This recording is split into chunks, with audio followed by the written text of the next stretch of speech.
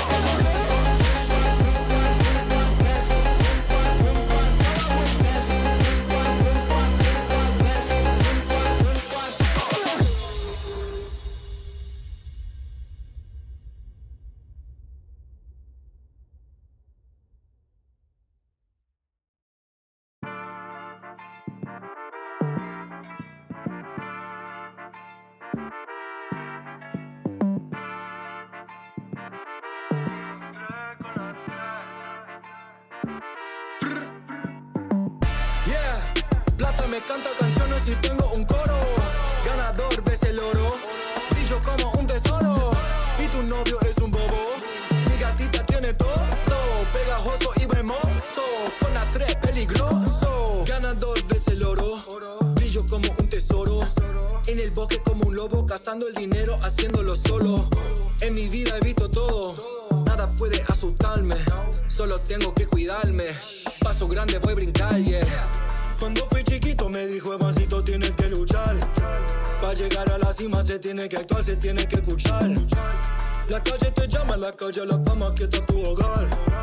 Bolsillo llenado, si escucho un poco los oigo cantar. Plata me canta canciones y tengo un coro.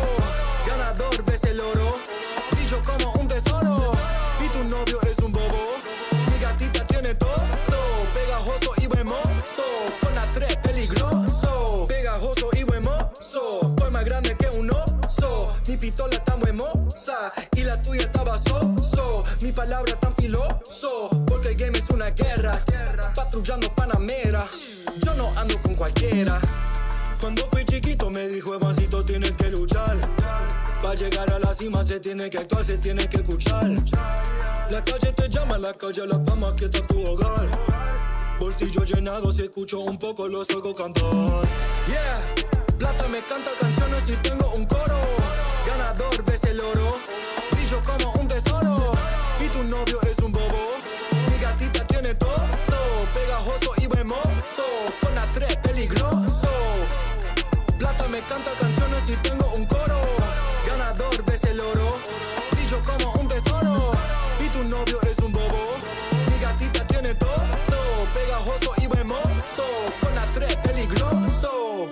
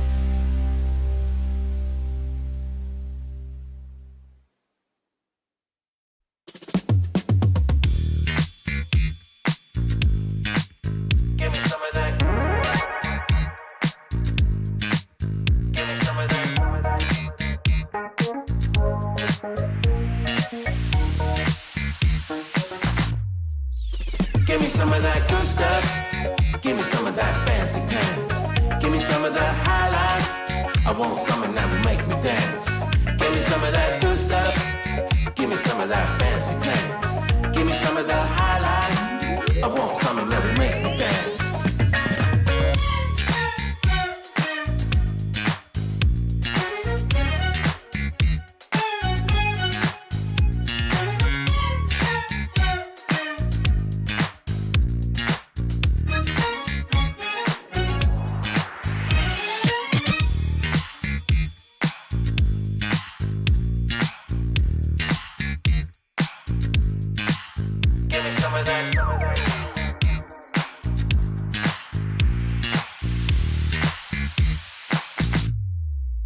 Give me some of that good stuff. Give me some of that fancy pants. Give me some of that highlight. I want something that will make me dance. Give me some of that good stuff. Give me some of that fancy pants. Give me some of that highlight. I want something that will make me dance.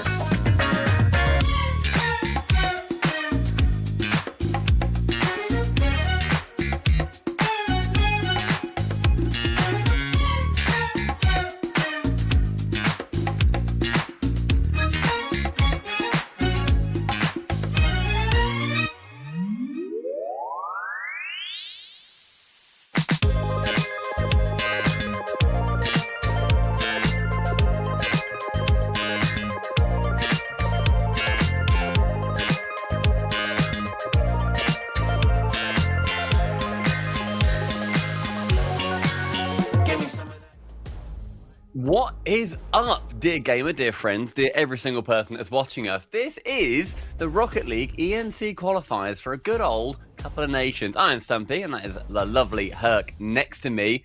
How are you doing, mate? We are in vastly different time zones, covering some the regions the other side of the world, and I could not be more excited. It's gonna be 4 in the morning in a couple of minutes here. This is the kind of qualifier though that you have to watch at like obscure hours. So it's very fun and entertaining, and everything is just like a smile on your face kind of vibe because you don't know if you're awake or not, and nothing feels real.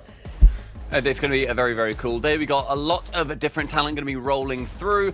Basically, stay with us for, I think it's like 18 odd hours. Like, it's a really long time that we're going to be live for, showing you all the different regions that we have got to offer here as part of ENC. We can kick things off by looking at the format. If you guys are going to be thinking about staying around with us, you will want to know what is going on. So we're starting things off with Asia Pacific. There's a few teams that are left that are still going to be competing. They've been playing in their own region for a little while now, but we're going to be jumping in with them in the upper and the lower semis, seeing the 3 teams that qualify through in the double elimination bracket. We've only got 2 matches here that are going to be non-qualification matches, and they will be best of 5s. Any qualification matches in any of our regions today will all be best of 7. That applies to all regions, and the top 3 teams from APAC will be going through to the Esports Nations Cup. So very exciting, Herg. Lots of stuff to play for on the line here, and we've got a few maps that are going to be leading our players all the way through. Yeah, nothing too unfamiliar to you guys. I mean, always stoked to see Forbidden Temple per usual. Hopefully we get quite a number of champions fields out there. I'm expecting it. This is a really big qualifier. Everybody wants to try and get to that land there. So we'll see who actually makes it that far. It should be closer than you guys are expecting though, so we'll see how it goes. Yeah, it's going to be a load of players as well that you might not be too familiar with, so see if you're able to find some players that you can start supporting from other regions. But in the best of 5 and the best of 7, we've of course got a load of different maps going on, but they're classics. We got your Neo Tokyo Game 6. We've got your Champions Field on Game 7. We've got the classics going to be rolling through, and honestly, we're not going to be going crazy throughout the day. It's 18 hours, guys. We're hanging out, we're chilling. We've got a lot of games to get through, so we are here just to hang out with people. It's going to be chill vibes. It's going to be a real keep us on the telly for the entire day, because we've got a lot of Rocket League coming. Oh yeah, this is, we're in this for the long haul with you guys. We're going all around the world. Like we said, we're starting out here. I'm really excited, by the way, to get to see some of these teams. A lot of the times in these, like, you know, the quote-unquote minor regions. You don't really get to see them play. I'm so happy that ENC is giving a platform to these countries, and we get to actually watch them go head to head on a lot of this. I know the players are really excited. I'm ready to get into it. There's a couple names out there that we've seen throughout the years. There's a lot of new players that we haven't gotten to see yet. Some interesting names coming up in this current matchup. Yeah, a player that you guys might know for Indonesia, who is in our first matchup versus Bangladesh, LCT. LCT has been around the block. He's been to RLCS World Championships. I think he's also been to Majors, but I know he's definitely at Worlds for sure. He has teamed up with Orkwavy, cool name, normal name, and Rapupi. We love Rapupi. He's given us great joy in our rehearsals here. So Rapupi, LCT, and Orkwavy, they'll be coming up against CMS, Joy, and Ishraq for Bangladesh. Yep, this is a really exciting team. I think anytime that you put somebody with LCT, you know you're going to get some proper moves out on the field. But on the other end of things, we've got CMS, Joy, and Ishraki. We're rolling I'd say Ishraq, but we kind of just sort of need to lock in. You happy with Stumpy's Ishraq? making executive decisions for us, and I think anything past 4 in the morning, he's in charge. So yeah, it's like 9 a.m. for me, so I've actually got a brain right now. And yeah, Herc's chilling 4 a.m. Watching these regions. So I'll be making the executive decisions, and for me, it's Ishraq. And if I hear nothing to the contrary, that I think is what we're going to have to lock in with. Down. I'm super down with it. Honestly, you take a peep at some of these. Bangladesh actually had a forfeit win to get to here today. So they actually haven't played too much in comparison to Indonesia, who went 3-1 against Hong Kong in their last series in the upper bracket quarterfinals. So we'll see how this goes. I guess that means Bangladesh has kind of just been waiting for their turn to show everybody what they're made of, which I'm excited for. Yeah, I think so, because this is also one of our direct qualification matches. This is not one of our best of 5s. This is going to be a cheeky best of 7. So whoever ends up winning this is going to be going straight through to the ENC LAN towards the end of the year, towards that main event. Currently planned to be taking place in Riyadh as well, so very exciting. I think for a lot of these teams too, Herc, there's going to be a lot on the line where their nations or them individually wouldn't necessarily be able to qualify for an EWC, for a FIFA E, for an RLCS major, a Worlds, whatever it ends up being. So I think moments like this where you're able to say, okay, this is our window to work through to a gigantic LAN as well, a huge LAN taking place in Riyadh, where we've been there a couple of times. There's a lot of support for every country out there. So I'm hoping that all these teams can show off and they don't have the pressure hit them too much, I suppose. Yeah, no, this is definitely one where for a lot of these other teams, I don't really think pressure's going to hit them too much. I mean, there's players like Spinks, for example, who he's gotten a taste of those little things and he wants it more than anything. I think any players like that, like LCT, for example, who's been to a LAN, there's this level of hype around it. Like you said, there's this window for you to finally get to go play in front of a bunch of people. It's also an event that's a lot more accessible to the rest of the world for everybody to get to go watch you. So it's wanted more than anything. You just got to get there one series at a time. We'll see. But like you and I have said a number of times, it's a long day and these best of 7s are going to be pretty intense. Yeah, I think that when you've got a lot on the line, you just make sure that you are pacing yourself somewhat, at least within the series, especially if you go up against what would be a big dog in the region. I think for me, giving a skim of APAC, it would be India and it would be Indonesia. I think they're the two big ones for me where I would be thinking that they should be two of the countries that we are seeing qualify in those upper bracket semi-finals. Those are two teams that are in the uppers. Indonesia, Bangladesh, and then Maldives versus India. And in the lower semi-finals, there's going to be Mongolia facing one of the losers from the aforementioned series, and Hong Kong facing one of the losers from the aforementioned series. So I think there's a lot of chances here for us to essentially see a player that we have probably never heard of realistically, zoom in on them, and then ideally, I want to be enamored by somebody. I want to see a random player and be like, What on earth are they doing? Why are they doing that? Why is it working? Why is this something that this team is going for? I want to see those small quirks these individual teams are going to be having where we don't necessarily get to see them during mainstay RLCS events. So we're just waiting for the Indonesia and Bangladesh game to kick off. Would you also agree with me in that Indonesia should be the team going through here over Bangladesh? Yeah, they should, in theory. I think it's a very wide scope way to view it. I've talked to a couple of people about Indonesia in particular, and of course having LCT coaching some of the younger players coming into this, that just in general is going to give them an edge no matter how far out LCT's been from and the RLCS competitive on its own right. From what I've heard, Wavy is definitely like the new up-and-comer, so that's going to be our player to be watching out for in terms of, getting somebody to be really excited about. It's a team of just makeshift that should do it. However, this is Rocket League. Upsets happen all the time. Bangladesh is going to try and prove themselves, and we've got our first series of the day. Let's go, kicking things off. And I want to shout out as well, Rapupi. He's 26. That man is born in 1999. So yeah. he's one of He's the holding boomers. it down. Yeah, he's up there. He's up there with are you I'm gonna ask this. You're in like 98 or something, 97. Yeah. Okay, all right, thank God. It's because you're inherently Gen Z, and it scares me every time. But yes, okay, good. I'm happy. No, I'm right up there with him. He's out there representing us, whether I'm into it or not. And honestly, shout out the old heads that are holding it down. So. I mean, yeah, we're now at that point, aren't we? In like RLCS events where we don't get any players. We don't actually see anybody in our age group anymore. Nobody born before 2000 competing. So I'm on the Rapupi train currently. I need this to happen. I need this, man. I'm right there with you. I mean, so far so good on it, right? Pretty decent amount of pressure from Bangladesh. I'm rocking with Rapupi. So let's see. Couple carries around.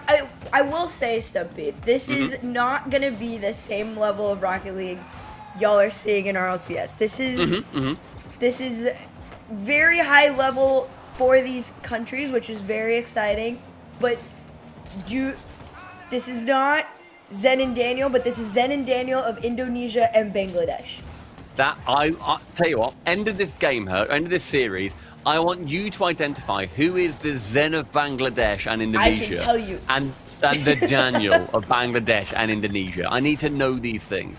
Let's see. I honestly, LCT would be my monkey moon. Let's just throw that there. That's got to go in the bio. That has to go in the Twitter bio. LCT is my monkey moon. I reject your god and I enact my own.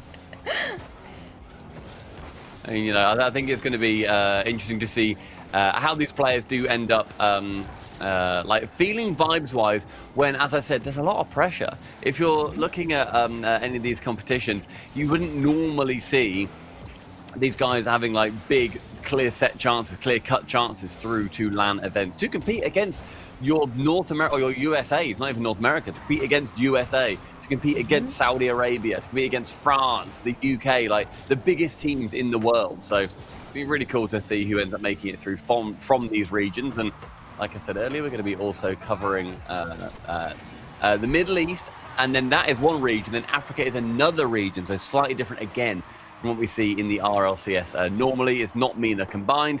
And a great pass. Decent idea for a bump, and Wavy lock in goal numero uno.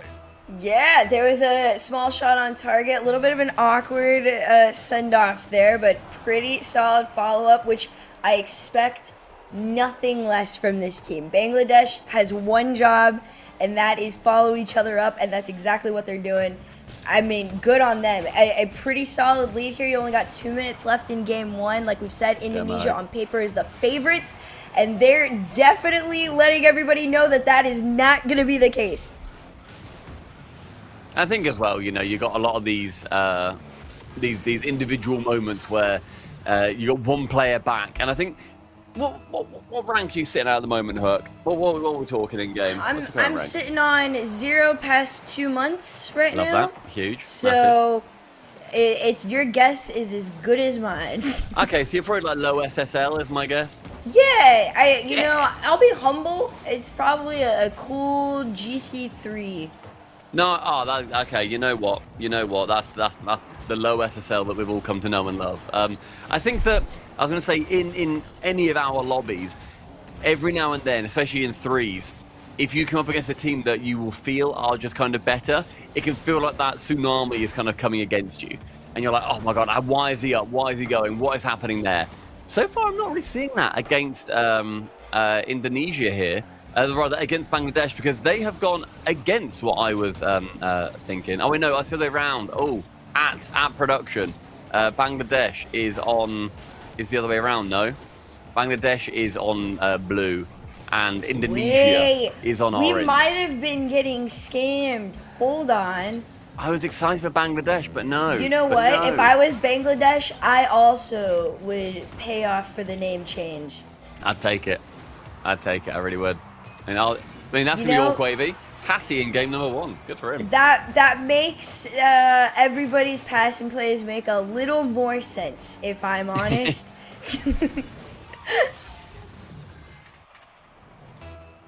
Yeah, that's Indonesia right there. That was no, yeah, it's a flipped team right now. So if you guys are watching, orange is Indonesia. I was excited. There we go. There Bangladesh, we we rip it out of their hands. I'm sorry, Hey, Bangladesh. Sorry. You try. Honestly, fair enough on y'all for not throwing it out there. I too would have played that out. It's like, guys, don't let them know. Don't nobody say anything. We'll see how long we can get away with it. I mean, all Quavy though, he's had one heck of a start, getting a hat trick straight away for Indonesia, and I think that even then, you know, just having 3 goals go against you, it's not exactly the end of the world. You're kind of fine. We're going to be seeing some physical play, little demo, reset from LCT, but a nice save. We're going to keep this a modest 3-0 to Indonesia in the qualification match. They take game numero 1. Yeah, not too bad of a showing. You know, despite the 3-0 on the board, the fact that Indonesia wasn't even able to score until the second half of this game 1, I think is a positive takeaway for Bangladesh here.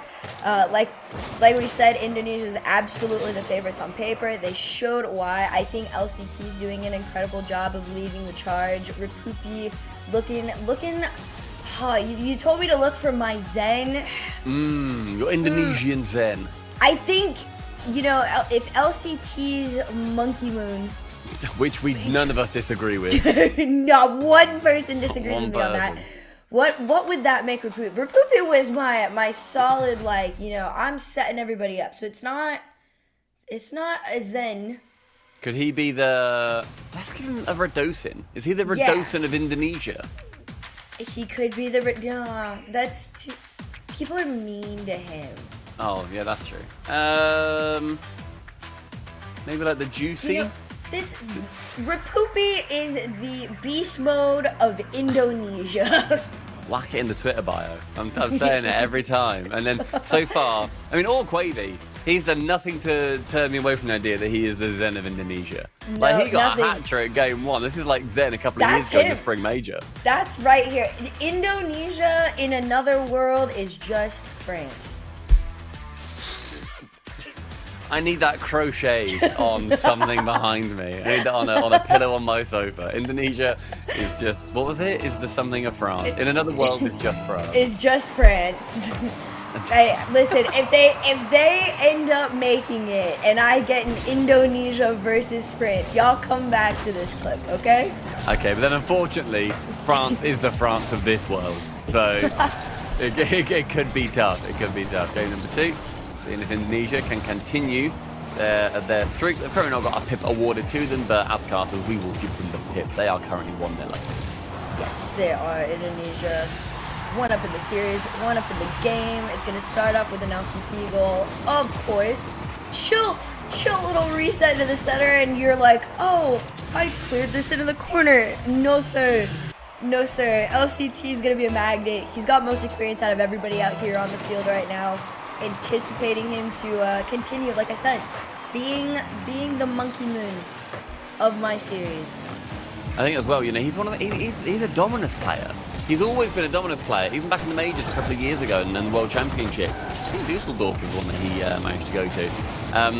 That he was playing the dominance. Are you a dominance head? What do you think of dominance? I'm a dominance hater. I think they're performative, and they are for people who can't get to the ball fast enough in the Fennec or the Octane. I feel personally offended. These are words I dominance. otherwise would not say under proper sleep. But you know what? I'm ready. I think the world should know that the Dominus is in fact performative. That is crazy to say, seeing it is one of the best cars in the game. I love a Dominus. I love a Dominus. Like, I think every goal, me and Cole have said this, it's something that we agree on. Me and Cole don't agree much, right? So we rarely agree on things. Genuinely, for whatever reason, the business still keeps on businessing, but we rarely agree on things. We have said that every single goal looks better in a Dominus. No matter what goal it is, every single goal looks better in a Dominus. And yet, what clips do they use for all the trailers? I know, because I can already say it here. Rocket League are frauds. They're frauds. Epic Games, they've got there's an agenda against Dominus. It's such a nice looking car. Every goal looks better in a Dominus. Ooh, they gave you 2 chances to be good on the Octane hitbox, and you still couldn't get it? No, you're crazy. Every now and then you gotta switch it up. For the record, I'll normally play. Lovely save there. And what were those saves in? A Fennec and an Octane. Nah, but imagine the car that would look better in. You know what I'm gonna say. Like, All one I'm car saying I do hate, I hate the Batmobile. What? I hate the Batmobile. It's because I'm scarred by Cole playing Batmobile when he's like, okay, I need something else. And I'm like, brother, we're losing on 50s and you've gone to a Batmobile. What is happening? I can't deal with this right now. He will always switch to that as his until car. That's insane. No, I'll take the Batmobile over any setup that OCE builds for the rest of time.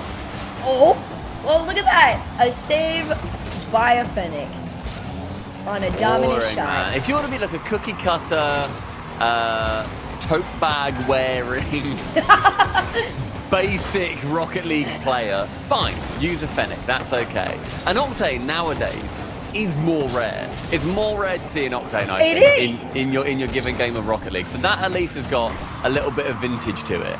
Fennec, you're just doing it because you think you want to look cooler. And I was going to say, I might take back what I said. I was like, now that I really think about it, if anything, the Fennec is more performative, especially in the period of time when everybody was like, it definitely feels different. No, it doesn't. No, it doesn't. But what does feel different is that big, beautiful slab of vehicle. The Dominus just feels, it's so good.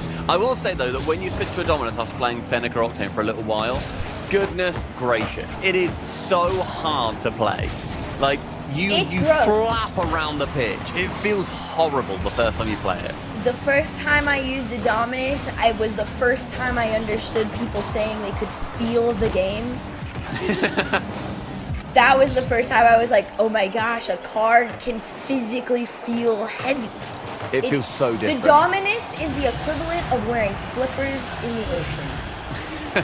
What literally makes you better? Interesting analogy.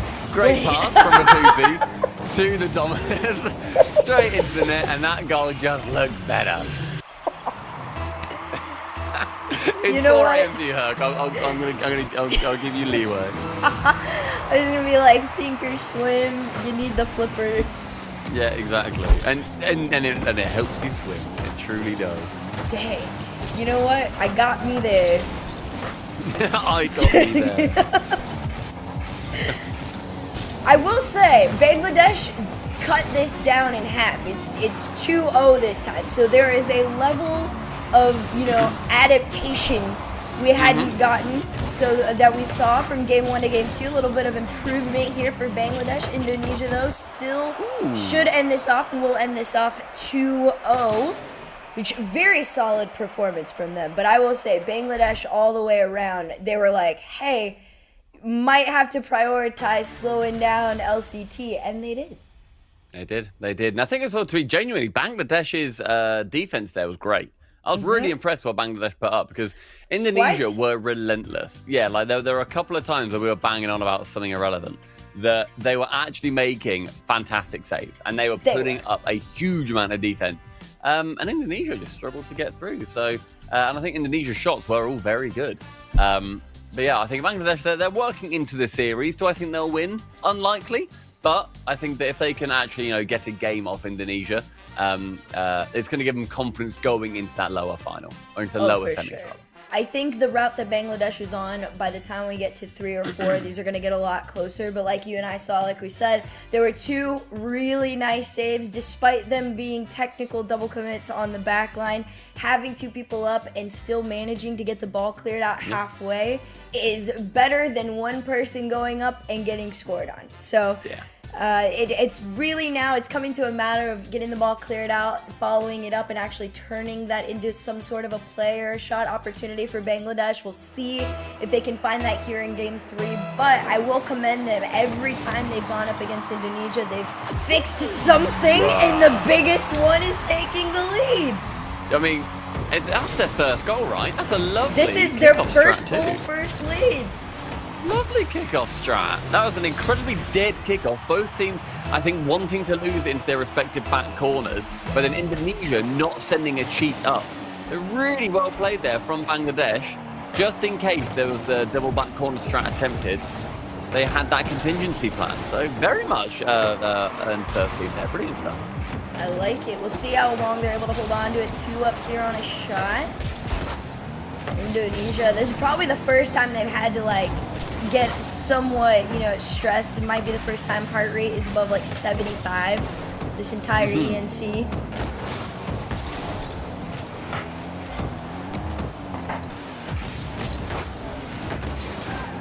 Bangladesh, I think if they're going to be able to get another goal, get a little bit of confidence, like I was saying, that if whoever loses this series, they are still going to have another chance. They are just going to be going down into the lower bracket semis.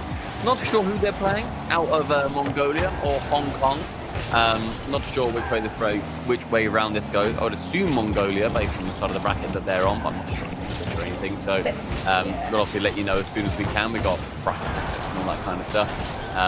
But yeah, either way, they have got another chance. So it's not like it's do or die here right now. Yeah, no. Should be Mongolia in that lower bracket semi. We'll get it confirmed for you guys, but it should be Mongolia. Which I will say, after the performance we're getting, if you wanted a pretty solid warm up, okay, Musty on net, it's still not gonna be enough. If you wanted a solid warm up, I think Indonesia honestly is gonna be your best bet to try and qualify through the lowers. Indonesia, if they can get through, I think it would be the first big mainstay LAN for LCT in a little while. He's not been at these LANs for a little bit.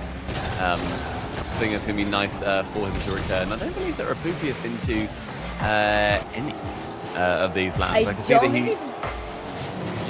he's been taking part in the PPE Nations League qualifier stuff as well.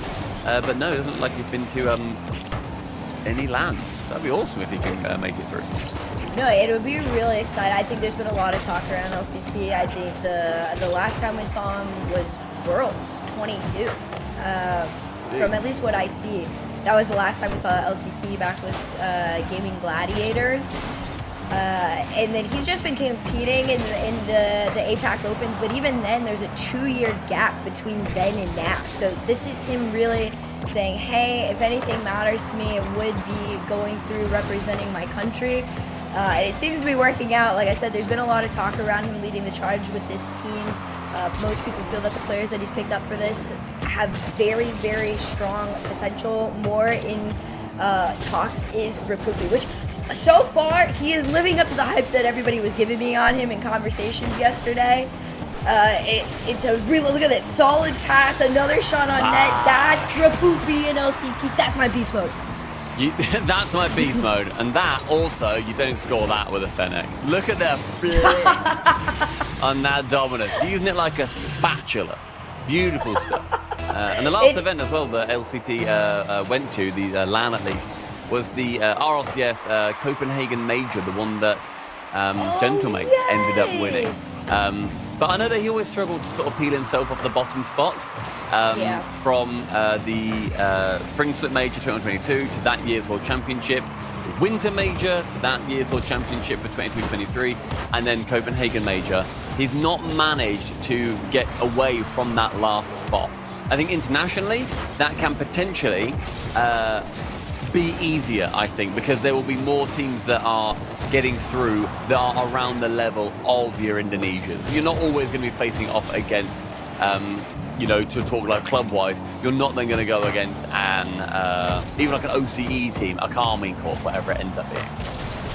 Yeah, we'll see on this one. I do, now that you mentioned it, the Copenhagen one, that was the one that he was with Sphinx. So Sphinx is like the one player that, if anything, has shed some light on, you know, these smaller teams and nations, that you can pull off the upset. You can, you know, take the Frances of the world, you know, to some pretty hardcore series. So you flip that around, you look at a team like Bangladesh, like we've seen in every game so far, they got one step closer. This is now a tied game in game 3 with 33 left to go. Bangladesh is looking at Indonesia to be like, hey, this is very possible. Yeah, extremely. I mean, really impressive. Again, Bangladesh, that they are under the cosh. They are being pressured. It's going to be very tough for them to work out a defense. So if they can do it 15 more seconds, maybe another kickoff strap. Up there. Up their sleeve. But instead, all wavy. He can get Indonesia's second goal. And I think with Bangladesh, they're on defense so often and so much that it just kind of feels inevitable that they're going to score. But again, they've gone from conceding 3 goals to then conceding 2 goals. Now they're only being a 1-goal difference. Overtime, maybe, in the next game. And I honestly, I can't even fault them too hard on that, because like you said, they were sitting on the defensive end for so long that they basically completely ran out of resource at that point. And it was just a matter of getting back in time. Nobody's going to be able to throw a hand on that ball, so Indonesia will take that game 3. But like we said, it's getting closer and closer every time. Reverse sweeps, not out of the question, but not looking probable. Yeah, I think like we were saying, top of the series, if Bangladesh can get a game, awesome. That looks good for the lower semis. It's now looking like not unlikely that they're going to get a game, but to win 4 back-to-back is looking very unlikely. But I think Indonesia, they're doing what they need to do. They're dispatching of these teams. They lost 1 game to Hong Kong yesterday, was that? Yeah, yesterday they lost that one. Or they won that one, rather. And they lost it in game 2, I will say. So it's a we're down for the distance kind of vibe. Yeah, for sure. So, you know, fingers crossed Bangladesh can get something going here, but maybe them not being able to play against Nepal after Nepal forfeited, I don't know. Is that annoying that they can't just have like one series yesterday that they could have like played under these lights? I don't know. I'd be a bit frustrated if my opponent just wasn't there. Yeah, I mean, it's frustrating, but also there's probably a little bit of like, you know, pressure off of, you know, necessarily not having to worry about any potential upsets or things being a little bit too close there. Like I said before, I think getting to go up against a team like Indonesia as a warm-up heading into that potential lower bracket semifinal is a really good spot to be in, especially like I said and you said, with the improvement we're seeing between each and every game. There's always a chance. However, Indonesia is going back to the game 1 off the kickoff here. It's just a rough clear and a really, really solid read from Rapoopy. And I'm going to ignore the own goal, but that was probably going in anyway. Yeah, I think I'd goat Rapoopy. I'm going to call it the Zen of Indonesia. Even Zen's own goal before. I mean, Rapoopy, he's forcing the error. The king poop. Oh man, the myth. The pooper. What a man. 26 as well. Goodness me. You know What an what? icon. If he can do it, we can do it. I might not have as good of a chance in North America, but I don't know, man. I don't know. It's pretty close. that's one of those moments where I gotta start like pulling out the other passports, and I'm like, all right, maybe Mexico. I mean, I think as well with Indonesia, they get a couple of goals. Bangladesh, what's happening? Oh, the bumps are happening. Look at it. Poopy, that's rude. Can't do that. They weren't being that difficult. It's tough. I In will Bangladesh, say, I think down in the lowers with Bangladesh, if you're saying that they're playing up against Mongolia, Yes. I think that with these teams, because there's like so little that we know about them, they don't normally get these positions, and it's an honor to be able to watch these guys compete for their country. Because what a cool thing to be able to do for your country. I think that I'm going to base most of my my knowledge and want of these teams to win on their flags. I think I just have to. I think I have to go based off their flags, and it's a shame because Nepal is one of my favourite flags, one of my favourite world flags. It's a shame that they have forfeited. I believe they are the only world flag to not be a rectangle, which is very fun. honestly, respect. I didn't know if that was like a me not having the glasses on, but it was more of an NA education moment.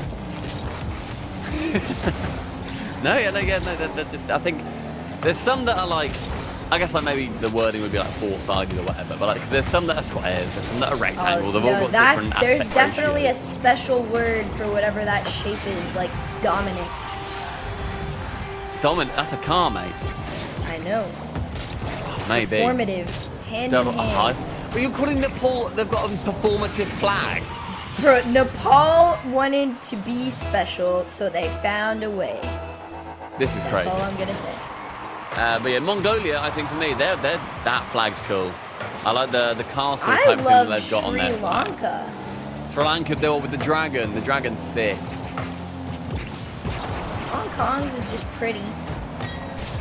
Yeah, I like the flower. The flower of Hong Kong is very nice. But yeah, I think for me, Mongolia and Sri Lanka are like very, very cool. Shame that Sri Lanka, are they out? I can't see them now. They are out. Yeah, they lost in lower bracket 1 to Guam. They fell to India 3-0 in the uppers. So It's tough. their run's done. But it was pretty decent efforts, to be fair. Sort of, as I looked down, and Guam took them out 16-0, 13-0, and 18-0. But Jesus. they showed up, and you know who didn't? Nepal. Hey, that's true. That's true. I mean, that's. I can only imagine that the Sri Lankan players weren't in the lobby. Like, I thought to Dang. concede over 40 goals in 3 games. I'm sorry, I have to assume. If I was on the Sri Lanka team, what are the odds we're getting at least one game? Higher than it being 16-0, 13-0, and 18-0. I would hasten to guess. I also like the fact that Guam just didn't stop. Yeah, Guam I was was like, like, "No, Guam we're was like, sad about listen, it." this is our one chance Yeah. to really And the feel good Zen about of ourselves. Guam. I need this. Hey, you know, somebody went home, they tweeted it out, and they were like, listen, I'll go find them, but it was either Bree, Casey, or Ryan. One of you tweeted out that you scored 18 times.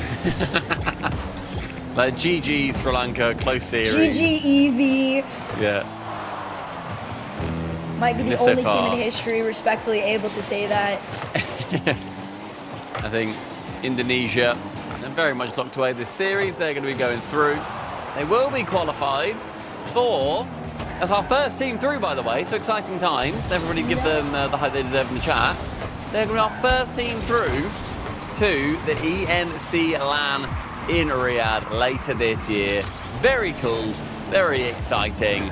How fun. Good job. Good job, everybody. Well done, boys. Oh, for sure. I'm super excited to get to see LCTUAC on LAN, and also Rapuvi and Ak. We're stoked to get to see you for the first time as well. I'm excited to see a 26-year-old play on LAN. You know, Right? we're gonna Zimmer see how that to goes. walk up to stage. I hope so. It's You know, we'll get the walker ready, the slow pre-roll.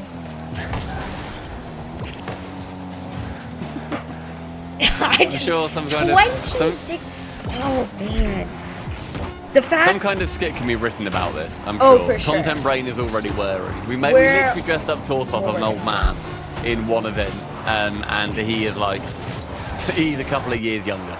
So we can do that. And Indonesia, congratulations! Round of applause. Round of applause. Indonesia, well done. We'll see you in Riyadh, fellas.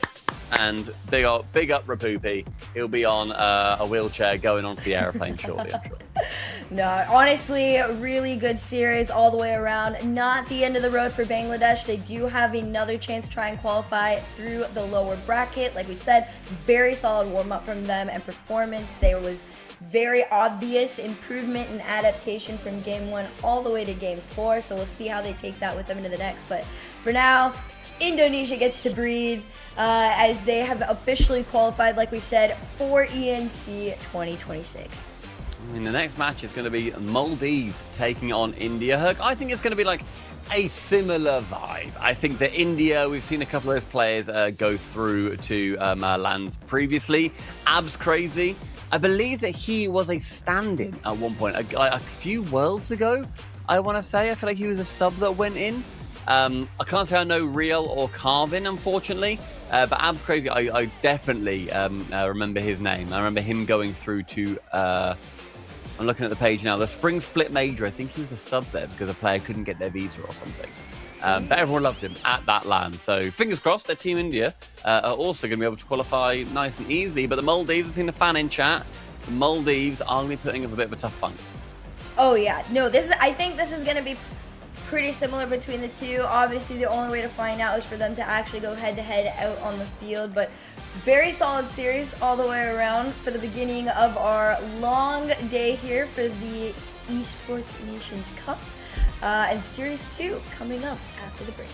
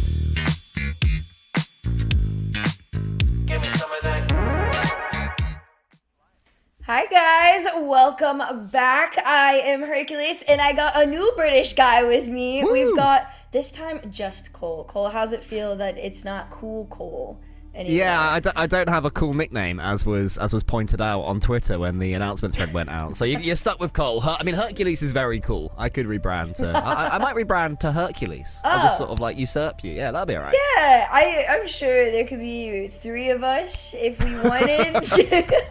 I'm down with it. Listen, according to me, there's like 6 different Zens throughout this qualifier, so True. There could definitely be multiple me's. If you have a better rank than me, by all means.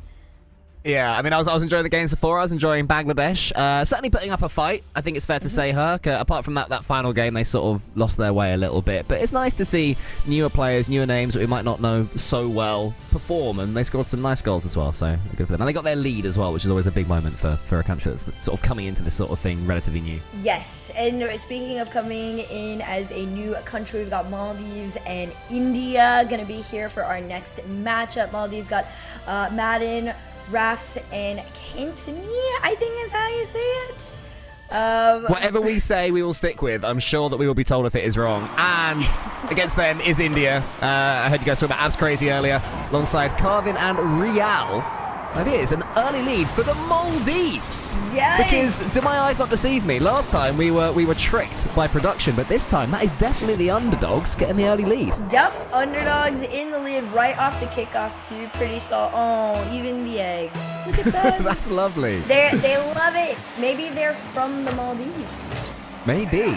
Although they might be upset in a second if this one goes in. But I did enjoy a little trip over there. I didn't know that the eggs had so much depth to themselves. You know, Did you maybe a not love story know going about on. this? I didn't. No, I didn't know about the love hearts. couple has been everywhere.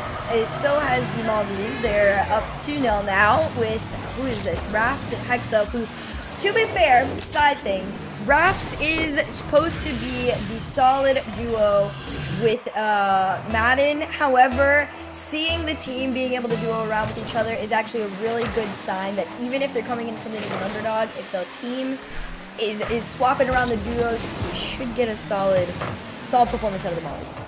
I mean, based on the first 30 seconds, are they the underdogs? Are we just sleeping on the Maldives? We might just be sleeping on the Maldives. I think we might be. There's a lot of love for the Maldives in chat.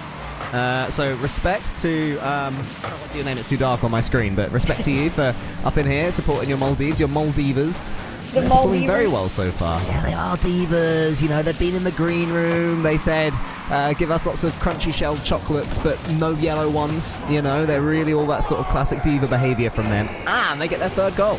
Nice. I like this too. Even India, they were managed to get a small little interception there, but they're so respectfully discombobulated on the defensive end. It is an early morning, early afternoon for some of the teams. True. I'm not sure what time it is in India. It's probably I want like to find out. a nice solid 3 p.m. wide awake.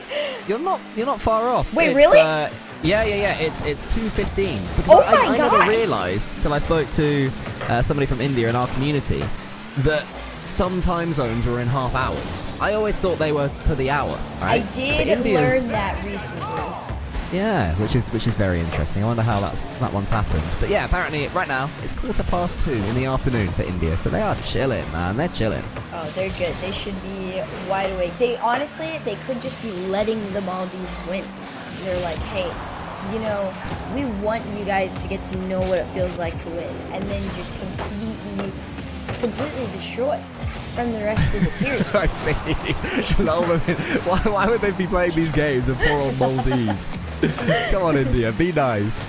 But yeah, I'm really impressed with what I'm seeing from Maldives so far. They seem very quick in attack, but you got to be quick enough to avoid that from Abs Crazy, living up to his name, clobbering the defender on the goal line. Ah, yeah, this is a pretty solid play here between the two. I like the run-up, very classic. Demo out the last man and get out of the way there. So, you know, India sticking to the OG playbook, getting themselves onto the board finally here. I will say, I did a little bit of digging on this. India, in theory, on paper, is actually the underdog in this matchup. Okay. Tell me what you know. Share your secrets. From what I've learned, and they're now flipping the script and like, she called us an underdog, so let's make her look a little silly. Every time we call out a team, they end up dominating. They end up looking insane. So you're welcome to all of our India fans. From what I've seen, though, I'm being told India is a very old school roster. So Ab Crazy, one-time regional champion in their respective right, apparently has dropped the ball a little bit, but is finding their way back here, despite me asterisking that. And Hex is going to score in the exact moment I said that, which was expected, I will say. Hexa getting involved on a lot of these plays. If you're a Maldiver, you're stoked. I'm going to start calling them Maldivas. Honestly, I like that. I hope that they, if they were to qualify, I really hope they do try to become Rocket League's divas. Yeah, what would be other Rocket League pro player diva behavior? So, we can't say the name of the sweets for sponsorship reasons, but you know the ones I mean, the crisp sugar shell ones, saying I want a jar of them, but take out all the yellow ones. That's the classic rock star behavior. Absolutely. And I would They might insist on like pink controllers or something. Yeah, something they'll cool be like that. green candy only. Yep. Yeah. And they'll wear Maldives football tops and like that. We don't want to wear esports ones. We want to represent the Maldives soccer nation. They're going full kitted out, socks and all. They're pulling up in cleats, stepping on the toes of whoever they go against. They're not apologising to production. They're like, we're the Maldivas. Sorry that we slid on your foot, but you're gonna have to get over that.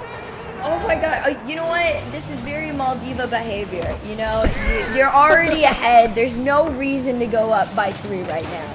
This is just making them feel bad. It is, and actually, the Rocket League itself is very clean from the Maldives right now. They've scored all sorts of goals. They're playing together well. They're going for individual solo plays with quick flicks and quick moves. I'm very, very impressed by what I'm seeing. I do apologise to the Maldives. I've completely underestimated how good they've been. Look at that little fake as well. There's a lot of class to the way they're playing their Rocket League right now against India. Oh yeah, no, this is definitely a team coming in with a decent amount of experience. Now, whether that was going to be, on the higher end of the RLCS or not, you are still watching, you are still learning, and they're just basically trying to simulate it in a situation where they can. And this is the perfect moment for them in ENC. Ryle, no touch after the reset there, but the play does continue on until Hexa, which I will say, Hexa was the one that had the question mark on it for me in terms of lore for this roster. Them stepping up, if you are a fan, you are, like I said, you are stoked to see this performance out of them right now. Yeah, definitely. I was looking at some of their players, and Madine, he is a keyboard and mouse player for the Maldives. So a little bit of interest right there. Yeah, you're a keyboard and mouse player, huh? I unfortunately am. Are you? I didn't know that about you. How's that going for you? We're a dying breed. It's like the equivalent of, how do you say it? You remember in Atlantis when the people were dying, but they were trying to still survive? That's us. the sinking, not even a sinking ship, as India score again to keep the game interesting, but a sinking island. You're part of a sinking island. We are a myth, but we are there. Okay, interesting. Fair enough. Okay, well, you've got a fellow Atlantician from the Maldives in Madine, which is exciting. And he plays for Bear Claw Gaming. According to Wikipedia, has made $5,000 in his time. So proper players here for the Maldives. More than most. Yeah, which I did not realise at all. And then $4,000 earned by Rafts. So good players, and you can see why. But India making this one a fight, 5-3. Very, very close to the England-France scoreline from yesterday. Not quite as many goals as that.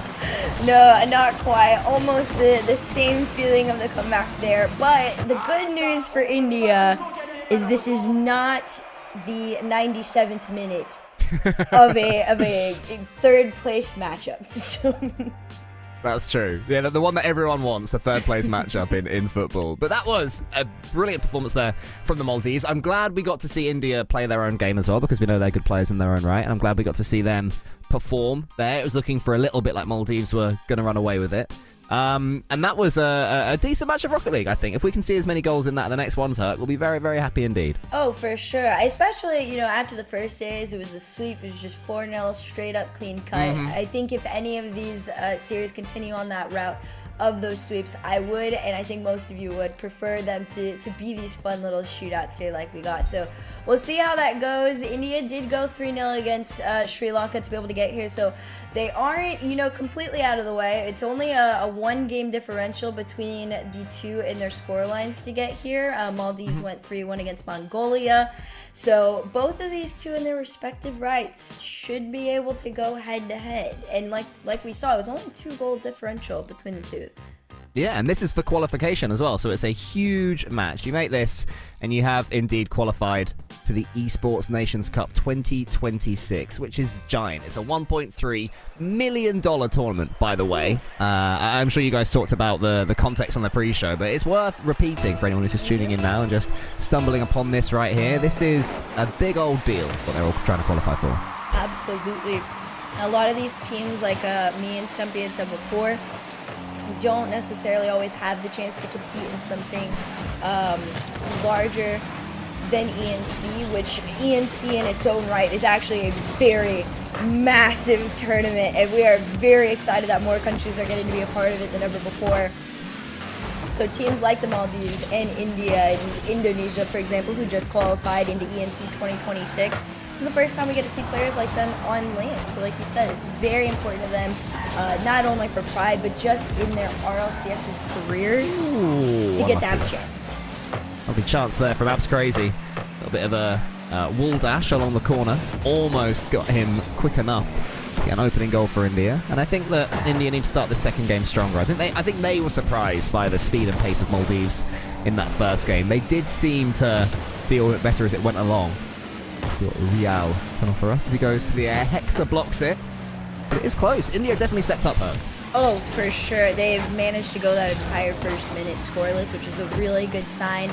Able to hold their own on the kickoff there, being able to defend. It's pretty well balanced from India so far. Ab Crazy is going to take his time with it, pop it in the air, 30 to work with, and a flip on net. It was getting spicy. It was. That was clean, and that was all from his teammate Rial's fake as well. Rial was like, I'm going to pretend to go for a psycho here, miss it, scare everyone, but then you get a flip reset attempt. It's the you ever say psycho when you go for one hurt? You go psycho, and then mess it up? Because we do that every time. I preemptively yell fake on anything. Yeah. I think that's the best route. I think even just going up for the ball in general, I'll just be like, faking. He's like, just kidding, guys. I actually touched it. Do you have the fake in quick chat? No, because I'm on keyboard and my hand doesn't reach far enough. Oh my goodness. But his does. Madine. That was incredible. Look at this angle from the corner. Spies the far corner of the goal. That's a thriller. Can we also give some flowers to my boy Raf? It was not only the demo, he went headhunting on that last man. He was like, you think you have opportunity to back up? Absolutely not. But Rial's going to tie things up. Just give them some of their dignity back after that last play. From the ceiling as well from Rial. That is beautiful, the goal back. India have got hands as well. The two goals that we have just seen between Maldives and India, if this was like a LAN final, we'd be saying they're brilliant goals. Yes. But it's not. You brought me back down to earth. Cheers, Zach. I needed that. I was getting carried away. Nah, if you're a fan of the Maldives or India, this is actually really exciting. You guys are one away from being able to see some representation on land. And the good thing is, just for these two teams, the pressure isn't too immense. This is the upper bracket semifinal, so if you do not go through here, you do have one more chance to try and qualify through the lowers. So even, playing a tight series as your warm-up, really solid place to be in. Yeah, excellent. And that is the lead for Maldives. They managed to rally after India's excellent equaliser. Didn't quite go for the doink there, Hex, which is a bit disappointing. He flipped for some reason, which tilts me out a little bit. Yeah, he faked the doink. He faked me getting all happy. But I'll take it. I'll take a Maldives goal, no matter how it comes. 2 minutes left. I hear a demo in the back end. Nice little bump there. I will say, India, like you said, India's got hands. They're bumpy fellas, aren't they? They always are. try and find you. Most of the goals that they've scored, apart from their first one in this game, have been off the back of some pretty violent plays, these Indian players. So I hope they're able to keep that one up, because it is tiring going for bumps, you know, and realizing you've made the wrong decision, putting yourself out of position. You have to stay confident in doing so. It does seem that they're continuing to try and walk down this path. Chance here for the catch and the flick as well. The mechs are all there for both these teams. And there is the finish as well from Abs Crazy, the experienced player. Oh my goodness. I like this setup too. It's just a nice clean pop-up. That touch off the backboard there. Got the full commit from Hexa. He wanted to go for the squishy save. You were not going to be fast enough on that one there. India's, full crazy eyes commit on that play. Tied game, just over a minute left to go here. We'll see if India can take something in the series. Otherwise, Maldives get to continue to run, with snowball momentum. Madden. Ooh, little shot on net. Liking that from Carvin. And our last scorer, Abs Crazy, 25 years old.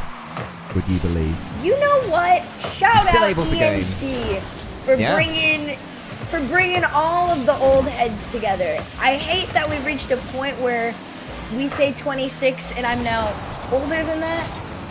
But I don't even remember 26, huh? oh my. Oh my. What a flick there from Ravs. It will happen to us all. They'll change what it is and then you'll lose it. But that is fantastic from Ravs. He actually got a demo en route as well to get in that flick. Give Maldives a lead. The chance to go 2 games up in this series. 36 seconds left. What do India have? So the fault kickoff is going to fall to a Maldives player. A little bit of trouble here for Abs Crazy. Has to get the flick into the center. And then there is Hexa. Doesn't miss it. Maldives too good. Bro, it's like, what does India have? I'll tell you what they don't have. Defense. Alright? Maldives, 30 seconds left, take their lead. I like it too. Off kickoff, you're just kind of pinballing around the last few guys there. I respect it. Maldives are in this to win this. We'll see if India can find something at the end. Very low to no boost. No boost on this one from Rayal, so the shot's going to be a little bit slow on it. But India down by 2. This is miracle-needing territory for this team. And the Divas, Hug, they are strutting their stuff all over this series. They've walked in, they're planning on walking in with shades on, indoors. Really big ones, like Victoria Beckham style shades. Oh, yes. I'll be right there with them.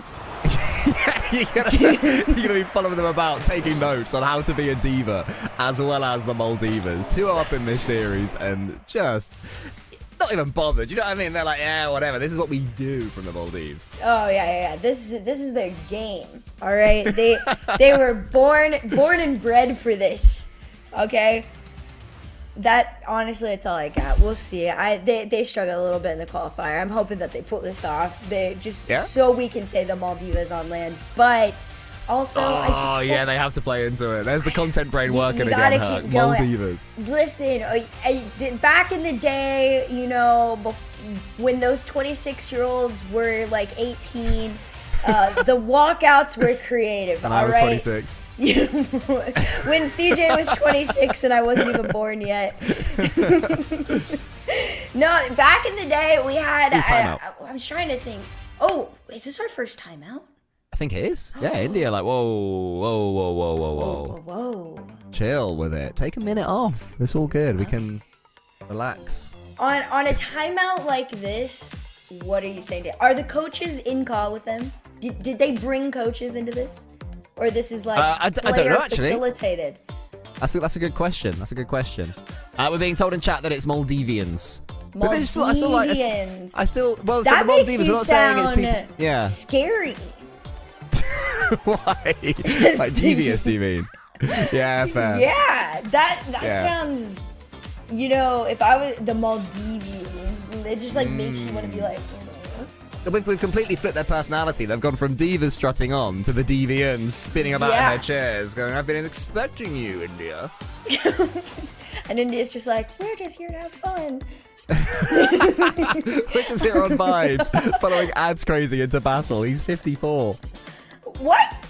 He's our Gandalf. No, he's 25. He's 25. Oh, he's not I really was 54. like, listen, I was all that. He's not. But it could, what would you? Maldives. Yeah. Would you want an over 30s Rocket League tournament? Oh, absolutely. There's one. I actually, fun fact, was not old enough to play in the league. That must be a nice feeling. They turned me away. Really? I'm not Get out even of here, messing child. with you. I tried to play the Hercules card to get into this league. They said I had to wait until I was 30. Oh man. I found it on Facebook. 12 months time though, you're going to be absolutely laughing. Whoa. 18 months. Oh, you've gone back to saying, you know, when kids are like, oh, I'm 4.5 years old. It's not 12 months away, it's 12.5 months away. It does the opposite. I'm in my prime. Aren't we all? Well, let's hope that after this game we'll be seeing some prime India. I want to see if we can get back into this one. We've seen a sweep earlier, the 4-0. And of course we're all hoping there's plenty of long old games. But it's going to be a long old day, whatever happens. It's all the regions, basically, everyone today. As well as us. There's Corelli, there's Spaceman. Georgina. Yeah. So plenty of... I've already forgotten someone, sorry. If we've forgotten somebody. But plenty of people are about to keep this day being absolutely huge. And we're right at the start of it, so I hope everyone's enjoying it so far. It's the vibe that we're going to have. In India, again, they've used their tactical timeout just to try and settle their nerves, I think, a little bit. Because they have had key moments. Just always seem to be so low on boost, though. It's tough to make any sort of real foray forward when you are chasing the game the way they have been. So didn't want to chase. I will say, I want to give you one opportunity to name that last person. Because there's no way you said you forgot. What, Jorby? You got Jorby. You said Spaceman. You said Corelli. Who else was it? Who else is it? Who have I forgotten? Who's your I'm gonna have to partner check. in crime? Oh, yeah, no, he's already beat. No, I know that. But what I mean is, as well as the three of us, is what I mean. But yeah, no, I'd never forget my goblin. Don't worry. Yeah. I meant as well as you, me, and Stumpy. I just assume he's there as a default. Do you know what I mean? I don't even have He's to like, acknowledge if him. I'm there, he's there. Exactly. If you invite Stumpy to something, you've got to invite They pitch Cool them in duos. Very true. The way it should be, for sure. India have taken the lead for the first time in this series. Ooh, I like it. It's giving the same vibes as Indonesia and Bangladesh before, right? Bangladesh every game.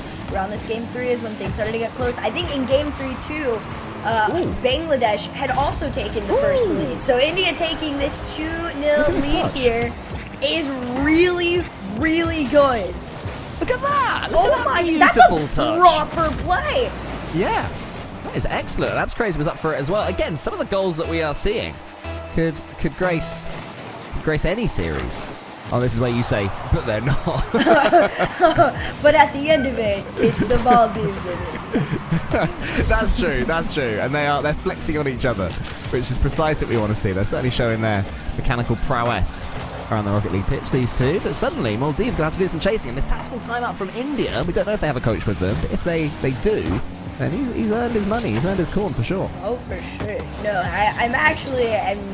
it's been really interesting seeing India's approach compared to the last 2 games here. They're a lot more confident in their passing plays, just from an analytical standpoint. They're trying to trust each other a little bit more, and playing that high game too is working out well for them. And you can see the frustration from the Maldives. The demos are coming through the bumps. They're trying to play a little bit more aggressive and box India back. But at that point, you are still down by 2 with 2 to go. Another high game pass to the backboard. Finally, Maldives got that backboard covered. Yeah, for sure. But that was another beautiful passing play. Absolute arrow towards the pre-jumping play. And they're coming forwards again with the dunk there. So Abs Crazy causing all sorts of chaos. They are struggling to deal with him. He is the real diva here. He's the one who's strutting about now, is Abs Crazy. And as they should, you know? They've had some gnarly shots, and not only just shots, but setups as well. Like we said, some of these plays are like, if you closed your eyes, you were like, you know, this is France on a bad day. Yeah. But that's a funny. good thing. That might actually be like the highest compliment you could get. Yeah. Well, I mean, I call myself Jorby on a bad day, so I totally get what they're That's saying. rough. Have Yeah. some respect. For him. Am I dragging him down too much? Insulting his floor. Well, 2-1. Maldives get themselves back into it, and it leads to another grandstand finish here. Last time, Maldives were able to hold out and increase their lead. Will India be able to do the same? That's a good block there from Hexa. Nadine goes up. We've already seen him score a lovely goal this series, but what a block. Was that abs crazy again? I think that man so. has to be stopped. There hasn't really even been an effort to like individually stop them either. I think India is just more concerned with the greater game, which is, you know, defend your 2 goals with your life. There's one left that they could protect themselves, but 40 seconds on the clock. They're trying to float it down. Maldives 35 seconds away from having to go back and forth in this series. Pretty solid clear out here. Abs Crazy, of course, doing what I would have expected and playing deep in the third. Like I said, you are protecting that 1-goal lead with your life right now, and go ahead and make it 2. Well done, India. They carried on going. And they got their rewards, held their nerve. Good pace there from Rael, getting in there ahead of 2 Maldives players. And that should be game for India. It should be. We'll see what we get off the kickoff. We will. It'll have to be a big one here from Maldives. Gonna have to give yourself some time. Ross kind of got in the way a little bit there. I know they wanted to clear the path. They almost did it. I saw the vision. It just off mark. That one would have needed to go in. Unfortunately for them, this is going to be where they falter. But India, you know, respect to them. They came back into this one with a different game plan. It was just be a little bit more confident in the high game there. And it worked off. Won in the series. Our first back and forth here at ENC 2026. Yeah, and the other part of the game plan is get Abs Crazy to show absolutely no respect for Maldives, because he was bumping them, he was demoing them, he was getting big saves, he was getting edgeable bumps, and no low mechanics either. That goal that India got, the pre-jump double touch pass into... I don't think Abs Crazy was involved. I think it was Carvin and Rael who got this goal. But that was brilliant. That was really, really, really good there from India. Oh yeah, no, this India team, I like that they are very understanding that this is going to be a little bit of a long haul for themselves. They're also not forcing anything against the Maldives. They respect, you know, what that game 1 looked like in the series, and even just the first half of this one as well. Especially getting that early game lead is going to be the difference maker for India to be able to really keep a foot ahead. So we'll see how this next one goes. I did check, and they do have coaches. Okay. And funny enough, Maldives coach is actually, I think, from England. Oh yeah, Kin 99. Yeah. Okay, fair enough then. And his location is South Korea right now, so he's in South Korea. And whether he'd be communicating with them in English or if he speaks, I don't even know what language they speak in Maldiva. Maldivian? What We sound like we're language just making things up now. does Maldiva speak? Every language is made up, Herc. Okay. You know what? Fair enough. Apparently, we're learning on this broadcast as well. Apparently, the official and national language, and there's a lead for Maldiva, of the Maldives is Divehi, also spelled Divehi, an Indo-Aryan language closely related to Sinhalese. It's written in a unique script called Tana, which reads from right to left.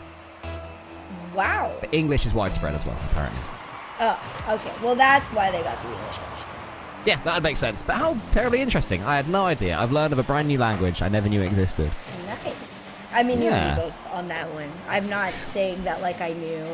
Well, as a famed polyglot, Herc, we can now confirm that by the time ENC rolls around, you will speak fluent Kivali.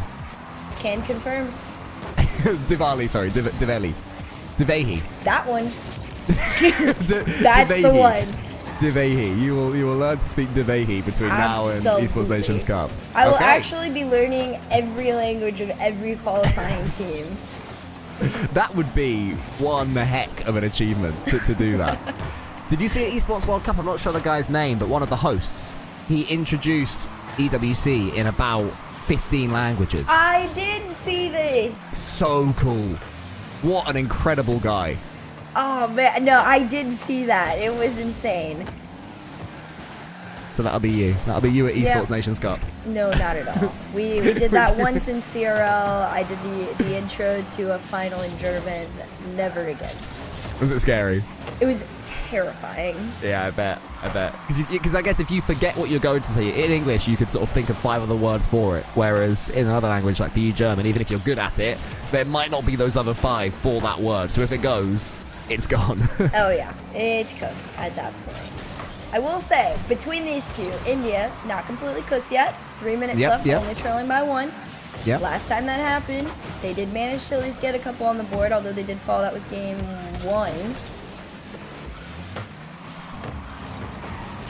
1. Ooh, big save there. Maddie trying to get the waterfall. Hexer's coming forwards, wants to get that block. Quite able to do so. Here is Rafs trying to play it slow. Maldives almost getting their rewards, but India are holding firm. They're a goal behind. They need to get forwards, and they just can't do it. That was excellent pressure there from Maldives. Yeah, this is more so India falling under the pressure there. You saw the reach around for the boost, and you going way out wide to the corner there. The last man you left on net was on nothing in the tank, so they play the high shot. Unfortunately, India's defense falls, but for the Maldives, if you are a fan, you are stoked. You are 2-0 up, trying to get that match point. You are also 2 games away from qualifying for ENC land. Still getting exciting for the Maldives. And India are struggling to really break forwards. Rafs is in the air again. Gets the reset round the corner, wants to push it forwards. Beautiful effort, but India, I think we're reading it all the way that time. But for some reason in this game on Utopia Coliseum, India just completely unable, Herc, to get out their own half. Yeah, and granted, I will say, I think the Maldives recognize that their best bet is just boxing him in and taking shot after shot. I'm looking at this one. Abs Crazy alone has 3 to his name. So, like, India in total overall, right? Not much opportunity. On the flip side, Maldives just raking it in, right? Your best defense is offense right now. Although this is one of the first times India's been able to break out. We'll see how long it lasts. Yeah, we'll see. They have to keep this ball in this half. Step number 1, Abs Crazy ignores the pre-jump from his teammate there, goes forwards. Cleared by Rafs, and now suddenly there's only one defender left. It's Carvin. He's trying to be carving an opportunity as he goes around the corner. You say that pun with your chest, Cole. Run it back. Carving an opportunity around the corner, there you go. But it doesn't quite come to anything, unfortunately. He wants to be the sculptor for his team.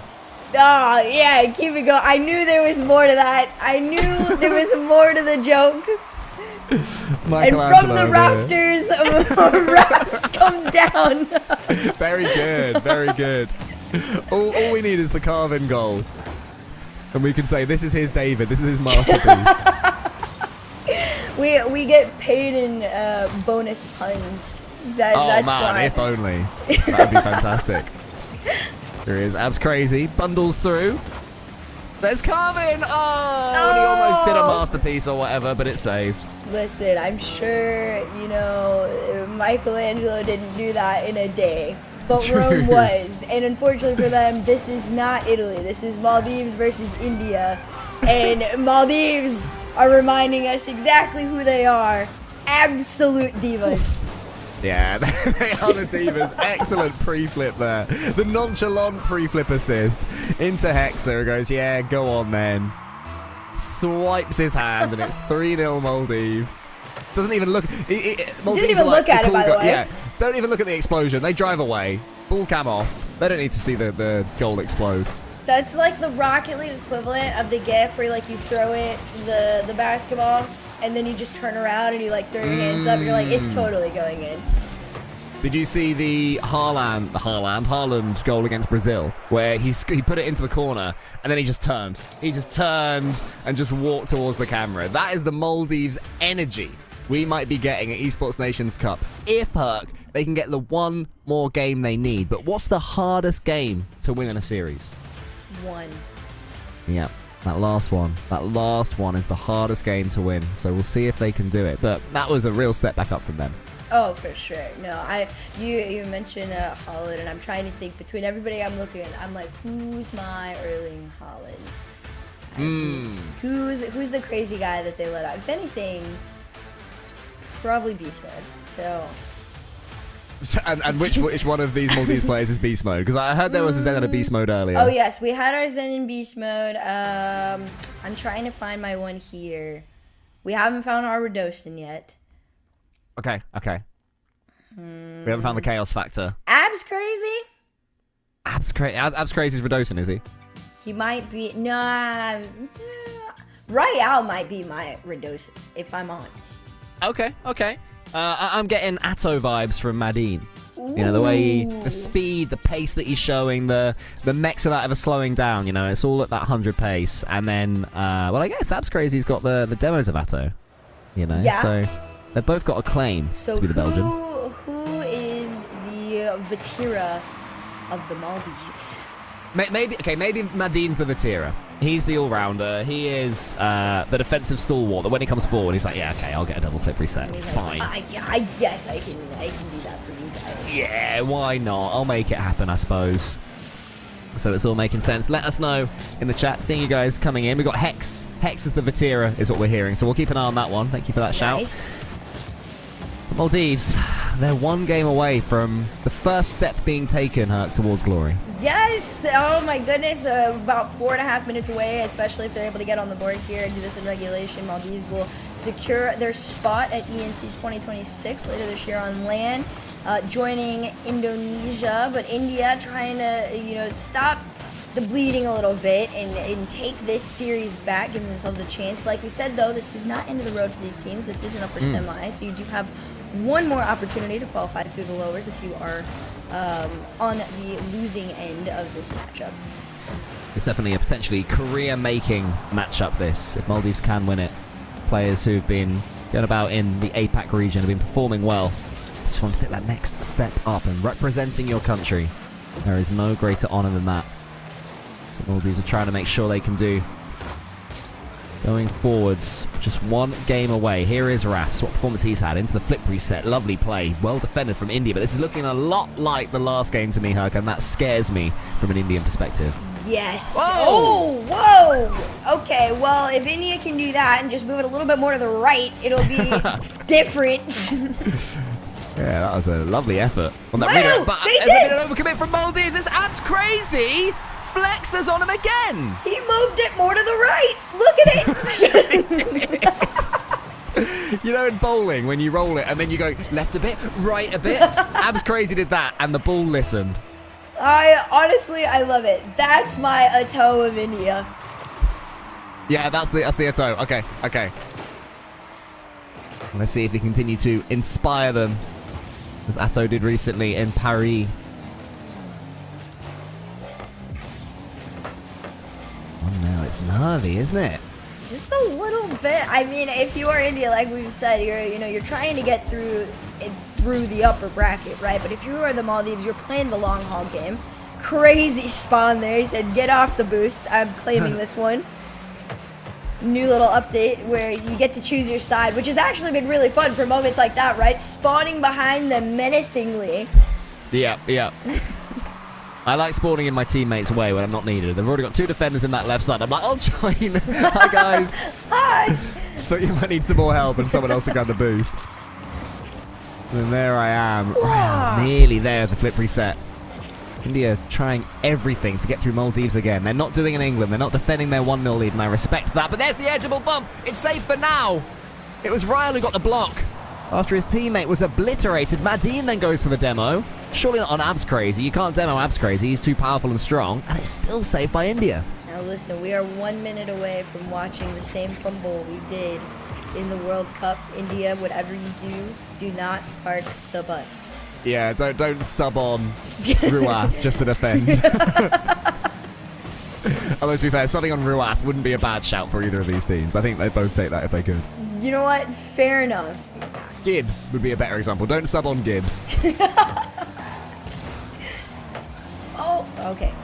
Nice. Yeah, roll that one up over to the side there. 90 seconds between India and another chance here, unless the Maldives can find a shot. Touch. Oh, he's rushed it. That was such a rush. They had to play that one slowly, go for the demo. But instead, by hitting the ball forwards, that's exactly what the defender wanted, and India were able to defend. Oh, man. They're also, you know, Pass. pushing their luck here until it worked out. I liked it. Maldives were swarming around. They were like, we're timing the pressure on this. That second follow, it was a little rough there, but as soon as he got the center, they knew second man had already committed on that one. Third was going to be a little bit too far away because they used everything they had in the tank on the first 2 saves. And the Maldives have done it. They've tied with just a minute to go. Can they keep pushing forwards even further? Can they get the 95th minute header? even though there's 15 defenders in the box. Are the team playing in blue able to break the hearts of the team not playing in blue? Let's find out. India coming forwards. Big save there from Rafts. Royale leaves that one to his teammate. Good decision. India all hands to the deck. Nadine tries to fake that one out, but Royale isn't going to fall for that one. Sent forwards here. Abs Crazy is trying to get involved. Unable to. End to end here from Rafts. This is what he does best. Over the top, but Abs Crazy. He reads those for breakfast. Oh my goodness. I mean, the timing on a lot of these is insane. Psycho? Oh, absolutely not. No. 15 left, Turk.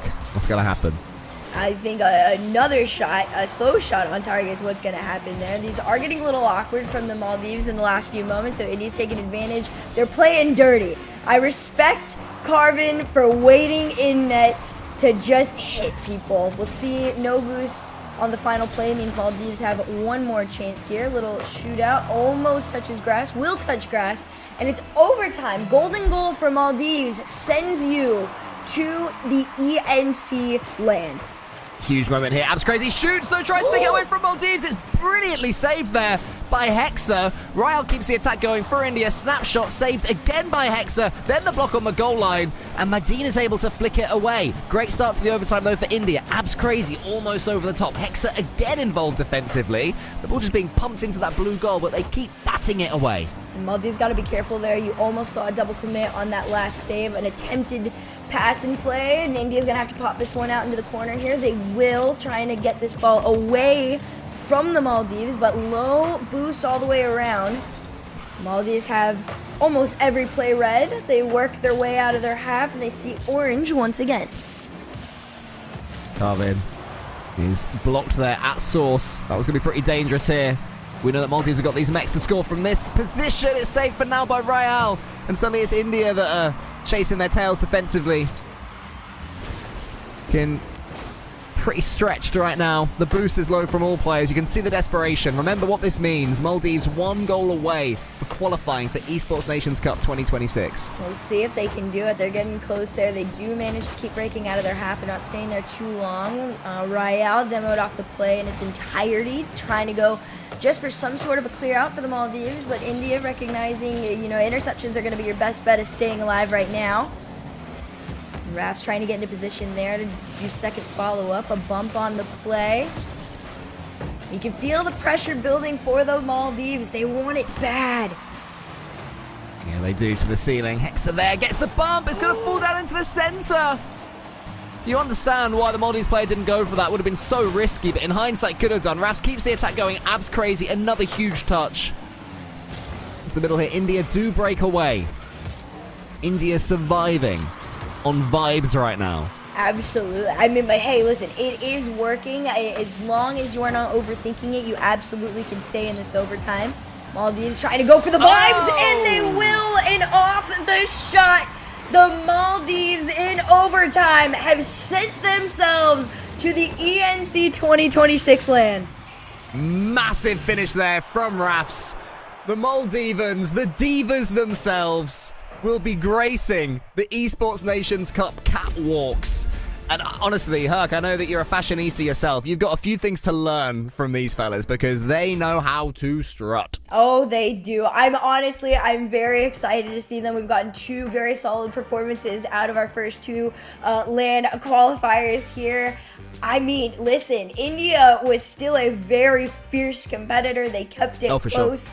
So, you know, the fact that the Maldives were able to really get back into the swing of things like that and have that solid performance at the end, even being taken to overtime, I'm stoked to see what they can bring to everybody on land. Yeah, me too. And shout out to chat as well. Lots of love for Maldiva over there. And seeing your team able to compete in something at the highest level of competition is a huge deal. So very, very happy for anybody from Maldiva who are able to watch that, and for the players as well. Congratulations to Madine, Rafs, and Hexa. Excellent performance from all of them. India, they're going to have to go back and think again. They're in the lowers, Herc. Yeah, I mean, honestly, it's not too bad of a place to be. I think that, like we said, it was a very solid performance leading up into this one. Let me see who they have. India will be going up against Hong Kong, who entered into that lower bracket semi off of a forfeit from Nepal. So one team a little bit warmer than the other. We'll see how this plays out for them, but not a bad matchup whatsoever. India still one more chance to try and make it to land. Here we go. You can see the brackets here. In the lower final, Bangladesh await the winner of India or Hong Kong, China as well. So it's going to be a big one. Lots more Rocket League to come throughout today. But our first qualifiers today are Indonesia and Maldives. And they can relax. They can sit back. They can watch the next sort of 16 hours of this broadcast with some popcorn, which is what we all plan to do. Oh, yeah, for sure. No, it's a chill day for them. They get to just grind, learn about the rest of the teams that they're going to be seeing on land, potential, competitors. But up next, guys, we've got India versus Hong Kong. India going back-to-back, trying to give themselves another chance for the ENC land. Don't go anywhere. We got more coming up after this.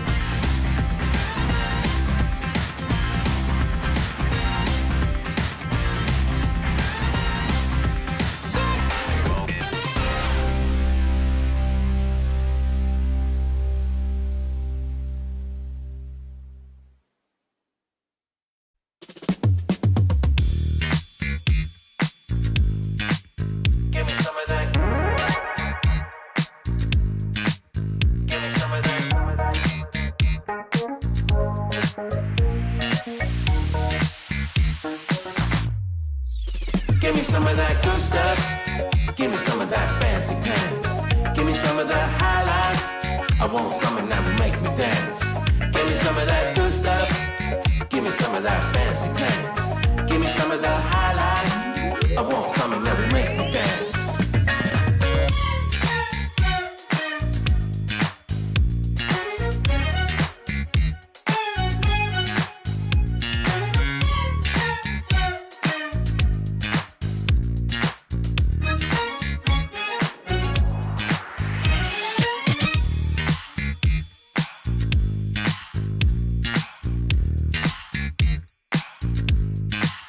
Give me some of that.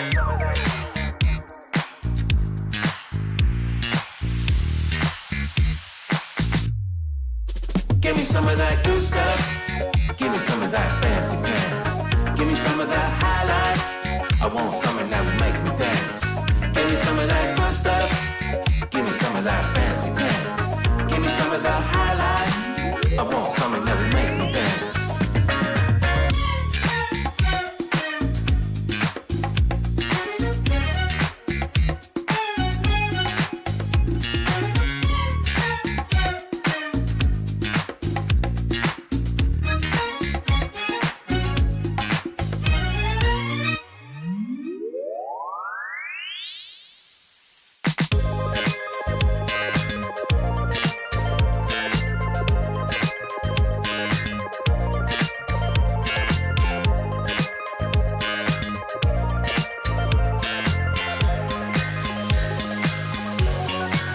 Give me some of that good stuff. Give me some of that fancy pants. Give me some of that high life. I want something that will make me dance. Give me some of that good stuff. Give me some of that fancy pants. Give me some of that high life. I want something that will make me dance.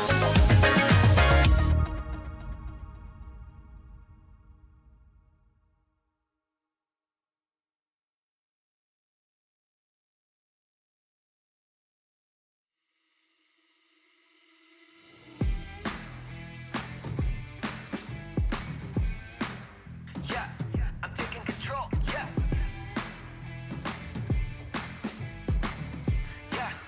Yeah, I'm taking control.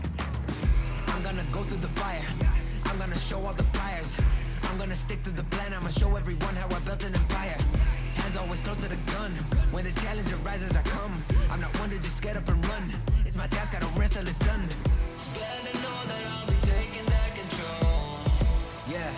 Yeah, I'm taking control, yeah. Better know that I'll be taking that control. Yeah, I'm taking control, I'm taking control. Better know that I'll be taking that control. Yeah, I got that control now. Better know that I'll be taking that control. Yeah, I'm taking control, I'm taking control. I'm gonna take that control. I'm just replaying my role. I'm gonna take all the souls of the ones who be standing in front of my goals. I'm creeping up like a ghost. No one can even come close. I'm ready to go in a charge, and you better know that I'm bringing the force. I'm on the hunt, I'm a champ. I got the squad as my fam. Summon my foot, I'm like blam. Play me that tune, it's my jam. I'm gonna reach my potential. Fully, I get in the mental. It's the state and I go for it all. I'ma honor the grind, I'ma own it, no rental. Better know that I ain't never gonna fall. Better know that I am coming for it all. Better know that I am taking back control. Better know I'm taking control. I'm gonna go through the fire. I'ma show you the thing I desire. I'ma inspire, I'll show everyone how I built an empire from nothing. You know I'ma never succumb. When the challenge arises, I come. I'm not one to just get up and run. I'ma bang bang till the task is done. Better know that I ain't never gonna fall. Better know that I am coming for it all. Better know that I am taking back control. Better know I'm taking control. Hello, we are back. I'm here with Stumpy Goblin. How you doing, Stumpy, mate? Good to see you, buddy. Morning, mate. I normally try not to talk to you this early in my day, lest it be ruined, but this is a different day. This is an ENC day where positivity shines through. Sure. So it's just sort of like reverse compliments as opposed to just actively being mean. Cheers, man. I appreciate that. Appreciate that. You enjoying the Rocket League so far? I am indeed. When yourself and Herc were chatting away, I was doing some bits and bobs in the house, but I made sure to have it on my phone. The Maldives, goodness gracious, good on they. The Maldivas, catwalking their way. I like their new name. That's really fun. Yeah, they are. I cannot wait to see them catwalk in person. They're going to be excellent. We move on to future games. We're going to have a little look at our brackets over here, and you will see our first qualified teams, Indonesia and Maldives. That is a power couple country right there. Yeah, the titans of Asia Pacific. And then India. Making them both appear normal sized. Both appear normal sized. Colossal in nature. I think that India are going to have a little bit of a chip on their shoulder. I think that they are going to be feeling somewhat hard done by after Maldives gently battered them and sent them down into the lower bracket. But Hong Kong, China is now going to have to face that wrath because India are a great team. I very much put my predictions out there and said that it would be Indonesia and it would be India. And they were definitely the two that I think a lot of people would have gone for. So fair play Maldives, but Cole, India are still in this competition. And like I said, potentially a fire lit underneath them. Now they need to win 2 series back to back. Yeah, I was not expecting Maldives to be as good as they were. And yeah, 2 series back to back with Bangladesh waiting there, like alligators in a pond for the winner of India and Hong Kong, China. So it's going to be a tough one. This is the roster that we've just seen. Carvin, Ryal, and Abs Crazy. Abs Crazy, I don't know how much you saw of the last series. He was the MVP in that last series. He is definitely the Indian player to watch. 25 years old and still smashing it. Yeah, a guy that we've known for a little while now. He went to, I was trying to remember, he was a sub, wasn't he, a few years ago, 21-22. He was a sub for a team that couldn't have one of their players go to Worlds, I think, because of a visa issue. So people know him in the RLCS scene. But on Hong Kong, China, I can't say that I know Linux, King, or Plato, but they are great names. That is a fantastic trifecta of names. Yeah, once upon a time, Plato once famously said, on Fear and Truth, we can easily forgive a child who is afraid of the dark. The real tragedy of life is when men are afraid of the light. I think that was this Plato. It was. Exactly. I think it has to be. Like that's what an incredible quote. And Linux, what's his quote? He's like, go ball. I've got boost. I'm up. 50. Me. Up, fake. Up, reset. Fake. Missed on purpose. And I relate more to that one rather than a crying child or whatever. So I think that India are definitely the favourites here. I think that, like I said, the Maldives just surprised them, definitely took them by shock, but then they couldn't really respond. Would you lean into this being a bit of a sweep situation, just like we saw from Bangladesh over what I considered to be the second to third best flag in APAC? I'm scared to now. I'm scared to because I truly believe that India would smash the Maldives, and I think I literally couldn't have been more wrong, which is quite impressive. So maybe we will see more of a battle here between these two, and I hope we do. I hope we see something from Hong Kong, China, which is like, shows that their Rocket League is evolving, because that's what all of these matchups are about. Seeing that we can really like feel the process that these guys are making. Yeah, and also I think to represent your country at this point too, where you've got a couple of series to win. For India, like, you're thinking, we should have done it in that last one. And Hong Kong, you're like, right, we're up against a massive team. It's the two very different stories coming through here. We were talking, me and Herc, about the Battle of the Flags previously. Nepal is my APAC flag goat. They are the irregular, non-four-sided kings of the world, as far as I'm concerned, with Nepal. I love that flag. What would you put up there in this group if you were to give me your podium? For flags, which are my favourite flags of these countries? 9. Yeah. Of these countries. I like the Maldives having a big border. That's great. A big, solid red border. Bangladesh's off red dot is fun. It's like... It unnerves me a bit. Does it, that it's off-centre? Yeah. No, like... I think that's kind of cool with it. I think that's fun because everyone's in the centre and they're like, yeah, whack it left. Rule of thirds. Do you think they just move it a bit every time they like submit their flags or something? They just move it a bit, and they're like, "Will they notice?" And now, eventually, people are like, "Wait, that's no longer centered." And they're like, we're moving it since 2004, and you just never noticed. Well, I guess if it was centered, it's like a thing if a flag is upside down, it's a call for help or something, or mourning, like if a leader or a king or whatever passes away. If Bangladesh's dot was in the middle, you wouldn't know if they were upside down, would you? They might just put it sideways. Because then you would know. But you would. Oh, I guess because it's long. a rectangle. No, it's rectangle. Yeah, I was going to say if it was a square, if it was If it was a square put it sideways with a circle in the middle, then that's an error. But then at that point, you can then go just on the diag. But I mean, we're hopping in with Hong Kong, been China, kicking off. and it's India. All been happening. They've had 3 kicking offs in this game because India find themselves 2-0 up against Hong Kong, China, who have got a fantastic flag of their own. I love that flower. They do, and it would appear this one is now best of 5 as well, so a speedier game here in the lowers, and the loser has to go home. They have to leave. They will not make it to the Esports Nations Cup, which is a deep shame. So who are we going to see missing out between Hong Kong, China, and India? What a start it's been. Keep an eye on who's scored for India as well. I bet it's Abs Crazy. Probably. Abs Crazy on for Bukayo Saka Hattie. Will he get the pen at the end of the game? Let's see. That was good. I'm so bad at falling asleep during football when it's late. I was falling asleep during the football yesterday. Yeah. And then every 5 minutes I'd wake up to, there's a goal. I was so tired for some reason. 4-0 up at half time, and I honestly thought I'm prepping some food for today, and I thought I'll go prep some food. I came back, and France had scored 3 goals in the time that I was out of the room. And I was like, this is crazy. How is this allowed? It shouldn't have been. It shouldn't have been. Well, let's see if Hong Kong China can make a similar comeback here against India. We haven't seen too much to suggest that they can. And that will be game number 1. Man, if all these games go this quick, we'll be done with this stream in an hour. Yeah, goodness me. That was rapid mode. We're going to have an 18-hour work day just down to about 8.5 minutes. Good for us. But India, game number 1. I think that with that kind of performance, you got a couple of goals. I'd still want India, realistically, to come through and give them a little bit of a smashing. Just be like, right, you know what? You've had your fun. Bosh. No dramas. We're through. But maybe this is more of a relaxed approach to it. Maybe they were freestyling when it's all the last 2 minutes. That's true. Yeah. So what you want to see India sort of take out their frustration from their recent loss against Hong Kong, China? No, I don't want to see that. I want to see close games.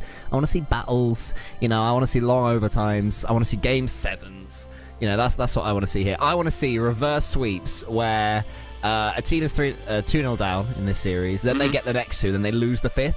Oh, it's the worst one. I love that, mate. Love that. Is there a name for that? It should be. No, the coal sweeps is really disappointing at the end. Sounds about right. Yeah. From everything in my life, and I'm not going to make any more specific jokes, sounds about right. Yeah, I think so. Well, okay. We'll keep you guys posted on what's happening in game number 2. But I did see that Abs Crazy got himself a goal. I'm not surprised. He is an excellent player. Very impressive. So what was he doing? Go on, because I was out and about. What was happening with Abs Crazy? Because he is the known factor. He's the older bloke. We're seeing a load of older people in these tournaments. It's brilliant to see. What was Abs Crazy doing differently compared to his team? His decision-making for when to go to bumps was flawless. He never sort of put himself out of position, but he was getting some key demos. There he goes again. Look, he's always chasing, always looking for it, and he steals the boost. He's a pest in that sense. But also mechanically, he's been solid mechanically. Carvin has probably been the player who's sort of been the flashiest, maybe, but Abs Crazy is very solid with his mechs. And look at that. Look, decision-making, simple air dribble to the pass. Something's going to happen there, but Abs Crazy makes something happen there.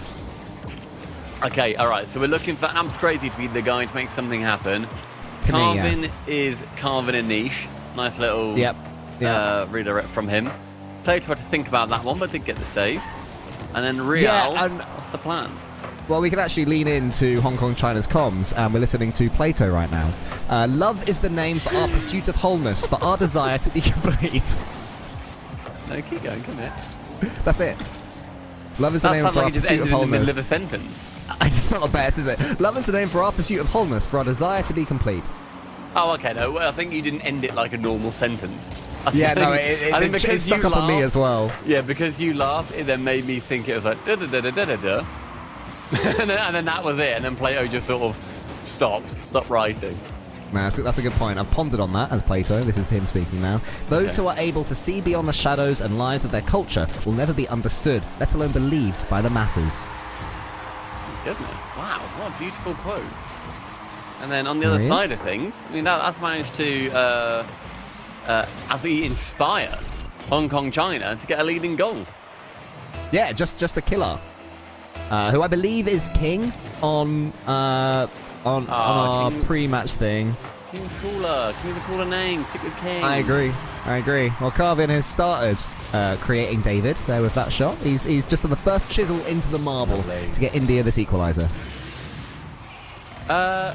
Is that like Michelangelo? Yeah. Okay. Oh, is it carving. David? Yeah, exactly. Sorry.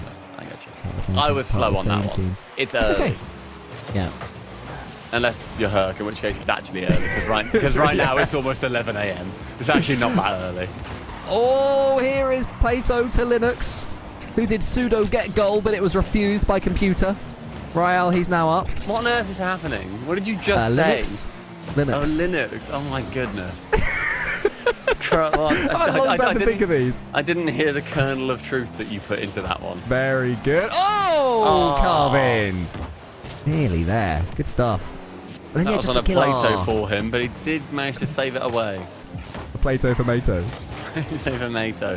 Now it's time for Linux to have any other chance to shoot. Like Annie Lennox. It's kind of my vibe. Not too sure how many people in the chat will get that one. No, I didn't. What's your favourite Annie? Is it Annie Lennox? Is that even her name? It is Annie Lennox, yeah. Annie. What's your favourite song? The big one. New York, New York. No, it's Sweet Dreams Are... I'm not going to sing anymore because I'm really accurate. Oh, okay. Yeah, in case you get a star. Yeah. Fair enough. Wow, I've learned. Thank you so much. I'm learning. Honestly, I'm learning so much today. I'll forget it all. That's the beauty. Oh, Linux does not need Windows because he walks through every door. Programming fail. That's... Carvin sends into his own net. Goodness gracious, bet he feels silly. He must do. He must feel very silly right now. Hong Kong, China, completing the turnaround. 2-1 to the good now in game 2. Love that for them. I've been to China. Not really been to Asia, unfortunately. No. I guess we have. Saudi Arabia is technically Asia. Yes. But that's... we've not been to like Southeast Asia. No, I know, yeah. It's tough, that. One day. We need more lands. We need more things. Esports Nations Cup, that's what we need as well.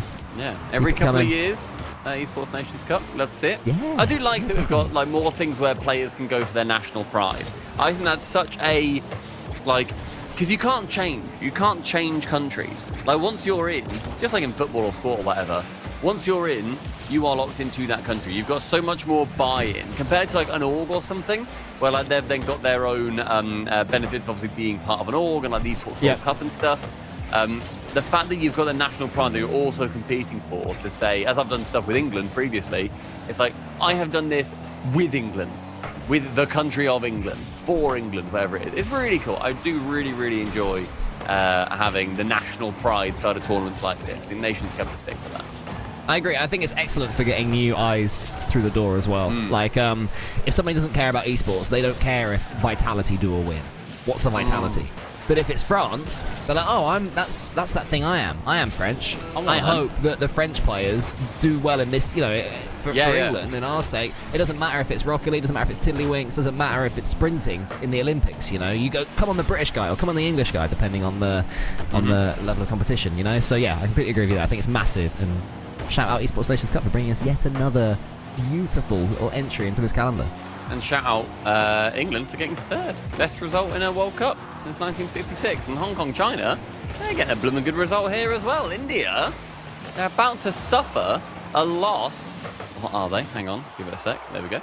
They're about to suffer a loss to Hong Kong, China. And Plato sits front and centre. What's the little star around the MVP? Is that a new thing that Rocket League has added? It's a when there's like an infection based title or something going on, I think. Oh, like he's got the thing. He's got the. I think it's the Jinxie thing at the moment. I think it's that. I'm not 100% sure. So someone in chat, I'm sure, will know more than me. But yeah, I think that means that he has got it, and therefore, if you beat him, then you will get the thing. Oh, fair enough. Okay, well that's cool then. I didn't quite know what that was. Upon winning, Plato was heard to remark, "Only the dead have seen the end of war."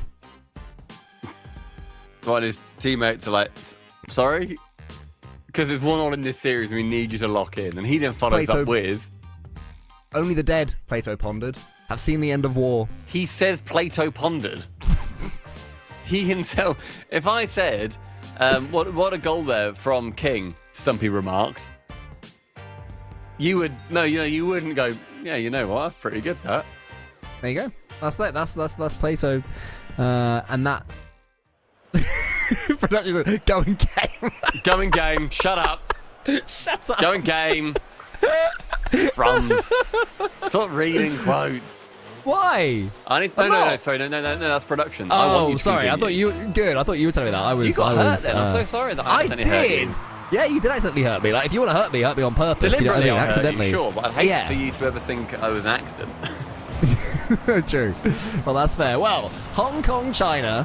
What a turnaround. Since we've been watching, only Hong Kong, China have. Actually, no, because India got a goal as well. That kills that one. But Okay. Well, they've only won. 2-2 since we've been watching. Yeah, true. No. 2-1? Because it was 2-0 I don't know. in the first game. Sorry. I'm not sure, mate. I'm not But sure. Plato was heard to remark.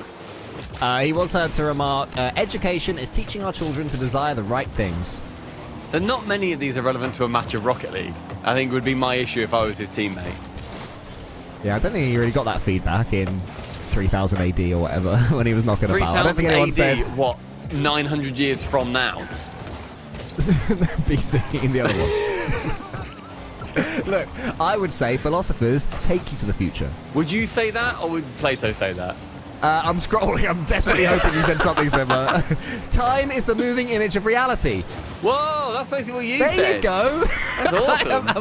Am I Plato? Am I playing for Hong Kong, China right now? You might be. Goodness gracious. Well, was Plato Greek? Oh, that's a big question. Hong Kong Chinese, I believe. Okay, interesting. I do think it was Greek. Where was Plato? Greek? No, I'm Googling. I'm Googling. This is Greek. my thing. Greek, ancient Greek. Time, Greek. 428, 427. So I was close with 3000. 428, 427. Okay, well, Carvin. I mean, there's a lot of like historical arts and culture on this pitch of Carvin making his David True. with Linux, where everyone just uses Windows nowadays. Yeah, because you've historically used Linux, and that's Professionally. Herc earlier was saying that using a Dominus is performative, which is firstly a hilarious sentence, but I did secondly hear wrong.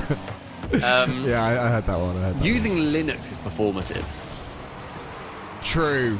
Yeah, no, I had, to be fair, I had it on my laptop, and that was a little bit, performative. Yeah, if should we say. recreationally you're using Linux, then if your coding center needs it, then like fair enough or whatever. Like something that's really lightweight, I get that.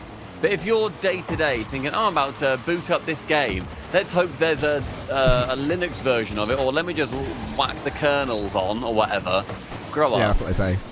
Just get, honestly, just get Windows. You Truly. could get a t-shirt saying "whack the kernels on" Whack the kernels on. with a little popcorn and Linux. It's like a pun. That's nice. Posing And- some images of both of those things. Not Yeah, like a yeah, clever link of them. No, but it's like it's kernels. It's within a bowl. There's kernels of popcorn and there's kernels of little Linux. Okay. Ooh, nearly Carvin himself a niche. Really? That's Crazy. The goats! Big saves! Oh, it doesn't quite go in. India Goodness. turning on the pressure right now, but Hong Kong, China continuing to scrap and fight and surviving. Abs Crazy going forward. Look at that. No mess about an aerial. Maybe that's what I like about him. Maybe he reminds me of you.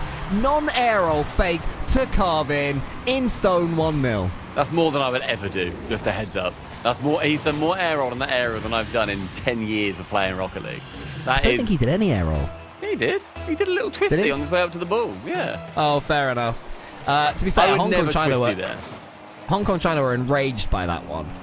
Plato is saying only the dead have seen the end of war. He says that one again. Oh, has he already said that one? He said that one like about 10 minutes Well, ago, and he's just he's going through his soundboard and he's hit 2 in a row. He's got a best of. You're allowed to repeat content. It's short form. You can't know. Well, the first sentence was about 9 words. So you can't then just short form it again. No, Brad Plato was then heard to remark something different. He got rid of that. He cut that. Sorry. The heaviest penalty for declining to rule is to be ruled by someone inferior to yourself. I don't really get that one, but it did say penalty, so it's sort of football related. Get on There Bukayo you go. Saka. 1-0 India. Could be 2 here my. with the doink. Carvin Anisha being the doink master. Was it a doink? Was it on the front of his car? It was a bit of a side doink. I'd claim it. He didn't jump. I wouldn't put it in the doinktage unless we were low on clips. exactly. It's one of them. Black and white montage. Yeah, that's fair. India are winning with us watching. Very impressive. Good for them. Oh, Ooh. Linux pops on the kernels, which is good. Yeah, he does. He does. Well done. The little 6-7 thing there. That's a meme, I believe. That's an awesome meme. I think that's gone now. I think I've had the great meme reset. The other day, actually earlier, was it earlier? I don't know what it was, maybe yesterday.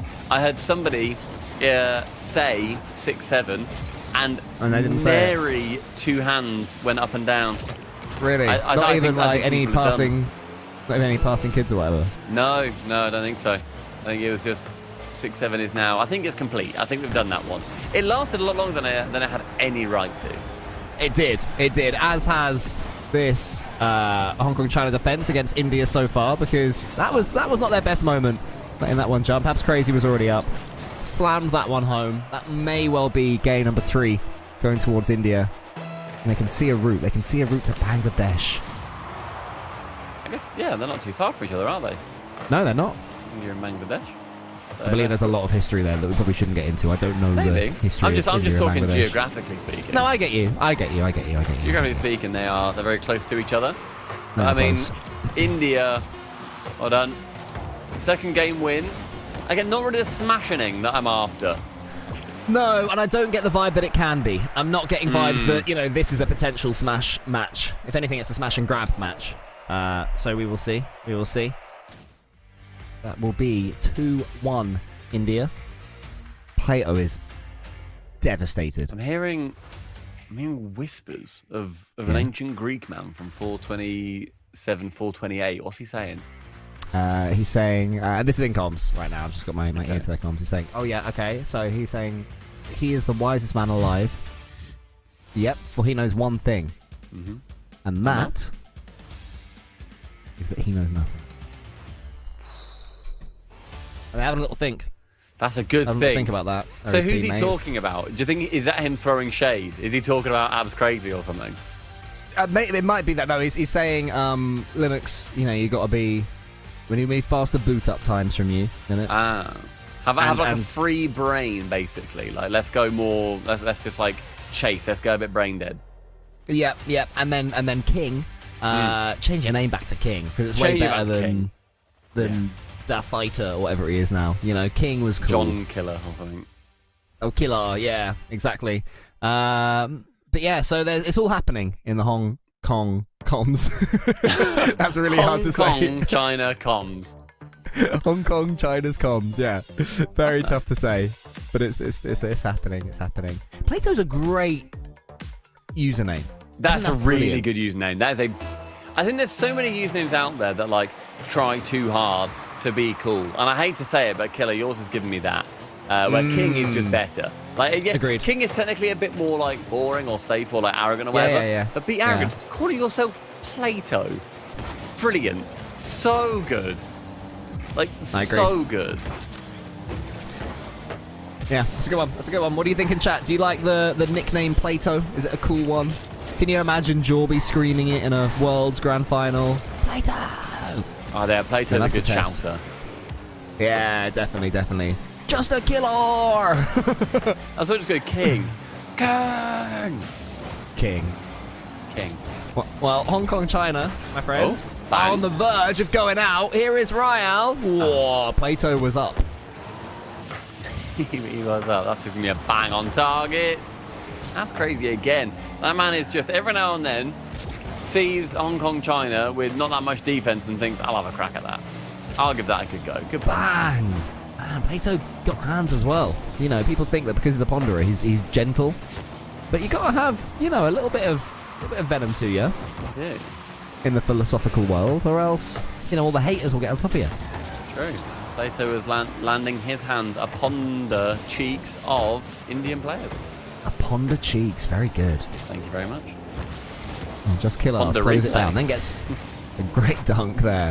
That's crazy up. Thinks about the Psycho. Ooh. Goes for it, misses in the corner. Psycho.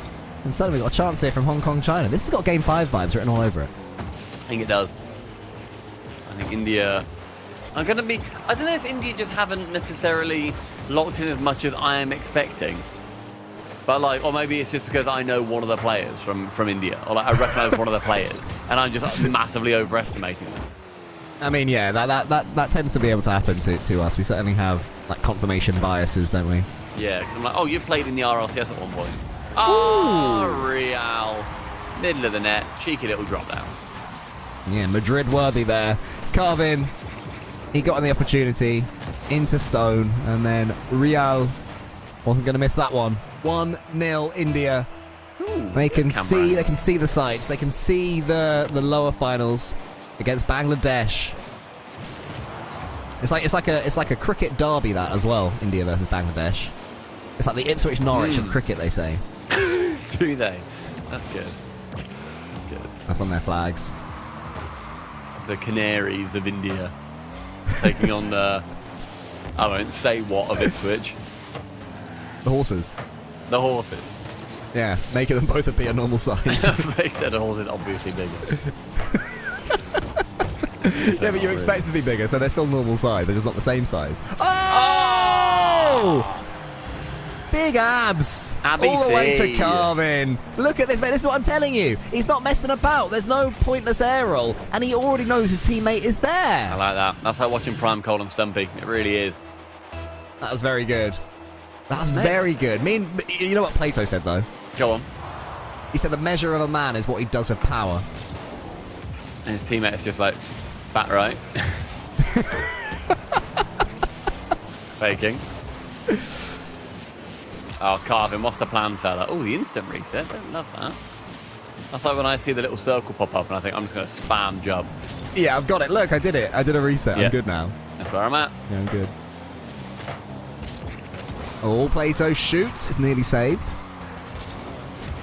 And the thing is, I'm excited to hear what the words of wisdom that Plato will have at the end of this series, because it's a big series for Hong Kong, China. If they're able to wrestle it back, if they end up getting knocked out, I'm sure that Plato is going to have a quote that has been scoured for and not just sort of on the list. I guess is kind of my want. Yeah, no, exactly. One that's Not sort of relevant, I top 10. suppose, to the moment. Yeah, no, let me just... I'm listening in really quite far to see if anything is close, so we'll see. Okay, We'll that's see. good, that's good. Keep your ear to the ground, see if it's something relevant, really, to what's going on, rather than just like, the man of my child is the death of my wife, or whatever. You're not a fan of philosophical quotes, Stumpy? No, I am. I think I'd like for them to be applicable. I suppose is my issue with them. That's my chagrin. And oh my goodness gracious, Abs has got a massive chagrin on his face as he dunks on Plato. Don't get on Plato. Puts it on the Plato for him.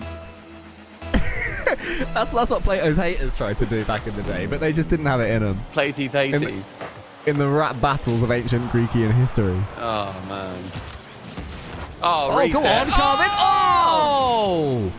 My That was so goodness. close. That would have been nice. India That are would have been lovely. insane. Mate, I think Carvin is actually, he's jumping out. Maybe He's he's jumping out the as their Zen of man. India. We were trying to find He's India. who was our there was our Zen, our beast mode and our Redosin of all of these matches. I don't even remember who we said was the Zen of Indonesia. Is it Well, LCT? we had one going on.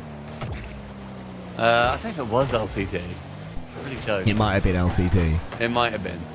Yeah, but they're thinking it's all over now. 3-0 to India. Plato, he's picked up his pen. He's writing something. He's going for pictures of Linux. But it will be India making it through to the lower finals against Bangladesh.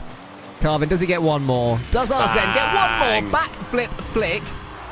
Wow. A backflip flick against Hong Kong, China in their comms as Plato was heard to remark. Oh, it's not over yet, he says. And now it is, he says. And he turns to his team. They're distraught. You know, they're pretty low. They can't believe what's just happened. And he says, in politics, we presume that everyone who knows how to get votes knows how to administer a city or a state. When we are ill, we do not ask for the handsomest physician or the most eloquent one. And his teammates have left comms at this point. Really? Yeah.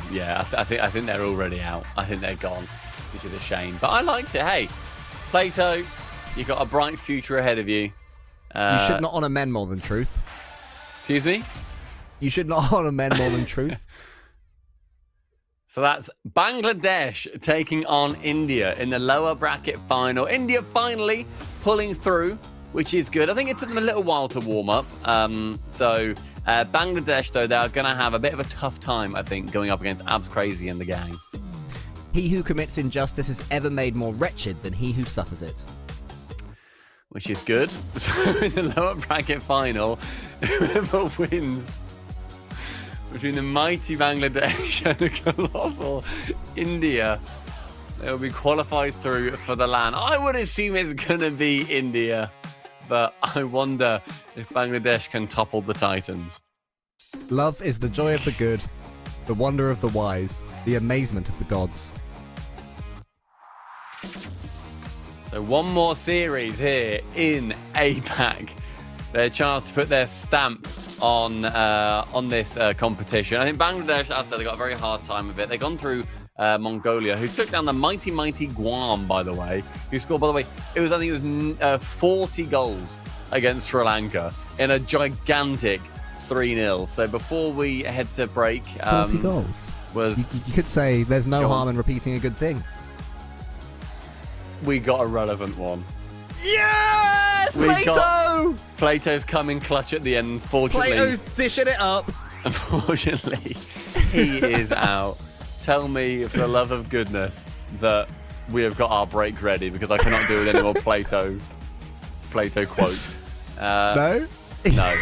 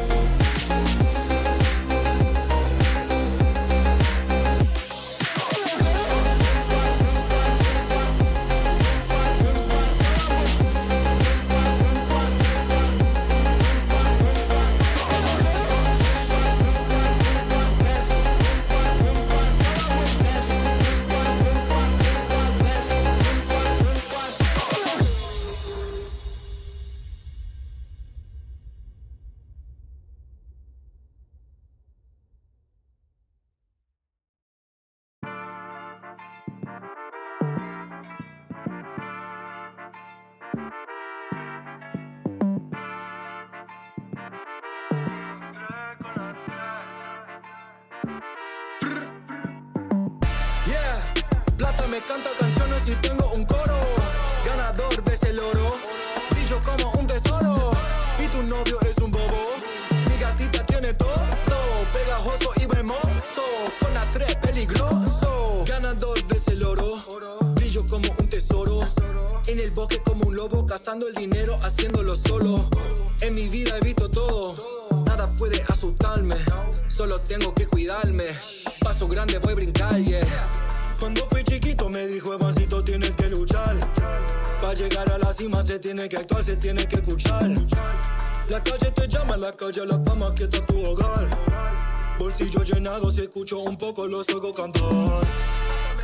Plata me canta canciones y tengo un coro. Ganador ves el oro, brillo como un tesoro. Y tu novio es un bobo, mi gatita tiene todo, pegajoso y hermoso, con la 3 peligroso. Pegajoso y hermoso, estoy más grande que un oso. Mi pistola está muy hermosa y la tuya estaba soso. Mi palabra tan filoso, porque el game es una guerra. Patrullando Panamera, yo no ando con cualquiera. Cuando fui chiquito me dijo, Evancito, tienes que luchar. Para llegar a la cima se tiene que actuar, se tiene que escuchar. La calle te llama, la calle la fama, que está tu hogar.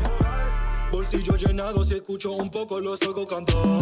Yeah, plata me canta canciones y tengo un coro. Ganador ves el oro, brillo como un tesoro. Y tu novio es un bobo, mi gatita tiene todo, pegajoso y hermoso, con la 3 peligroso. Plata me canta canciones y tengo un coro. Ganador ves el oro, brillo como un tesoro. Y tu novio es un bobo, mi gatita tiene todo, pegajoso y hermoso, con la 3 peligroso.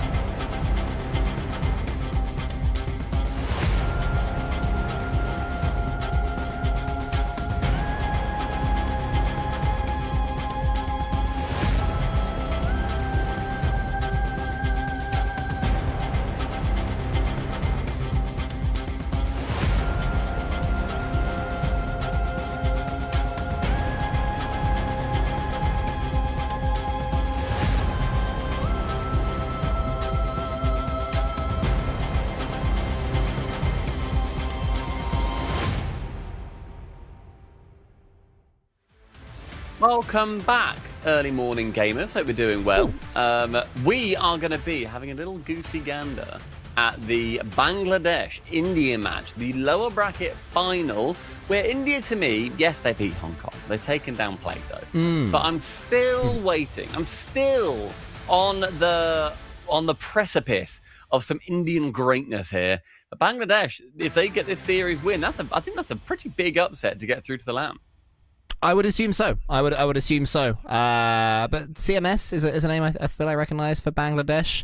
But it is 3 letters, so maybe I'm sort of projecting recognising the 3 letters. Looking at him on Wikipedia, 15 years old, so a very young player. Wow. Alongside Joy and Ishraq, who neither of whom have got a Wikipedia profile, so we don't know anything about them. Okay. But you know that CMS has apparently earned $750 in his Rocket League career, so fledgling Rocket League career. CMS, at the start of this year, left the team. We are Asian. So he is currently teamless. But along with Joy and... Are we saying Ishraq? Ishraq. We can say it. Let's go with Ishraq. Ishraq feels fun. It does feel fun. I like that. That's nice. That's a sound good of that. name. Yeah. Good vibes.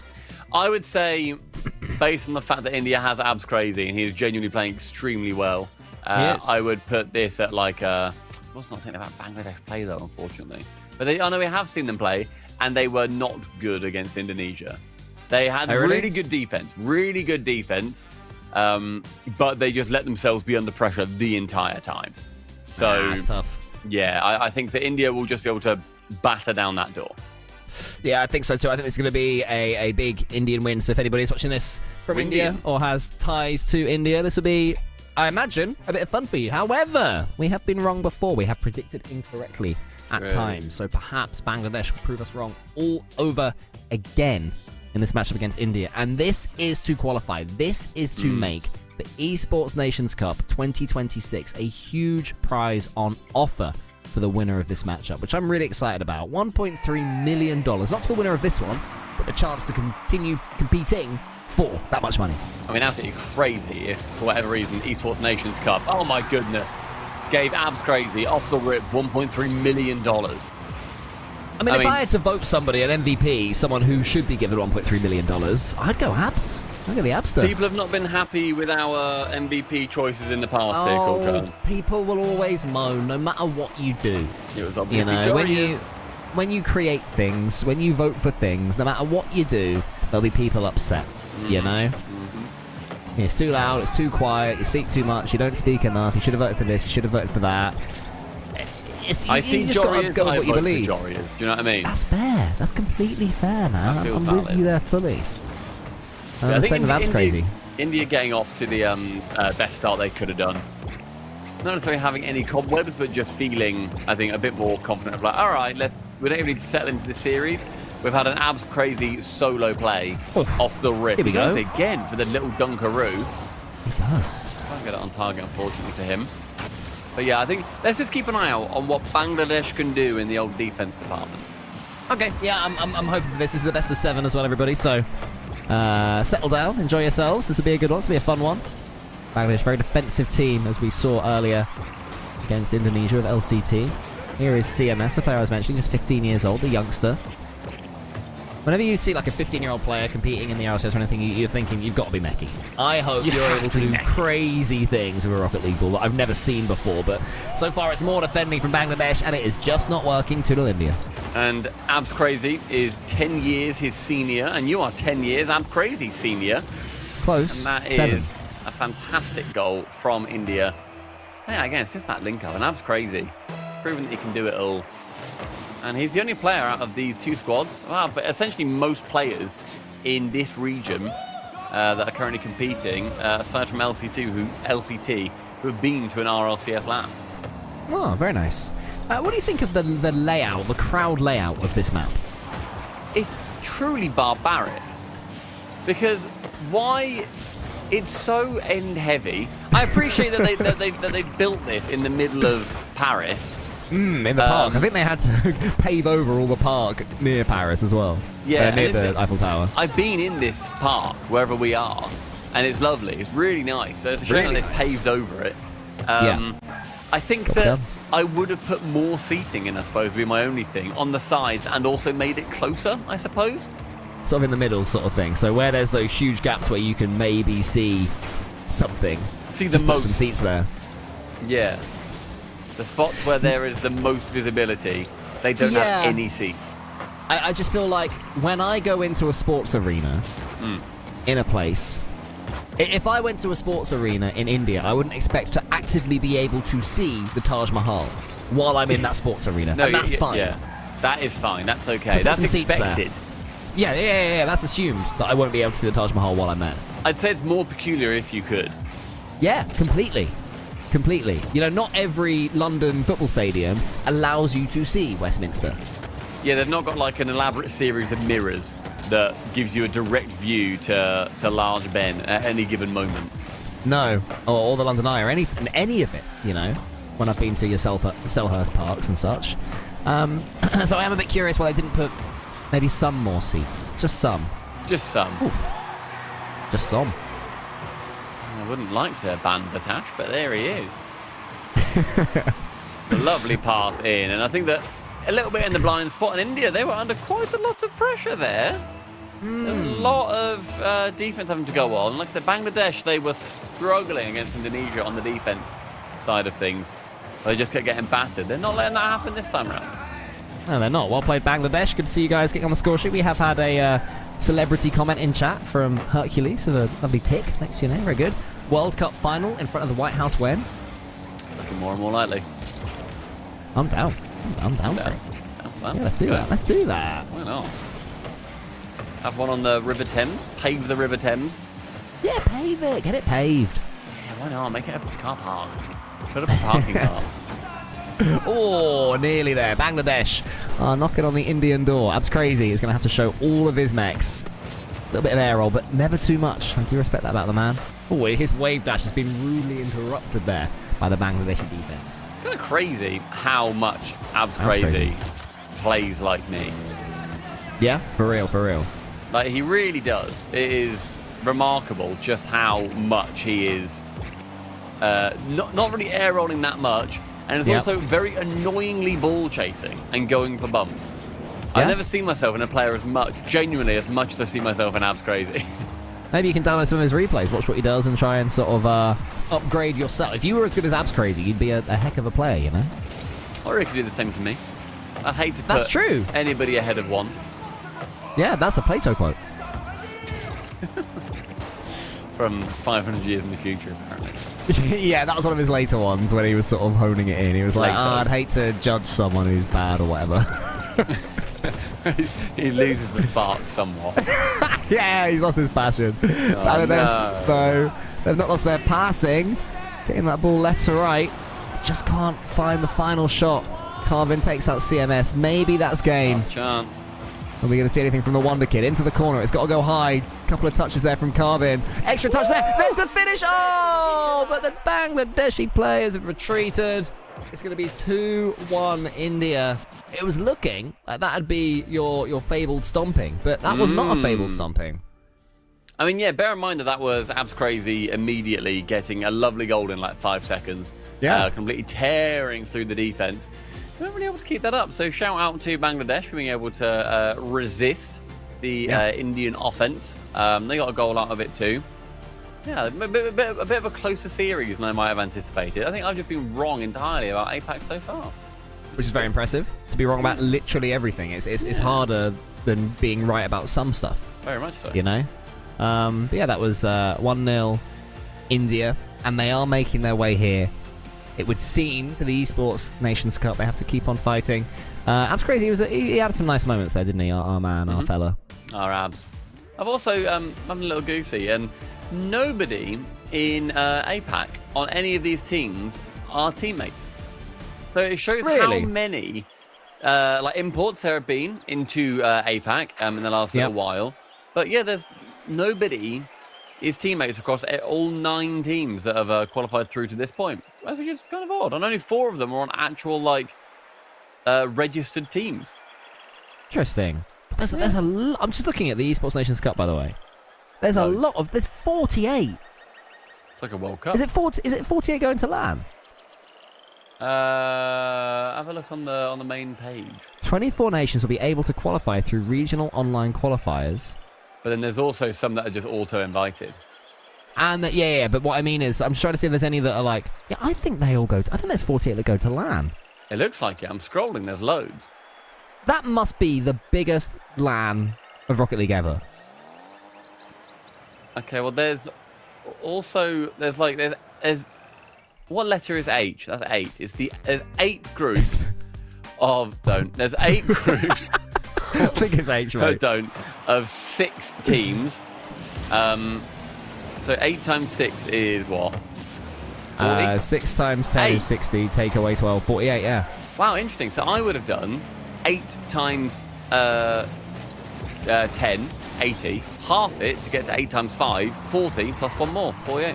Yeah, that does sound easier. Times 5 and then add 1 more. For whatever reason, I added, multiplied by 10, then took away 2 times of it. Interesting. But it worked, mate. Yeah, fair enough. That's fine. Yeah, so that's 48 teams all going through to land. Wowee. And there's a 3rd place match. It literally is the World Cup. This is crazy. That's wild. Well, pretty it's cool. not literally because it's United Kingdom, which is still yeah. 3 English people. So it's Archie, Joyo, and apparently Jack. Big up. Yeah. Yeah, no scrub killer. I'm trying to think, is there Breezy. anyone that's like... Is there anyone that's not English? Hold on, I was crazy. 1-0 India. Anyone that's not English for United Kingdom that would make it ahead of any English players? Any Scots or Welsh? Well, people? the closest Welsh would be Breezy. Creams? But even then, he's like not as good. And then Creams as well. Creams also not as good. Yeah. Essentially, it's England. It's essentially England. 5 years ago, though, that wouldn't have been necessarily the case. No, Scrub very Killer true, might have had a shout. Scrub Killer should have Anyway. had a shout. Yeah, for sure. Yeah. Anyway, 1-0 to India. They take lead in this one as well. And it was, I believe it was Abs Crazy who got that opening goal. And India are doing what has to be done. Rael on 8 at the moment. No one in-game chat has typed 8, which is a bit disappointing. That's tough. Yeah, you got to do it. Especially with Abs Crazy, it's absolutely dancing over them. Is that what abs means? Absolutely. I think his name is as in- absolutely crazy. In his name, do you mean? Yeah. Maybe. Oh, because I said absolutely. Yeah, no, I wasn't even, making a wordplay. No, I don't think it is that. I imagine it's like tummy Your name? abs. What? No, there's no way. Surely No? not. I don't like the term tummy abs. Why? I really dislike that, in fact. Why? It sounds horrible. Tummy No, abs. it doesn't. It sounds nice. Oh, check out my tummy abs. Don't. Why are you specifying tummy abs? Well, because you know what I'm talking about. I'm not saying short for. If I say check out my abs. Oh, absolutely Check out my what? Absolutely. No, tummy abs is we not do a not- nice thing to hear. Do not talk about your absolutelys on broadcast, Stumpy. All right. I normally Dark try quiz to it long. avoid it. Here is Rael. There's a lot of pressure right now coming up against Bangladesh. India have got their number for now, haven't they? That's what I mean, though. Like, I think that with all of this pressure kind of going against Bangladesh, I need to see a little bit more. I need to see more from them on the offensive side. Ooh, touch. Patash. That was excellent. Little buckaroo touch there into the ceiling. And they're going to keep on coming. Come on, Bangladesh. Keep on going. CMS is there. And then Dark. Ooh, I like that. I like nearly that. there. It's a good dive. It was a very good dive. Went to Psycho there, really, didn't he? Oh, I think everyone always does. You want to score the wonder goal when you know you're being casted by yeah. Colin Stumpy. Here you go. Get him, CMS. Oh, Carvin. That's Held lovely. his nerve and got the save. Stumpy Goblin defense, that was good. Just don't jump. Just, yeah, look at that replay, and then you can have defense like me, mate. Look at a replay of a different player, and you can have defense like me. So why has Herc said holy British math? We got it right. I think because it probably took us a little bit too long. Instead of just knowing that 6 times 8, Maybe. which in hindsight obviously is 48 because it's times 5 plus 1. That's a Yeah. much quicker route. It's good, yeah. Fair enough. Yeah. But, I However mean, you get it, if you want to break it down into sort of... Have you seen those clips of when people like do it with their fingers and they're sort of going, and then they get the number somehow? Yes. Is it like a virtual abacus? Yeah, I think it's like the imaginary abacus of the mind. Maybe that's Maybe what that's AB abs stands means. for. I'm Abs crazy is with the short for abacus. Goodness me, I love an abacus. You can't You just know who else cut loves them out an with an abacus? abacus. You know what's with an abacus, mate? Go on. Plato. Oh, Batash, mate. He was having a little bit of drams earlier, but now he's straight back in. That's a nice play. Good bumps. The boost was very much in favour of India throughout that as well, and yet Bangladesh pulled through. They get a drawing goal. Didn't matter, did it? Didn't matter about the old boost. Ye old boost. So well Really played. And it could be an instant turnaround here for India. Almost get it in. Bangladesh have a chance to steal a game right now. It seemed it was drifting away from them, but with that equaliser, suddenly they're fully on the attack. Batash wants to leave that boost to his teammate and does. Gets a really clean pinch. Already up here from CMS. Good pace. Cleared long. Rael's up. I think Rael hoped to have a teammate there, but not to be. He did. Oh, then let it go. Abs Crazy is now suddenly called into action. What can he do with his tummy abs? It does sound gross when you say it. It's horrible, isn't it? It's really horrible. Yeah, I think when you said it so nonchalantly, it's like, oh no, that shouldn't be said like, oh, tummy abs. Yeah, I don't like it at all. It's like, tummy abs, that's okay. No, that's not nice. Delivery. Fair enough. Fair Yeah. enough. Central. Oh, no one dives on it.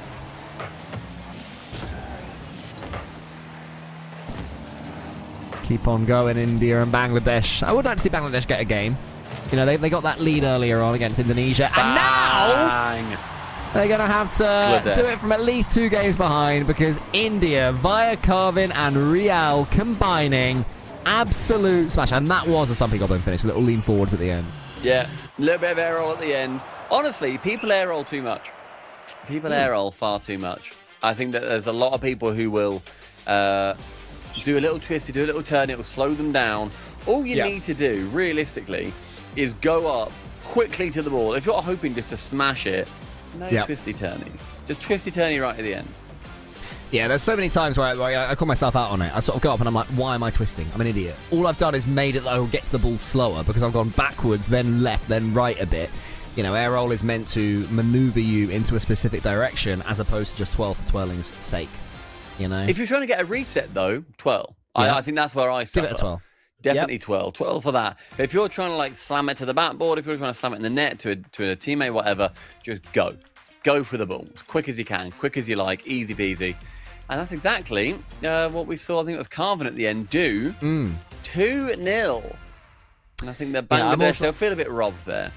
They will a bit. I think they certainly had a chance. They'll know that was an opportunity. I'm also a big fan of the no dodge shot, where you just sort of jump, or do like a second jump into it, or just a little hop, or even just drive into the ball, because driving forwards is what slams it into that top corner. So often people think they have to dodge, but you don't always shoot. You don't always. That's how you can... There's lots of ways to manoeuvre and finagle your car. Says I. Says you. I thought that was another Plato quote. No, didn't have cars back then. They barely had wheels. Did they have wheels in 800 BC? Yeah, bigly. Yeah. Really? How do you know? Yeah. Well, it was 428 BC, wasn't it? Oh, okay. Does they have wheels yet? Yeah. Yeah, there's like carts and stuff, weren't there? Yeah, carts. And like wheels milling, on the cart. Yeah. People milling like wheat and such. To like roll like stones along to like build big things, they would have used wheels or cylinders. Yeah. We've learned a lot. We're the all wheel was like learning, 10,000 years ago. And really? And that's older than 400 BC, is it? Yeah. Okay. That's good. Okay, cool. Yeah, that's good. Short delay, as you guys might be able to tell, in this India versus Bangladesh matchup. They tell. India are 2-0 up in games at the moment. Some of the teams that are in Esports Nations Cup, Stumpy. France, do anything for you? Vatira Zenjuicy? That is probably the best team in the world. I think, to be honest, that is the best team in the world. And fingers crossed, we see one of Vitality or Carmine Corp just sell a player. And we just let it happen. If we see that team happen, we've said there's been a super team in Vitality before with Exotic, Monkey Moon, and Zen. I think that now that would actually be a super team because they're also a proven super team with Vatira, Zen, and Juicy. Yeah, we sort of forgot when everybody was proclaiming Vitality would win everything that actually, back then at the time, Atto and Vatira were a super team in their own right. You know, so we forgot about that one. We've also got Saudi Arabia, Ruas, TRK, still there, TRK. I love that. And Killers, which is fun. That is funny. Tough for Nubo. Tough for Nubo to be missing out on that one just repeatedly. Like, he's the fourth up, but then I yearn for the day where somebody splits up the twins. Like, what team is that going to be that splits up the twins? And will the other Falcons twin would do play? it. I'm sure Falcons wouldn't be against that if one of the other twins got a bit rubbish. You know, I'm sure Falcons would be like, get out of it. Nah, you got to split. You know, that's you know, they can be brutal. They can make decisions. Can Falcons? I don't know. Yeah, so far such Saudi a hard Arabia. one. Saudi Arabia remains OG Falcons. United States. United States. Atomic Daniel and First Killer. Do anything for you? I like that they've not gone just for NRG. That's good. I like that it's a slightly different team. It's actually like a little bit exciting. Having something different. You guys, now I sent you guys a meme on our little chat of, you know, the Tom Scott thing of like, I'm currently in a nuclear bunker. I'm 300 miles above the planet and all that. I sent that and I said beast mode every time there's a call to play for US, and nobody responded. I was so hard done by. I thought that was so funny because it was just after they'd announced that like Atomic and Daniel will be playing, but beast mode won't be First Killer instead. Hang on, I'm scrolling. When was this? Give it a little keck W.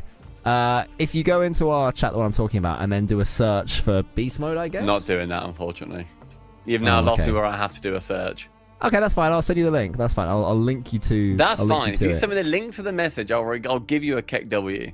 Okay, that's what I want. I'll forward it to you. Thanks, man. Forward it to you. I'll forward it to you in this chat as well, so the people who are in this production can enjoy it as well. There you go. There you go. Giving you a keck W. Insta-keck. The insta-keck.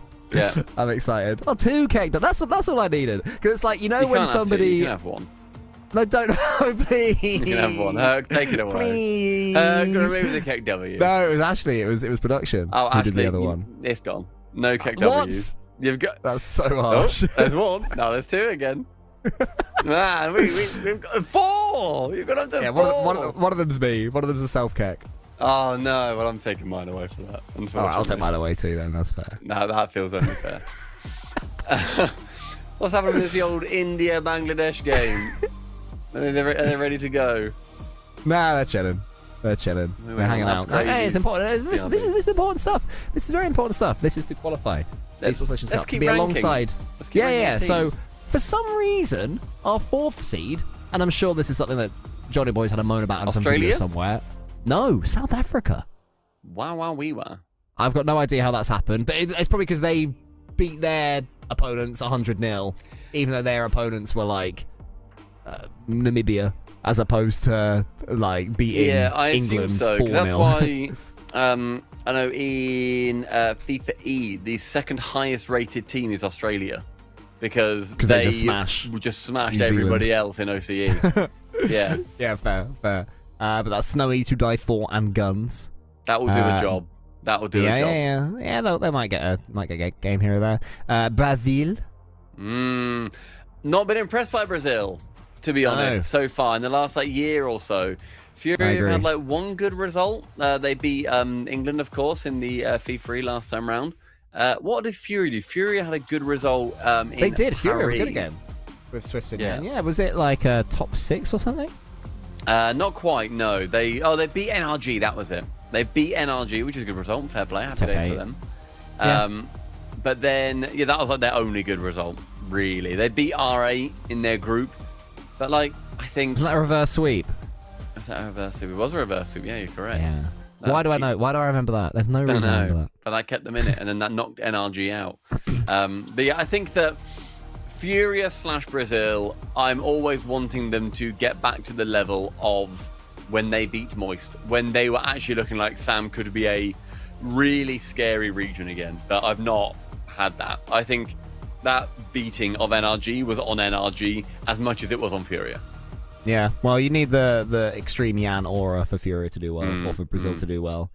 He's just sort of he's got that sort of Brazilian don't give a darn energy. Do you know what I mean? Like every there's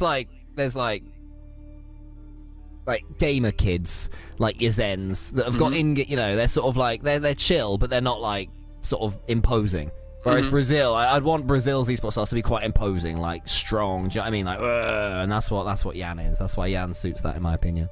You know? But it's I'm still thoroughly unimpressed by Brazil, TBH. Fair enough. Our got? current lowest ranked team is Pakistan Oh, in 24th. Pakistan. Yeah, which is Taha, Ray, and Hashir. Taha, who is American Pakistani. Okay. It's about $8,000. Wow, get on. Yeah. Wow, good for location Japan. So is that they're playing in APAC? Maybe. Their best result is second in APAC Open 4. So a decent enough player then is Taha. Yeah, To that's get good. second in APAC in any given event is very impressive. Yeah, fair play. Good for them. Although Where's England next up, or the UK rather? The UK. Or Or is GB. it Britain? Yeah, I'm not sure which. United Kingdom, apparently. Okay. I never know why it's Team GB, United Kingdom, UK. Nobody knows. But they are ninth, apparently. Just behind Spain and Netherlands, and ahead of Mexico and Germany and Belgium. Behind Netherlands, we just beat Netherlands. I'll tell you what, we beat the Netherlands, cool, Cole. And right now, the Tech Force is beating us thoroughly. So, we're going to have a little old BRB. India and Bangladesh, they're waiting on the sidelines, ready to go. And we will see that continue after the break. Suspension. Never young green light, let's go. No amber, no red, go low. Coming with a stop sign, go home. Never young green light, green light, green light. Never young green light, let's go. No amber, no red, go low. Coming with a stop sign, go home. Now we young green light, green light.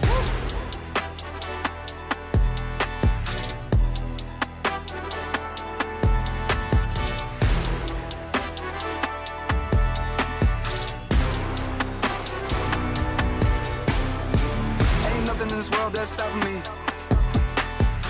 My Rari outruns your Odyssey. I'm balling, they pay me attention. Going up hydraulic suspension.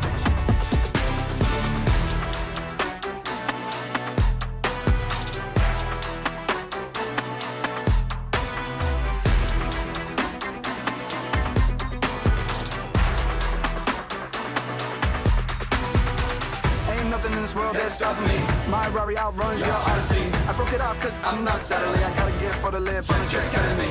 Ain't nothing in this world that's stopping me. My Rari outruns your Odyssey. I'm balling, they pay me attention. Going up hydraulic suspension. Never young green light, let's go. No amber, no red, go low. Coming with a stop sign, go home. Never young green light, green light, green light. Never young green light, let's go. No amber, no red, go low. Coming with a stop sign, go home.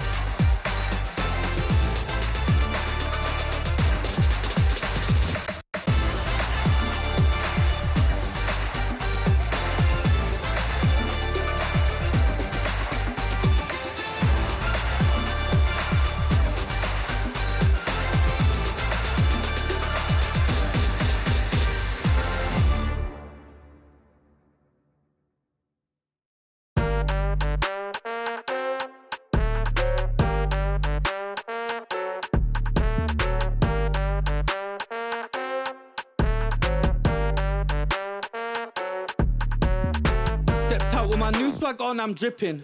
If you wanna chill with a hot boy, come my way for a minute. Come my way for a minute. Step clean any day, won't see man slipping. But you might slip on a drip, man. Tip up the sauce and spill it. Tip up the sauce and spill it. Best cut drop, cause the clock's still ticking. Just check the way man stepped. Know that I dropped it different. Know that I clocked it in it. Know that I got this in it. No, you can't stop this winning. I came for the top spot in it. Came for the top spot in it. Came for the top spot. Soon I'ma get right there. I'ma step right there. Got a bot. Came right there in a drop top. Try whether you like it or not stop. We are back. Hello, everybody.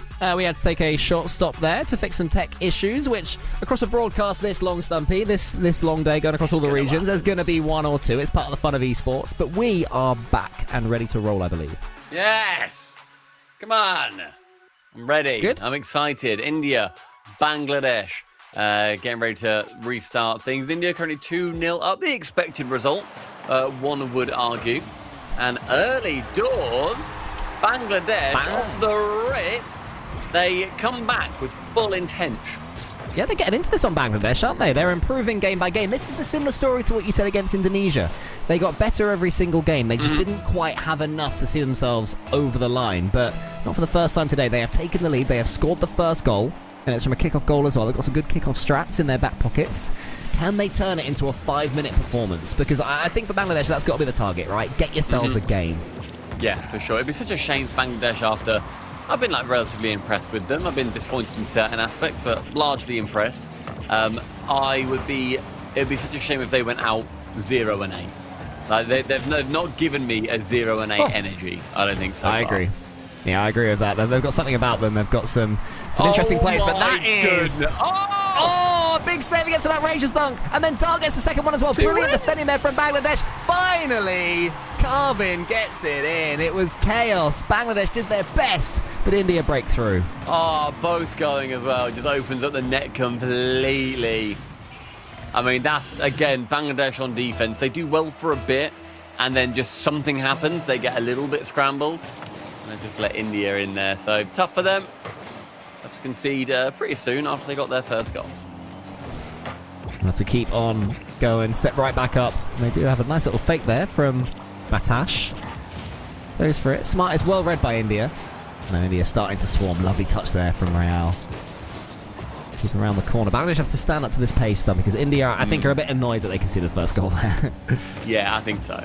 I think that, again, this to me is just India trying to show that they are one of those dominant countries in the region. But Batash, again, this takes the snapshot. And Real probably should have saved this, but you just see him creep literally half a car length too far forward, which then means that he can't quite tip it over the net. Yeah, you do not want to creep forwards like that. That's the worst thing you can possibly do when you're defending from your own goal line like that. As soon as you start creeping, your car can't really jump backwards with that forwards momentum. It's slower to even at the best of times. So Bangladesh get their second goal. Is this the first time they've scored 2 goals today? I think it might be in a single game. They didn't get 2 against Indonesia. They only scored 1 goal against Indonesia.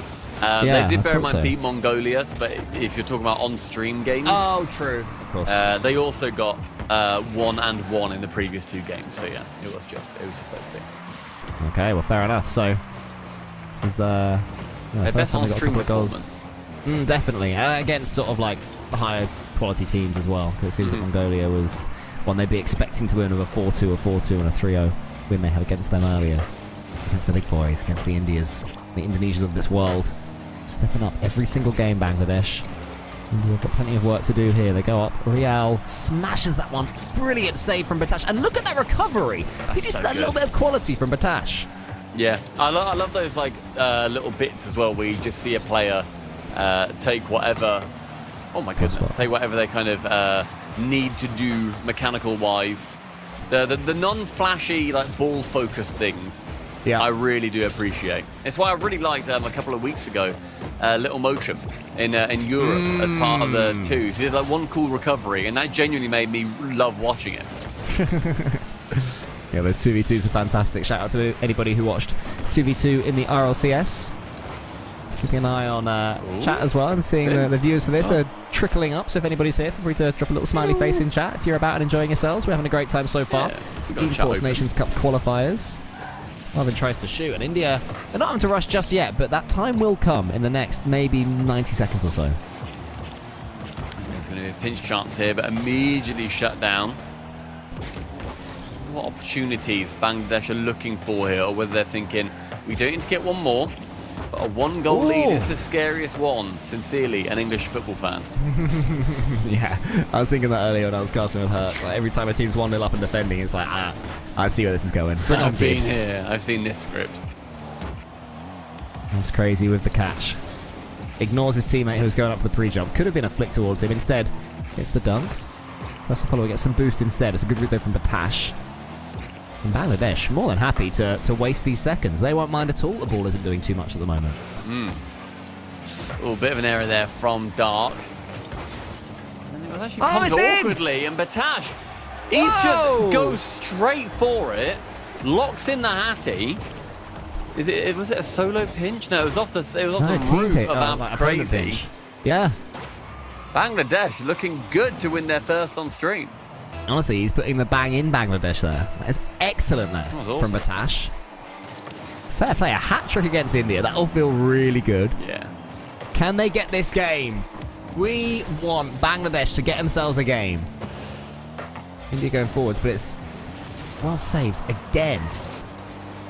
Bangladesh. Batash keeps it going. All the pressure right now for Bangladesh. India struggling to break through from their own halves. Abs Crazy tries to make it happen. They've not respected him at all, have they, Abs Crazy? No. Look at that, they're straight on him. Batash again.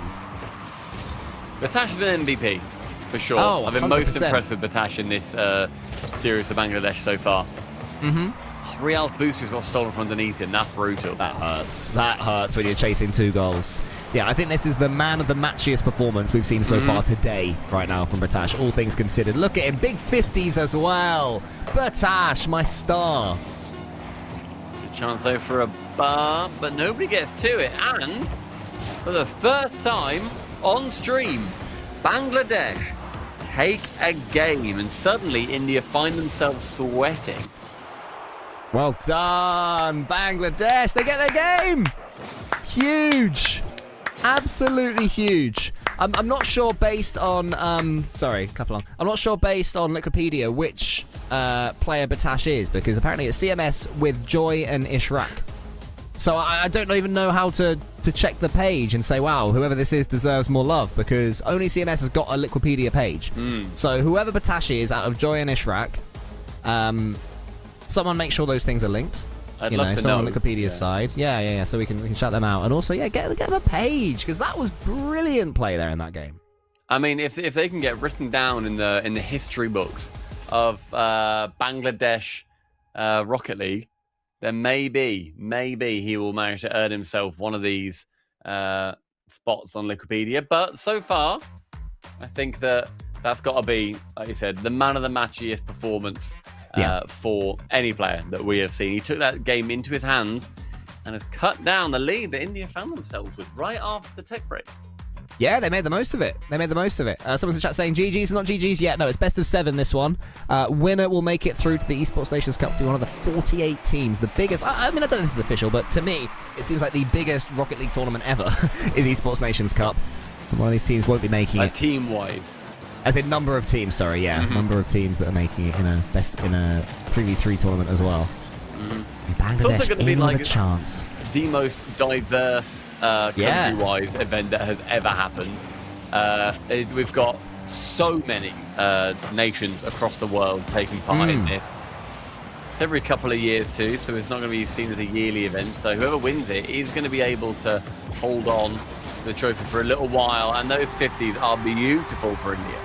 Yeah, a lovely play there from India, reminding us that they are the favourites here. They are the favoured team with slightly more history behind them. A couple of big 50s there from Carbon.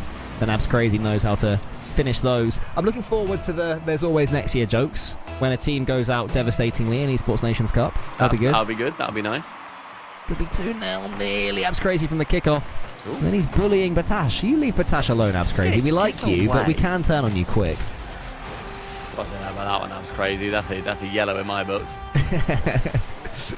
That's cynical. Good fake though from Carvin. Yeah. Completely sits down CMS on the goal line. I like that goal explosion too. But we said that when Bangladesh scored the opening goal in the last game, India equalised, and we said they look angry. They were dominating Bangladesh for a time, right? Now Bangladesh have got their game, India still look angry, but Bangladesh were able to deal with it last game in the end, but they didn't concede those 2 goals. So let's see if they can step right back up, Bangladesh. Yeah, I think it's one thing to get the leading goal and then to hold on to that lead, but to go down 2-0 and to then bring it back is just that bit scarier.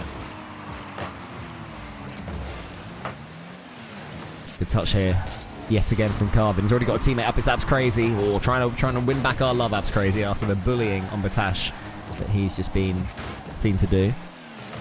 Bangladesh are pinned back right now. This is more what you were seeing earlier on against Indonesia, right? Just them completely hemmed back on their own goal line.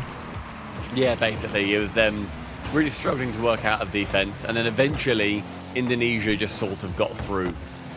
They were pressured the entire time. I'm surprised he did take that away from Real, who was looking like he was setting up for something. Ooh, not a bad idea from Batash, our goat. The Zen of Bangladesh. Yes.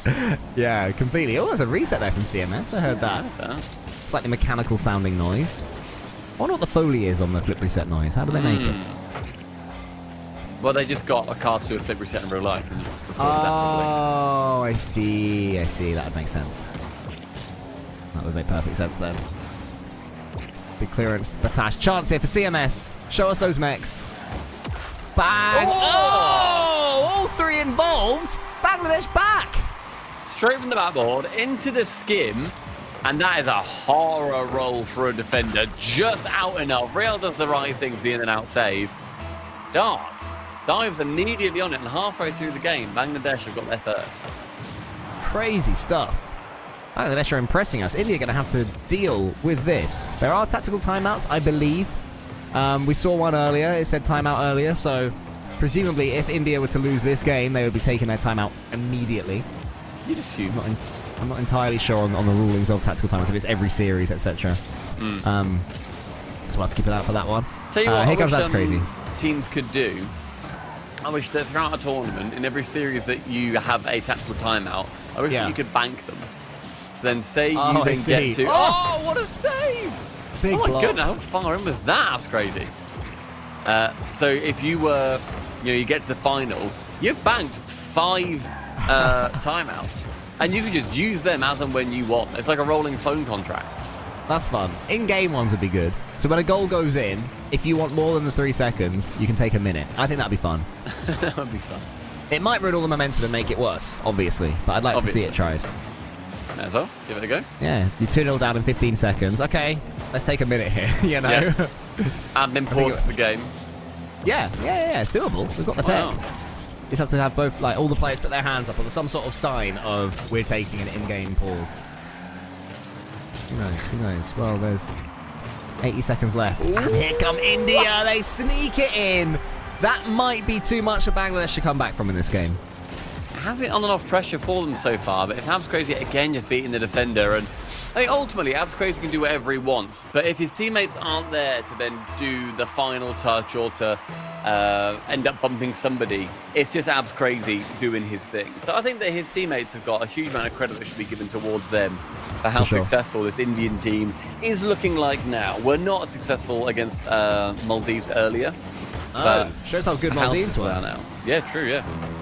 Really gets it across because Bangladesh are struggling at times against India. India have got that bit of quality. Lovely fake, lovely goal.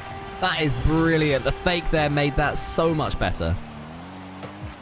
You've seen that a few times too. You're immediately leaving.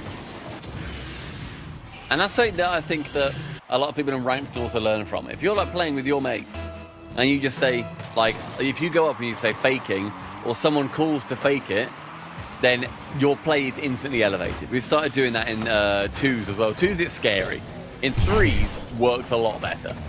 Yeah, in 3s, we've adopted the who cares meta.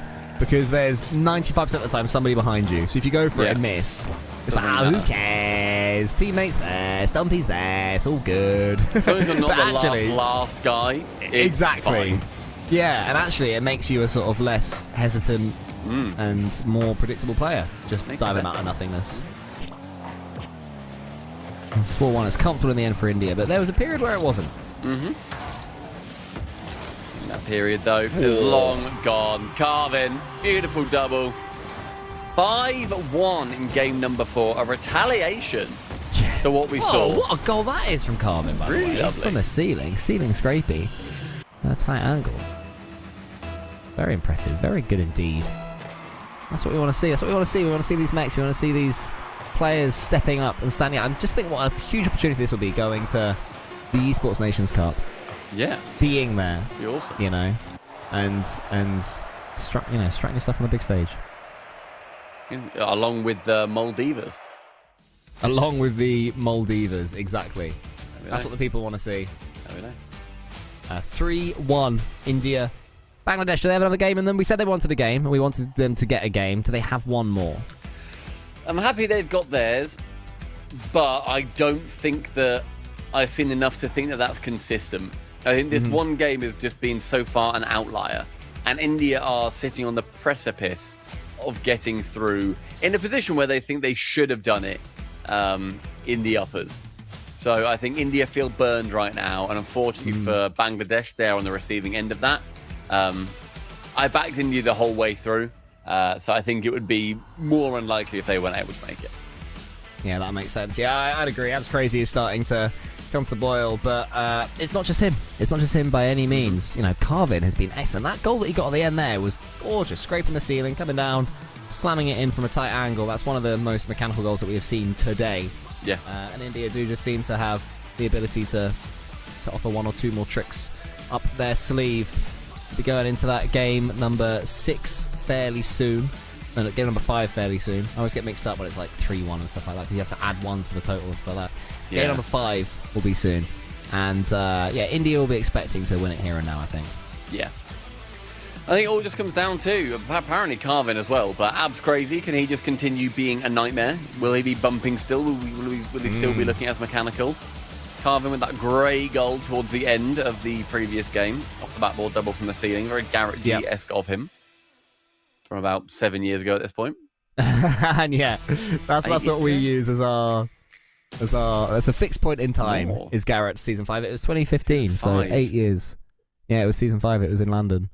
Garrett's 2017, 2018. 2018, yeah, 2017. so 8 years ago. No, it's 2018.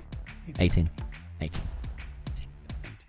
I am certain that I would say season 5 was 2018. All right. If we were talking about season 4, or even 4, you'd be in business of 2017. True. 2 worlds a year, by the way, was silly. I know, everyone's a world champion. Yeah, there were You got more a couple. world champions than not. I racked up a few. A few, yeah, not as many as like your K-Dops and Turbos, fine, but you got a few. That's why I never get mentioned in the GOAT conversation, because I only racked up a few, whereas they racked up a few plus 3 or 4. They were dozens. Dozens of rings. If there is an esport where one player is a world champion dozens of times, you need to change the rules. You have true. to change the rules. Well, in like the fighting game community, there's what's his name, Kaido.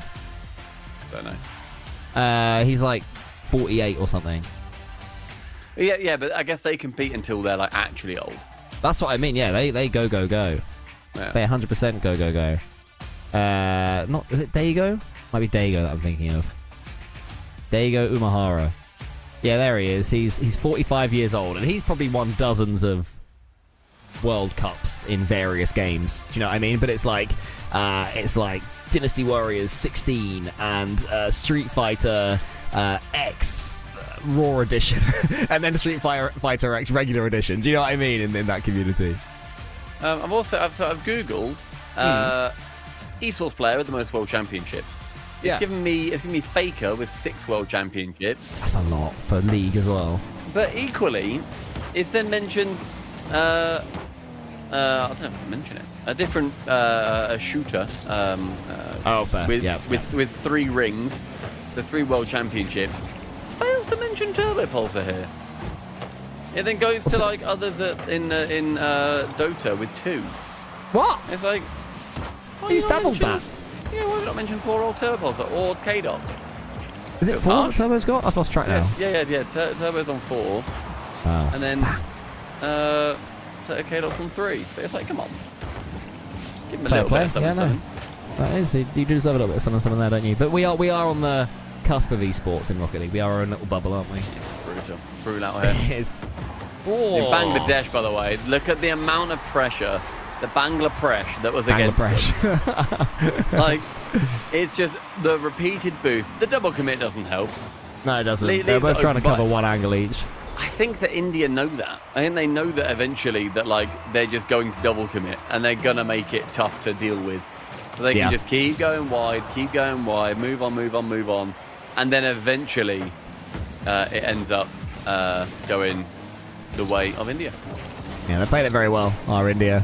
Just continuing to put on that squeeze, not being phased by going the game down. That was my big question. Will they get a bit spooked? Because there is pressure. There's real pressure here. India will be expecting to make it against Bangladesh. As soon as you drop a game, you start to think you can drop more. Abs crazy. Is he going to double it up? Yes, he is.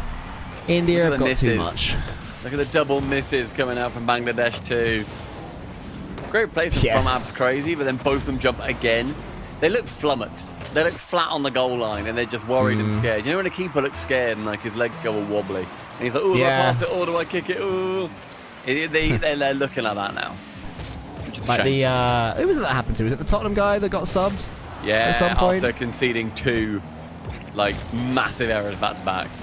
Yeah, that wasn't ideal. He was about 15 years old. They were like, out you go for the Europa League. 10 minutes later, they were like, you're rubbish. Oh, Ryle, don't give up. Ryle, what's going on? What's going on, son? Oh, no, sorry, that's for India, sorry. I thought that was a Bangladeshi player that was like, we're going to lose. And I was like, what? That would have lost all Agreed. good faith. I was really disappointed, but I apologise, I was wrong. It's for India. So I still don't know what's going on, but it's a bit different. Yeah, they've not called a pause or anything, so we'll see. Did We really know as much as you guys do. What do we reckon in chat? Is that BM? Has anyone else's BM'd a jingling? BMW. That is a thing. Yeah. That is a thing. He's gone now. I don't know. And I think we just need to carry on. Yeah. Keep calm and carry on. I mean, there was the tech pause earlier, so maybe it was a similar thing happening here. Because they can also... Again, we're completely guessing. You cannot let them score. And right now, Abs Crazy and Carvin are holding down the fort extremely well. Yeah. But I can only assume that right now we're seeing, because Real had an internet outage earlier. Maybe he's dropped again, but these guys, I assume it was him. We know it was one of the players. Oh, it's getting real. Maybe now they call it, and they're like, actually, we can't do it. God, In hindsight. Well, because there was already the tech pause earlier, and there was already like the countdown on the player not being there. So I think if you're India, you just got to keep on going. So this suddenly becomes really interesting. Are they thinking they're like, because their DQ timer will just continue going from where it was. Exactly. So they're right on the precipice of giving up a game. So they're thinking, well, we may as well continue trying in this game to have the chance of winning rather than DQing another game because of how the timing works. We are completely guessing, for the record. So we'll see. Totally swing the momentum, especially if Bangladesh are giving it everything. They're playing very well 3v2. It's not as easy as it sounds. It's still tough to score goals when you're up against good players. And they're boost stealing, they're going for shots, they're not overcommitting. Look how deep their third player is there. Bangladesh doing everything right, and they've got 90 seconds left, and they are praying that they don't see Ryle come back in this lobby. I mean, Abs Crazy and Carvin, they need to keep this defense strong and also hold on to as much boost as you can. Yes, the double commits from don't waste Bangladesh any. are not going to be good or helpful. Well, you honestly boost steal. send a guy to bump, boost steal, Yeah. be horror, be the worst opponent you can be. Right now, Abs Crazy does manage to beat some, and he can then retreat back for boost. Only 60 seconds in what is looking now like the most interesting end to this series we could see. Oh, that's a chance. Could be another, but this could be 3-1 for India. Oh, but Abs Crazy. No boost. He did have none. Chance here for Batash up against Carvin. Gets the reset. Here's Batash. Gets the fake, though. Few more bumps. 40 seconds left. It's going to be a long 40 seconds for India. Very. I mean, they're holding out really well. Abs Crazy goes along with it, but just gives that possession back. Only 30 seconds to try and burn off the clock now. Double commit. Chance for a bump. Flick high. Abs Crazy's in. Carvin isn't, but Abs Crazy's now out of the play for a little while. Batash can slow it down. Goes to shot. It's above target. Carvin's there. Does get stopped from the in and out. Oh, so close. And there is the finish. It's dark. for all of India's fight. They couldn't hold on. And with 18 remaining, Bangladesh begin to break their hearts. And still Real does not rejoin. I mean, no one's skipping replays. India needs as much time as they can for him to come Can we watch back. that again? That's a really good goal, guys. Do you think now they take their tactical timeout? Buy some time for I Real think so. to come back? Yeah. Unless I mean, they've got a Carvin chance. might win it here. To the backboard. Fake. Good idea for the fake. Now Ab's crazy. He's got space and time and a decent chunk of boost too. He's going to pass straight to the ceiling. He does. Bop it down. Nearly the double. Does Ab's crazy keep it up? He does. Mid boost confirmed. Not quite enough of a hit. Keep it up. Too high, I would argue. Bangladesh, one more chance. Abs Crazy keeps it up for some reason. That's so incredibly brave. Is it brave or stupid? It's brave! Oh, my imagine. That genuinely would be my favourite end to a games in Rocket League history. That would have been incredible. I've never cast a 2v3 before. This is fun. No. Okay, good pass. Central does get shut down by Carvin. Oh, great catch in. Oh. The own shot, Carvin makes Ab Crazy's heart go Abs Crazy. Yeah, Abs Crazy with the reflexes as well. Still got them at age 25. Still able to press X. Ooh. Pretty darn quick. This one's dangerous here for Bangladesh. We were playing 3v2, remember. Patash. Brilliant game earlier on. Been a bit quieter in this one, but does get the assist nearly. That's crazy watching his teammate Carvin, who has to use all of his boost. You don't want to be doing that. Suddenly there's a swarm of Bangladeshi players. But Abs Crazy dodges again. In comes Patash. Wow. Blocked again by Abs Crazy, the OG. All of this boost stealing is a horror right now Big for boost India. grab. Oh, and then Abs Crazy just on that back corner and then gets demoed. So he's back to 33. Zero boost. Carvin sends it high. It's a big dive from Abs Crazy. Great shout in the end. That is a scary one, though. Central shot just wide of target. You can't pass them because Carvin should not be there. Carvin follows up now, using plenty of boost. Needs some to spawn. In the corner. India at least had that ball in Bangladeshi territory. Any second, Real may rejoin and completely change the trajectory of this game on its head. But here comes Dark over the top of one. Wants to get the floor pinch, but Abs Crazy, who else is there for the block? Abs Crazy doesn't need to burn all that boost going for a bit into waste. the corner. Patash can only find Carvin on the backboard. The pressure really is building for Bangladesh, and they're going to think we cannot lose this, boys. We cannot lose a 2v3. Ooh. Nearly there. Onto the backboard. Can't miss that, he does. That's crazy. Won't get this angle. Maybe shouldn't have committed there. Should have stayed grounded. Has a lot to chase now. No boost at all. Good positioning there from his teammate Carvin. They've got no opportunity to take any time that they would otherwise want to. There's no second where we can see India slow down. It has to be a solo play, and that's so risky because you'll use all your boost for a solo play, and that is all India can do. You have to imagine they're in a 1v1, you know, and you fully commit to a solo play in a 1v1. Really nice dive Sometimes. across there from Abs Crazy. I like that. Goes for the pass and also covers the dunk. That's a good idea. One beaten. Backboard chance with Abs Crazy now. Able to defend it at 50. Who's diving in next? Carvin just wide of the net. Zero boost. That's Central. And a little slow down as India take their time. A rare moment in this game. Yeah, but it doesn't come to much though. Good dunk there from Abs Crazy. Carvin takes the boost. Perhaps he could have left that for his teammate, but I can see why when it's in front of you in a 2v3, you just swing around and grab it. Abs Crazy, no boost, going for the 50-50, trying to surprise the Bangladeshi players because he knows that Carvin is all the way back. But here comes CMS. Doesn't get that follow-up touch. It's all to Abs Crazy here. There's always just another Bangladeshi player back. That's what makes it so tough for India.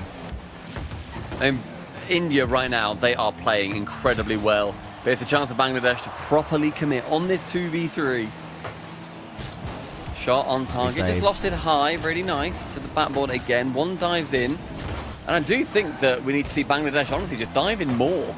Yeah. Just keep going. Yeah, show a bit too much respect. Overwhelm them. They're playing it like a 2v3. Overwhelm them. Like right here, bump. Yes, that's what you have to do. Even if Carvin gets it, your Abs Crazy out for just a second. The save your middle found. It's a miss! But Carvin! Devastating error! Oh no, he rushed it, he snatched at it.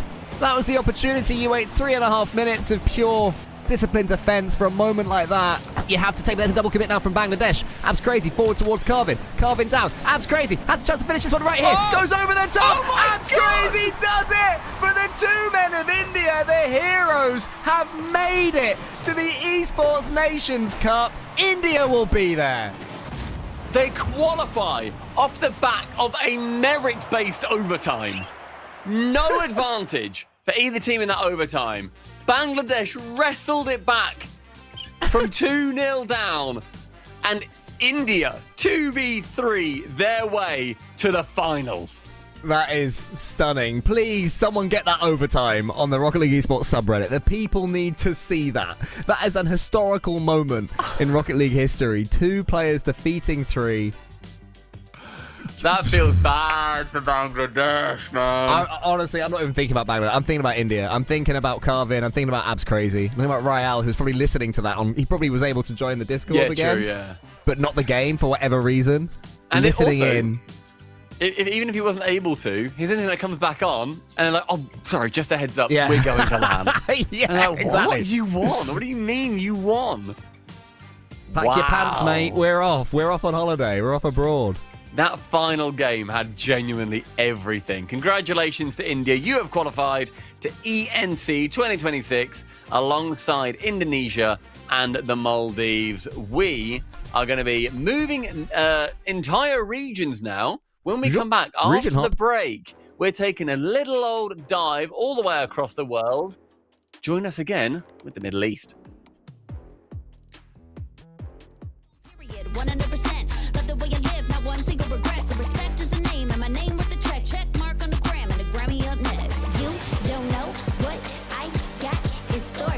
Go from head to toe, I blow minds a show. Stop a hit, the flow in no time. It's so crowded, give them some more. Here we go, I'm a jaw dropper. You got to see it to believe it. Everybody know it and you feel it. No joke, I mean it. Certified jaw dropper. Make 'em go whoa, whoa, whoa. Every time see 'em jump to the flow. And they always want more. Jaw dropper. You got to see it to believe it. Everybody know it and you feel it. No joke, I mean it. Certified jaw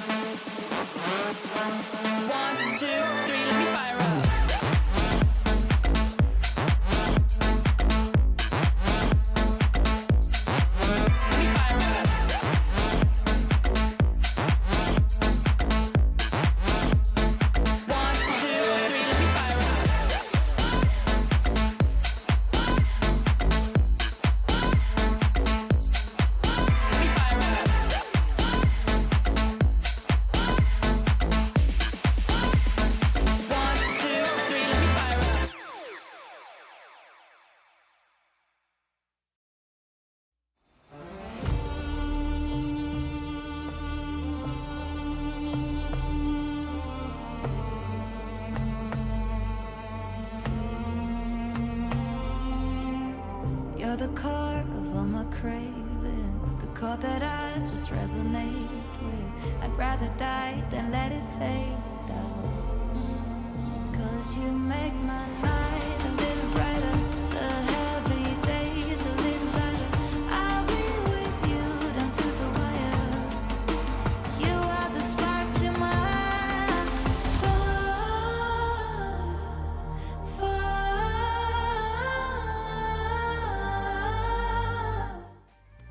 Rise and shine, gamers. We are in the Middle East all of a sudden. We have concluded Asia Pacific after, quite frankly, an amazing performance by India 2v3 Herc, and they managed to still win. I didn't see it coming. I don't know if you did. Nope, not at all. Honestly, that's gotta be quite literally one of my favorite overtimes. I would argue of all time. Like, gotta be in the top 3 of all time ever. It's very cool. 2v3. Yeah, Real comes back and he is suddenly at LAN. Very cool. Love that for him. We are now moving over to see Syria take on Iraq. First up, though, I think we've got a couple of graphics that we can see. So I'll whack them bad boys up and we can talk through them, because you might just be new here. You might only just be seeing what's going on in these ENC26 qualifiers. We are doing all best of 7s from this point. So we have Syria taking on Iraq to directly qualify, and Bahrain versus Jordan directly qualify. And then also the same thing is happening in the lower bracket finals. These top 2 matches, whoever loses, they will still have a second chance, and they will be qualifying through regardless anyway. This is a 4-team qualifier region. So Herc, a few more chances for these teams to make it. They don't just need to squeeze through one slot in the lowers.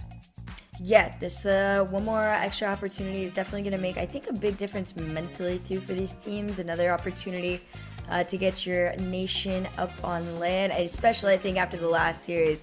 If any of these teams were watching or heard about it even, you're probably super hyped. It's just a great day of Rocket League so far. Everybody's been doing great. We've had first, 4 nations now? Over 4 nations qualify in, so we'll get another 4 after this. And we'll see how the rest of the day plays out. So the Syrian Arab Republic taking on Iraq, and I think in the Middle East you've essentially got like one team that people are going to be thinking of when you think of a lot of these players, and that is Saudi Arabia. They were in the finals last time of the FIFA E tournament. Couldn't quite get it over the line against Team France. But there'll be a few of these players that will be nipping at their heels, and I think that they'll also want their time in the sun. Saudi Arabia have already qualified through. I believe they were invited, or they had the points, whatever it ended up being. But all of these teams going through to, as you said in our Discord, Herc, you said EU math when we couldn't quite figure out that they were going to be one of 48 teams. Yeah, this is honestly a true Nations Cup. Like, allowing this many teams the opportunity to be able to play each other in person is going to be something more exciting than we've had in quite some recent times. But first team up on the field is going to be the Syrian Arab Republic. We got GS7, kept these, and iVipex, which I'm excited to see. I feel like anybody in the MENA region is always going to be underslept on. This is the best way to scout out new talent too on the come up. So I'm stoked to see what we're going to be able to get out of this roster. When we look over towards the Iraq roster, we are... I was going to say that there was a player, A7MD. Well, I can't actually see on there, so I'm not too sure what's going on. But there is somebody apparently that made the playoffs, most recently in the MENA Open, for one of the most recent events. But fortunately, they're not on there right now. Maybe they've just changed their names. Lots of name changes I'm finding through ENC, or just different people taking part. It might be a name change. We'll see. We'll go with the names that they decided to go out onto the field with, the off chance that these are the same people with just a name change. But as far as Iraq is concerned, both of these teams, in terms of qualifiers leading up to this point, pretty solid performances. Iraq on their own, they had a 3-1, both 3-0 sweeps leading here against Palestine and Qatar. And Syria on the flip side, 3-1, 3-1 through both upper bracket rounds. So both of these teams have been on their A games. I would argue it's probably their closest matchup they've gotten to face off so far. Yeah, only a single 3-2 in the entirety of the playoff bracket in the Middle East. And that was Yemen versus Qatar.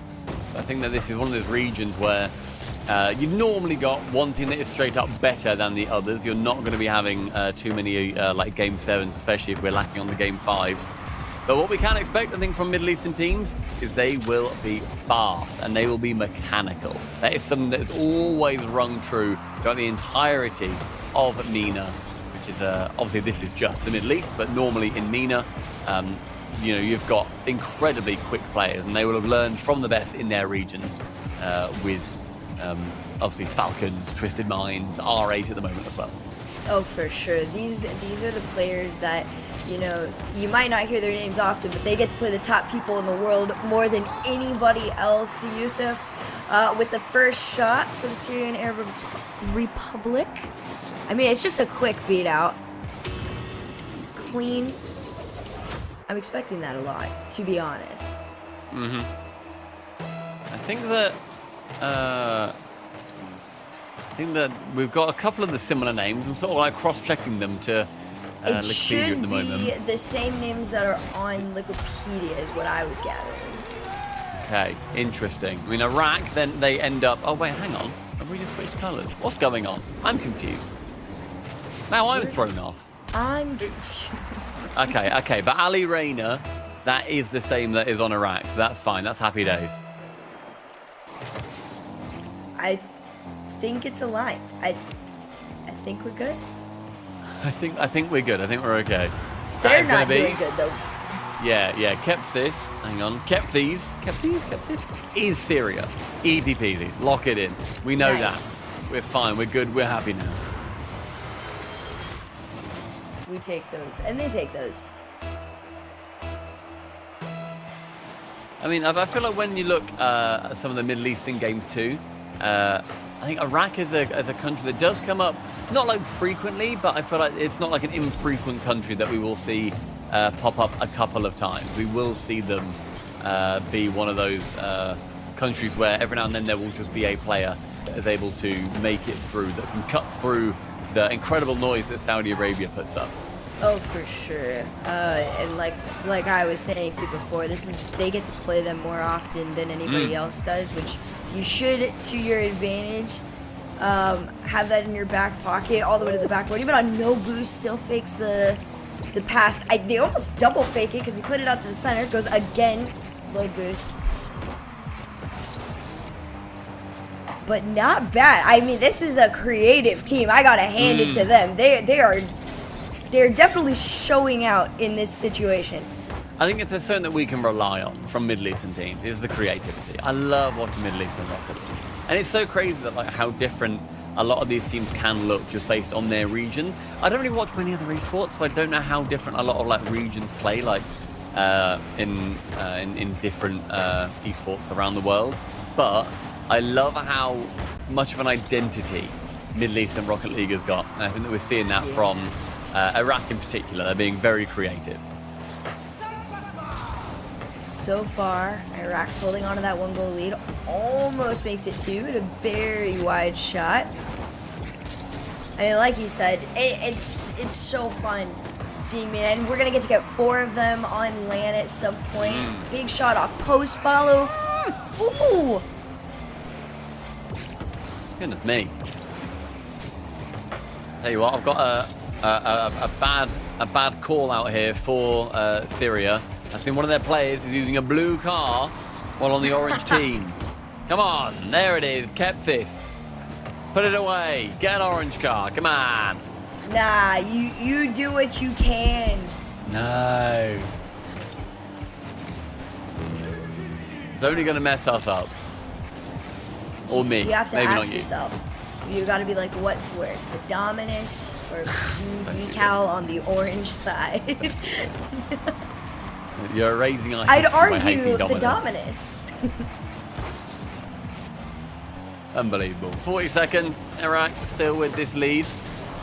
They're going to be able to keep it because a nice clean 4-0 would have just, I think, do them quite nice. They'd be quite happy with that. Yeah, this is now just from this point. We're not looking to see if any can qualify. Lovely goal from, I think that's Ahmad. I think you'd say Ahmad. Is that the Ahmad? As in the Ahmad, or as in the second Ahmad? Or the second Ahmad? I don't know if it's the second Ahmad. I tried to figure that out earlier.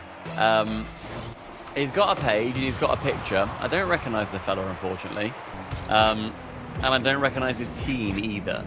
And his earnings aren't as high as I think it would be for the Ahmad. So maybe I'm just being mean. Well, this is the one that goes on Fear's show matches. It might be him. Oh, is it really? I think it is. I don't think there's ever been another Ahmad. So, yeah, I think he's back. Oh yeah, I see it. Yeah, Nush versus Ahmad. He's just back. Yeah, oh, good for you. That's him. How you doing, man? Oh, we missed you, bro. Yeah, good to see you. Oh man, and he gets the first game for Iraq. Wow, how fun, how exciting. So, Iraq found themselves 1-0 up. Anybody in chat from Iraq? Anybody hanging out from Syria? We got any Bahrainians in here? Any Jordanians? What's going on? The Maldivas are still here, though. They've been supportive of every country, which I love. That's nice, that's good. Okay, well, Iraq right now doing what they need to do. I think they had a couple of nice looking goals. They were playing that bit quicker. I think to me they were showing off a few more of their creative sparks and their moments where you can look toward what they are going for, and it's landing that bit more often. Syria are playing softly to survive, I think. They were almost playing the Bangladesh of the Middle East. Yes, I think now also processing that this is the Ahmad, that is a whole new level of layer. That is my, well, okay, I was gonna be like, that is my Zen of Mina, but Mina has the twins in TRK. Yeah. They've made him look silly before, so that's just the Ahmad of Mina. He's back, and I would be terrified. Not the Ahmad, we should say. We should. It's not like the Ahmad. Is it Prime? Not what Ahmad Prime. No. It's not Ahmad Prime. It's the second coming of Ahmad, come for the third time. The second coming for the third time. Yeah. That feels okay. That feels good, and that feels like nobody could possibly be confused.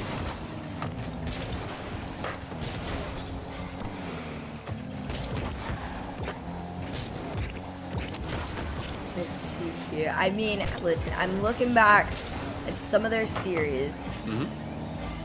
Syria keeps them fairly low scoring, usually within 2. I'm trying to see if anybody has anything slightly different. Now, Iraq does a little bit more of the shootouts. In their game against Palestine, they were 5-1, 5-0, 3-0.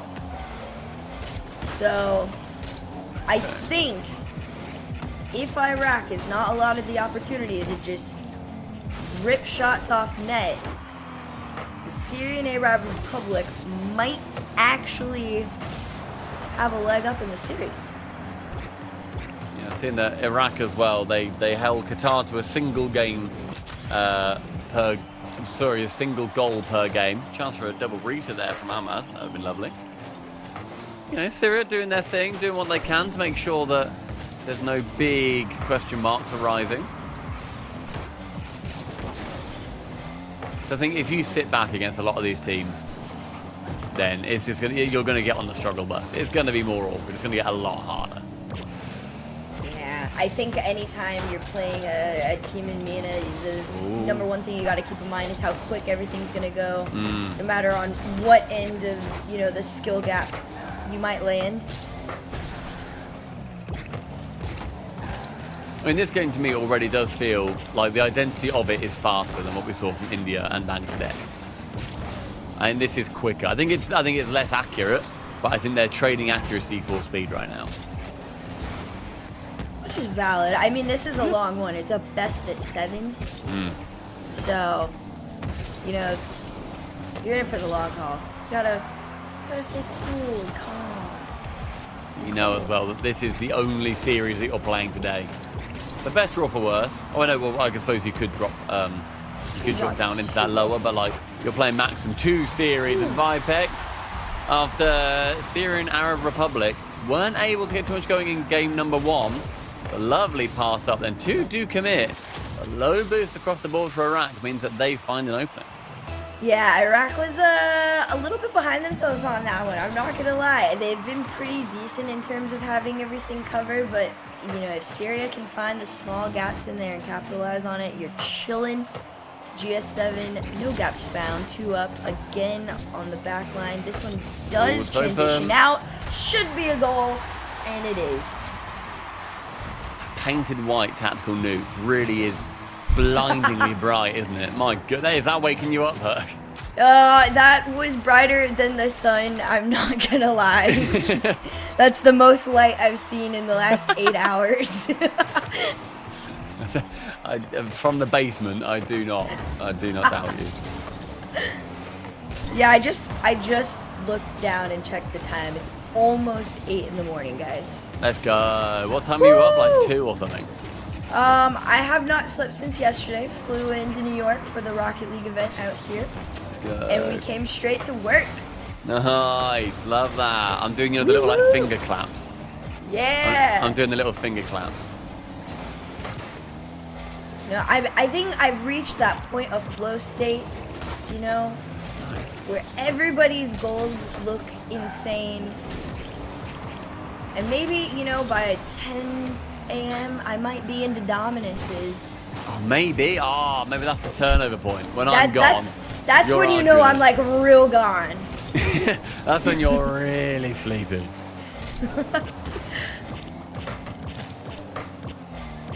Tied game though. It's only a minute left. Ooh, just about a save there from Ali. I think Syria are doing a lot better in this second game, obviously, compared to that first one. I think they've got a bit more identity about them. I mean, they look like they're playing a little bit more confident. Yeah, no, for sure. Definitely, there's levels to this. We're matching up. Take this up off the side. Pretty low boost. Oh my goodness. Okay. Wait. Stop! Oh my god, that is horribly close. All right, nearly the chance to find themselves ahead right at the end of the game. I gotta hand it to Syria on that one too, because they read the backboard pass very quickly, and any follow-up completely just shot down. 10 seconds left before you enter that OT. Ooh. Back to the back. He's got the space. He's... Oh! No way! Oh! Shut up. That defense from Syria. Insane. The issue is they need to get something out down the other end. Otherwise, it's all going to be for naught. Well, he's over 1. There's no bump follow. He did play it low. Oh my. 50 from the ceiling and down. Oh no! I like this version of Syria. Oh, hello. He's actually read that double as well, Ahmad.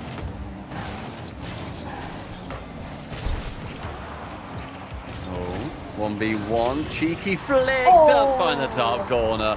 When the keeper is so like straight onto it like that, look at how hard this is for Keptis to actually get any momentum away. It goes so over his car that he has to get extremely vertical momentum on it. He gets vertical momentum, but not nearly enough. If it's towards the side of his car, it's a lot easier to save. So it was very well placed by Yusuf. 2-0. Iraq, they go ahead by yet another game. And I think Syria, obviously, a lot better fought in that one. Oh, for sure. I mean, and if you're Syria too, you're like, your hands are probably shaking a little bit after the final minutes of regulation and even just the final seconds. OT, another story though. We'll see if they bring it back in the next one or not. Either way, it's a solid performance from both of them. My gosh, those saves were, dang. Yeah. It's, I think Syria are making it hard for Iraq, but they need to do something down the other end. Like they're putting up a lot more of that offense. Oh, sorry, a lot more of that defense. But yeah, they got that one goal relatively early on, I think that was, with Syria. And then Iraq then brought one back and then scored again, obviously. It didn't feel like Syria were that close to scoring, apart from, I think, 1 or 2 chances that they ended up having. But we move forward into game number 3. We go to Manfield Night. And Iraq need 2 more, and they'll be qualified through to ENC 2026.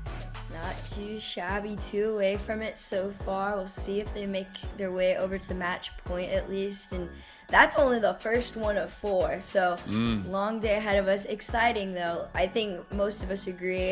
MENA is such a fun region to watch, because even on countries that you don't get to watch too often, for example, like Syria and Iraq, these teams are highly skilled, so fun. We'll see if Syria can get back into it. Otherwise, Iraq might just run away with this. Yeah, Syria, I think, need the game win now. If they've got a chance of coming back, just mentally, they've got yet another chance later on when they will be playing, I believe, against Oman. But you need to just, get a game here, have a little bit of confidence. You don't want to Bangladesh it. I heard the one that you said earlier, Bangla something. Oh, Bangladesh. Yes. Yeah. 10 out of 10. Thanks, man. Thank you. You can't really fit Presh into any of these names, which is a shame. No. I just tried. Yeah, it doesn't work. Doesn't work. not- Yusuf, lovely dunk. I think a lot of what Iraq go for, I feel like it's those high percentage plays. So he goes to slam it and then follows it up. You see the air roll. He turns over his car from the bottom left to the bottom right to cover, just in case the defending player wants to send it back out right behind where Yusuf has come from. And he goes off the back again, the overtime goal into the first one in the third. I'm going to try to play that one high. Syria cuts off one, but not the other 2. Yusuf going for another solo play. The fun thing about Iraq is how individual they can be when they want to. And that, I think, is what has made them so good, especially against a team like Syria that has been keeping up defensively. You don't really know which version of Iraq you're going to get, if it's the full team triple threat or the pass-off solo play.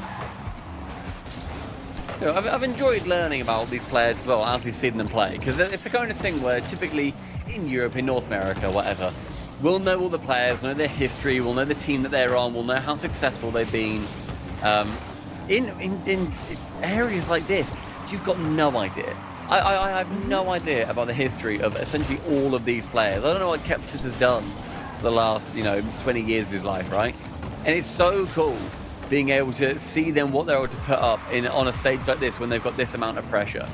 ENC is fantastic for zooming into this kind of situation, this kind of these regions that would otherwise be completely underrepresented, or they are extremely top heavy by having Saudi Arabia. You're not making it through anything when you have Saudi Arabia or Falcons as your teams that you're competing against. There's no chance.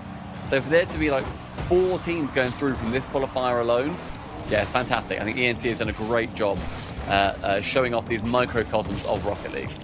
The fun thing too is, like, you look at teams like India, for example, being able to pull off the 2v3. You've got Iraq's performance as well, even Malaysia's performance.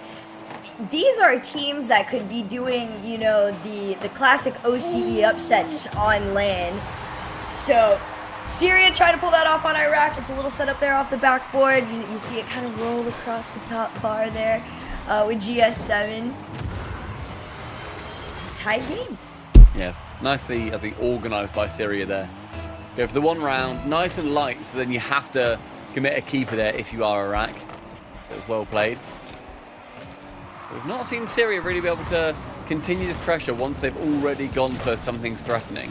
Once they get a goal, they've not really filled with the confidence that they're going to be getting another.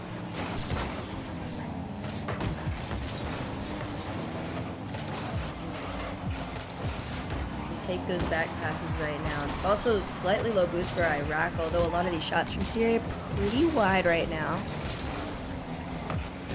Gnarly 52. Ooh. Oh, what a pass! Oh my gosh! What a pass from Ahmad here. The bounce is horrible for Syria, and it is a dream for Ali. Goodness gracious. He blinds us with that white tactical nuke again. Lovely play. Iraq just having, I think, that little bit more cohesion with when they are pushed up. Yeah, they definitely, this is a team that is very comfortable playing with each other on the offensive front. They are well connected. It doesn't feel like they're ever guessing at all what's about to go down on that side of things. And Syria understands that. They're just trying to take the ball back from them, and even just disrupting those plays gives them a little bit of a better chance. Still trailing by 1 though with that final minute. Slow Musty down. Still gets backed into their own half. I think it's going to be tough for Syria to work their way back into it. They're going to try. Oh god, the Iraqi defender as well is going to be making it a little bit easier for them. Miss at the back, no boost, but an interception from Ahmad. Another boost steal. Syria, they're really setting up for an extended offense. Ooh, another one. Bro, they are full sending in the net too. You are watching them bump them out. They play the back pass just to get the boost collector. Yusuf's already up from the Good middle. defense I think here. this is a crazy read too. Brilliant read. Oh my gosh. You get a catch? That could have been bad. That could have ended terribly. It's still gonna end bad because you actually are still down by 1. He's got the reset. The game management from Ahmad was great there. It does pop up. He should fake this. He does fake this. Down to the floor. Team Iraq get one more game. And that's very well managed by Ahmad right at the end there. He took like 300 boost, took one off his teammate. But I was like, no, look, come back to the own corner. We're keeping it in the corner. I'm just going to dribble it around. We'll figure it out. It's okay. Game management from Iraq has been on point, and Syria Herc are really struggling to deal with that. Yeah, Syria, it's not even a bad performance by any means. It just feels like Iraq's a little bit cleaner with what they're bringing to this series, especially on their attacks upfield. This is a team that is very comfortable with each other. They very clearly play pretty frequently at some point. I think right now Syria is just a little disconnected in some aspects. I think if they could clean it up, they'd be totally fine. This would be a lot closer of a series. But that clutch factor that Iraq has right now is just different. Now, sitting on match point, 1 away from qualifying for LAN. This is where the pressure falls on Syria to really just get it together and try and give us our first reverse sweep, if needed. Yeah, I mean, every game it's been 3-1, 2-1 with an overtime, and then 2-1. Syria, they've not. Every time we've thought, oh, they've got a goal, or they've equalised, or they've just gone ahead. And then they can never continue with that. They can never carry on with that amount of pressure. Either Iraq figure them out, or they just sort of try and sit back a little bit more because they're a smidge more nervous. I don't really know. But it is essentially do or die. You get dropped to the lowers, yeah, you got another chance. But you've still got really tough teams down there. Yemen taking out Qatar, I think, is a surprise. And Qatar have got a... Actually, no. Qatar's team is not quite as stacked as I thought. I thought they had a load of Wikipedia-paged players. But Yemen, they have instead got all blue-linked players, essentially. And Syria, they are going to be taking a timeout here just to have a think. Rebalance their head on their shoulders. Then they should. I think you do need a second to kind of, regather your thoughts on this, because it was not, that big of a gap between the two teams as, one might think it was according to the score line if you're really paying attention to it. It's just these nitpick little things that Syria needs to do to clean up to really be able to get back into the series. But right now, Iraq, you just got to play the same game that you've been doing and you're golden. We can also confirm that Syria do not have that point. It is 3-0 for Iraq so far, so we'll get that sorted. Don't you worry, everybody. So we're all nice and accurate. Kepthis needs to try and get something going for his team. Who's going to be the leader? I think right now for Iraq, the leader has very much been Ahmad. I think he has been fantastic. Him and Yusuf have been the most impressive players for me. Not to say that Ali has not done his job, but if I was to pick a couple of players, I'd go for those two guys. Honestly, it's valid. I think you're on the same track, and it's to the same sentiment of like, not, you know, every player needs to be called out a gajillion times to be the best player. It's a team effort at the end of it all, so no diss to them. On the other end, for Syria, I want somebody to just absolutely pop off. Vipex might be the move, you know? Popping off on the defensive end might be what you need. Yeah, I think that there's going to be big pop-offs coming through for Iraq that Syria need to shut down. They're already been under pressure for a minute and a half here. Ahmad central. It's going to be a nice save, but back out again into the middle. A bait. Could have been a pass there. Should have been a pass there. I don't think Syria would have expected it. No, not quite. Instead, it's a turnaround attack, a little touch up to the backboard. I love this well done. patience from Iraq, too.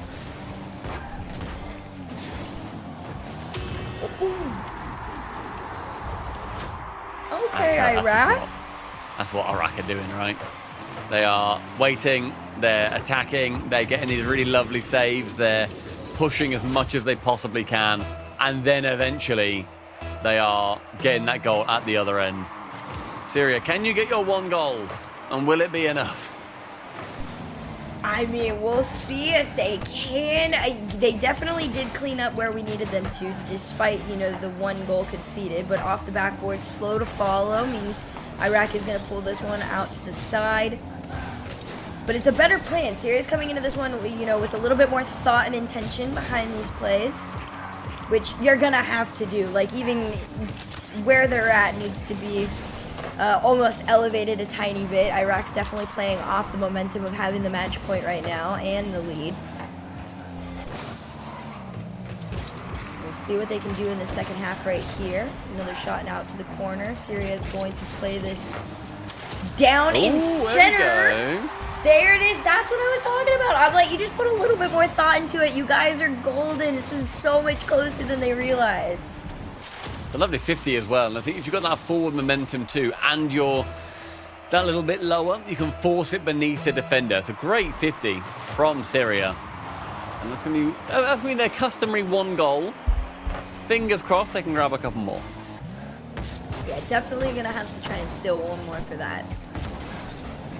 We'll see if it's possible. I will say, I liked that drop pass. Syria's just got to run it back. They have one person being cheeky, staying up in this side. You don't even need it. It was like a distraction. Let's just bang it on target. And Yusuf, he does his best. He even does his little air roll at the end just to tip his nose up. Syria, for the first time this series, get 2 goals. Not too shabby. I mean, they're getting it together. Also, that's a very solid shot that he took from so far out. I feel like most of the time we've seen those today, they've been wide 9 times out of 10. There's your one. And Syria's got their lead.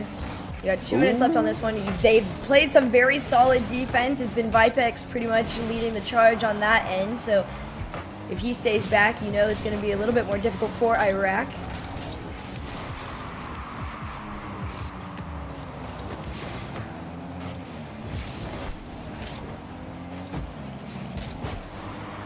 Final 100 seconds.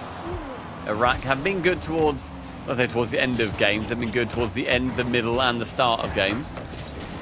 So we'll see if they're going to be able to bring this back. Yeah, they've just been good. They've been a good old team. Ahmad can get one off the pitch. Dive in. A low boost, I believe, for Syria. Ground pinch attempt. Actually does get taken over. It's a nice fake, a quick cut. Nothing central. It's Lee just about holding on, but a fake into the low 50. No one's going to be there. And it does just about drift too wide of the net regardless. Oh my goodness. Oh my goodness. How has that popped out so perfectly? Look at this. Running back. Look, they try. They try. It's a forced. It's like the dunk 50. You go middle. In Iraq, you can just feel the desperation too, especially with the first initial attempt. You saw all 3 players go up for it. It was at that moment I was like, maybe we're panicking a little bit too hard. But no, it was They're playing the high risk, high reward. They're like, we are in a position to be able to do that. It's Syria that's in the panic seat right now, even if we are trailing. And yeah, it's Syria yet again. When they concede a goal, I've not been too confident in their ability to come back. But they have done better in this game, so there's no saying that they won't do even better still. On a lazy attempt from GS7. A little bit of keep away for Iraq. Something different that we've not really seen. Yeah, no, nothing too crazy. Oh, Another shot! Oh, not it. Okay, you know Hello. what? Not even running with what I was about to go say. Oh my goodness. What a banger. Ali has to try and get back for something. I don't think he was expecting that shot whatsoever. Sees it flying straight to him. Okay, Syria, end of the game. They do get themselves a cheeky little lead. Is this a hello. miracle? There's no way. No! You needed to commit to that one. Stop. Oh, that shot was rubbish. Oh, the shot at the end is dreadful. Straight into the ground. Iraq, what are you doing? Oh, that's one of those moments that you just wish they would have full committed. Even if it's like, it's okay if you make a mistake and you don't end up winning the game. You got 3 more, wins under your belt. You're chilling. You could have tried for the ego play in that moment, and we would have absolutely respected it. Goodness me. Goodness me. Iraq, you had the chance, but Syria, they've come back. That's one. That's one on their path. And they got more than the goals they normally get. So, Yeah. constant improvement. Well done. Good job. Yeah. Good job, Syria. It was pretty on par with what we were trying to ask from them. We wanted them to just be a little bit cleaner. On the defensive end, you're solid. You guys are good. We've learned that so far. It's just the attacks forward. You're gonna, like we said before, Mina, this is another world. You gotta be so creative in this world of Rocket League in this region. And they finally started to do it. We saw one person going up and just kind of being a distraction, a couple moments on the solo plays where the follows were much quicker than what we saw at the beginning of the series. So Syria starting to figure it out a little bit, but 3 more, even just to force a game 7. It's a long journey till there, and I think that I'd still hashtag back the Iraq to make it through. But I do think that there's now a window. There's a window of opportunity for Syria, just about to peek through. Hashtag back the Iraq. Yep, I'm making it happen. I'm already printing the badges now. We gotta pull up to ENC with all of these like niche jokes like on signs and stuff to see who really was watching the entire qualifier. If anybody at ENC rocks up with any of the obscure things that we've said during this that inevitably we will forget by the time we are at ENC, then you need to show us. Somebody's got to pull up with a sign with a Plato quote on it. Yes, have it signed by Plato and Cole. That's what needs to happen. That's going to be a great start, though, from Ali. 1-0 for Iraq. And I think so far, whenever Iraq have gone ahead, every time that Iraq have gone ahead, they've won the game. So, chance for them to, ideally for them, continue that trend. But Syria are fighting much as they can just to keep themselves alive in the uppers. But a chance if they do lose down the lowers, we believe, to face up against Oman. See if that happens that first minute, not going the way that Syria was anticipating. Try to roll this off the backboard, one end to the other. This time, Syria giving Iraq a little bit more space to work with. They don't want to force anything, just waiting for an opportunity to present itself, although Ali's going to try and make one himself on the other end of things, which pretty much has been Iraq's plan this entire time, right? They're a lot more comfortable, making Syria uncomfortable on their end of the field. One opportunity again for Ahmad just to air dribble it over. And so many times in ranked, I know that I do at least, I get caught out by that final touch that they always seem to do. The final like, air roll touch, or when I think they're out of boost, they'll then just continue boosting. And it's absolutely horrible to try and defend against. But I think Syria have actually done really well, despite being down in this game, to deal with that final awkward, horrible, nasty touch. It's definitely making a priority to like be prepared for it now. You can tell with every game there's that slight change to the back line of defense. Look at that. See, just following it all the way down, following through on the entire thing. This is a quick turnaround though.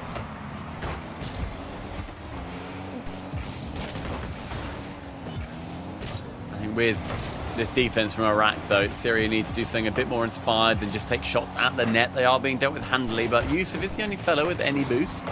I think Ali gets bumped into that ball, but it helps out Iraq. Central, he doesn't bother jumping for it and just leaves it to GS7. Second half of the game. Gonna enter it with Iraq in the lead. Exactly what they want to be. Big bump on Yusuf, which you need. If Yusuf's the one leading the charge on your end, you know you might be in trouble. So props on Syria for just bumping him out of the way and saying, no. Get rid.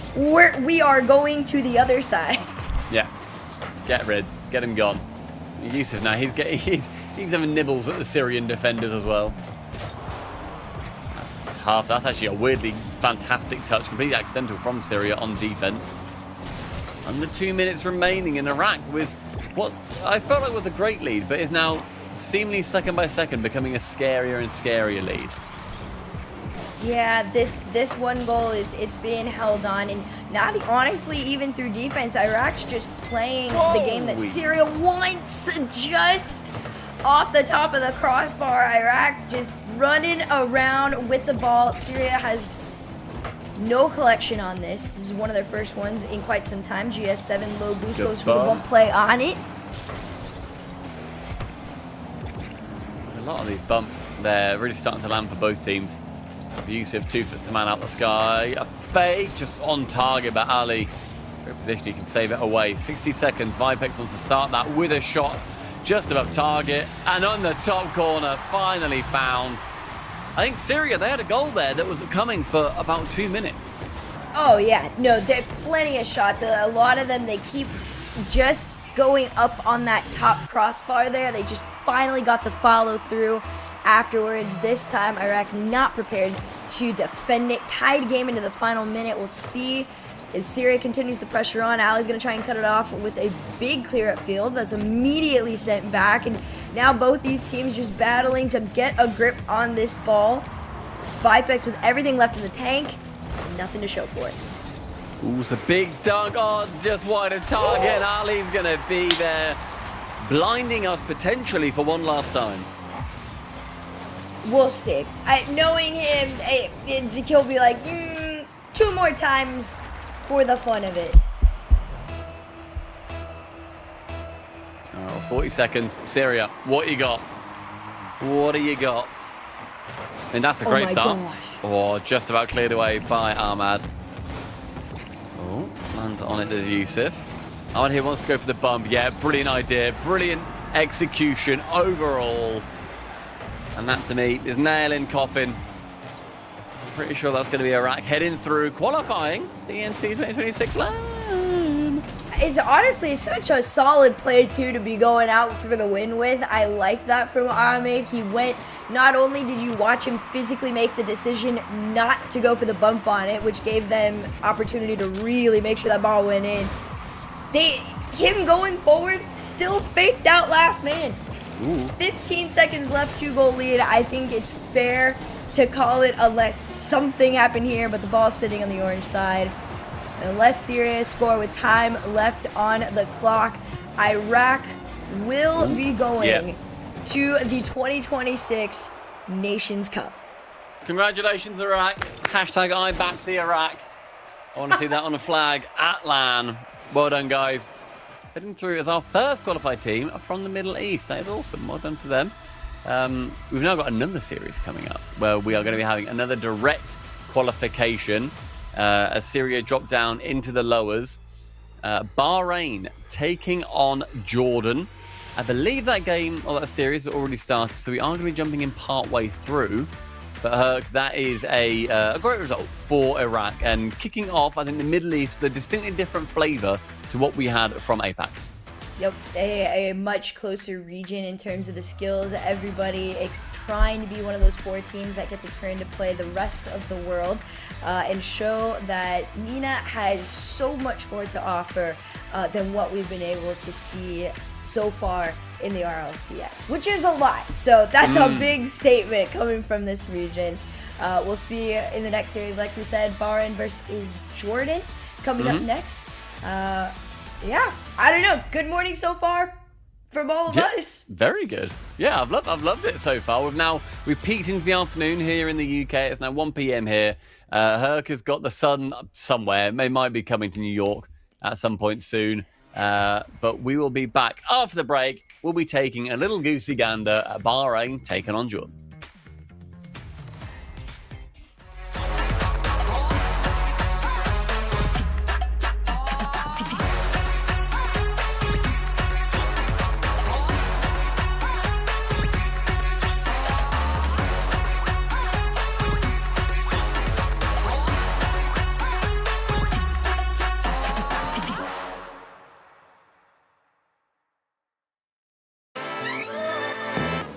Don't test me one-on-one.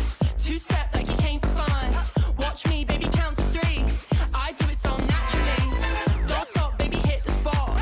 I'm up straight to the top. Blow this up and hit the mic drop.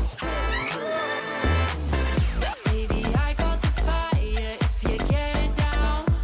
No wasting my time, 'cause I don't play around. See me burning it up, I'm getting hot now. I'm lighting it up.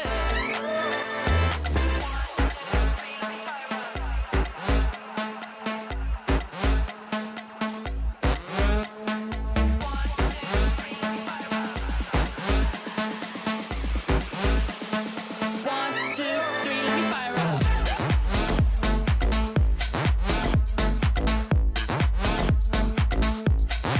Let me fire up.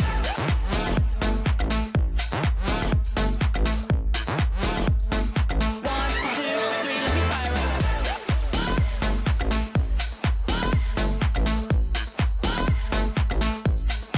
Let me fire up.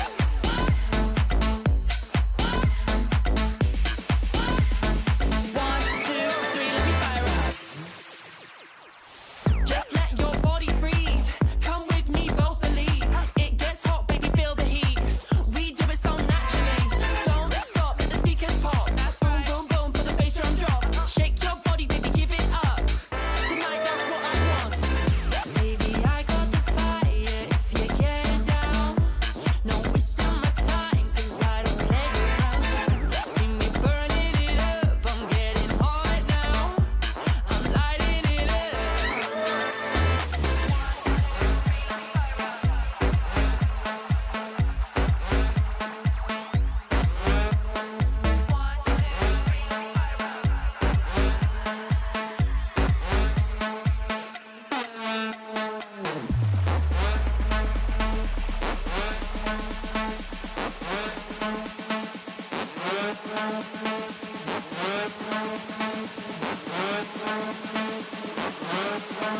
One, two, three, let me fire up.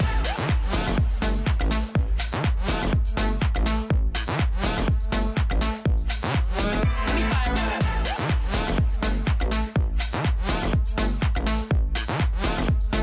1, 2, 3, let me fire up.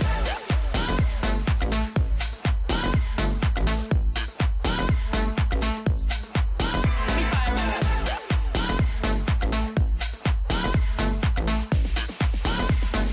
1, 2, 3, let me fire up.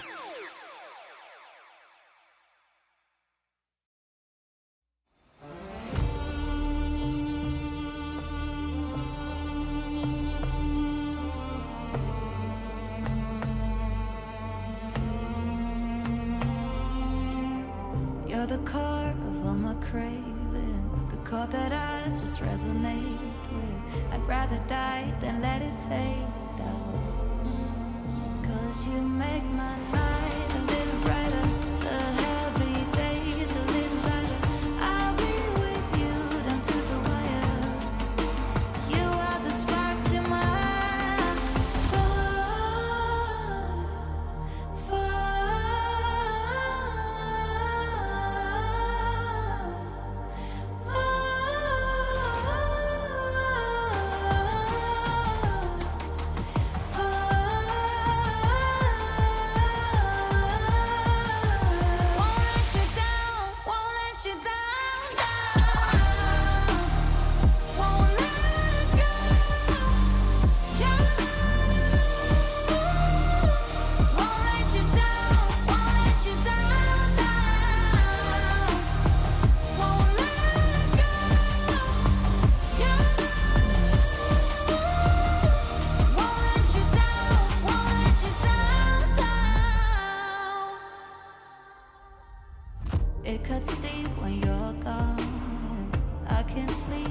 head song is keeping me awake, keeping me awake. You make my night a little brighter, the heavy days a little lighter. I'll be with you down to the wire. You are the spark to my fire,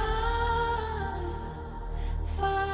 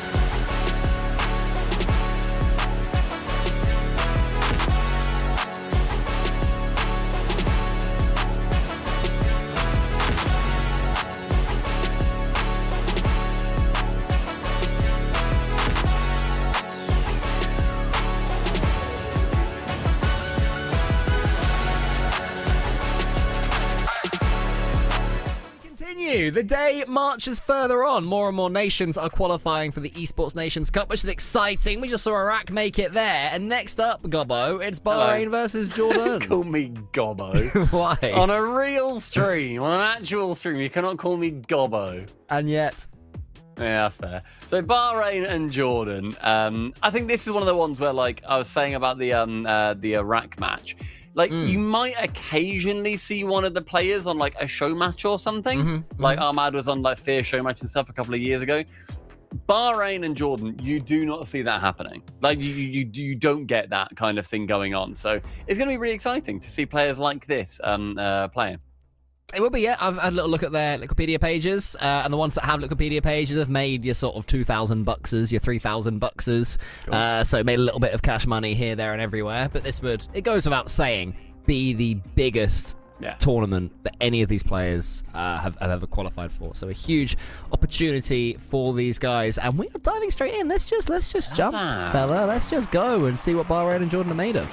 All right. I mean, fingers crossed we do see these two teams show off what they are made of, because I think Iraq did a really good job in this series that we saw them compete in. Syria, they've still got another chance, but I'd like to see more from them. Going down 4-1, I don't think it's how any team really wants to be going. No, true. I wouldn't. I'd rather win 4-1 personally. That's fair. And hey, that's big of you. You know, I like to share the wealth. I'll give them a game. I'd rather be the one who does qualify for the Esports Nations Cup as opposed to the one who does not qualify. Already, of course, if anyone is looking forward to seeing your Saudi Arabias and such, they've already been invited. They're going to be there, so don't you worry. This is to join them in the Esports Nations Cup. I was saying before that, like, normally, if you have any of these regional qualifiers and you think Middle East, you're thinking, oh, well done, Saudi Arabia. Like, well done to Falcons or Twisted Minds or R8 at this point. So it's really cool being able to see 4 completely different countries now actually be able to make it into our 48-team behemoth H group bracket. We're also learning a lot about flags, so I could not have told you Jordans or Bahrains if I'd seen them, so I'm trying to lock those in vexicologically. Next time they come up, I can point those out. I like Bahrain's. It's like it's been it's like Bahrain's torn is paper. fun. Yeah, I like Bahrain's. I didn't really know Bahrain's either. There's also there's people who are good at flags. I'm very envious of. Good at flags and good at like country-specific things like shapes or locations or capital cities or whatever it ends up being. But I think flags for me is one that I'd love to like really learn. What about people who are funny? You're sort of jealous of them, and people who are likable, and people who are sort of tolerable socially. I find that is something so far out of my remit that I don't even bother thinking I wish I could do that. You can't relate. Well, Jordan can't relate to being behind because they've just taken the lead. That was a little air dribble, a little flat air dribble from the floor in this best of 7 on series here. Well done, Jordan, taking first blood. And Bahrain, over to you. What do you have to respond? It's a very flat game of Rocket League so far. You know, they're playing very on the floor. You can tell there's a lot of 1v1 players in here, I think, by the way they're all trying to keep the ball close to them. Let's see what they've got mechanically in the air. That was a lovely little effort there from the Jordanian. As Jello pops it into the centre. So I guess it's Jordanian and Bahrainian. I want to say yes. We were corrected earlier with Maldivian by somebody from the Maldives in the chat. So if anyone is from these places and catches us doing anything wrong, please. Let us know. Yeah, it's been very fun, like seeing I think all the different talent that we've got coming out of these countries that again would be normally overshadowed by the incredible country in Rocket League of Saudi Arabia. Like you never normally get the this kind of representation. We saw some great goals. So I wonder what Jordan and Bahrain have got going for us. yeah, so it's a good question. I was trying to think, is there another Middle Eastern country that is not as highly rated as Saudi Arabia, but is also invited in Kuwait? As having a little look in Kuwait, have got some relatively big players. They've got an R8 player, for example, in Kuwait. Yeah. I think also Yemen occasionally have a really good player for whatever reason. That is an absolutely shocking miss. I don't quite know how that's not found its way in. That should be 2-0, but Jordan can't quite get it past the line. Yeah, not ideal there from Jordan. Of course, the most famous Yemen player was Yemen back in the day, back in 2015. Who was not from Yemen. No, but it's a good name. That's another one where it's a good name, I think. I like the name Yemen. Yeah, me too. That is 2-0 now to Jordan. Jello got that pinch into the centre. And there was Gatwan. We got that one in there. Decent finish. He's a golden goalkeeper, according to his little player tag, which is fun. For him. And the Battle of the Flags, who is currently winning for you across the Middle East? Which Middle Eastern flag do I like the design of? Speaking purely about the design. The most, yeah. I think Lebanon's fun with its tree. That's a lovely tree. I love the shade of Kazakhstan blue. That's a really lovely blue. Yes. Would that be a teal or a turquoise? That's more of a turquoise, isn't it, than a teal? Yeah, I'll give you teal. It's that kind of, they've added a bit of green to it in some way. It's a little bit sea foam-y-esque. You know? So should we lock in Lebanon and Kazakhstan as our flag design S tier countries here? I'd like to give a shout out to, is it Kyrgyzstan? Kyrgyzstan has got a really cool looking flag. It's cool. With the kind of like that bit in the middle. It's like a kind of, it's like an Xbox logo. It's a bit. I think that's how they designed it. That's good. One of them was busted out some Halo, and they thought, we'll give this a go. Yeah. Brainwave. Yeah. Okay. Yes. I'd like to chuck for mine. I'll do Kazakhstan and then a runner-up of Kyrgyzstan. Okay. Yep. That's fair. So there's 4 that we've identified. 3 that we've identified between us. It's very similar really to Bahrain, nice, isn't it? Really, it's just sort of like different. They just got different shades of red. Same with Jordan and Palestine. Jordan's got a star in the middle where Palestine does not. Palestine is sans star. That's going to be one that like that's going to trip up the flag heads. True. You have to know what font it is, or you have to know what sort of specifically what color it is, because if it's like a different printing thing, what color really is it? Yeah, exactly. We have a match here. We have a game. We have a game 1. Bahrain have just made it 1-2 with 17 seconds left. Are they able to keep on pushing? It's a good touch there. Gatwan's able to keep the one in the corner. Needs to stay behind this ball, and does. It was a bit risky, though, puts his teammates in a little bit of trouble. I don't think they trusted him too much. We go Ritsu or Kyo Ritsu? Let's go Ritsu. Let's keep it simple. Okay. Oh, there's a chance here. Faisal, I presume. But IXFSL was on that one, but not going to be enough, and that's game 1, Jordan. Yeah, I guess so. Bastanji, Gatwan, and Jello. Jello, great name. I like That's the a name brilliant Jello. name. It's a good Yeah. name. It's a good name. It's a Should fun team with name. Juicy. Who'd be the third player with Jello and Juicy? In chat, you can get involved in this one too. So you got Jello. Juicy. You got Juicy. You could go Jack. Just for the J's, 'Cause or are you for the wanting J's, something more I like wasn't thinking J. Frutula? Yeah. I was thinking Fruity. Ah, Jello, Juicy, and Fruity. There you go. That's fun. I think when I said fruity, I didn't even think. I said frutula. Well, you I said should have just said fruity. I should have just said fruity, and I would have got the You did answer say- immediately. Yeah. What would be more Zenulistic? What would be more Zenulous? What would be more Zentastic? Don't know. Well, you have mentioned Zenulus, so I'd It's a just go person, with isn't him. it? Yeah, Sizen. Anyway, Or Sizen. game 1. Jordan was sizing up these teams, and they look very even to me. Yeah, Jordan win that game, and they just go that one step closer to qualifying for ENC 2026. Yep. I think that this is the one of those games that I really have got absolutely no idea if the better team won. I don't know if Jordan is just better than Bahrain. Much like how not tell you. France in the Rocket League would just be better than Malaysia, for example. That is dire. Terrible shot. as well, Jello. That's not unfortunately. ideal. It's a cool name, but you got to be rolling that one in on the floor. Yeah, you do. Or you These are just all stuck. like, these will all be SSL level players, like comfortably. That's the thing. I don't you know. know. Well, I don't know. Will they? Yeah. Maybe not actually SSL because they, when you play in MENA, lower levels are higher, right? Yeah, Because yeah, there's not as much ranked. Like OCE is like really hard to get SSL in because they're rubbish. But I know that with South Africa, a few years back, I think maybe 22 when they first burst onto the world's scene, and everyone was like, "Oh, they're rubbish. Why are they part of it?"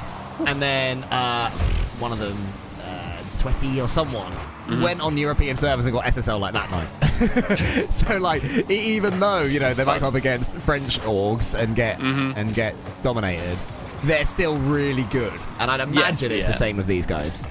That's true. That's true. I suppose also the point that Herc was making is they are playing typically then with other players who are in MENA. They're playing with you Roasses, and they are playing with. Oh, hello, that's one. What a man. Yeah, they're playing with these extremely high ranked players. Maybe I was too harsh. Maybe they are SSL. I think they'll be comfortable. I think they're in the twos. They're in the twos plus. Bear in mind when you watch like an Apparently Jack YouTube video and he's knocking about with 2400s, and every now and then it'll be like up against Atto, but sometimes he's up against some player called Swan that I've never heard of. Yeah, And that's Swan is true. 2400 and amazing. Yeah, that's actually a very good point. So maybe Jello has been in an Apparently Jack video. Yeah, I hope so. That'd be good. That'd be good for him. I hope so. Bahrain's next player is amazing, question mark. Oh, sorry, Jordan's next player is amazing. Here he is. Big Gel. So that's the Jello plays for Jordan too. That's a good way of remembering. Yeah. And Barry plays for Bahrain. That's true. Bahrain Barry. Sadly, he doesn't. But if any Bahrainese players want a good nickname, Barry would be great. Barry. Bahrain Barry is an excellent name. It's going to be a gigapinch ready. Bang. Yeah, it's a bit rolly. But it did a job. I got them some possession, some territory. That's good play, though. Good play. All Bahrain there. One puts it into the corner. Slammed back. It's nearly there for Bahrain. We're getting a lot of nearly moments of Bahrain, aren't we? Yeah, I think right now we just need to see that final little bit. They're just being held back a smidge by the Jordanian defence. I don't know much about either of these countries in general, unfortunately. No, not I've me been at doing all. like geography quizzes recently on stream, and I've got extremely weak knowledge around Middle Eastern and South American countries. But I still get mixed Really up in bad. Europe. It's really bad. Like, what's higher, Italy or Germany? I couldn't tell you. I can usually Really? figure it out on a map. Oh, go on, who gets that? Oh, Good! Oh, Good! No, well Kyle. done! No! Yeah, Kyle. well done! You You're here to play win. Rocket League. You no win. That's nonsense. part of Rocket League. Nah, I'm a payment. I do that in 1300 ranked. I want to play the game. Howard. Maybe. Maybe. No, maybe. Yes. Oh my goodness. Oh, Kyle. It's a shame that you ruined it by leaving the rule one. That's a There's unbelievable. Kyo Ritsu. To the ceiling. Bang! Beautiful. Garrett G-esque. More Zen-esque, really. It was, to be honest. It wasn't. It was more of a Zen signature than the Garrett one. You were talking about Garrett ceiling shot earlier, so I thought I'd throw that back. Never throw it back on this broadcast. That's a mean It's a very mean I don't think there's a nice Oh, gat one. Good Gat block. two. It might be going all the way in. Oh. And then, I'm assuming Faisal for FSL or FSL, maybe? Maybe. I'm just going to opt never to say his name. Really? Just say Yeah. the Bahrainian player. The Bahrainian Or on the man. left wing. Bahrain The Barry. He becomes Bahrain Barry. If you want to rebrand. This is where Johnny Boy goes, no, it should be FSL, not Faisal. I've decided for you. It's like, okay. I guess I'm FSL forever now. Thank you, Johnny. Yeah. That's why I go Cole instead of Kolele, which is my original name. That's good. I'm happy that you did change that. Because whenever I had to try and get your attention in a large room, normally they thought I was talking about a small stringed instrument. Oh, I And see. I had thought you were to going to say because... Oi, ukulele. Oh, I see. I thought it was because you go, Cole, hey, hey. No, So it get no. confusing. That's where I thought you were going with it. Wow, 2 jokes. There you go, nice. Bahrain. Something 5 far seconds from a joke here. left for Jordan to try and ruin this punchline. But it's going to be slammed down there by Bahrain. Badum Tish, 1-1. Bye, Bahrain. Love that. Bye, well, bye, Bahrain. they might Bahrain, be bye, Bahrain. They might be Bahrain, but they are bar none the best team in that game. Yeah, I mean, when Bahrain's bar pause, as far as Jordan are concerned, Very because good they point. lose the goal, then they lose the game, and maybe they'll lose the series. But they'll always keep themselves Bahrain. And when it bar rains on the bar plains, oh wait, it falls mainly in bar Spain. It does. It does. It does. It does. Oh, we do have in the chat. We've got fans of both teams, which is exciting. Oh, that's fun. Handshake in chat. You know, respectful scuffle's between the breaking two of out. you. No, it's friendly. It's very friendly. Scuffle's We've got breaking Jordanians. We got Bahrainians. Crazy. We got a party going on. It's great. Very good. Bye. That's normally your lowest bar for a party, isn't it? Yeah, is the rain is my lowest bar. Yeah. That was another close game. Very near. I can see this one going all the way. Just one goal either way. I can't see either team pulling. Again, I don't know who's better. I truly don't know if this is an upset that Bahrain have got one or if this is a return to theoretical normality. The first time I casted was Insomnia, and it was like Vitality versus Gary's Jules. And I was like, I don't know which one's better. And everyone was like, it's obviously Vitality. I'm like, are they? Because I did not know who's K-Dot. Good times. You didn't know? Not really. You were Not really, casting mate. and what? And Insomnia in like 2015, because Gregan had dragged me. Shogun had dragged me. Is this pre-season 1? Probably, yeah. Yeah, no, it might have been, no, because there wouldn't have been a K-Dop. Also, I made up K-Dop. I've heard of K-Dop. I'm exaggerating. Point being, you know, I've done this it before. was like method or whatever. Yeah, exactly. And it's like, what's a Magnus? Is that good? Is that good? Is that good? And everyone was like, you idiot. What? Literally, and they would have asked fairly, why have you been hired? Yeah, they would have said, there will never be a better player than Magnus. Show him some respect. True. It's very true. Around the Anybody in numbers. chat know who Magnus is? That's the kind of question that we can ask. Yeah, true. Nowadays we can. It's gone the whole other way. I don't back Hercules to know who Magnus is at this point. I really Well, don't. we'll see. At Hercules, you know who Magnus is? That's such a question. Like, oh yeah, you like RLCS? Do you Hercules? Who's Magnus then? Who's Magnus? Where's Magnus from? Hmm? Name every Magnus goal then, Hercules. We can name one Magnus goal, can't we? I know that was a lot. No, never mind. That was a lot. I think Magnus set him up for it. The As in the ceiling angle of the wave century dash. or whatever it is. Yeah, angle of the century, which is Yeah. still a really good Very goal good goal. because he jumps to the ceiling and wave dashes, which basically makes no sense. But he It's still very did it. cool. But I couldn't tell you a single Magnus goal. I remember Magnus for like Chalked, was it? Before it became the podcast? It was like in the grid. I'm sure they were called Chalked. Oh, with Remco. Yes. Yeah, You're right. they were like yeah. they were like the original. Oh, we've retired, but we're still playing. They did what Garrett and Squishy did. Yeah, a I know long that time Remco before. was on. Oh, Remco coach. Wow, good for him.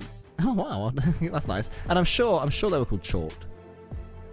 Results. Yeah, chalked. Yeah, they were called chalked. They should sue, man. Honestly, they should be like, right, Shortcast, give us the name back. You don't know something horrific? Ooh, no. But go on, tell me anyway. All right. I guess I don't want to know anything horrific. That's fair. Remco's 31. He's in his 30s. Is the Remco. Remco is only 4 months younger than me. 3 months younger than me. Well, it's good that he stopped playing Rocket League then, because, you know, to play Rocket League at our age still and care about it would be a shame. Okay, well, thank God I don't fill both of those criteria. That's fine. Then. Exactly. Oh, you do. You care more than me. Most ranked games. Remco. I'm there telling jokes. You're like, oh, concentrate, do comms. It's because you can't do both, whereas I it's can. Better not to. Whereas Good to I commit can, either way. especially in twos. That's true. Coached Team Liquid. Did Really? you know this? In 2020 to 2021. What, the Acronic Atto Oski era? They just had Remco telling them what to do. No, this was Speed and Fruity era. Oh, of course. I forgot there was a pre-liquid. Speed and Fruity. That's and 1/3 of the Juicy Jello Fruity trio. It is. It doesn't actually say when Remco was removed, so maybe he's just forever being paid by them. He gets a paycheck every month. he gets residual.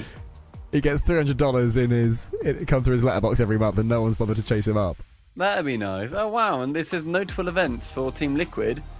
Oh wait, is this Hercules?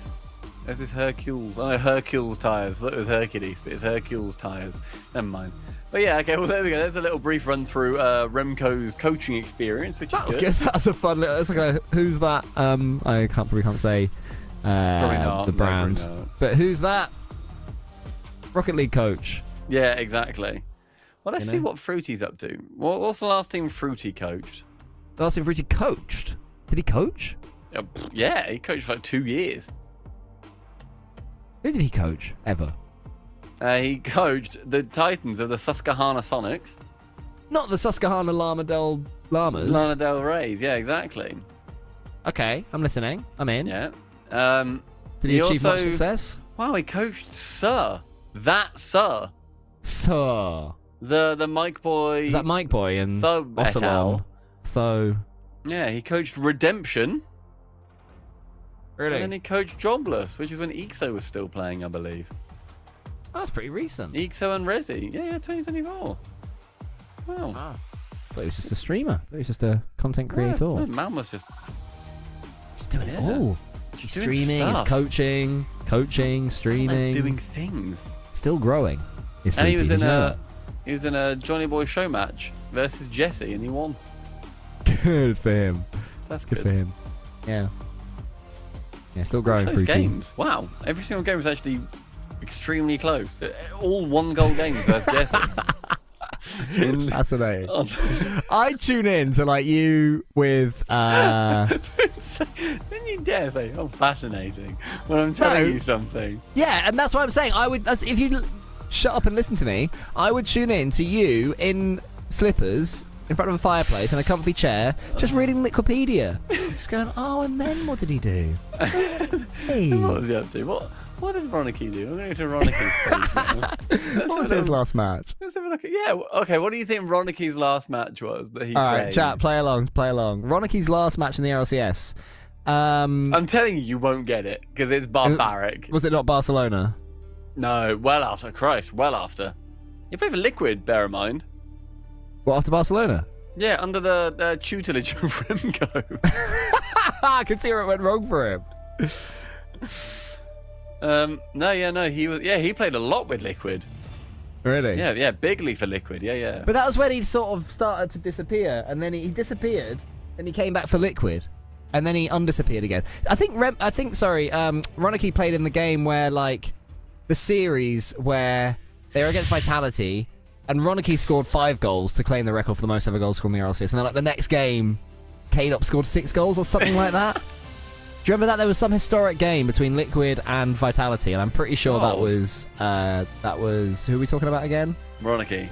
That Ronicky era Liquid, I think. I don't think that was tracked. He did play in Hercules' Holiday Classic, which is good. This is Hercules, our Our Hercules? or- Hercules, yeah. Oh, really? Why are we invited to that? At I know. Hercules? Is that Hercules. outrageous? 5 years ago, why were we not invited to that? What? I know, 5 years ago. You'd be lucky to have a Colin Stumpy 5 years ago on the up and up. No, we weren't. Oh, we weren't there, also, yeah, because it was post 2020. Oh, yeah, yes, you would have been yeah. very lucky. You'd have been very lucky. We might You have would have found been some very time in lucky. our We might have been calendars. busy because it was in December 2021. It's talking about our schedule. One in chat if you care about anything that we're saying, because currently we're waiting for a lobby to come back up. So we will just be talking. For the record, we will just be talking. What, you don't want a deep warning dive? there. You don't want to do a deep dive on Jello's performance? No, I don't think we are. Well, the last, as the chat are baying for the answer to this question. Yeah.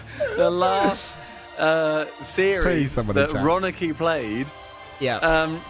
was Will I get it? Will I professionally- go, oh. was 15 days ago. What? He tried to qualify for Esports Nations Cup? It was the LCQ, the European LCQ, and our goat fell short. He came 49 to 64th. Didn't quite make it, but What, we are Ronicky? back, everybody. Yeah, Ronicky came top 64. Good for him. In Europe?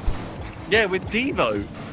Oh, good for them. Cool. I know. And thank you, Chatter, for your one. We appreciate that very Thanks, much. But Reed. unfortunately, we are going to have to go back to talking brass tacks, whatever that means, Yeah, with that Jordan means. versus Bahrain. Let's go. Straight back to it. Yep. Back on the grind. To it. Nose to Oh the my grindstone. goodness. Oof. Nearly a beautiful goal. That's an awful little miss from Jello. I think the demo there from Bahrain has done them well. It just kept them safe. Ooh. Oh my goodness. This tech pause has not done Jordan any amount of good. Yeah, I think Jordan is still playing the last game. They're chasing a ghost ball. It's the only explanation for what we're seeing right here, because that was calamitous from the Jordanians. We expect more from what we saw in game one. Maybe Bahrain are the favourites. True, yeah, maybe. As of maybe we now- should have backed them. As of now, yeah. True. But we don't know who we're backing. That's the beautiful part of all of this. We don't know who's better. That's true. We're about to find out. That's the question that's been on everybody's lips. Good pass, Jello. Oh. Mercurial character is Jello. 1 minute it's a wonder goal. The next it's the whiff of the century. You know what? You know what he wants to do. Can he always do it? Not quite. But you There know what goes he's Jello after. again. Like Jello. What's his plan here? Sweeps and boost probably. Jello is like the CRR of Jordan. You know, full ball chase. Wow, yeah, Full true. crazy play. Doesn't respect the flow. But my God, when it works. When it works, goodness me. When it bar Look at rains, that, it that's bar worked. pours. It does bar ball when it Bahrains. If either, by the way, Jordan or Bahrain would like to fly us out to Jordan or Bahrain to see your wonderful countries, I'd love to go to Jordan or Bahrain. What a fun thing to do. Yeah. I'm just like, right, we want to go to literally any of these countries. Just like, I want to see what you've got to offer us, Bahrain. We could tier Yeah. this the Middle East. Oh, See what they've got. it's an own goal! That's horror. That's not Jello, That's is it? horror. It was That's not- very well organised by KO, It might be Jello. but then Big Oh, it's not Jello. It's Oh, okay, no, Bustungy. Yeah, Jello's okay, fine. for I'll apparently need to wait Let's for go. winter before we go to Bahrain. That's Okay, what the travel deal. agent would say. Deal. Let's go to Bahrain in the winter. I'm pretty Can you free. get the Bahrainian tourism board on the blower for us? And we'll have a little chat. Go to have a a- Bahrainian? I'm not about Get on the blower.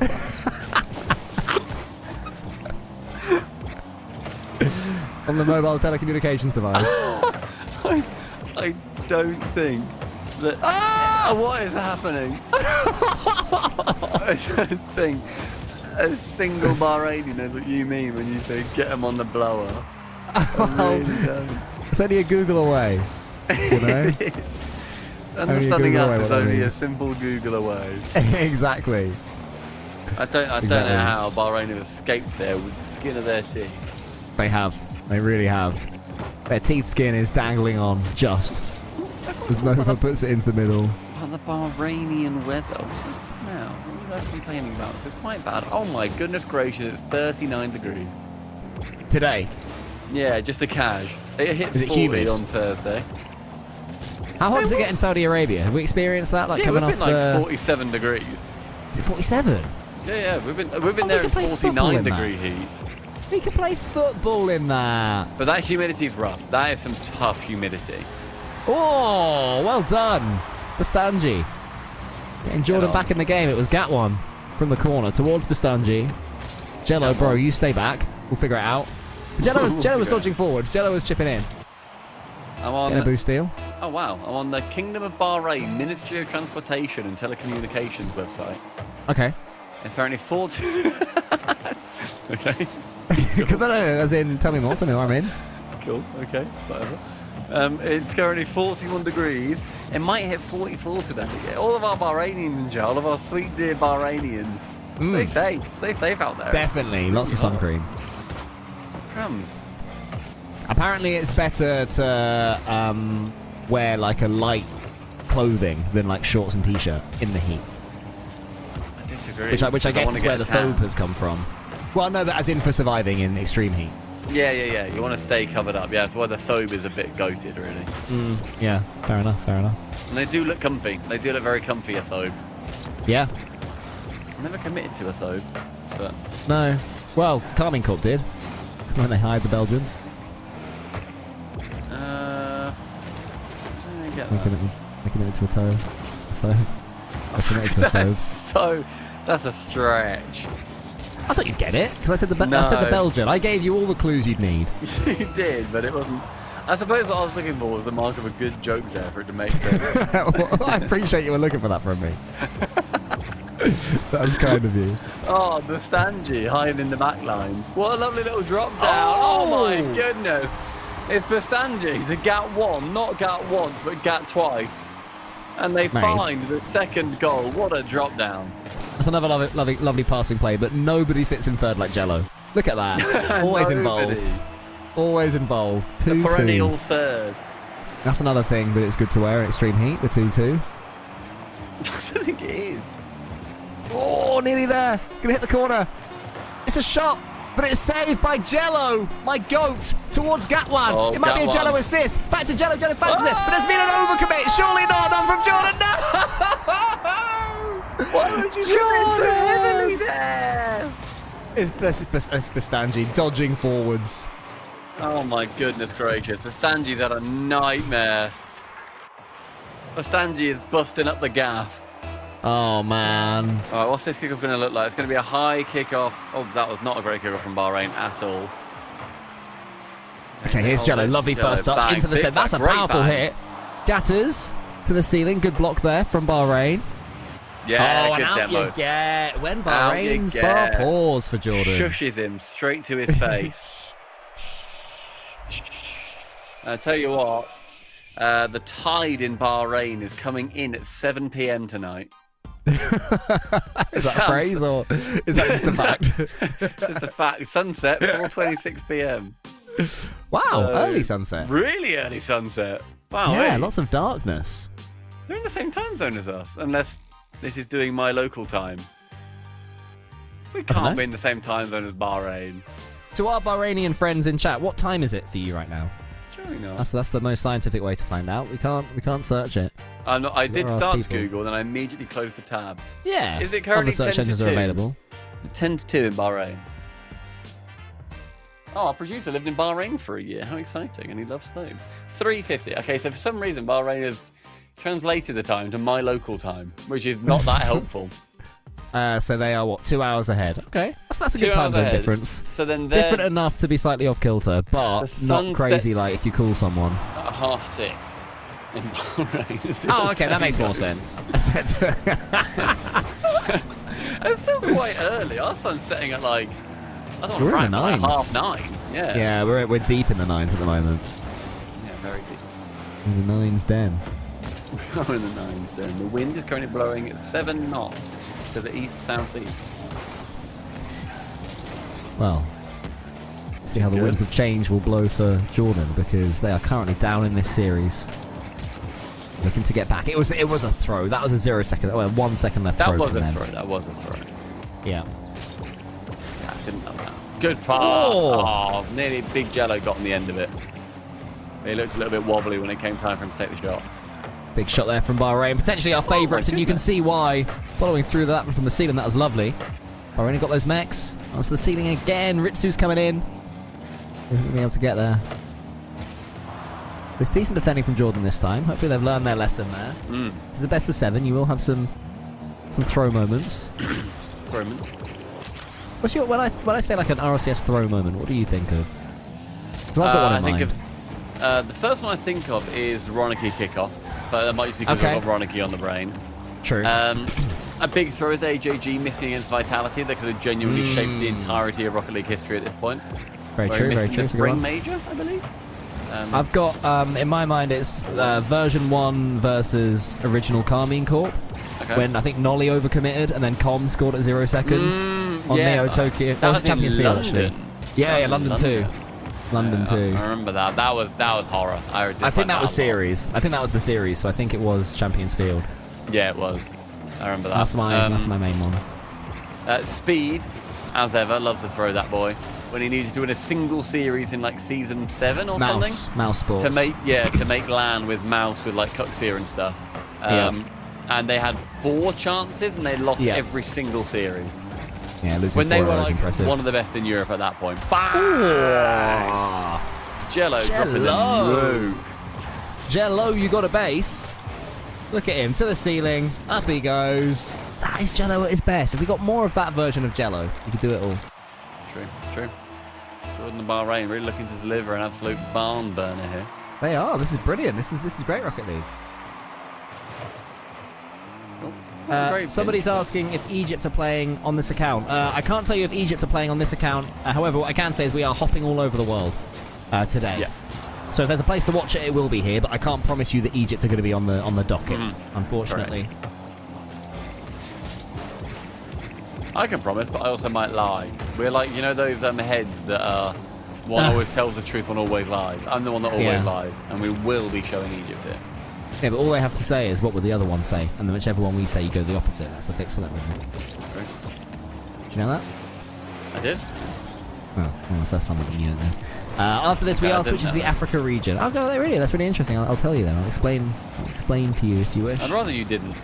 Okay. Jordan holding on to a nervy lead. 1-0 up. Can they double it up right here, right now? Bust Angie. Well done. Bust Angie. Busting it down. Brilliant play. It's Jello. Big Jello. Jello to set him up. He's getting involved. He's rotating out quicker now, is the Jellonator. I mean, Jello has also got the champ, the Grand Champ logo The Grand Champ. as his banner. So I get the feeling he's GC3. Nah, it's ironic. You know what I mean? It's like Zen using the Bronze 3 tournament winner. No, but you'd go for that if it was Bronze 3. I think Grand Champ is not ironic enough. So you reckon he'd rather do like Diamond or whatever if it was ironic? I think so. Maybe. Yeah, that makes sense. You drinking water, mate? You all heard that squeak. Yeah, getting a headache. Sorry, it's squeaky, isn't it? He's put some WD-40 on that. Listen to that. Don't, because you're drinking from it. Yeah, exactly. So then I'll be smoothed as well. You'll be smooth throughout. Yeah. All the way through. Slip and slide. He's got one. He goes up. Good challenge. Clean 50s in the air. Into the reset. This is Gatters. Into the corner. Gets the dunk. Oh, my goodness. Bastani gets the headlines, but Gatters gets our love. I mean, that's lovely. Big Gatters. Bastanji was just there to finish it off. But he was not the star of that moment. That goes to Gat1 with not 1, but Gat2 flip resets. And that is why Jordan might be the favourites in this matchup. Maybe. Yeah, they could be. But like the clear favourites, or maybe slight favourites. Go on! Oh, unlucky. Unlucky there. Keep on going, Jello. The thing is, this could have been, bear in mind, Jordan are currently on 1. They could, and maybe should be on 2 here after their late game throw. Well, I mean, it was a draw, so they would have still had to go to overtime. They to be would, fair for the but throw. If we think that they are theoretically the better team in this situation, then you have to assume that they might have edged it out, you know? We think that theoretically they might be, but we're not sure. So also Bahrain theoretically might be. Oh, wow, So what happening. Oh, nearly there. Nearly there. Looks like Jordan are going to take this game, everybody. And remember, it's a long old day of Esports Nations Cup qualifiers. After me, Herc, and Stumpy, you have got Corelli, Bish. You have got Jorby, Bash. You have got Spaceman, Bosch. The boys. The icons.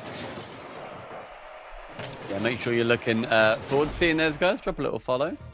Who we got in chat hangout? It's like 90 odd people in here, just chilling. Just Yeah, it's been slowly trickling up. Like when I first tuned into the stream, there was like 4 viewers, and over time, you know, it's compounding. Like interest, I believe, is what a thing that compounds. People are telling people who are telling people, and they're saying Esports Nations Cup qualifying day is the place to be if you like Rocket League Esports. And I like Rocket League Esports. I'm a big fan. I'm a fan. There you go. So this is the place to be then for us and for everybody watching. Sorry, there's a child screaming outside. Oh yeah? I don't know if you can hear that. There's lots of families having fun outside, which is lovely. It's very nice. It's a bit annoying. They should show some respect to us. I've got some neighbours drying clothes above a swimming pool, which I feel is somewhat counterintuitive. Oh, that's funny. Chuck some stones. Get the clothes to fall in. I could knock those clips off. You could. With like a Bart Simpson style slingshot. Yeah, I could slingshot them from my window. Well, thankfully, I've got a Bart Simpson style slingshot. I'm going to say, I caramba, and hide if they look at me. Oh dear. Somebody in chat says, these are my friends. I'm proud. Oh, that's good for you. That is lovely. Oh, that's lovely. Yeah, I hope your friends do well. And There'll be some people in chat Jordan. that don't hope your friends do well, I must say. Very you true. You will have the enemies in here. Exactly. There's always... Scuffles breaking out. It's not scuffles. Look. Scuffles breaking Love out. hearts and good lucks and all sorts. It's a beautiful chat. No, because someone said, I hope Egypt wins, and someone said, replied to them saying, good luck to Libya. Oh, I That's see. A scuffle. Love hearts. It's different. Oh, they're ironic love hearts. It's ironic. Oh I should have guessed that because any love heart I've ever got has been ironic. That's fair. Understandable, and we all get it. We do. Yeah, the series is a good one. It's such a close one. That was the first game we've had one team pull away, and it was Jordan. Yeah. We are, of course, currently in a break, so we'll just be casually browsing Wikipedia. Should we play a game? Let's play. Start on someone, and how many clicks to get to Zen? Oh, okay, all right. I'll start on someone like really far away.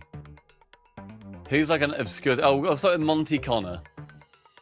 Who's Monty Connor from OCE. He played in Season 3.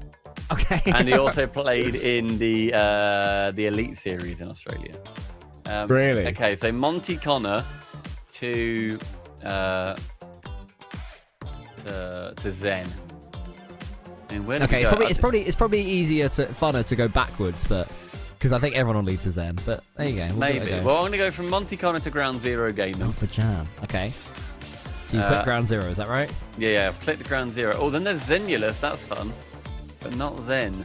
So what are we allowed to click? Are we allowed to click a tournament they're in, like results, or does it have to be? Because otherwise, it can always be results, RLCS. I'm going to Torsos, and I'm going to go to that LAN, and then I'm going to find Zen. Yeah, exactly. So that's quite easy, really. That is easy. I can't go to their results. Results feels too easy. Okay. I feel like I have to go through players. Players feels fair. There will be a closed loop eventually, though, right? I need to find. You need the region hoppers. You need to get to Jake. Yeah. That's I do need step to one. get to Jake. Well, no, Drippe. I need to get to Drippe. Drippe was first. That's true. Did Drippe play with? Torsos, probably they all have, apart from CJ, apparently. Yeah, CJ, weird. Drippe played for Alpha Sydney. In a script, I put, here's your old teammate Torsos. CJ was like, we never played together. I was like, yeah, you did. Which is really weird that they never did. He was like, no, we never have. I was like, you have, at some point. You definitely have. In some Gfinity or something, you have. Okay, I found Drippe. I'm now going to Evil Geniuses. Where I can then go to Catalysm Tox, Ivan. Who out of them do we think? Who's going to have the best link? Tox has played with everyone over the years. Okay, let's go Tox. Catalysm is in Germany now. Yeah. Tox is like one of the checkpoints for this game. Okay, Tox is... I can't really go to another team here. Really? Lunar Galaxy, PSG Tundra, Magnifico. PSG would have played with would have Chaussette. Did he ever play with Zen? No. Not even like up and coming French action. I don't think so. Guys, we're just waiting for this series, or rather this lobby to get reset up. So hold up. Luminosity. Have a look and see who was on Luminosity. Oh, Solary French. French, yep. K-Dop, Chaussette, Astral. I One can of go those must K-Dop have played with Zen. Vitality. There we go. K-Dop. Yep. Yeah, I found it. Vitality. Zen. Bosh. Time. Yeah. So how many clicks? I don't know. Go back, hit Should I back have and one at a been time. counting? Oh, here we go. We can do that I now. can just count them. 1, 2, 3, 4, 5. Oh, no, sorry. 1, 2, 3, 4, 5, 6, 7, 8, 9, 10. 10 clicks to get to Zen. Okay, that's fun. That works. How are you feeling about that one, chat? That does work. That was good. I enjoyed that. I'm ready now. I'm ready for game 5, but we can go felt again if good. you want. Oh, Zen played for Glory for Builders. Wow. With Seiko and Vitera as a substitute. Vatira's a sub. That's so funny. As a sub is sickening. Is this the Yeah. one where when he got banned? He must have been banned off that. What, Zen? Yeah. I think they've all been banned, haven't they? No. One time or another. Yeah, they I were think that like was. I 12 think or he whatever. got banned off playing with Glory for Builders. I mean, I yeah, that's fair. Be like, right, I've peaked. I've been a builder, I've peaked. Zen ban. He subbed in the RLCSX Fall Europe Regional 1 closed qualifier. God, and that stopped it. I'm going to read some of these names to you, and this is going to be like a hit of nostalgia, like that guy Okay. in Rat Cooking Film. Okay, everybody, we've got about 1 more minute, by the way, so this will be our last bit. Libertas. Do you remember Libertas? I'm pretty sure Duck Moriarty coached them. Really? I think Is that who so. Duck Moriarty is? Is he Yeah. like a former Yeah. RCS coach? Juicy, and Duck Moriarty. Oh, different Juicy. Okay. Oh, Juicy, that Juicy. The old Juicy. The caster. No, you just the cast guy. Yeah. The Duck Dutch Moriarty caster. joined as coach and manager respectively. Yeah. I thought so. For some reason, I knew that. Singularity. SMG. Fade away. Remember Fade Away. away? They came third. Do they? That was Louis P, Tigray, and Dead Monster, or Freaky Tigray and Yukio. God, they're 3-player. They're 3/3, aren't they? One of them, innit? They're 3/3 men, if ever I've heard of 3/3 men before. Vodafone Giants. I know exactly who this is going to be before I click I on know it. that one. That's Atomic. Yeah. That is VK Salen. Yeah. And that is the other Spanish player. We got told how to say his name. Oh, no, we didn't. No, not him. That's in the other roster that I was thinking of. It's a Fenway. player. Yeah, so my Fenway. thought with it was Steak, Famway, and Tops. Steak. That's who I Steak was is thinking very of. Vodafone Giants. Yeah, Steak would be the obvious one. But it was Atomic, VK Salient, and Demensa. Demensa. Yeah. And nobody asked Marky Doodah how to say the name Demensa. No, you can never say it properly. He really couldn't figure it game's out. back. There you go, everyone. That was the little Cold and Stumpy Wikipedia sideshow. And now we're back What do we think of to that? the real business. Jordan versus Bahrain. One in chat if you like more sideshows. I'm enjoying this. But not when the Rocket League's going on. Would you believe there's only 4 games been played in the series so far? It's crazy when you think of it like that with time. Would you believe? Fingers crossed we get no more issues so these players are able to see. Just to be honest, who qualifies? Who gets through? It's a really big deal. It's a It's massive a really, deal. really big deal. You know, 48 teams made this. joking. We're joking, but this is a massive deal. So good luck to all the teams. Oh my goodness. Bastanji smashes it. Yeah, the favourites are starting to get on top now in Jordan. Lovely play from Jello. It seems that since Jello's woken up, got the old thumbs warmed up, suddenly Jordan are a very scary team. He logs into the call and says, Jello.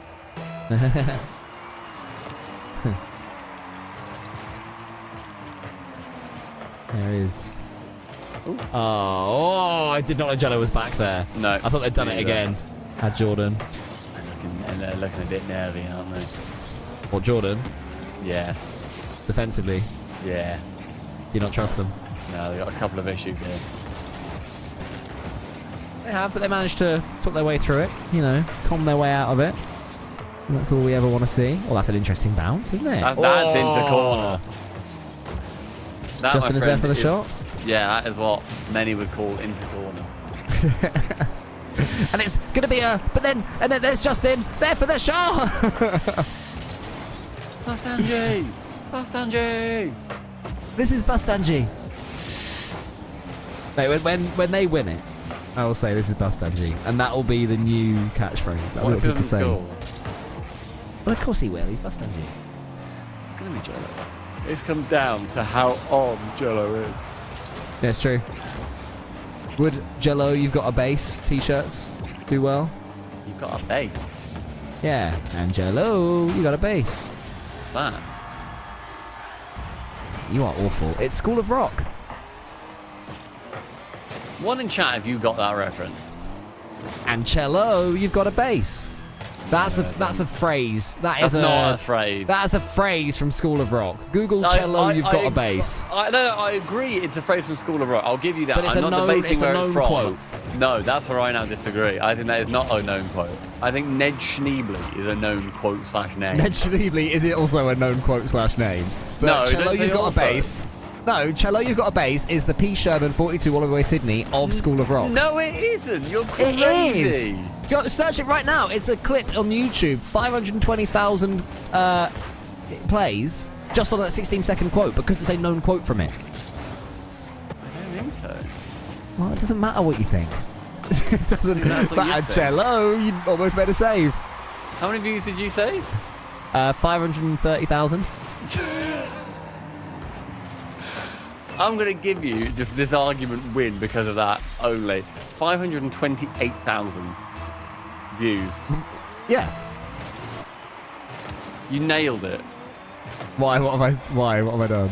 No, you said it had that many views. Oh yeah, no, because I'd already googled it. Sorry, that wasn't me. Just my God, I hadn't that just you- guessed. I no. thought you guessed it. No. And then you were just like, yeah. Yeah, I nailed it. What do you mean? No, I wouldn't lie Googled to it you. already, you coward. Well, I didn't know that we were playing the how many views as Cello as a Bass on YouTube got uploaded by Canopy 8 months ago. And that's said 8 months as well. 2-2 this game, by the way. Yeah, I know. Yeah, we should really lock back in because Bahrain popping. just pulled back to bang. Oh. And when it Bahrain's pause. FSL. Well done. Well, jolly done. It's you. Good comeback. Yeah, exactly. The favourites, the Bahrainian favourites. You know, you can't let them have a sniff because they will come back with a vengeance. Exactly what's happening here. And Jordan, the underdogs, or maybe the favourites, are going to have to dig deep and try and get back into this game because going 2-0 up to then 2-2, it's tough. Stumpy. That is tough. That is very tough. I'm just looking on quotes.net to see. For School of Rock.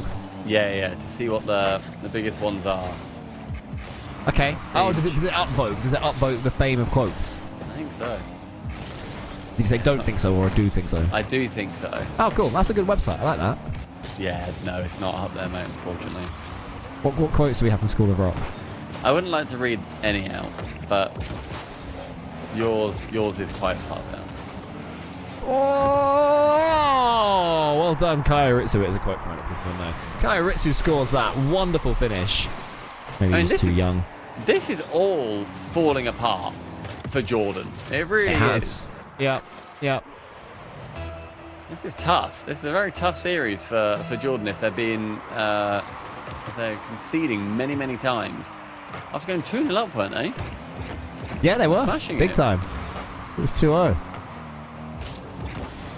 And yeah, somebody asking in chat, this is not do or die. This is if you lose this, you'll then go down to the lower bracket and you'll face off against Yemen. In Yemen, you've got a base. See, it's good. It's because he said I don't know how to play the bass, so he turns the cello to the side. And what does It's he a great say? quote. What I would say for School of Rock is that songs don't count as quotes. Because obviously it's a wrong way to if you want to rock and roll. It's bigger than cello, you've got a bass. Sure, I'm But not it counting has to be them in quotes. Yeah, okay, just making that. there. Yeah. Beautiful. But quotes.net or whatever it was, it fervently disagrees with you. Yeah, but it's all politics on there, mate. It's all politics. Oh, Jordan! They're bringing it Ain't back. done yet. Bastanji gets this huge assist towards Jello, who may or may not have a base, but now has a Well, base, better base of scoring from, haven't they? Been a long day. well, he's turned this game on its side. And pluck it like a base. Like a base. Yeah. Slap at a base. Oh my goodness, what a pass! Oh! Okay, Jordan have wrestled it back. From the jaws Yeah. of victory, they wrestled defeat. Mate. And then they wrestle it back again to be victory. Jordan's bust is huge. Yeah, absolutely. Bastanji is everything to this team. Goodness It's like, gracious. sometimes it's like there's two of him. It's crazy. Here's Jello Incredible. to the side. Can Jello do it again? Complete the turnaround of the turnaround. The favourites back at the precipice. Big Bus needs to make the Oh save my and does. goodness. But in comes more Bahrainian players, but Bastanji's back for more. Bastanji cannot be stopped. My goodness. Will they be able to take this game? Bang. Okay, That okay. boinged. Question's still being asked. That boinged off the bust. Here is Jello. He keeps the Yeah. attack going. There we go. And Jordan Jordan. take it. Wow. Well done. Well done. So Jordan, they've got one more chance here. Or they get two more chances, I suppose. But one more if they just want to lock it out now. Yep. In what is potentially the longest series of this entire 18-hour stream that we're about to be doing. Yeah, but that's what it's all about, mate. That's what it's all about. The It is, it players, we have to think of them. They will be shattered and exhausted, and we don't know what happened tech-wise earlier on, but maybe frustrated. And you just got to keep on playing. You go 2 goals down, you bring it back to 2-2. You got to keep on playing. They went behind to Jordan. Yeah, very much Still, so. they won. I mean, they went behind by 2 goals, I think, in the end. They went down. They went up by 2. Went down by... They went down by 1, One. didn't they? Because it was then 3-2. Yes, that was it. Yeah. I guess they conceded 3. Crazy. And make sure everybody in chat, you're being respectful. Primarily, let's be respectful. Let's have fun. Everybody, enjoy supporting your own teams. Woo. And that's respectful here. Because this is ENC26. This is about community. This is about raising each other up and supporting your team. Exactly. You know, if we argue and bicker in chat, then Stumpy and I won't have time for Liquipedia Mondays, where we go through Liquipedia and find out, you know, how you get from Roniki to Zen and how you get from Konovi to Zen, you know? Yeah, true. I ain't get from Konovi to First Killer. I don't know. It's kicking. Get him cooked. Will Jordan be able to shut it down on Neo Tokes? Because on the Lokes, they're like the better team. Who Jordan have? Yeah, I Yes. think so. I think Jordan got a better ceiling, whereas Bahrain are more middling, which can get you games. But Jordan has certainly. I'd back Jordan in a matchup against one of the bigger teams to nick a game than I would Bahrain. Good demo. Oh, better save. Great save from Gatwan. Stanji goes forwards. Hercules has offered Luchino to Zen for the to Zen game, so we'll do that one later. We could. I think we could do it mentally. I think Really? mentally. Yeah, I back a group of casters to do it mentally. What, like people who play chess just by saying pawn e4 and they play whole games? Yeah, exactly. I think Okay. we could do that with Rocket League. Okay, Luchino, he won the World Championship, didn't he? Season 1 with Konovi. that team with Iba Power Cosmic. Well, you can then go Konovi to First Killer. We need a cross. We need to find our cross from. Yeah, we need to get to Europe from America. How do you get to Europe from America? We need to go via Jack. Furia. Oh, Jack First Killer. First Killer, apparently Jack, because they played together to Gen G, and it just didn't work, and they hated each other. Yeah. Jack. What thing is? Zen's actually got a very small group of teammates. Yeah, he has, hasn't he? So we need to get to either Vitality or we need to get to Glory 4 Builders. Yeah, like. Jack, Panda, K-Dop, Vitality. Yeah, like. No, I don't think we can go via Vitality. We have to go via players. We can't go via orgs. Oh, we were before. We were before. Oh, but I has reckon teamed for with, this has teamed mental with, one. has teamed with. Okay. Yeah, I think so. Well, Oh, well Bahrain done, too Bahrain. again. Yeah. Bahraining and pouring at the moment. I mean, yeah, I think we can go to. I like that link though, Jack. Oh, Jack to. Oh, we need to get to Stizzy from here. Because Stizzy's the common link. Well, Stizzy was with Jack. Yeah, Dignitas. There you go. Stizzy, Jack, Stizzy's in. Sorted. There you go. Oh, there we go. Yeah, see, mentally we can do that. I think that's quite a fun game. That by is the a way, fun game. is an incredible goal from Gatwan. I'm really sorry, Gatwan, if you ever look back at this VOD and look for the casting. No, but he's like, how do you get from Coutinho to Zen? And we did it. Fantastic little play there from Gatwan. Oh, they've missed it, and so's Jello. And again. Oh, Jello, my guy! Oh, what a my pass from Jello. goodness. Jello the guy with Jello, the pass. the foresight is unbelievable. Oh Who my hits goodness. both posts there except Jello for a pass? That Who is hits only both Jello posts action. Any Jordan fans in chat? Exactly, calculated in chat. Yeah. Completely calculated. Jordan back in it. Well, we get our first game 7 of the day. Bahrain are trying to make that happen. They're knocking on that door. They are. They are indeed. They're doing very well. I think Bahrain, they let their guards slip before, didn't they, really? Where they Yeah. end up conceding a couple of goals rather, to lose that previous game. Can't win them all, mate. You can't score them all. You'll always concede at least one goal. There is no perfection in Rocket League. Not at this level. All you want to do is get yourself over that line. One way or another. Represent your country and your nation. Gatwan gets an attempted floor pinch. It's good enough for the save, but still keeps Jordan under immense pressure. 2 Bahrainians are up. They're all boostless, Jordan, at the moment. Reset. Oh, wow, what a pop! Oh, Jello fancy. They got married to that play. Don't mind it, because that pop was unreal. That was gorgeous, wasn't it? Proper little catchy. Oh, lucky Gatwan. Too little. Good too late. efforts, though. Very good efforts. It's the kind of one where it's so, like, such a tight angle, and yet somehow you're annoyed when, like, you don't get it, you get too little on it. Like, Yeah, you hit the yeah, angle yeah. too softly. When you think, how am I going to hit it this softly, and then you do it Yeah. too much. Yeah. It is close. Good pass. Is it going to be Gatwan? Oh, he wanted to turn, but he couldn't quite. Bahrain done a great job here. Their defense has looked spectacular. Yeah, it's been better. Big dive. Contact has to be made. That's poor. Oh, Nova. Nova. How on earth have you got away with that? Set it up for Ko Ritsu. Wants to go to the ceiling. One more Bahrain goal could kill this game and force a game 7.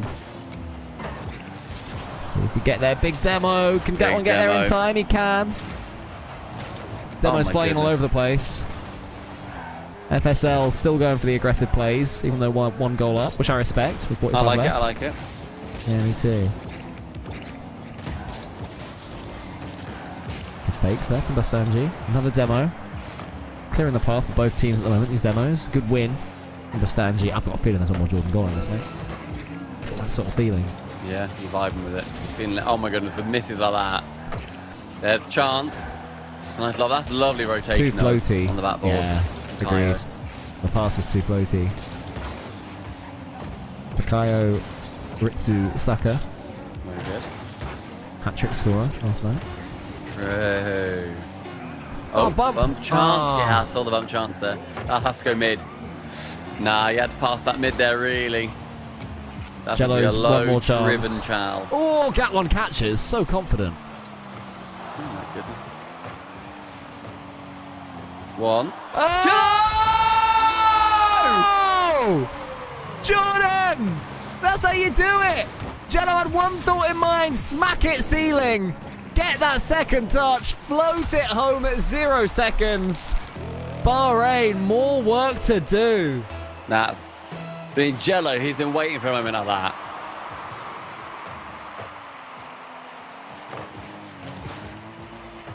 Jordan, keep on fighting. Oh my goodness, it's Gatwan again. Jello again. The 1-2 turnaround! my And it's goodness. all Gatters!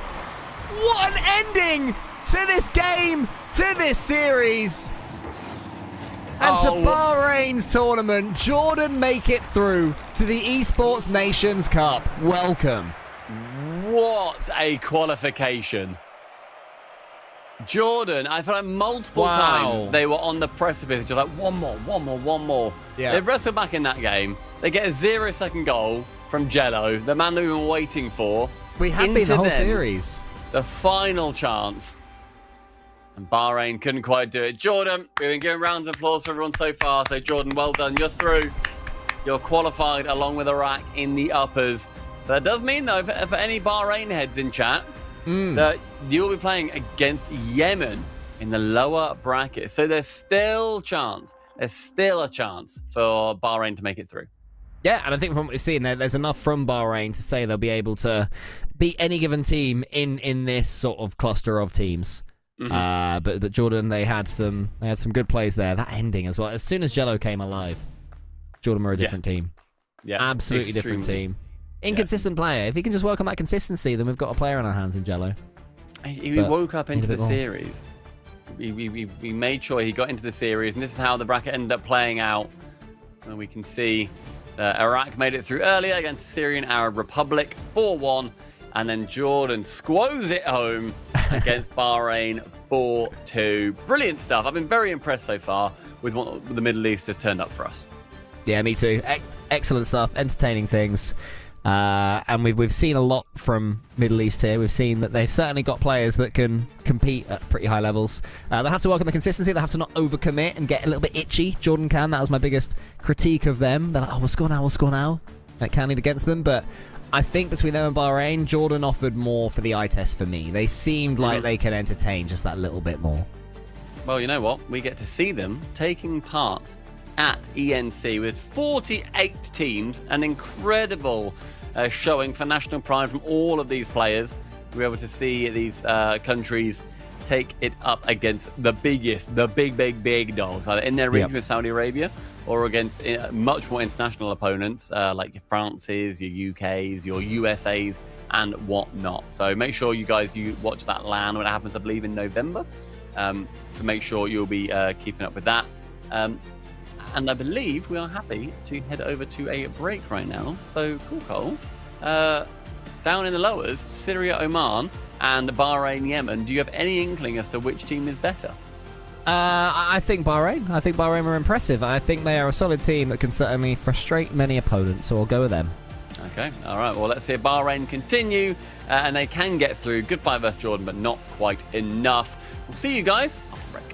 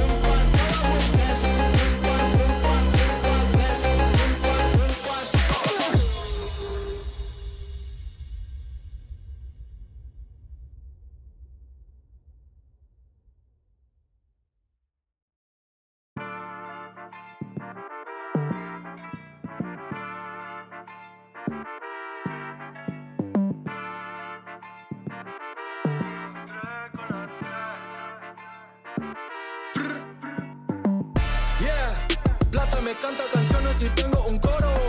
Ganador ves el oro, brillo como un tesoro. Y tu novio es un bobo, mi gatita tiene todo, pegajoso y hermoso, con la 3 peligroso. Ganador ves el oro, brillo como un tesoro. En el bosque como un lobo, cazando el dinero, haciéndolo solo. En mi vida he visto todo, nada puede asustarme, solo tengo que cuidarme. Paso grande, voy a brincar, yeah. Cuando fui chiquito me dijo, Evancito, tienes que luchar. Para llegar a la cima se tiene que actuar, se tiene que escuchar. La calle te llama, la calle, la fama, que está tu hogar. Bolsillo llenado, si escucho un poco los oigo cantar. Plata me canta canciones y tengo un coro. Ganador ves el oro, brillo como un tesoro. Y tu novio es un bobo, mi gatita tiene todo, pegajoso y hermoso, con la 3 peligroso. Pegajoso y hermoso, estoy más grande que un oso. Mi pistola está muy hermosa y la tuya estaba so. Mi palabra tan filoso, porque el game es una guerra. Patrullando Panamera, yo no ando con cualquiera. Cuando fui chiquito me dijo, Evancito, tienes que luchar. Para llegar a la cima se tiene que actuar, se tiene que escuchar. La calle te llama, la calle, la fama, que está tu hogar. Bolsillo llenado, si escucho un poco los oigo cantar. Yeah, plata me canta canciones y tengo un coro. Ganador ves el oro, brillo como un tesoro. Y tu novio es un bobo, mi gatita tiene todo, pegajoso y hermoso, con la 3 peligroso. Plata me canta canciones y tengo un coro. Ganador ves el oro, brillo como un tesoro. Y tu novio es un bobo, mi gatita tiene todo, pegajoso y hermoso, con la 3 peligroso.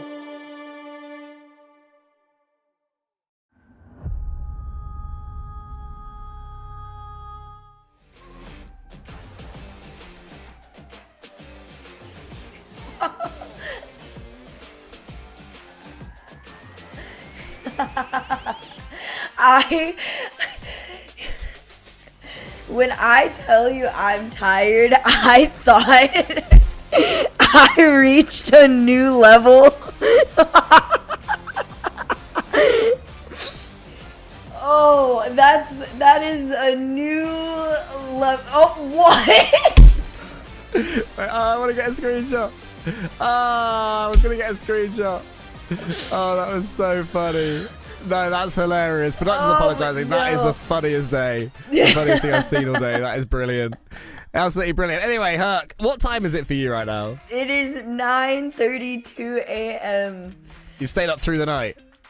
I have been up since yesterday at around 9:32 a.m.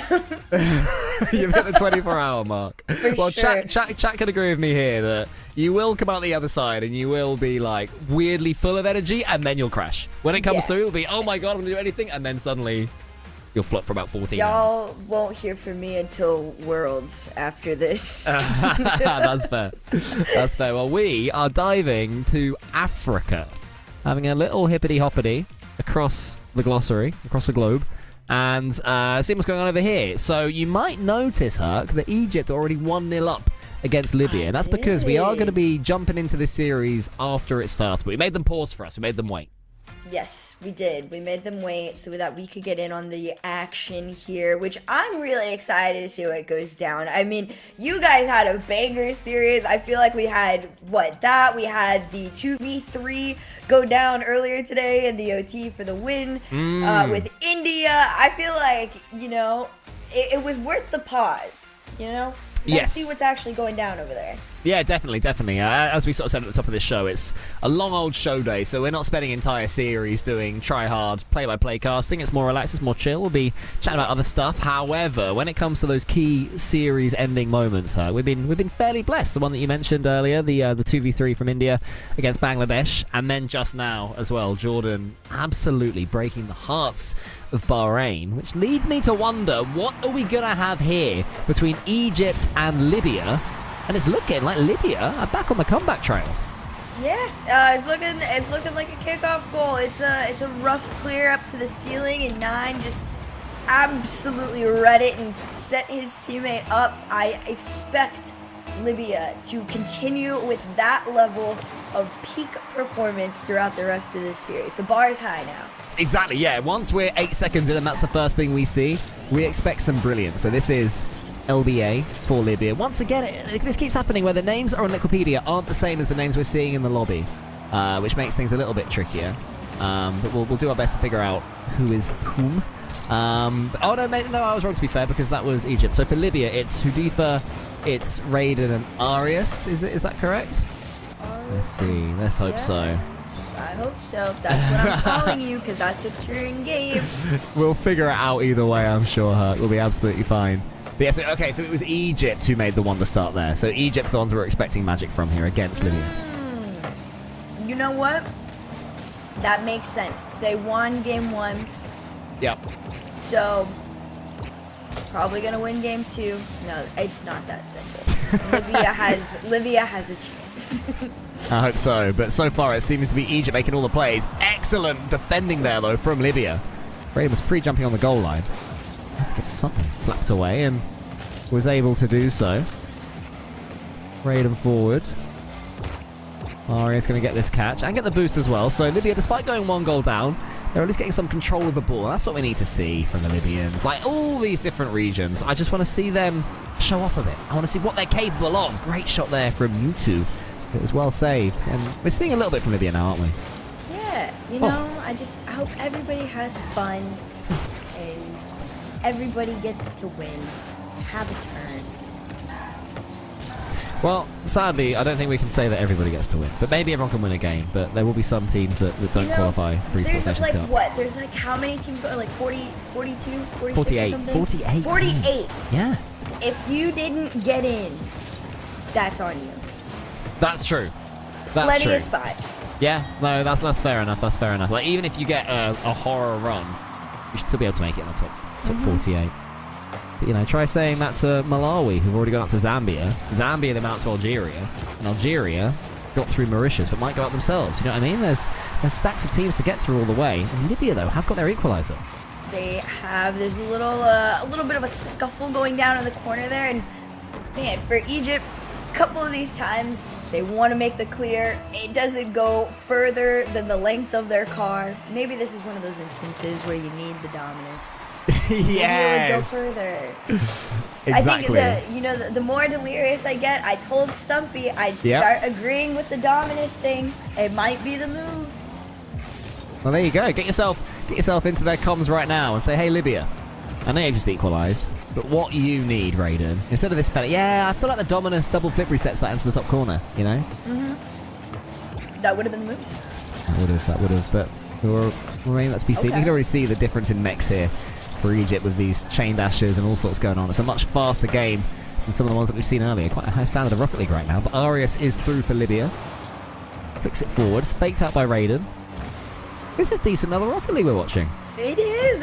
Funny enough, if anything, I would like Egypt to slow down just a bit because they almost seem to be getting ahead of themselves. They have plenty of opportunity to take shot clearly off the mechs that they've got, like you were saying. It's just that accuracy. But again, I think that's in tie with the fact that they are almost ahead of themselves right now. Libya is kind of playing from behind, trying to make it clear. Nothing's been allotted. That should be shot opportunity. Big save, big follow. 2-1. Yeah, well played, 9. 9 seems to be the player that is Egypt's key focus. That was all about the rotations there from the Egyptians. 9, decent finish on him yet again, assisted by LBA. LBA up against Libya. That's a bit confusing, but I'm sure we'll manage to figure it out. I was gonna say, I was like, that's definitely one. That's might be just as confusing as the blue decal on the orange side. Oh, I hate that. Every season I campaign to @Epic, to @admins, to @whoever, ban colours from the opposite team on a team. Is it a proper strat? No, because it only affects viewers. It only affects the viewers and the casters. It doesn't affect the actual players themselves because all you see is at least when I play, and I'm sure when you play, all you see is the player name on top, right, with the nameplate. Yeah. I guess that makes sense. I don't know. I get confused either way. Like, even on my end of the field, I still sit there and I'm like, every once in a while I make the call out and I'm like, guys, what color am I? Yeah, fair, the fair, chat fair. tells me. Where So- I got confused is, you know, when you're sort of part of a club, you can have like your club colours when you play ranked. I eventually turned that off because when the countries thing came in, and England are like I think we were either a white or like a light blue, I can't quite remember, in Rocket League. I kept going up against other blue teams, and I'd have no idea who was on. I've been shooting into like my own goal, going, yeah, I scored, wait a minute. And you're losing, you know? Very England of you. It is, yeah, that's true, to own goal it and just be sad. There is a tech pause, everybody. We're not certain why, we're not sure how long it will be. Which is Herc's worst nightmare. It's coming true, Herc, but this is as bad as it gets. So, you know, could be worse. No, absolutely could be worse. Honestly, it's not that bad. You know, it's like running a marathon. You know, at some point, everything hurts, but you're still having fun. And you blink, and then you finished it. Sort of. Yeah, And then that's it's just a fun story for later. That's very cool that you, because you did a marathon, right? I did in the New York Marathon with a broken foot. I didn't know it was broken. So Did you break it during it? Mm-hmm. How far in?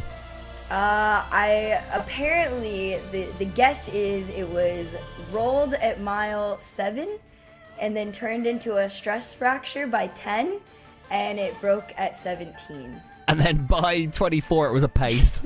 Oh, I think 20 mile 23 was when I like took the live stream camera and I turned it off and I just cried the whole way to the end. Oh my but I was God. like, I tweeted too much about this not to get my medal.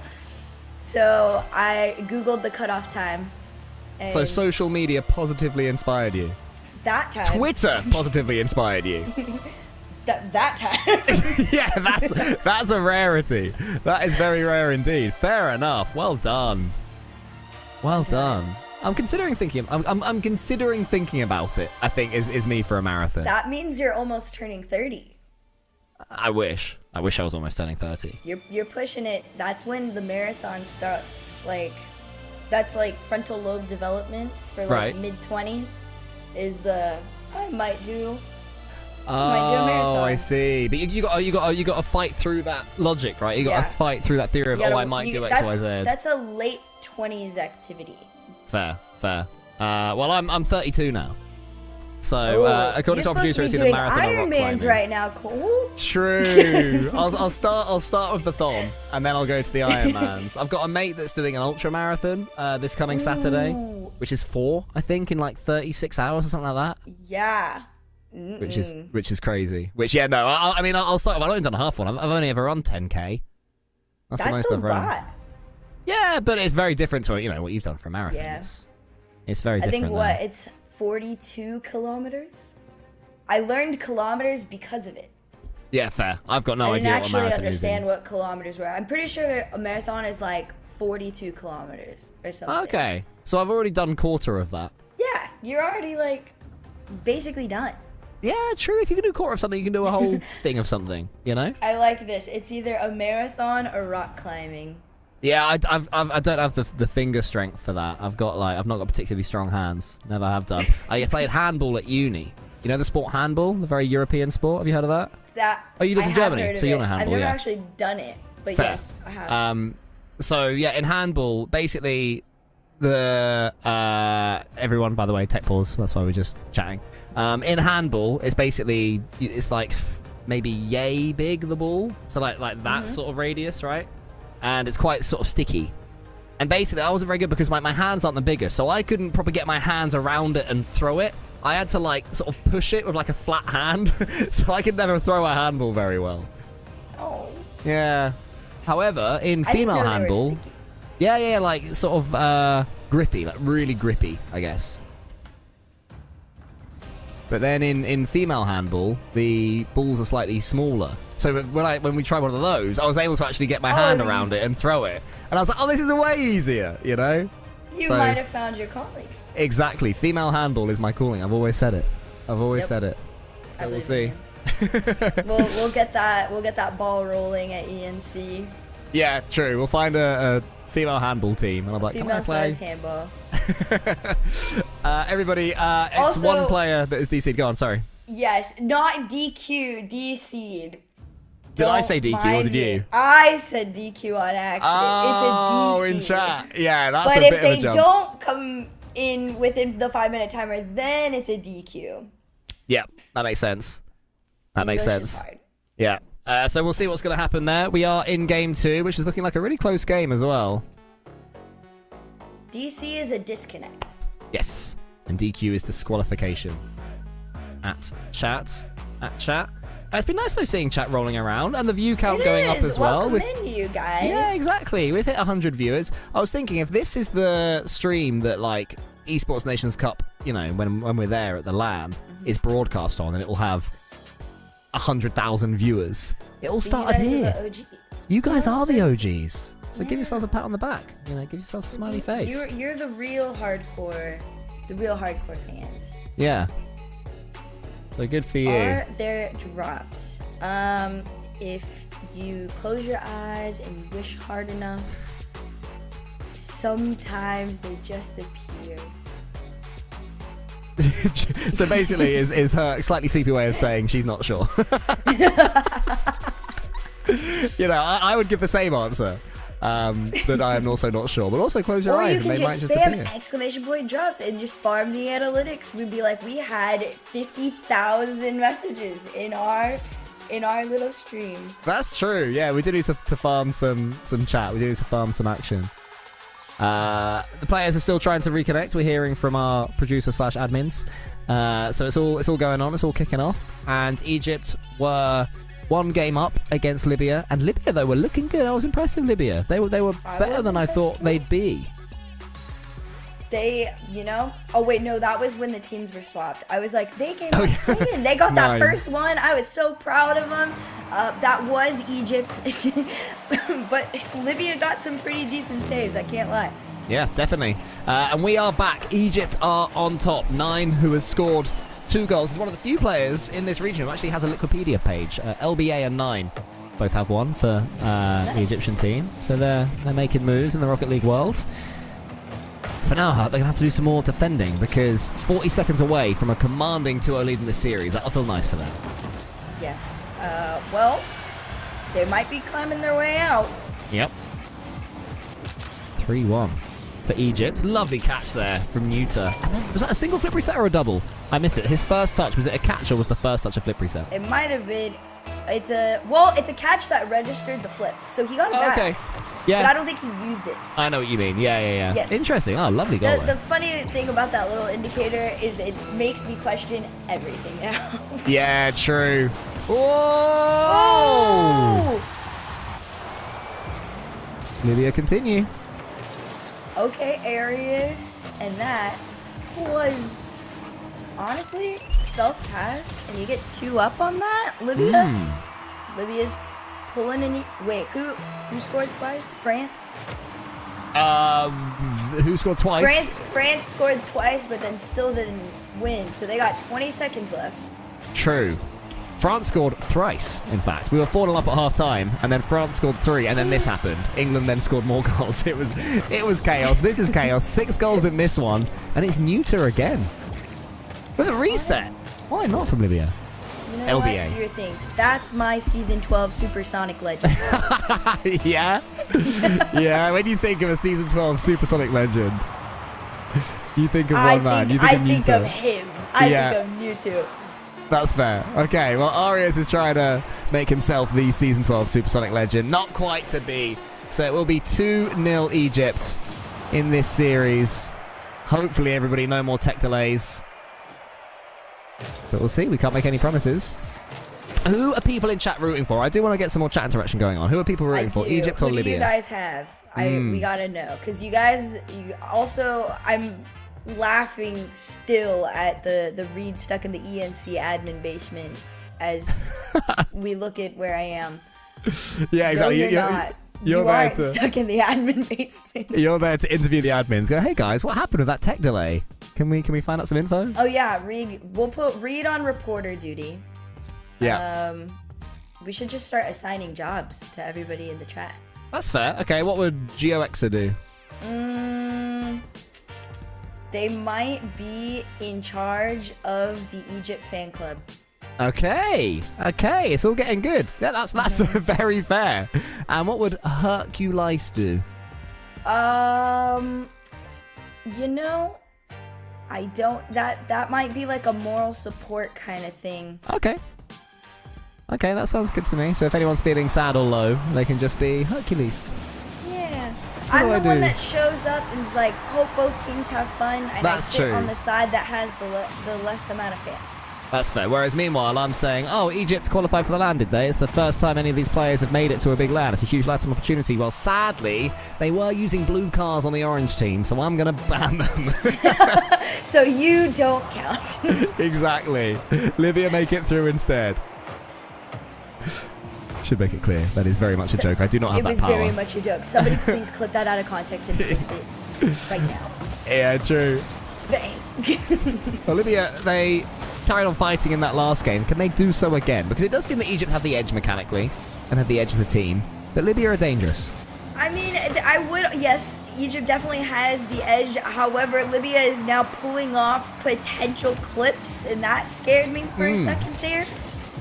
The reset shot forward did get denied, but Egypt gonna have to fight a little bit more. They are in that half with only one player, I think, right now. Yeah, they pulled the other two off, and they're playing a little bit deeper. So there's something has changed where Libya's cooking enough to keep Egypt back.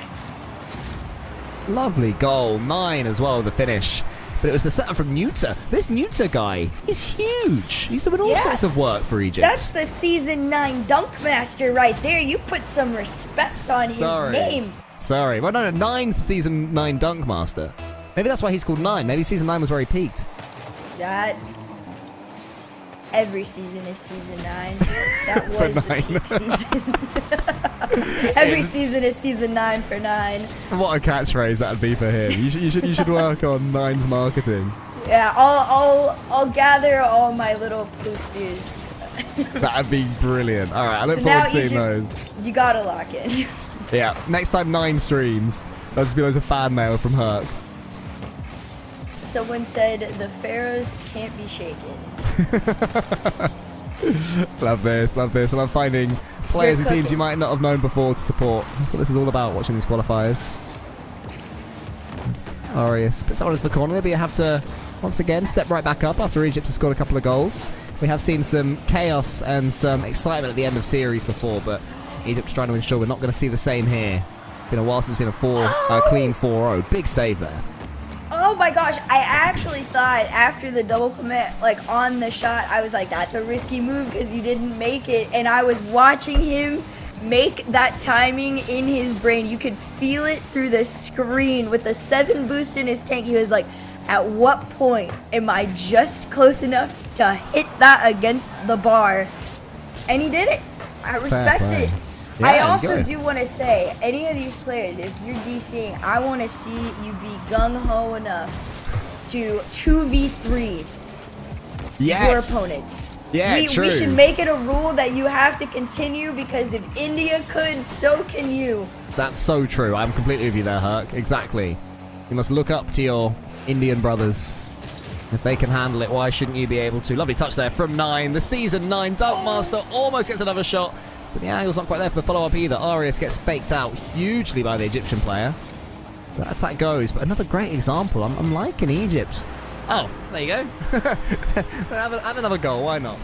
Well, so is 9. 9 loves Egypt, and he's got 3 first. I mean, what is that? That's not 3 for 3, is it?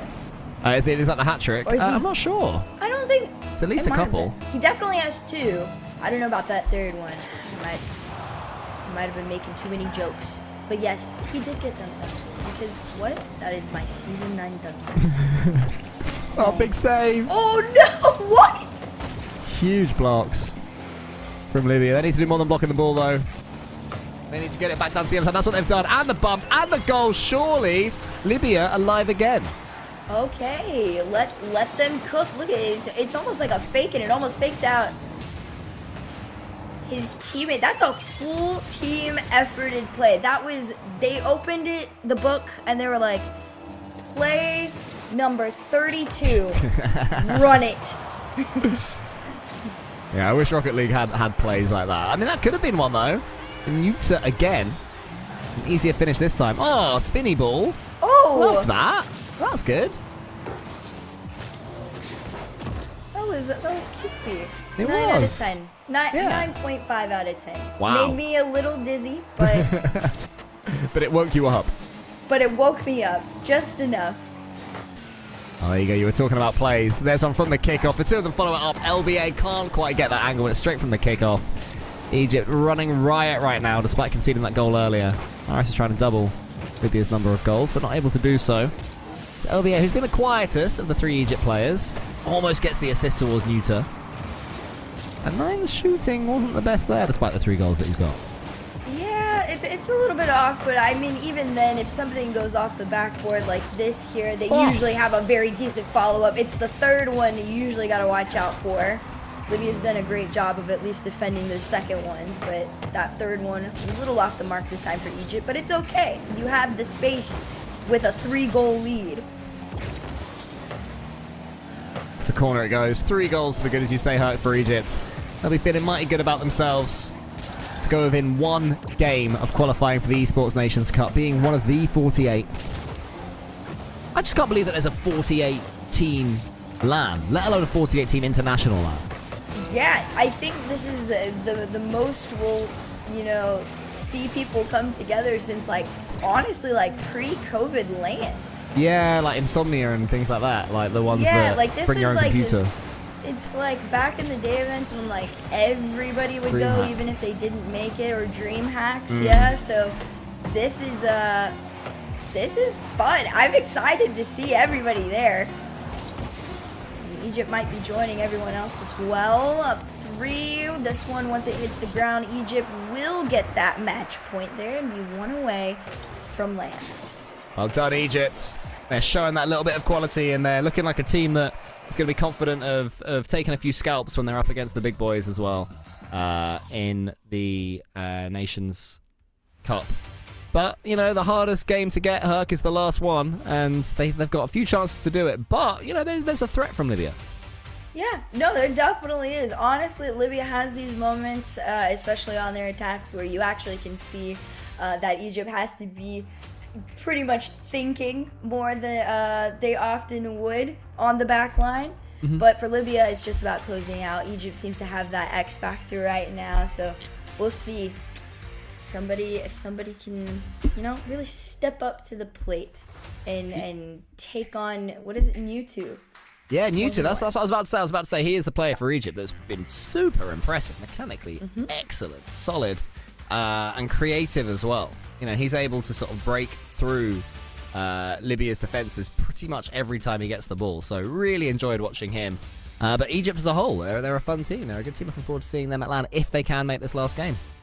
Yeah, hopefully there's no curse in that sentence there and they get their final one. But Libya still, you gotta respect them in the situation. They are battling it out. It's not a complete, shutout. Yep. But yeah, I think if they can actually, handle Mewtwo on his own, and also just covering that backboard a little bit more. Egypt tends to hit the crossbar. If you can get the clear out and you can send somebody up and just kind of pre-fire the transition out, you might have a little bit of a better chance of getting some more shots in, but we'll see what Libya brings to the table after the break. Is that a heat pipe behind you, by the way? What is that giant pipe-looking thing? I'm in a proper basement in New York. Is that what New York basements look like? I've never seen a New York basement before. This is what they look like. Wow. They're actually usually way scarier, and I'll be super honest, the unfinished part genuinely looks like the house from The Conjuring. Well, I'm glad you're in a bit that looks at least relatively habitable. Less scary, and I asked them to turn all the lights on. Well, that's nice. That's nice. Is this apartment not designed for streaming and casting? Not at all. Rocket League is so fun and happy and exciting that I'm so distracted I can't even possibly fathom being in a haunted basement right now. Oh, that's hilarious. No, you can't be haunted when you're on camera because ghosts want to stay secretive. Do you know what I mean? So they don't come out during the day. And it's 9 a.m. now. It's the morning. It's the daytime. You've survived the night. Oh yeah, this is like a Five Nights at Freddy's thing. Day 17. I did my begins. 30 hours. Yeah. Well, Nuta, potentially the Rocket League GOAT, leading Egypt perhaps all the way to the Esports Nations Cup. And we have seen in chat there's somebody from Egypt who's rooting for them. Good for you. Hopefully you get to see your team continue to play well. But Raiden's trying to put a little bit of a blocker in that one against Egypt and for Libya. First minute is Libya actually having a pretty decent amount of pressure. Shot is wide, just goes crossover, and that follow-up was short. That was what I was talking about in terms of Libya having a better chance to be able to score on Egypt. Raiden's gonna. I thought he was gonna fake it, if I'm honest. Yeah, he almost got that perfect touch, because you're right, they're quite readable now, aren't they, those skims? As soon as a player goes from side to side, there's already players trotting back into the goal, so the fake then becomes the next level up in that meta. But not quite to be. Great clearance there from LBA, really connected with that ball. And Egypt, if they got this first goal, maybe it's just series over and it begins to wind down. But if Libya get it, there's still that question mark. Yeah, I think if Libya can get at least one, it'll make Egypt panic just a little bit and try and earn it. But as far as defense goes, I mean, Libya is definitely standing their ground. It's just a matter of time when the resources end. Another shot gone wide from Egypt. There's that transition opportunity. Shot on target. This is some pretty solid improvement here from Libya. And we've got to keep this going, then keep this pressure up. Pinches like that from 9 will really clear it, but Libya had a player waiting for the pinch, well positioned there from Raiden. And he goes down as well, yeah, good patience there from Raiden. And Egypt defensively are a little bit all over the place right now. 9 sends it high, Udifa up. And Arias is just waiting underneath this ball, hoping to be able to do something with it. Arias, the big clear. The boom in a good position as well. That's more good attack there from Libya. They're certainly thinking the game through correctly and almost got their rewards, but 9 was just back in time. And time is also starting to run out. A little bit of a pass here. If Egypt can try and find their semi-secure lead on their match point right now. Another attempt, big bump, another shot. It wasn't even taken. Libya just got too far ahead of themselves on that one, and low boost means all he can do is try and play it out to the side. The boost still came through, but Libya still has the clear, so this is a good sign. See what they can work with. Lose it to LBA. 9 here to the side. Egypt, you feel they're like relatively comfortable and showing their patience, but I do think there's a bit of them that's a bit frustrated they haven't scored up to now. Over 3 minutes into this potentially final game of their tournament in a positive way. LBA catches, wants to get the low 50. Very fast pace of Rocket League this one. It's a good watch. No, it's genuinely a really good game. Libya's not going to be, in the best of positions, but Egypt exactly where they want to be, up by 1 into the final 90. And I was taking a look back at it. Egypt has won basically all their series in either a 3-1 or a 3... No, everything has been 3-1. So this could be their first sweep, potentially. Oh, and that chance has just massively doubled, maybe exponentially even more. 2 goals to the good now with 1 minute and 28 seconds left, straight from the kickoff. Nuta, who's impressed us so much with that Rocket Baguette banner as well, was able to just take all the pace off the ball and guide it into the corner. And it's looking good for Egypt. It's looking exciting. Are we going to see them at the Esports Nations Cup? It's a long way back for Libya if they are to prevent that. It is. You're going not only attempting a reverse sweep, but you have to play from, I believe, the lowers as well. It'll be either Tanzania or Algeria waiting for them down there. No easy but games. For Egypt, you get to breathe. Yes. You can keep this up for 1 more minute. Yeah, and you can relax, you can celebrate. You can enjoy the rest of your Sunday. Are they able to do so? 45 left. Libya keeping their composure, still going for bumps and demos. Credit to them, but that has to go in if you're Arias. That was their chance to get back into it, and he just couldn't quite forge the angle, Herc. No, not quite. Just a little rough off the edges. 30 seconds and another shot on target gets sent out. 30 seconds away from Egypt and playing on LAN at ENC26. At this point, you just got to pinball that ball around Libya. They just might.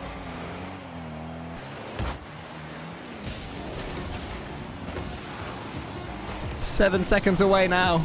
Egypt on the cusp. They have done enough. A sweep over Libya will take them all the way to the Esports Nations Cup. Congratulations to them, to LBA, to Nine, and our MVP, Nuta. He was excellent. Oh yeah, rounds of applause for all qualifiers. Round of applause. He was absolutely brilliant. Egypt have made it, and more work to do for Libya. Oh yeah, that is a really fun team to watch. I am excited to see Nuta on LAN. Hopefully it's the same level of performance and maybe even more from him and his teammates on there. You never know till you get there what kind of a player you're going to be. So congratulations to Egypt. We will see you guys there soon. And for Libya, the road is not quite over yet. They do have one more life in the lower bracket, and we'll go see here where they're going to end up. Where are we? Where is Libya going? Are you? That's a big question. I'm not sure which one they'll go to, whether it's Algeria or Tunisia. We'll find out as we go. Two. Exactly, one of them. But we have seen that Egypt are your first qualifiers today, and they'll be joined by either Ghana or Senegal in a little bit, which is fun. Which is another game that you and I will be casting. I think that's going to be our last cast of the day. There you go, Libya versus Tunisia. It's been filled in live in front of our very eyes. Yes, okay, so Libya versus Tanzania. I'm curious to see how that one goes. I still am going to be tuning in, but yeah, we've got Ghana versus Senegal coming up next, and we'll see what they bring to the ENC table.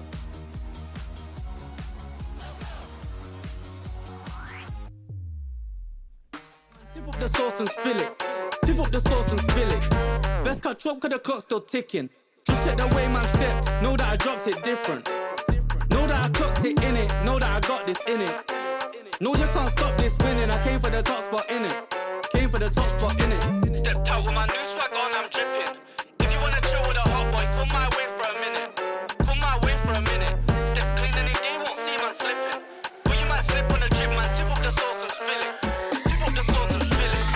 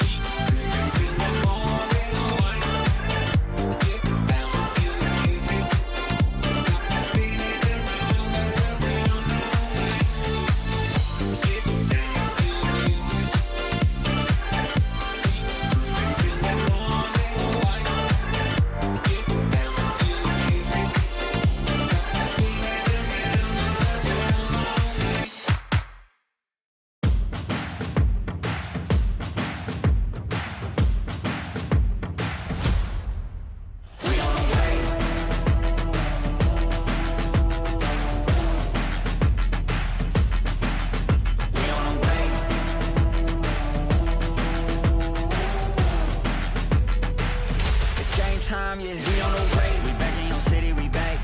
I gotta get to it, in fact. No, never no time to relax. I'm packing the stacks, you packing your bags. Okay. I step on the field, it's a rap. They cannot keep up with the laps. No way. I put their record in a pass, you know it's a fact. Confirming the stats.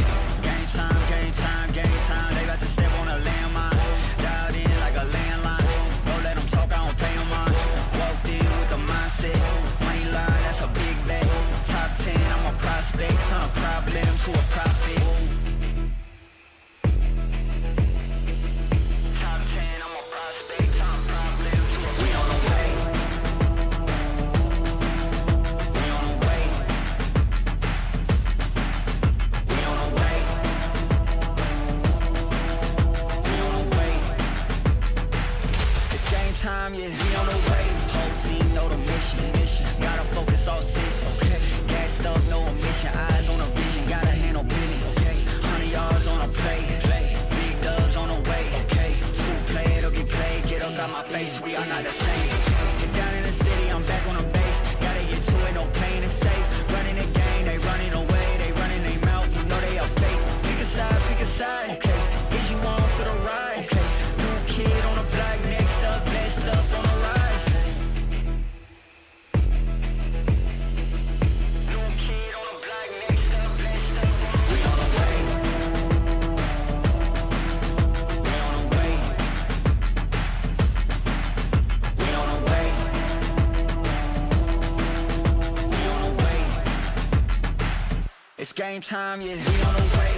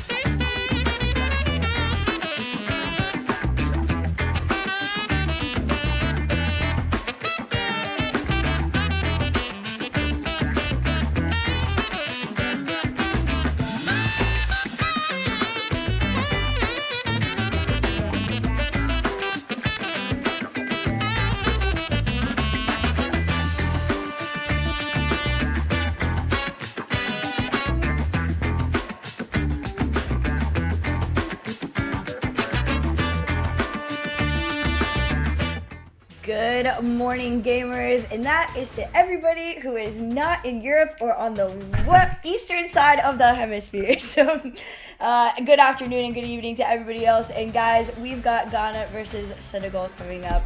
We are looking for our second team to qualify in this region. It's me, it's Cole, it's Ghana, it's Senegal, and you. That is Did I do good, Cole? that is a top group. That was beautiful. Yeah, what a group of five. We are the famous five. You, me, Ghana, Senegal, and chat. This is beautiful. And chat. This is good as well because I can't say I know the first thing about African Rocket League. So from what we just saw from Egypt versus Libya, very high standard. I'm hoping that Ghana versus Senegal will be anywhere near as good because that quality was great. And whichever one of these teams wins it qualifies for the Esports Nations Cup. So a huge pot of gold at the end of this rainbow. Oh yeah, this is also like the one to win. I think there are no more chances for anybody after this. Or no, actually, I trolled you. I You did troll. There is another lowers, and then 2 more people get to do it, and that's what happens at 10 a.m. You start When you haven't slept. drifting away a little bit. Yeah, for Yeah, anyone I was thinking... just checking if Ghana and Senegal were awake. I just wanted to That's fair. scare them a little bit. And they are. Yeah, for anyone thinking... like, oh, how come Huck's so tired at 10 a.m.? Like, gamer hours, you get up at 1 p.m. It's like, no, you've not slept. You've been up since, like, 2 a.m. or something, so it's very impressive. I love a good, like, back-to-back weekend on Rocket League. I feel like I do this every season. At some point in time, there's one weekend of just pure Rocket League around the globe. And then ENC said, we'll do you one better. We'll make it an official event. And then you can really stay with us and stay awake. So I was like, I'll take that bet. And Yeah. we're crushing it. And then everybody, once, because Huck and I are tagging out after this one, we're bringing on Corelli and Spaceman and Jorby. And Huck is actually going to go live and view party the rest. Yeah, and then I'm going to watch party. And I'm actually the super sub for when somebody's stuff inevitably goes out. Oh, that's funny. Yeah, you're rocking up for Nigeria or something on like, the end of the show. Like, Huck, what? Where did you come from? Why are you playing? Yeah, I'm actually the sub for like 42 different teams in the off chance that something went wrong. Oh, that's hilarious. But yeah, hopefully nothing will go wrong. Hopefully this will be a nice, smooth series between Ghana and Senegal. Ghana, who have beaten Cameroon 3-0. Comfortable wins. They got 6 goals, 5 goals, 4 goals against Cameroon. Then they beat Ethiopia 3-0, scored 3 and 7 and 4. So Ghana have got goals in them. Meanwhile, Senegal beat Zambia 3-0, scoring 8, 10 and 3. And they beat Nigeria 3-0, scoring 6, 7 and 3. So these are some big dogs of African Rocket League coming up against each other. The battle of the flags with stars on them. I was gonna say, this is like, they're probably gonna get mad at me because there's probably some taboo story around it. I'm like, they look the same, so there might be like variants, you know? No, I know what you mean. Yeah, I know what you mean. Definitely similar style. Somebody copied somebody's homework, and I don't know who it was yet. Yeah, flipped it on its side, changed the colour of the star, and added a border, a very handsome border in Ghana's take. I do like that black border on their flag. Yeah, Ghana spiced it up a little bit, but you know, Senegal is here to defend their flag. Should go pretty well. I mean, like you said, both of these teams have had pretty solid runs leading up to this point. They've also just been waiting all day for this moment, so hopefully it's one of those like wake up and like get in and get out for them. Yeah, and I've seen in chat there's some love for a lot of these players as well, so some of these players starting to make a name for themselves. Looking forward to seeing what they can bring us. I love that Lankai is rocking the fez as well. Things you love to see. A Rocket League car at this level with a topper. There should be more of them. There should be. If you were a pro player and you rocked a topper in this day and age, what would you wear? I would rock the floating light bulb, the one that I've scored about 30,000 goals in ranked or whatever it is. I love that thing. Yeah, I never would have guessed. Yeah, well, I unlocked that, and it was the first floating topper I ever unlocked. You know, before there used to be hats that were attached to your car. I got that, and I was like, what? What is this? It's floating. That's amazing. And then since then, I've always rocked the light bulb. Cole discovered physics. I discovered floating physics. Yeah. Cole discovered psionics physics. That's true. Oh, speaking of psionics physics, that was epic.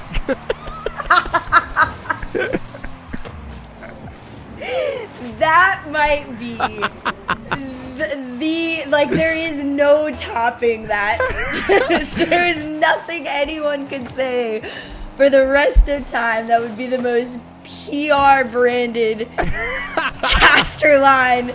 You do your thing, Pyro. That was fun. That was fun, yeah. Beautiful cringe. You might almost say that was epic. Very good, very good. 2-0, straight off the bat, Pyro. I never asked you, by the way, what would your topper be? Ooh, when I first joined Rocket League, before I learned that it was uncool to wear toppers, I wore the princess tiara. Aww. You should go back to that. It suits you. It's good. I should. You Honestly, know, just rock it. if I ever open that game again, I will. Are you not a player at the moment of Rocket League? Unfortunately, no. Rocket League is deeming me non-playable and putting me everywhere but in front of my PC. That's fair. Yeah, that makes sense. But That makes sense. it's fun. It honestly is really fun. You know, every once in a while I get to go home and revisit all the silvers and the golds. And we have fun. They're really nice down there. See, if I was in Pyro's lobby, they'd be mean to me. I think they'd be mean to most of us watching if they were in Pyro's lobby, because clearly Pyro is the mechanical GOAT, because, oh my god, some of these goals that Pyro is scoring for Ghana right now are insanely good. This is disgusting. This is actually just a Pyro montage, and we just tricked y'all into thinking that it was the Senegal-Ghana game. It would make sense. Here he goes again. Oh, can't quite get the double reset, but does get the dunk. And Senegal need to start reading that Pyro has got that extra touch. Yeah, because okay. this is silly. Guys, timeout. At some point, I think it is fair to headhunt on Pyro. I think so. You have full permission for the next 2 minutes and 39 seconds to break rotation. Well, I mean, you say anyone in the lobby, but there's also anyone watching this right now. Keep an eye on this Pyro name, because clearly he's a bit of a step above from what we've seen so far. No Liquipedia page. Well, according to the chat version of the Liquipedia page, Pyro got top 6 in RLCS SSA 1s. So that makes all these 1v1s make so much more sense. Yeah, definitely. That does make a lot more sense. Fair enough then. Pyro, next up. But yeah, somebody get that man a Liquipedia page, because he is destroying Senegal right now, representing the Black Star of Ghana. He comes phase down the other side. It's saved by Pyro. Got to get some saves farmed as well. 5-0, game 1. Cool. Yeah, jeez. I mean, honestly, it is exciting now that we've entered, into this region, and we're getting to learn about Africa's players, right? If a team like Ghana, for example, has a player like Pyro, I'm excited to see what they look like against all the other star players of the world, because my goodness, throw Pyro against India right now, and I would be happy. I want to see how that goes down. Honestly, if this was Vitality versus Carmine Corp and you swapped out Vatira and put in Pyro instead, I don't feel like you noticed any difference. You wouldn't be able to tell the difference. You would not for a split second. 5 goals in this lobby. Might make it 6. Oh, not quite got the angle. The Senegalese players are like, no. What is going on? Who is this? So I play football every Thursday, like soccer, right? Like pickup games as well. And every now and then you come. I was picturing Cole in a tiny little American football. Oh, if only. No, the problem is I'm too strong. I refuse to wear the helmets because why would I bother wearing a helmet? Too English. Exactly. But yeah, what I was going to say was that every now and then when you play sort of like pickup football, you come up against a player like Pyro. It's like he gets the ball, he dribbles past 4 players and scores every time. And Pyro is that guy in this lobby in Rocket League, it would seem. Fair enough. Whether it was against their wishes or not, the refs have basically called mercy for a short moment here for Senegal. In that period of time, they can breathe, which, you know what? If they're... Oh man, I'm blanking and it's just because I'm tired. Who did the DC that we all have the rumor that we think it was on purpose? Oh, yeah. Who's being typical in Senegal? Typical for Senegal. That's fire. That's a good line. Well, we've not heard anything about why there's been a pause, but I agree with you. I think they're more than happy to talk through how they deal with the Pyro issue for 5 minutes or so. The other lobby is hopefully being remade fairly soon, everybody. But yeah, in chat and Herc, when you've done running or any other sport that you've done, have you come across people who are just in the best way freaks? Like, oh my god, are you professional or semi-pro? And they're just 3 times as quick as everyone. I know Sarah's watching this stream. Sarah. And Sarah thinks her casual running is casual, and it's not. I represent the casual runner. You're insane. This girl goes on 33-mile runs for the memes. Wow. And I could not be further from that. So that's whenever intense. Sarah goes, Herc, would you like to go on a run with me tomorrow morning? I say no. Well, that's I respectful. wouldn't. But it's nice that she still asks you. And then I like her story when she posts that she did it, and I give her kudos on Strava, and I walk away. Well, shout out Sarah. So yeah, Sarah is the pyro of Sarah the New Sarah is Yorkian my running pyro. community. Yeah, Right I now, get that. Senegal is like, you know what?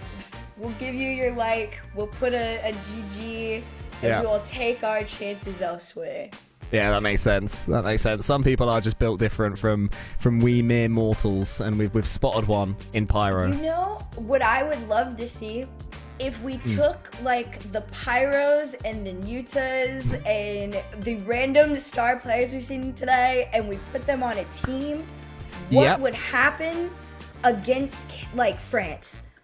That's true. And then get Sarah in there to sort of train them Yeah. up as well. Sarah will be the The life guru? oh, yeah, like when they bring the life coaches in for these teams. The Yeah, psych yeah, yeah. coach. Like LBP. Yeah. Or That'd no, be nice. actually the physical one, like Gautier for Vitality, that makes him do with the ball, the tennis ball. Oh, yeah. Okay. He makes him play soccer before. I mean, back in That- my day, it was just Eclipse making them do star jumps for endpoint. That was just Eclipse going, ooh, boys, do some star jumps. And then, like, do you remember early Seiko would sort of stand up and do some star jumps next to Metsonoris, which in hindsight was a bit of a fever dream, but it worked for them, so fair enough. Also, any OCE people, I don't want to hear it. This started at like 8 p.m. for you. You're here for fun, Yeah. so Yeah. I don't want to hear it. You're here for the funds now. Plus, you guys are used to it. You guys have literally Yeah, you guys changed have your sleeping always patterns. been on the terrible time zone for it. So like, this is your time zone. Yeah, they're basically nocturnal at this point, Yeah. are the Aussies. And I'm sorry it's had to be that way. But if it helps, at You least also- you do get to dodge the daytime Australian wildlife. So, you know, we're here to help. Yeah, the spiders only come out during the day. It also helps that like Australia isn't real, so that's fine. True. Weirdly, the Tasmanian devil is real, but Australia isn't. No one knows how that works. The server is being restarted, everybody, and we will pick straight back up from there, scoring time. So we're not going to have to watch another Pyro 18 goals from the off. So don't worry too much. No. We're just gonna have to watch it from the next one. Exactly. Send Pyro a message like, you know, in The Incredibles at the end, where Flash or Zap or whatever his name is, the little kid is running at the sports day, and the parents are like, little slower, and he slows down, he's looking at them, little faster, close second, then he gets a close second. That's I what was we gonna need to say be. he's like our ENC, like Erling Haaland, and they just like let him loose, and then they take him back when it's time. They're like, Exactly. You need to sit here until we let you back in, so we can go up by 6 and then do our other stuff. That makes sense. But it is very entertaining. It'd be lovely to see. It is fun. It's always lovely to see players who have never had the opportunities, because I'm not sure where Pyro lives, but the fact that he was 1v1ing in sub-Saharan Africa and he is living potentially in Ghana or wherever else. But what I'm saying is there aren't as many opportunities for players who live there, even if they have the talent, as you'd get in Europe, as you'd get in North America, as you'd get even in South America. So it's lovely a tournament like Esports Nation Cup comes around and really provides the entire world the opportunity to show what they're capable of. Also, for those of you in chat, nothing happened to Pyro. He's No. just really good, and we were shocked. We hadn't seen him before, and you know, we're rocking with Pyro. We're excited to follow this journey of him. And also, another quick little update for you: they are working on the test lobby now, so we should be back here pretty quickly. So thank you guys for waiting around with us so we can get back into the game and see how this goes. I would argue this is a pretty nice, you know, fake timeout Do you reckon? that you could start locking in. Yeah, that's true. Now you're in the test lobby, now's the time to, like, instead of actually joining the test lobby, just watch Pyro for a bit. Yeah. You know, just like, Run what the is he Pyro doing? clips back. Yeah, what's the plan? Why does he go up there? You know, why does he delay his dodge? All those little things, those little Pyro-based strats that he's been picking up over the months, you can copy those if you are playing for Senegal right now. That's what I say about Zen. Yeah? Yeah, I just copy him. And that's how I got gold too. Respect. No, that's true. I can't be the only one that you come home from an RLCS event and you're like, oh, Every I'm going to be so time. good when I get back. I'm so inspired. I see what they're doing. And then you come back and you are trash. There's also levels to that. Yeah. So I've reached a new level recently where I've skipped the, like when I get back, like I'm such a good player. I've gone back and I go, I'm going to swap to controller now. This is the time. And it lasts for one game every time. Ah, look at this. We've got a little split screen action. We're hopping over. Wait, it's like To a see little, it's like a little live reaction stream. This is great. Wait, this is great. so cute. Hi, That they was took it fun. from us. So I believe what's going to be happening is we're going to be having a little look at Bahrain versus Yemen in the corner when it goes back. So so that it's was the like test a lobby. little That's what, sneaky yeah, watch that's what we'll be going into fully when it's ready. But while we're waiting, let's see what Bahrain's up to, you know, because they've also got that Yeah. lower, is it lower final that they're in right now? So that's back in MENA, isn't it? So back in MENA, they're in the lower final because Bahrain lost to Jordan, if I recall. Now they're facing Yemen. Okay. That's good. That's fun. This is good. I'm looking forward to little watch mode. It's reacting. Reaction content. Yeah, Oh, wait. This might be the one. Fingers crossed, everybody. Okay. Wait. So eagle-eyed vexicologists would have spotted that the flags were wrong, but that's changing now. So don't worry, anyone. We do know that. We do know that. But I see, because it was still the Cameroonian and Senegal. I see. But we are watching right now Bahrain versus Yemen, and it's game 2, and it's 1-0 to Yemen. Ooh. This is quite nice. This is quite wholesome. This is this is fun. It is fun. I've still got a lot of like camera above my head. I'm very small. I think like, we have big foreheads, Cole. Yeah, true. I'll do what Johnny Boy does. I'll just be like, here. Yeah. Well, Hello. hi, guys. All right. So this is nice. Yemen is 1 up in this one. So Yemen in blue, but they're 1 behind in game number 2. And this is another qualifying game. Whoever wins this one qualifies for the Esports Nations Cup. So another very big deal here. Very, very big deal. Yeah. Let me see. Did we get to watch any of them earlier? We did. We saw Stumpy and I casted Bahrain versus Jordan. And that was the big Neo Tokyo finish. Yes, the one where I heard the screaming from the other group. Yeah. We both went, oh! We were quite in sync. It was quite beautiful. It was. It was subpar. Well, thank you. I'll take that as a compliment. Although you will be sued for saying my brand on this broadcast, unfortunately. So. Epic! Epic! Well, Mohammed and Yemen have this lead. Lovely dunk. Oh, nobody can get a ball. They just faked out everybody. That was so intentional and so fakeable that they even got me. Yeah, true. The poor old Bahrainian player there on the goal line had no clue where to turn. We got there in the end, and it is 1-1. Again, it's interesting watching rugby when you've got no idea who the favourite is. Because normally we've got at least a sense, of this will be super close. But when you're watching it and you don't know, it's like, is this a shock? Is this a surprise? Couldn't tell you. It reminds me of, when I first came into Rocket League and I used to just pick teams off of my favorite color. That's hilarious. And, that was the season I picked Cloud9. And then they won Worlds. So... Well, you picked well. You picked right. Red string theory. What's red string theory? Ooh, that's like when you're supposed to be like tied to someone or something for all along. And we were saying red string theory when it circled back to bringing back Cloud9. Although that only lasted for a season. GG. But I see. Yeah, they trolled so much though on Twitter. They kept being like, at Rocket League, wink. I was like, ah. And I was sitting there laughing. And then we made my announcement on April Fool's Day. Oh, breaks your heart, doesn't it? Breaks your heart.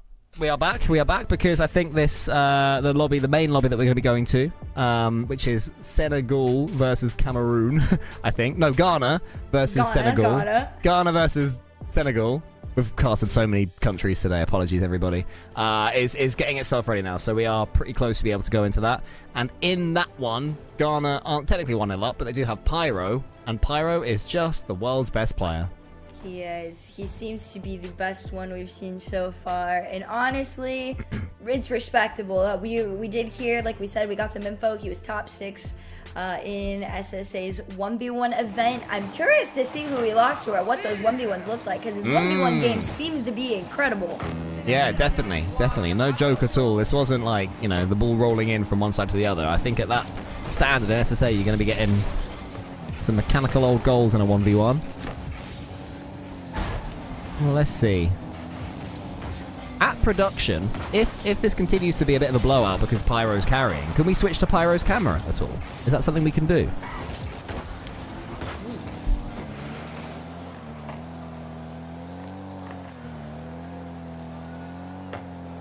Crazy. By crazy, I mean crazy successful.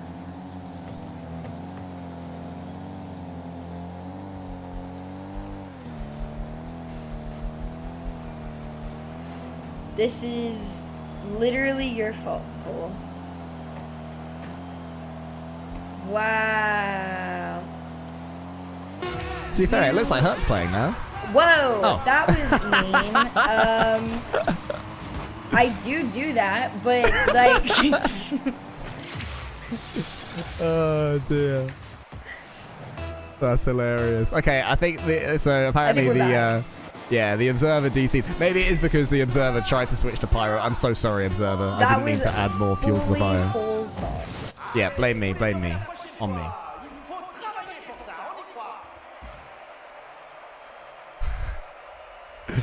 So after all that, Herc, it is Ghana via Pyro. Arguably, debatably. Maybe the Rocket League purists will say, oh, actually, it was his teammates that were carrying from the bottom. But to my eyes, to my silly eyes, that was the Pyro carry, and it's 1-0 Ghana. Yeah. To my basic little silly eyes, it was a solo play effort. Yep. We'll see more, I'm sure, from Lankai and Nigel and Moscow. Oh, I was taking a look back at the playoffs for the 1v1 because I was like, where was he? He wasn't there. Guns and Snowy, that was who had made it all the way to the final. I remember this. It was the 4-0 sweep. And Guns was going to be who we were seeing on land. But we the big players. We could see Pyro on land if he keeps this up. We could. And I will continue to ask. When we're at LAN, I'll say, hey, Observer, can we see Pyrocam? As Ghana are like 17-0 down against France. I'm like, I want Pyrocam. Yeah, we're requesting the full Pyro cam. If you know, you know. Yeah, exactly. But we won't do it now because it might break things again. So I apologize for breaking the broadcast. That's never a good thing to do. Was your first time doing that? Not breaking the broadcast? No, I've done that many times. But normally I do it through text in Discord rather than saying it so no one can blame me.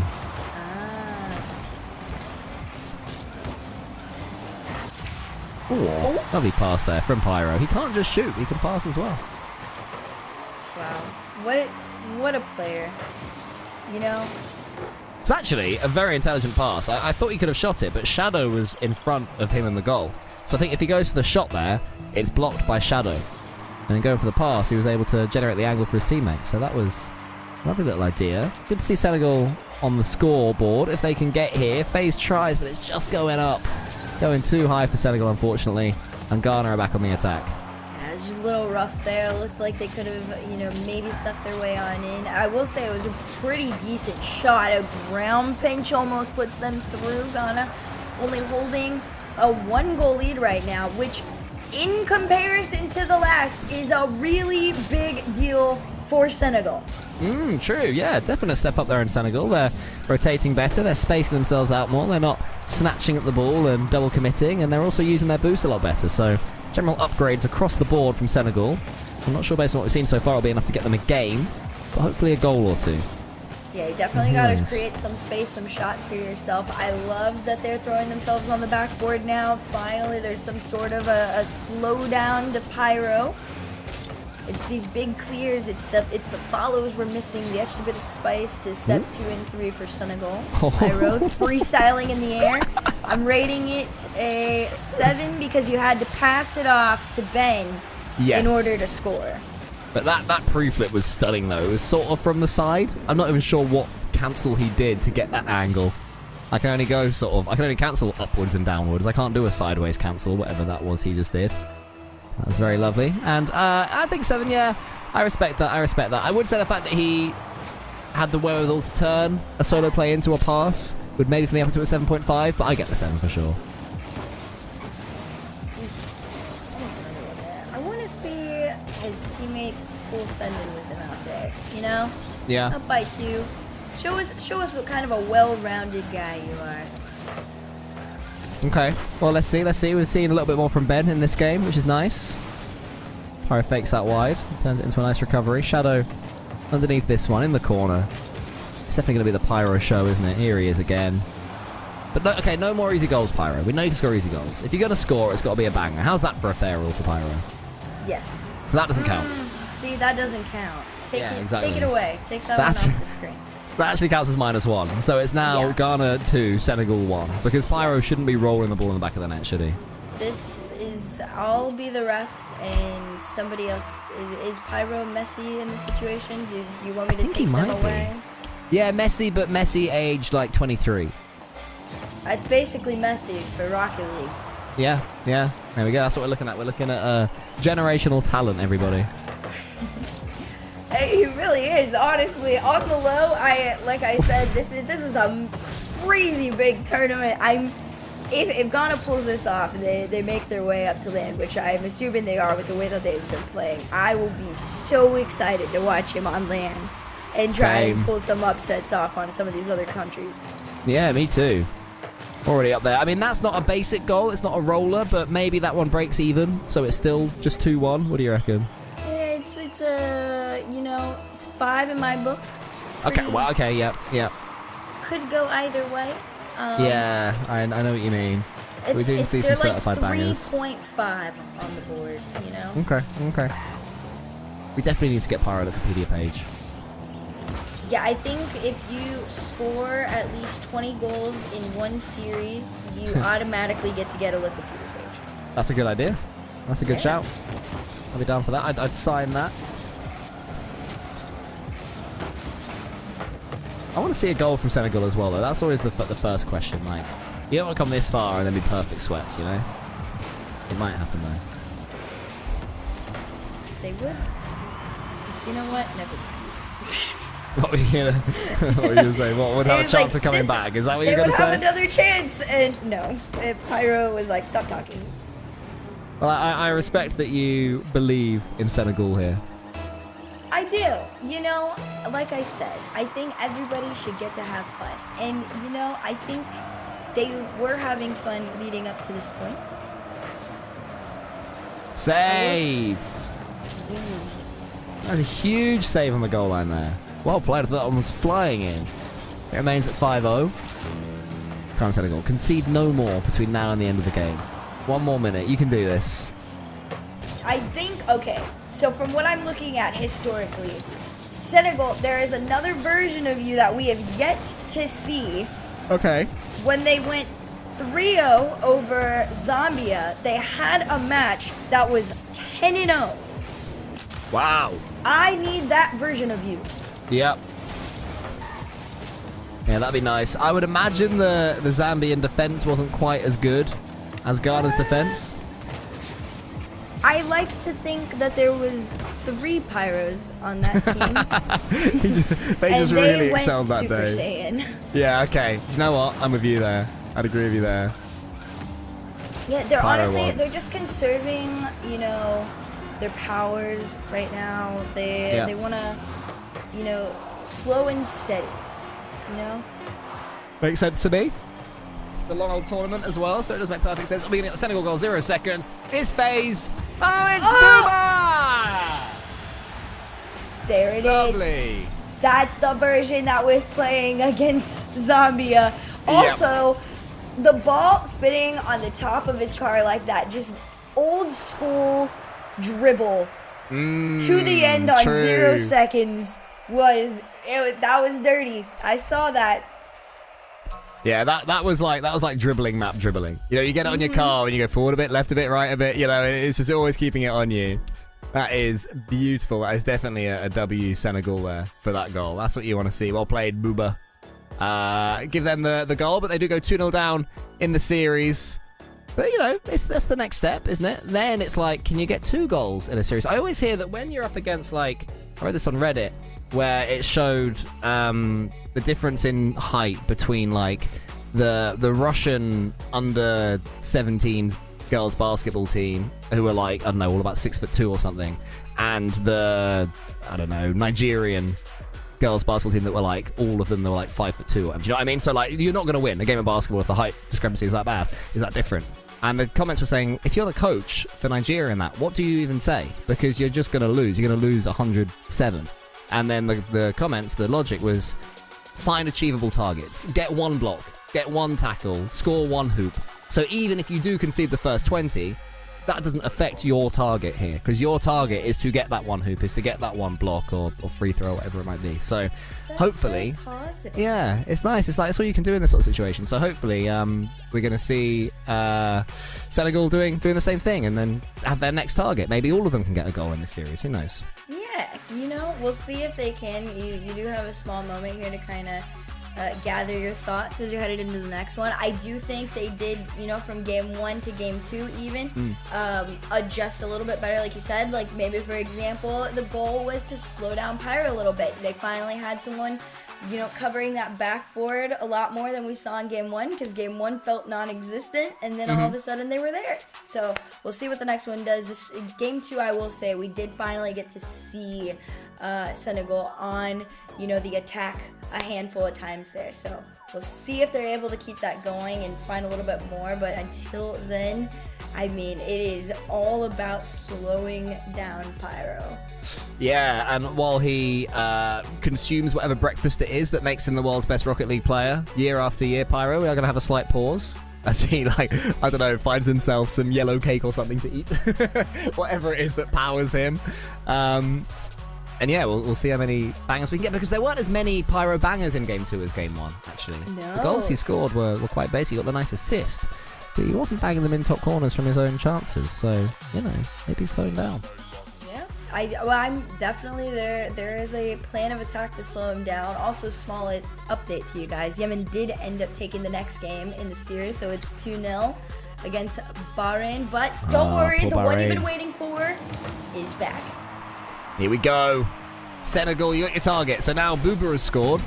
Are we going to get some goals from the other two? From FaZe? Or are they going to win a game? Do you know what I mean? Maybe I'm underestimating them. Actually, they do have a game in them, but I'm assuming that won't be the case here. I hope that, honestly, I'm sure there is at least a game in them. It's about playing a much more patient game against Ghana. It's a wide shot from them. I think, you know, they're getting a little shaky. They're getting a little nervous. Who Ghana is this? Yes. Or Senegal? No, Ghana's getting nervous. Do you reckon? Yeah, Do you reckon they could? like, Oh, I guess. I mean, Ghana have had 1 unanswered goal against them and haven't scored in 45 seconds now. So the nerves do start to go up. Oh, double demo as well. Double, triple demo? Yeah, I like it. I like it. Go on, Shadow, get that flick. Nice try. Okay. It's a different Opening version. This is Senegal versus Zambia territory. This is that territory. Lean on that, Herc. Lean on that for all it's worth. I know. I want the stats on that. Who is ripping those shots? True. Who is their leader? Who is the Pyro of Senegal? Yeah. I like that it's not even like, oh, that's the Zen of Kenya anymore. That is the Pyro of Kenya. Yes. That is the Pyro of Tunisia. Ooh. Almost halfway through game number 3. Yet to see a real chance so far for Ghana. Ben goes high. He's trying to change that one. Push into the corner there. Ben fakes it out for Pyro, but too deep. And the touch is past Pyro. Senegal might be able to take a lead if they can play this, right? Chat, I think he might have been too cold. He might have been too cold on that one and outdid the fire that is Pyro. Yeah, imagine Rise versus Pyro, but iciest man. Oh, Ben with the clean dunk. It's 1-0. Ice cold. Look at that. People are liking Ben. He's slightly less flashy than Pyro, but he's worthy of watching as well. Very clean play style. Bit robotic, you know. You mentioned Haaland earlier. Ben's the Haaland for sure. Honestly, fair enough. I respect it. I don't know who that would make. Well, no, that would make Pyro Messi. Yeah. Yeah, Haaland and Messi together. That's the. Oh my goodness. Oh. Blimey, Okay. that's a lot of power on that Musty. Lankai can be beast mode. Yeah. Okay, let's do it. We've got a bit of a dream team here. Oh, shot coming in nearly there from Senegal. They'll keep on trying. And they have kept Ghana a lot quieter in this game so far than they have done beforehand. Position themselves better. Bit of bravery. Hit the post there. It's tougher phase because that ball was... You know, it's like that awkward angle just to your right where you can't turn into it and you can't stay straight either. Yes. Pyro. End to end could be on. I was gonna say he's going full across the field. It's a little bit of a cheat taking it off the sidewall like that, but Lankai finally on the board. It's Dream Team. That's my SSA beast mode. That's the RLCS 2025 challenger right there. That is him. That's the one. Yeah, that's fair, that's fair. Well, I hope he plays well in person because that Lankai will be the LAN guy. Lankai, do your thing, man. We need that button. Ben, show him. How did Pyro? What? I thought What? that was Ben's. I thought that was Big Ben. That's Is that an own just goal? aura at that point. Yeah, it was Booba. Ben encouraged Booba to put it in. That's so funny. Is it me, by the way, or did Ghana never score in the first half of games? They wait till we're like 2:30 in and then just score 6. It could be a plant too, honestly, to do that. Oh! Oh, Boba! You got one. You did. Well done. From the kickoff, fire a demo. Good catch. Dodge the bump. Instant little flick. Past flick. Pyro. That'll feel good for Booba. Very clean. This is where it starts to happen. It's that game 3 that starts getting a little shaky there. You got 90 seconds, only trailing by 2. They score the first one, and then it's all downhill from there. Look at this. Look at that challenge. That's the challenge of somebody who scored 10 goals on Zambia. If you can score 10 against Zambia, you can score a couple against Ghana for sure. You can score 3 against Ghana. It's SSA Rocket League math. It's so doable. It is so doable. Well, Ghana are beginning to pull away in this one. Unless Senegal can unleash their inner game against Zambia. That's not a bad clearance from Senegal. I'm looking forward to seeing Ghana. Ghana, honestly, might be the team I'm looking forward to seeing most at the Esports Nations Cup. I have to remember that because I will forget. Go on, Shadow. Oh, no. Oh, no, Shadow. Dang. Oh, that was so open. No! Oh, that was so open from Shadow. Oh, I'm sad now, Hurt. Oh, I'm not. Like, I got a clip. Like, a proper clip. Look at this. Look at this. Well done, Lankai. I'm kidding. I take that back. Full respect. I hope everybody has fun today. You guys are doing that's good. great. You That's still nice. have another turn. Don't be sad. That's nice, but I am sad. I'm sad that Shadow missed literally an open net. Oh, but then he gets it in the end! Yeah, I'm happy now. That's what the balloons are for. Yeah, true. We can celebrate. Yeah. Reset as well. Look at that. Didn't Honestly, even need it. gnarly angle on that too. I respect it. You have like very low boost in that situation. That's a proper timed shot. It's still going to be Ghana's game, but Senegal have had a couple of moments, and that's that next target, you know? Their next target was to score 2. they've done that, and then maybe the next target in the next game could be like, don't concede Don't own goal. 3, don't concede 4, or don't own goal. That would help. Yeah, if they want to score themselves, make them put the work in. Don't do it for them. No respect. And they have been. Look at that. Double save.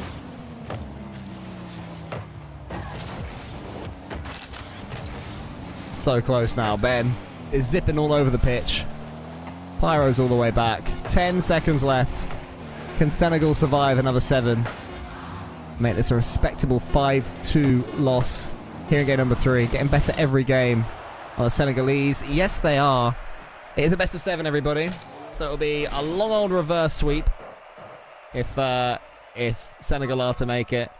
But Ghana have put themselves 3 games to the good in this series. Cool, and it's almost time for us to pass over to the others, Herc. So enjoy this. Enjoy this. Because we always enjoy Rocket League when it's in front of us. I'm feeling a reverse sweep. That's usually how it goes, right? It's right. If somebody says the phrase, I'm tired, then we get reverse sweep. Everybody from Senegal remembers who they are and what they're capable of. What they did against Zambia. And yes, and they're like, no, we go another 45 minutes. And I hope it happens. I want peak Africa Rocket League right now. Okay, let's see if we can see some Africa ball right now. Ghana versus Senegal. Ghana have 3 games. There they are. For anyone watching on at home, this could be the final game of Ghana's tournament. And this is in the uppers, isn't it? So Senegal will still be in, but they're getting dunked on by Ghana. Ghana are making it look easy. This is also like, Senegal playing in this, right? And, not doing the best that we've seen them do today. This is the equivalent of when Rock Lee had the weights on. Oh, yeah. They said just Ghana is the weights. And then we're going to throw them to the lower bracket and they're going to go crazy. That all makes perfect sense. Ooh, redirects a chance there for Ghana. Pyro's going for passes instead of shots. They go for the perfect goal. The alley-oops. The Harlem Globetrotters of the Rocket League world are Ghana. The Garden Globetrotters, I suppose. What a series. It's them on the field with the ball, spinning it. Yeah. And passing it off to each other.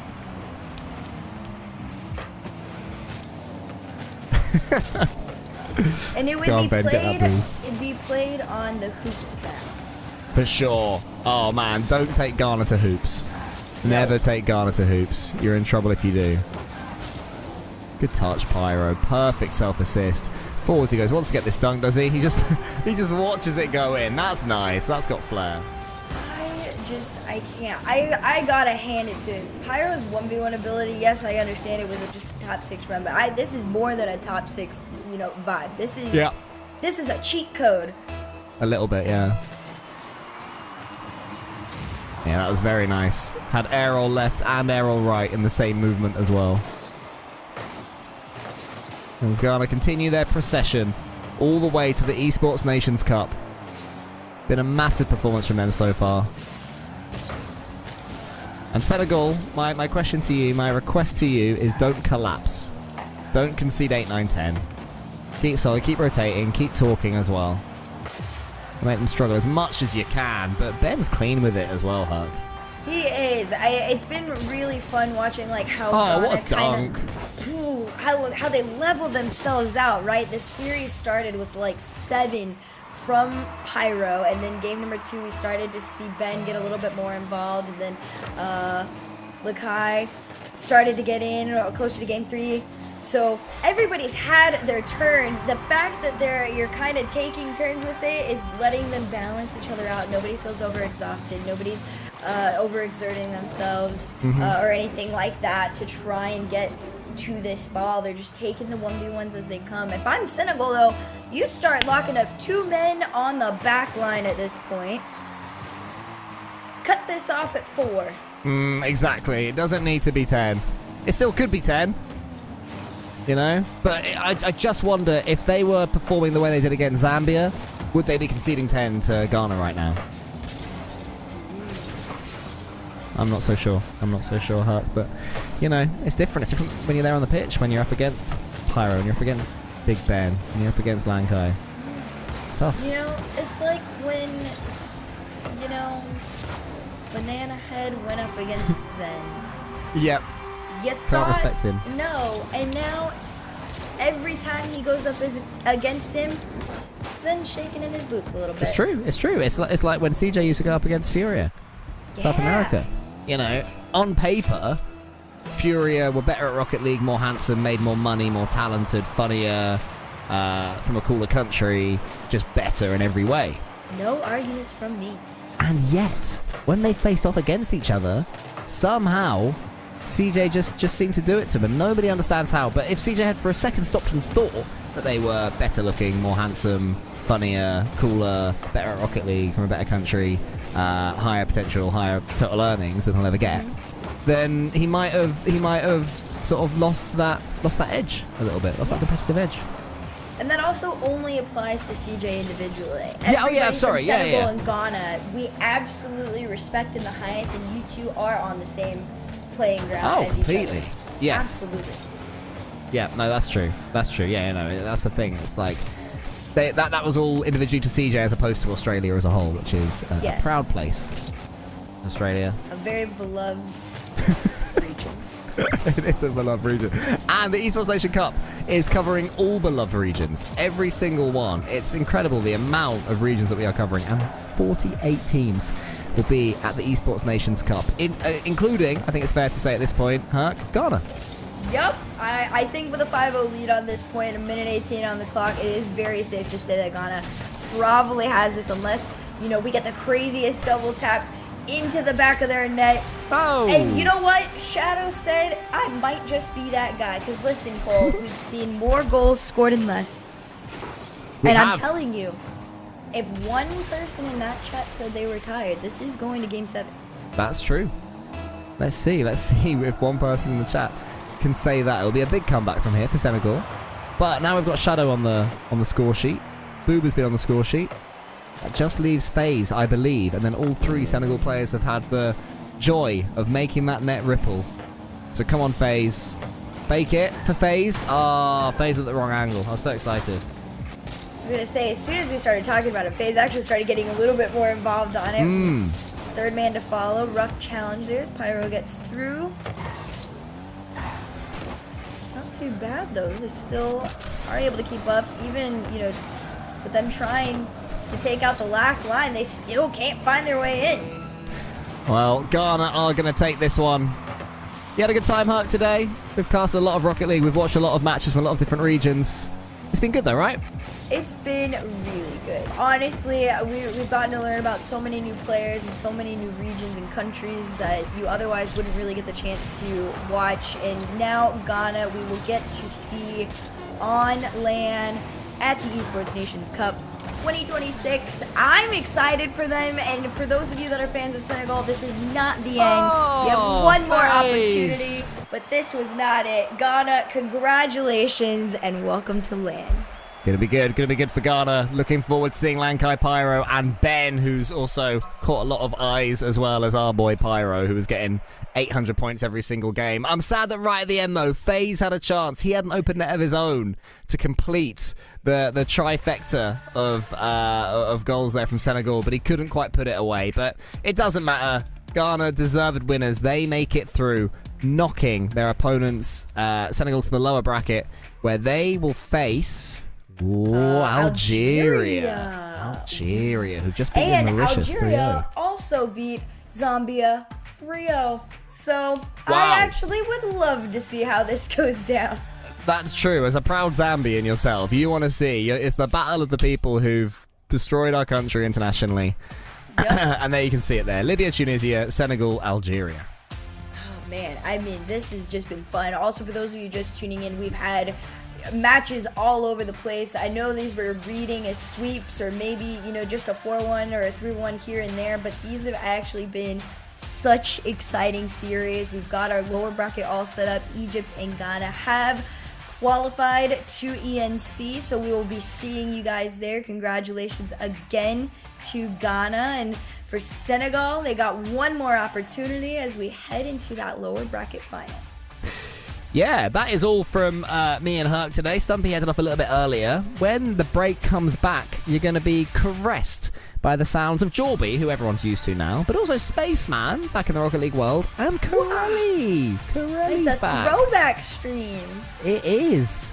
It is, so that'll be lovely. So that'll be worth sticking around for, everybody, as more worldwide Rocket League tournaments continue. So big congratulations to all the teams that have qualified for the Esports Nations Cup so far. 48 team man. Herc, any last words before we welcome in Corelli, Jorby and Spaceman?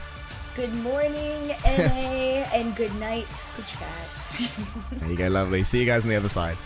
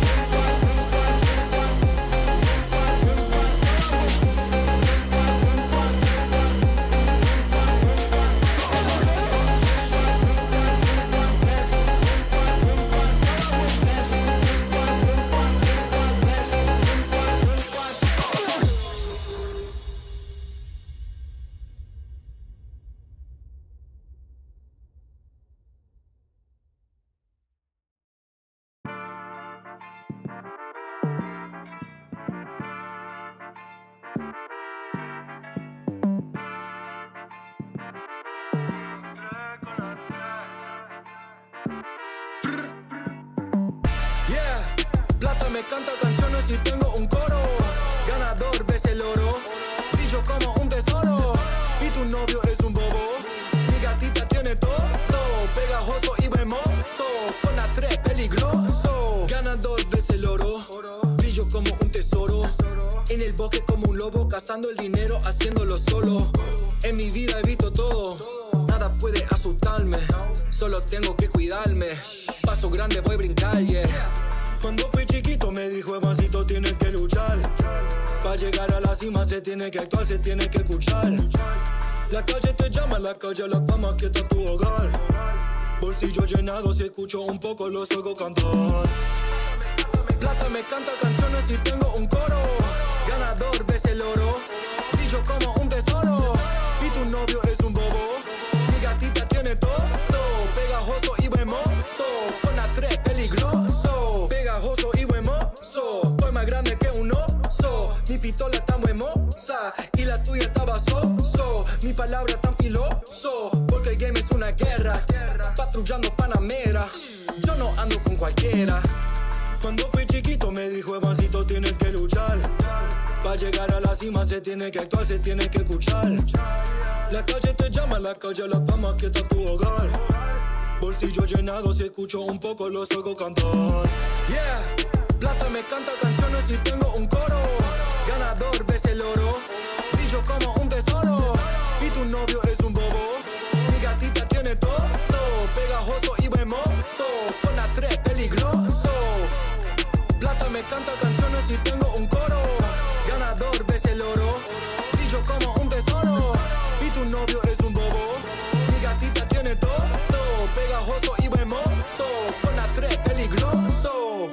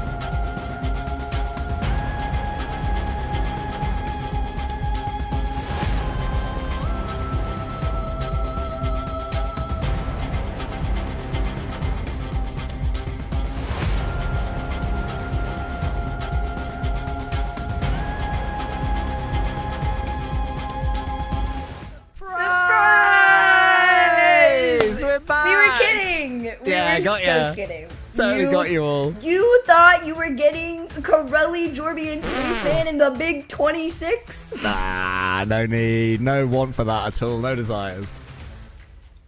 Instead, we just messed up. It's okay. yeah, I blame Stumpy because basically there was a chunk of two. There was a chunk of 2 Colin Herculeses at the end, so we did after all of them. So then we did 2 Colin Herculeses in a row. So we were like, oh, that's us, is it? But then we forgot that kindly we swapped them around for the Goblin. So basically, long story short, we always did have this one. So don't worry, they're not overworking us, everybody. Yeah. And we have got one more series. We really do have one more series now. You know, allegedly. And it's going to be allegedly, and it is going to be Libya, who we saw earlier, versus Tunisia. Ooh.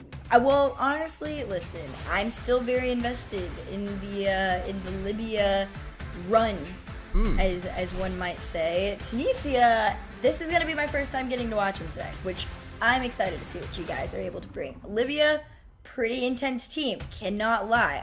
I will keep it a stack. They 3-1'd Kenya, and then they 3-0'd, I don't know how to say this properly, but Mauritius? Mauritius. That one. I only know that because I remember my grandma went on holiday to Mauritius when I was about, I don't know, 10. Wait, Mauritius? Mauritius. I like It's it. a cool word, isn't it? It's a really cool name for a country, Mauritius. Big You fan know of who that. else is cool? Egypt. And that's who 4-0'd them, and that's exactly how they ended up here. Oh, well, there you go. There you go. Yeah, we saw that earlier on with Libya, with the big 4-0 there. That's Raiden, Ludifa, and Arius. Could never quite see them. They showed opportunities earlier on. That was you and me casting that one, Egypt versus Libya, apparently. Yeah. That Good was times. us. That felt like yesterday. Yeah, it almost was yesterday, practically. So yeah, it's gonna be a good one, everybody. Gonna be our final one. So we beg people in chat, keep the energy up for us. Help us keep this one going because we've been going for a long time, and thankfully we can go straight into this game. One more place for either of these teams in the Esports Nations Cup. And it's gonna be Tunisia or Libya, best of 7. I'm excited to see what we get here. I know I've said that over and over again, but honestly, I feel like I caught a second win. Good. And whenever you see these teams come in, especially like we said, the ones that we haven't gotten to see yet, like Tunisia, for example, I can't wait to see what we get. Libya, we know, this team is actually very well-rounded. They work really well together. I like them. It really was just Egypt that was the first and only time we've seen them struggle at all, which I feel like everybody has their like kryptonite team, right? Yeah. Apparently that's Egypt.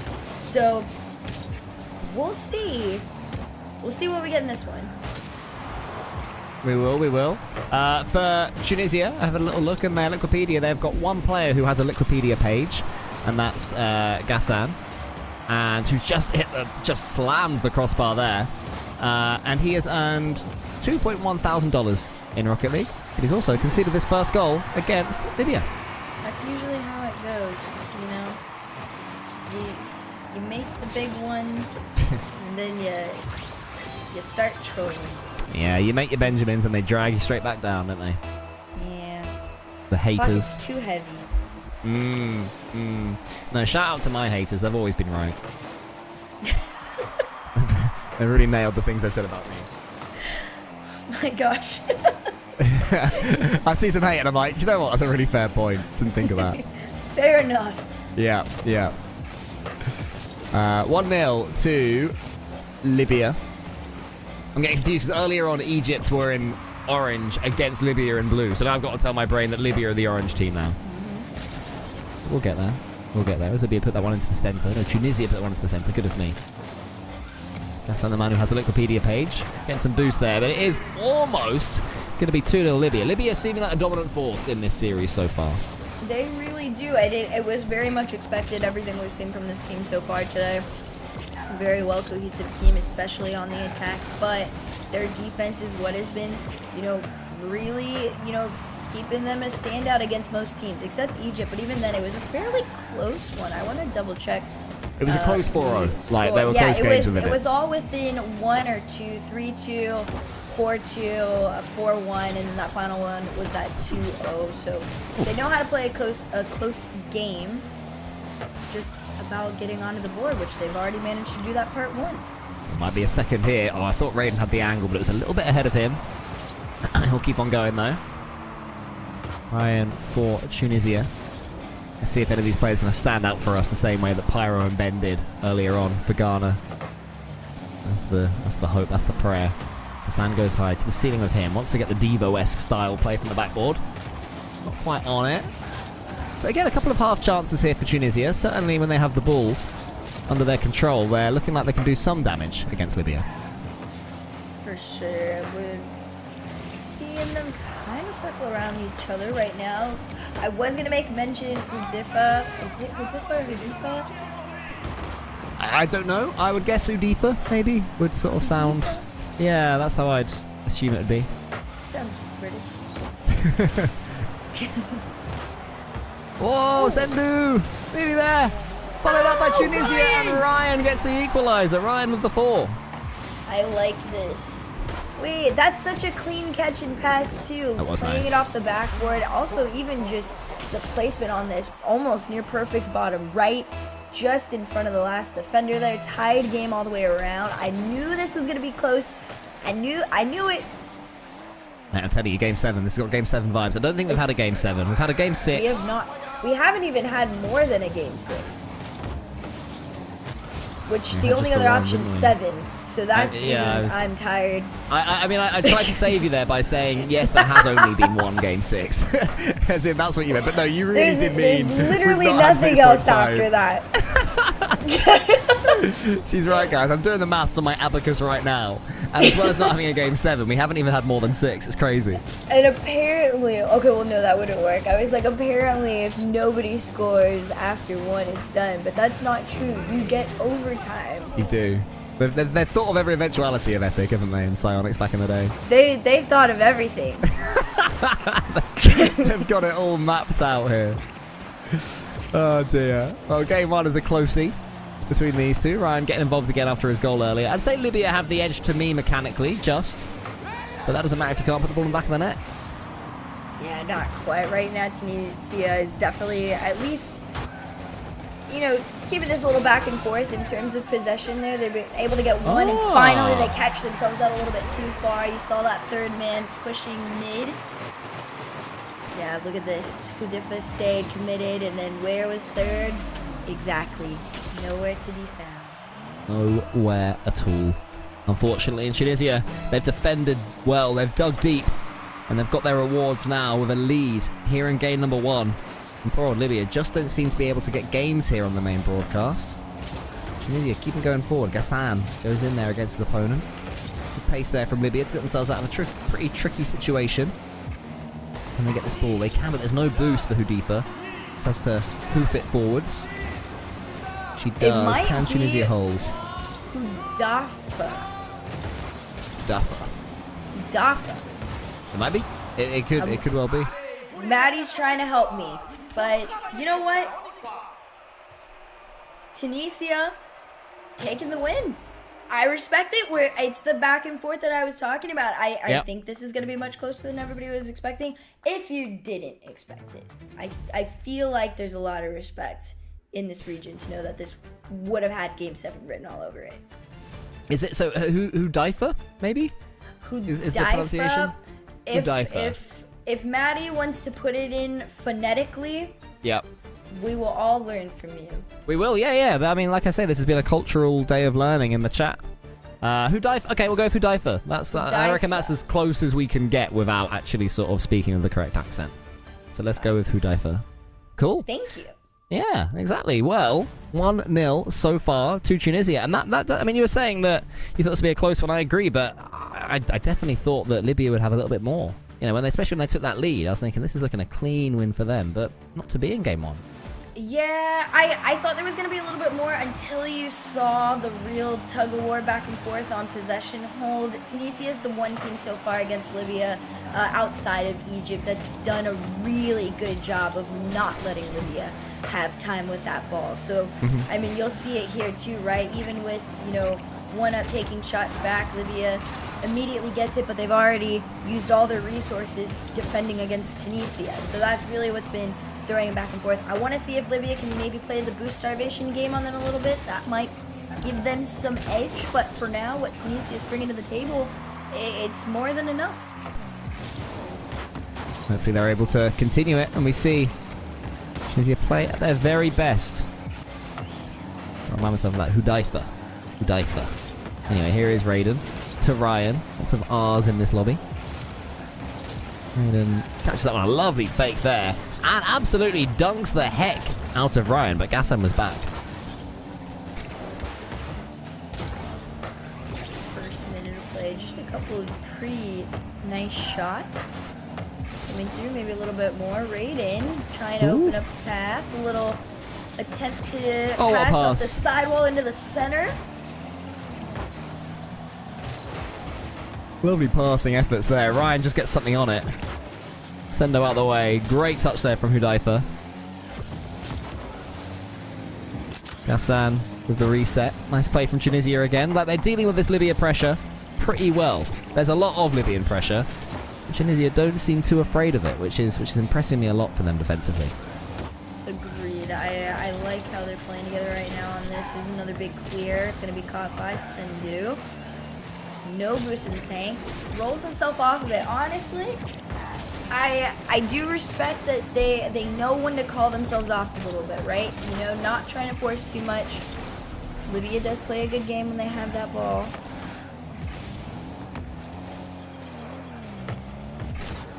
Sendo waits. Plenty of boost here. It's a more tense game too here. We've seen a lot of games that have been blowouts. Goals all over the place on today's Esports Nations Cup qualifiers broadcast. And if anyone has been here since the beginning or even close to it, or just tuning in now, hello, welcome. And shout out to you guys as well. Keeping the chat alive right now, which I love to see.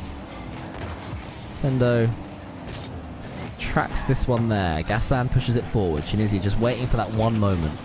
Hardly any shots in this game. It's been a very clean game. I would like to see Herc, one of these teams be the one, or one of these players be the one to really change that. It's all very Rocket League by numbers at the moment.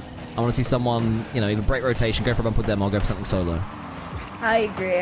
There's a small window of it. It was a little bit of a pass there to Raiden, but like you said, it took Arias taking this one all the way to the air, and also just a really clean pass off the backboard, right? Being able to flip his car into it and kind of slow it down in a way that wouldn't have let Tunisia have a moment to defend that ball. But yeah, I think right now it's going to take one person doing something that, in a sense, is a little bit of an upset to what's being presented on either end of the field, to be honest.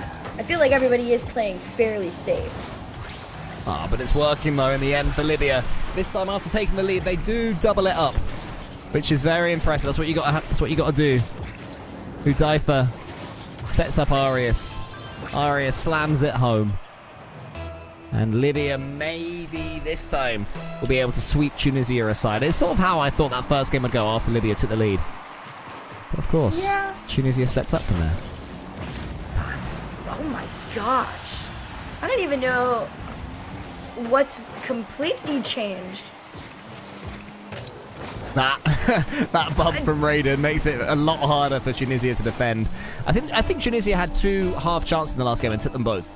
Whereas in this one, when Tunisia have had even forays forward, Libya have closed them down really well. I'd say the quality was always Libya's. That's fair. Yeah, every shot so far, it's on target, it's ready to go in. If you can sink it, it's yours, because at this point, Tunisia is almost overthinking how far up to go to defend themselves. It's looking pretty easy for Libya now. Yeah. Shout out the Observer. Trying new things. Yeah, I liked that. I also like the bird song that we heard as well. You know, it makes you feel like I'm sort of drifting away to sleep, listening to the birds in the sun. Spinny vertigo ball. Yeah, we saw that once. You know. In this 8-hour broadcast, we saw spinny vertical ball once, and it was a beautiful thing. Absolutely loved it. I feel like the timing of that one was questionable to what it would have done to some people. Yeah, I haven't heard from most people since. Maybe it was all the vertigo that they got. A few people falling off their chairs. But they have lived to tell the tale. Tunisia are going to have to improve a lot between this game and the next one if we aren't to see Libya running away with this. Libya, who did push Egypt pretty far.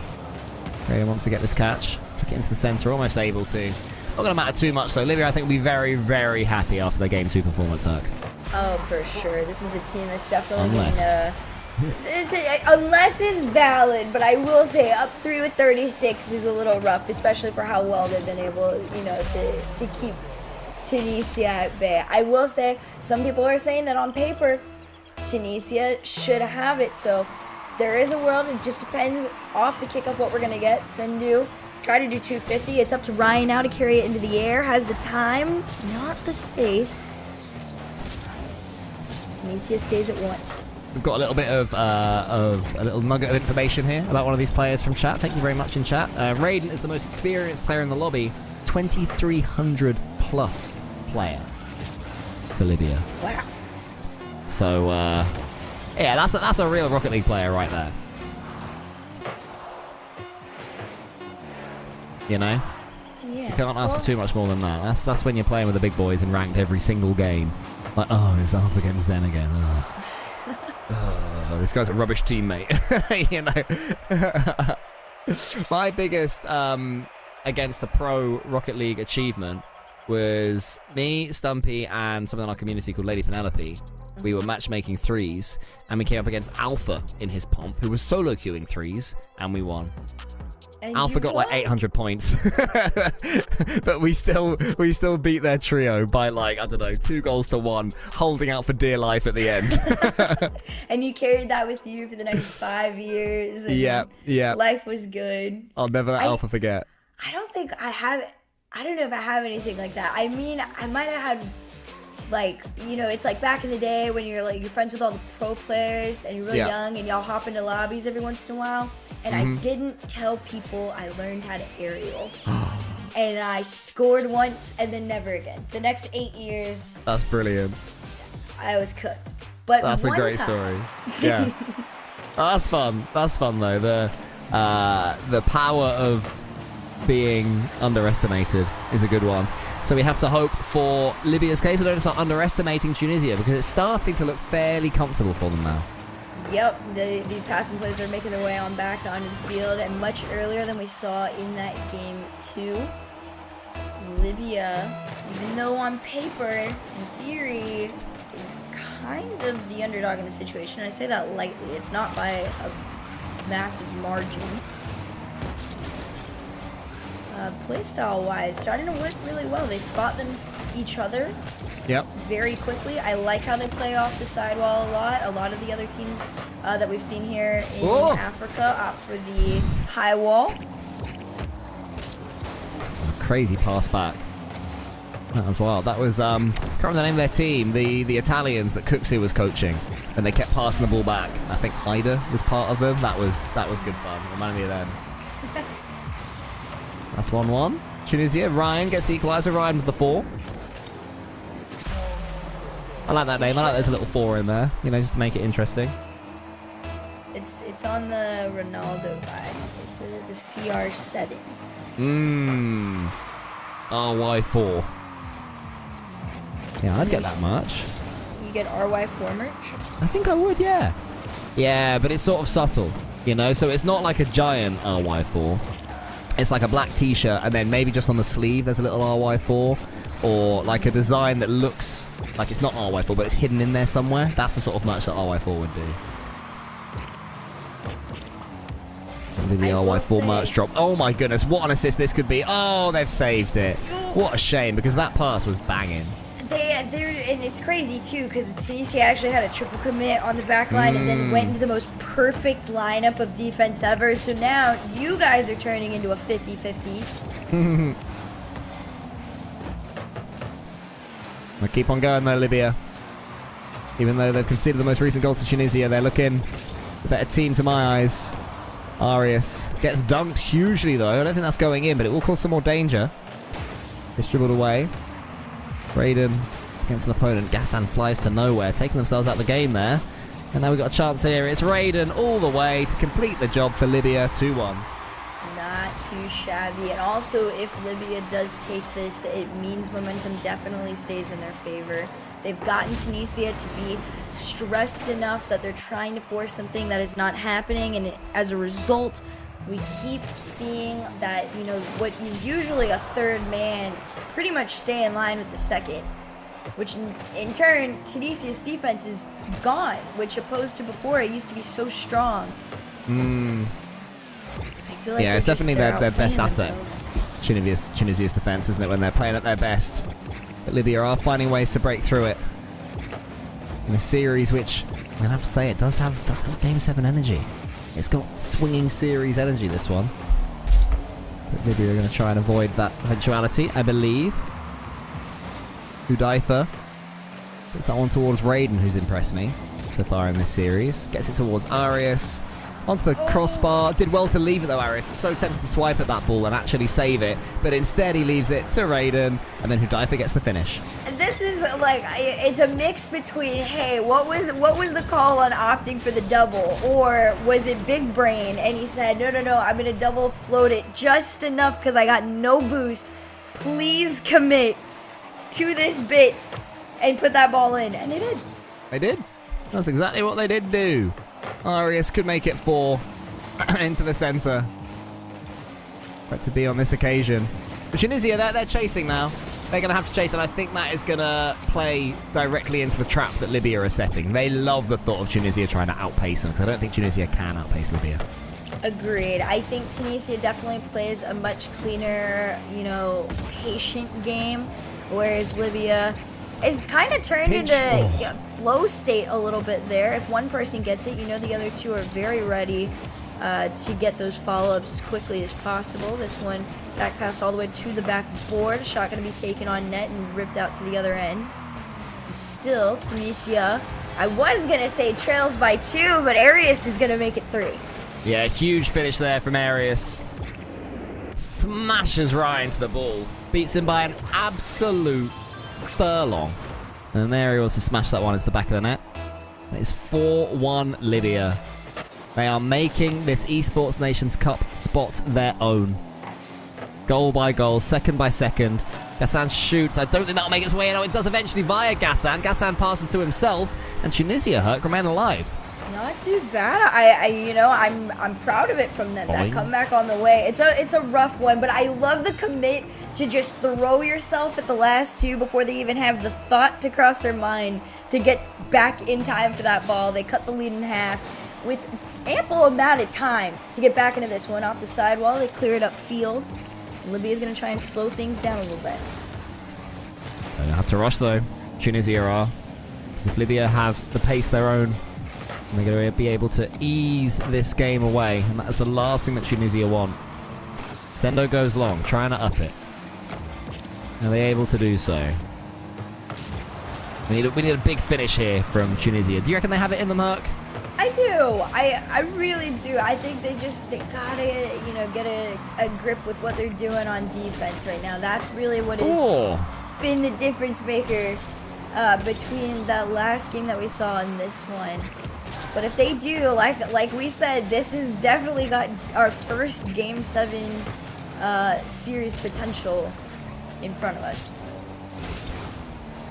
We'll see. Libya, certainly to me, I feel like are the higher quality team. Tunisia are pushing them all the way. That one's in the corner, but it's well blocked there. Arias now, beautiful wall dash to get forward. Goes for the musty, fakes into it. Let's turn that into a catch. And it seems that unless this goes in, it will be Libya's game. They've turned the series around. They were 1-0 down after that opening game. They've got the next couple, though. They give themselves a close, tense lead. And actually one of our most contested matchups that we've seen so far today. This is really close for both teams. Both seem capable getting those dubs. Very solid performance there from Libya, and also taking the momentum with them into the next game. Tunisia, a little shaky there at times, but nothing that they can't adapt to and fix headed into that next game there. But I'm proud of it. I think you said it best. I think Libya is just almost a cleaner version of them, right? Yeah. So that really is what is keeping them a step above. If the boys in blue could just chill out a tiny bit, they really do have all the pieces, to take this down and maybe, fight this off in like some OT, for the spot and do something crazy there. But right now, patience is a virtue, and they just gotta find their way with it. Yeah, there's definitely a world where Tunisia are the ones that end up winning this match and end up making it to Esports Nations Cup. But so far, Libya doing just enough. I think there's some love for Libya in the chat as well. So happy for you guys. Getting to see your team performing well. Libya have been performing well all day, even against Egypt in that 4-0 earlier on. They played well in pretty much every game, at least the ones that we saw. There was no shame in any of them. Even the first game, as you said earlier, Herc, was 3-2, the one that we didn't see on broadcast. So it's been good stuff so far for Libya as we await to head into our fourth game in this series. And I'm excited. I'm enjoying it. It's a really good one. It's an interesting one. It's an intriguing matchup right here. It is. This is one of the first ones we've been able to see where not only have the teams had similar journeys to getting to this point, but almost at times similar play styles, just at different speeds. That's been the difference maker. Libya likes a really fast game. Tunisia needs something a little bit more slower pace so they cannot overthink their defense. And then you throw two teams like that back and forth who aren't able to quite, hold on to what they need to. And then you start playing a coin toss of who's going to get what at the right time to be able to take the win. Yeah, it's never going to be simple for them at all, for Libya. And I'm pretty proud of what we've seen from Tunisia as well. I was wondering if they were going to sort of fall behind based on the start to the first game, but in winning that one, it was nice. We are getting ready to head into this game. Okay, here we go. Tunisia versus Libya. Are Libya going to be able to keep building upon what they have built so far? Well, Not if they own goal. oh my gosh. Not if there's an own goal. Truly, for 1/2 a second there, I was like, he's going to get back in time. He's got it. He pinched it. It's bouncing out. Not even close. Not even close. Never in doubt. Was always going in. Always going in that one. Okay, well, Tunisia have their lead.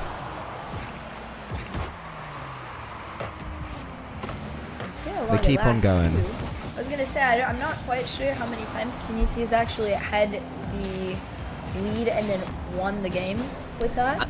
Yeah, I think it's just the first one where they've taken the lead. I think apart from that, Libya have been pretty comfortable so far. So the fact that Tunisia have a lead means that Libya will be the ones chasing, and Tunisia can show that more defensive play style off and maybe keep trying to frustrate Libya. There's also a frustrating goal to concede as well, you know, coming out the sort of semi-own goal that we saw. Oh, lovely touch. Oh, Hudaifa had to get that demo because I think the Tunisian player was following that. I think the Tunisian player was getting the goal. Oh. Hudaifa up. No boost in the tank. You would have to fake that and pass it off, and he does. And they're still committing on low boost. Arias is the last one to have the attempt on here. Libya should be calling themselves back, but no. Raiden was full ready to commit on this. It could cost them if Tunisia can turn around fast enough. They almost do. So close to Tunisia getting their second. Continuing to be a thorn in the Libyan side. There's the redirect attempt. Ghassan gets it high. Ghassan follows up as well. Into the corner. Brilliant finish. I fully anticipating this happening at some point too, especially when Libya was getting a little bit too greedy at one point. Tunisia knew they were going to play the timing on it. Libya getting ahead of themselves anytime that they've lost, not only against Tunisia, but against other teams as well. The pattern for them has been they just play too fast, and it's like watching somebody trip over their feet. You see it again here. Sendu takes advantage of it, and it's 3-0 for Tunisia. Huge performance here from Tunisia. The game plan is going to perfection. My Season 22 Supersonic legend, Sendo, isn't going to miss that one.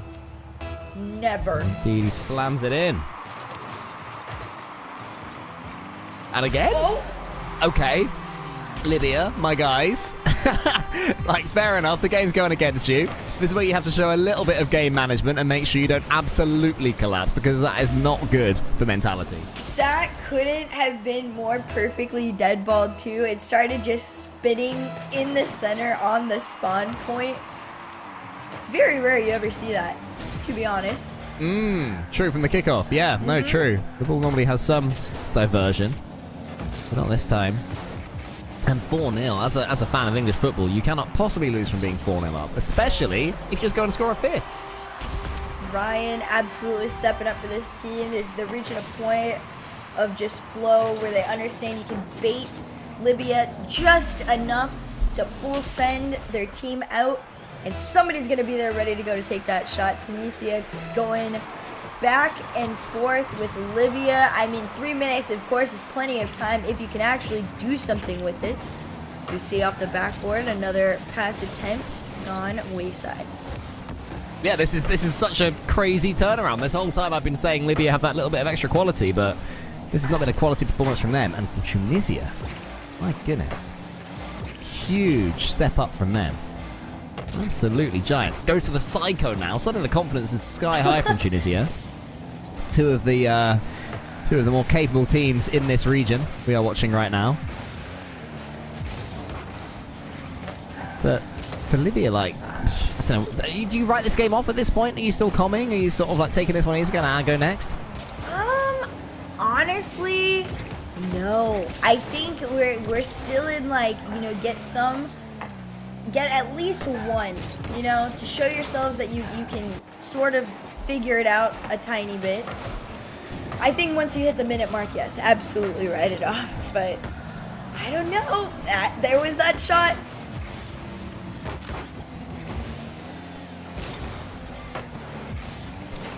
One's launched forward there. Raiden's just waiting. I think that there must be a big part of Libya at least that have written this game off. But you're still trying to build up some momentum, as you say, aren't you? You're still trying to get something going to the next game. So far, Libya have been unable to do that. Maybe that changes here. Great block there from Ryan. Tunisia have come alive. They look so capable all of a sudden. They've got that little spark of creativity, perhaps, that they were lacking before, and they seem like a powerful team offensively as well as defensively. Oh, for sure. I think it's also, there's a little bit of pattern recognition too about Libya, going too far forward, which I think is something fairly easy to correct headed into the next game here. They did it, especially in game number 1. It was such a solid one out of Libya. If they can just revert back to not going so far, prioritize that defense a little bit more, and also slowing down Tunisia's pass in place. That cross that they make past the midline has not been stopped 6 times now. And everyone resulted in a goal. Which is absolute. Okay, we do have a goal for Libya. So Libya have got something, at least, which is nice. I don't know if it'll be enough. There's that road home one I was talking about. They got the one. Yeah, you can do a lot more than that. Definitely require more here. But if this game finishes 6-1 and Libya have scored the most recent goal, then that's what you have to tell yourself. Like, we've scored more recently than they have. It doesn't matter if they get that game. It's 2-2 in a series. Let's get these next 2 starting right now. But if we do get the 7th, via an own goal as well. Kassan got the touch, but it was diverted by the Libyan player. Disastrous. I hate to say it. Go on, say it. They Braziled in Africa. Brazil and Africa confirmed. There's the clickbait title for this series. There's your next little TikTok. Yeah, true. Whoa. Brazil is in Africa? I never knew. Tunisia. My goodness, guys. All these kickoff strats. The demo to the mid-boost grab, trending forwards rather than backwards from Gassan, and Sendo, the perfect pass. I think there's also a small conversation to be had too about Libya, trusting each other. You can sense, not necessarily, I don't think tension is the right word. I think that's a little too harsh for what it is, but there's this, everybody obviously has the same goal, right? Slow down Tunisia. The problem is you're now trying to do it at the same time, and you're almost getting in each other's way a little bit. I want to see them spread out again. I want to see them be confident taking these challenges one-on-one rather than 1-2 and then nobody's back for third.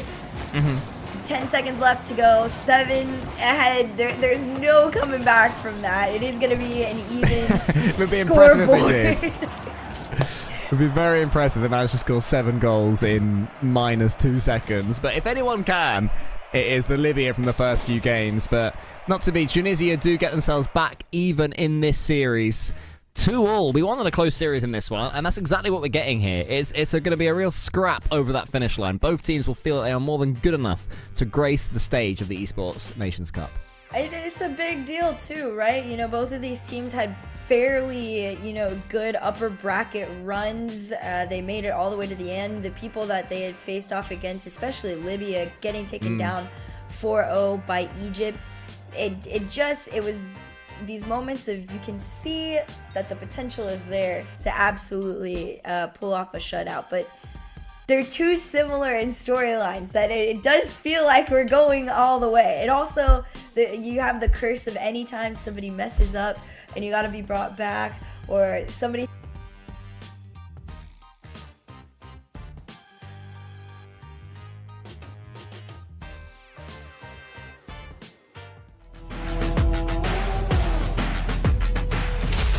time, yeah, we on the way. We back in your city, we back. I gotta get to it, in fact. Never no time to relax. I'm packing the stats, you packing your bags. Okay, I step on the field, it's a wrap. I cannot keep up with the laps. No way. I put their record in a pass, you know it's a fact. Confirming the stats. Game time. They about to step on a landmine. Dialed in like a landline. Don't let them talk, I don't pay them on.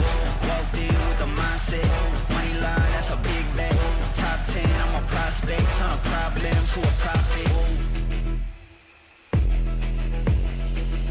Top 10, I'm a prospect, top problem to a we on the way. We on the way. We on the way. We on the way. It's game time, yeah. We on the way. Whole team know the mission. Gotta focus all senses. Gassed up, no omission. Eyes on a vision. Gotta handle business. 100 yards on a play. Big dubs on the way. Two play, it'll be played. Get up out my face. We are not the same. Get down in the city, I'm back on the base. Gotta get to it, no playing it safe. Running the game, they running away. They running their mouth, you know they are fake. Pick a side, pick a side. Is you on for the ride? New kid on the block, next up, best up on the rise. New kid on the block, next up, best up. We on the way. We on the way. We on the way. We on the way. It's game time, yeah. We on the way.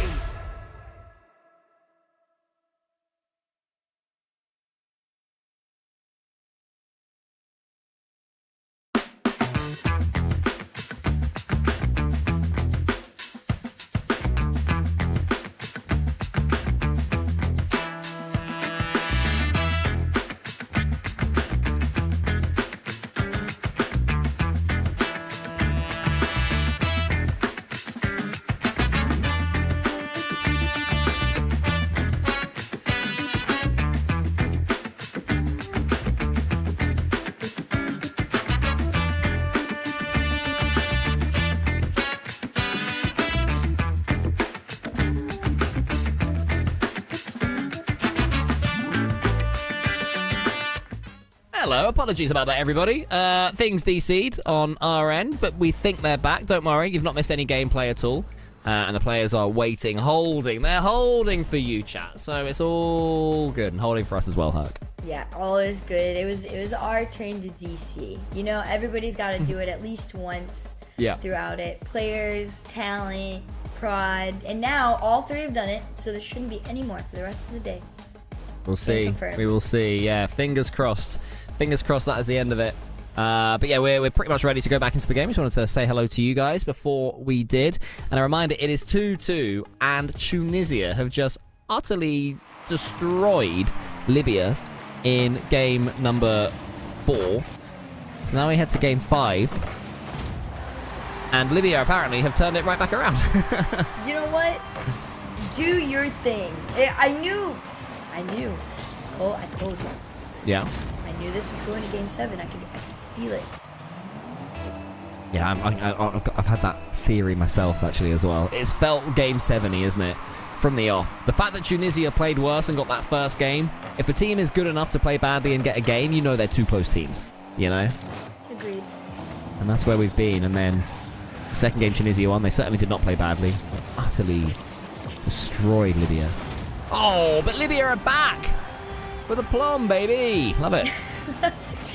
Yeah, look at them. Libya absolutely just full sending. This is them playing like we've said before. When they win, it is at their pace of play. It's exactly what they're doing. Off the kickoff, just full sending together.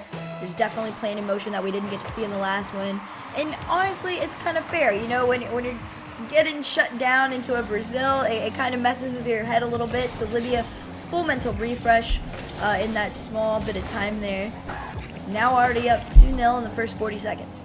Yeah, I mean, the fact that they lost the last one was at 8-1, and now they're 2-0 up really quick, as you say, is a huge turnaround from Libya, and a testament to their mentality as well, because it can be easy to tilt, even in a best of 7 after a big loss like that. But you see it all the time, don't you? Series that are won by one team, and in one game, for whatever reason, they lose at 8-3. Yep. It does happen. Every time. It is how it feels. But honestly, it's needed. You know, builds character. That's true. That's true. I've gained plenty of character in ranked over the years. Whoa! 3-0. This really is a complete turnaround. Raiden absolutely stepping up. This was our player that we were hearing about from the chat that is a higher elo than anybody else right now, sitting at 2300. Don't let that season 14 Grand Champ title for you. Yeah, if that's the level that Season 14 Grand Champs play at, then... I mean, I wish I was a Season 14 Grand Champ. Like this. This is what it feels like to be an egg. We're in the stands right now watching. Yeah. You know what? Oh. Yeah. I was going to say, if you were an egg, how much would you be willing to pay for that spot? Oh, probably less than America would want based on the World Cup prices. But, you know, You wouldn't who pay knows? $80K for nosebleeds? Maybe not. Maybe not. Oh, good touch. Whoa. Nearly there from Arius. What a clean game this has been so far from Libya. Opportunity might be about to get back in. Gassan there, a couple of touches, flip reset. And there was Sendo, hits both posts. Oh. And then Raiden just watches it go out. What on earth? And that's one of those moments too where it starts to mess with you a little bit. You're so close to really getting your foot back into the game. That's not stopping the pressure though. 3 shots is what it takes. Ryan finally able to dunk one on in for them.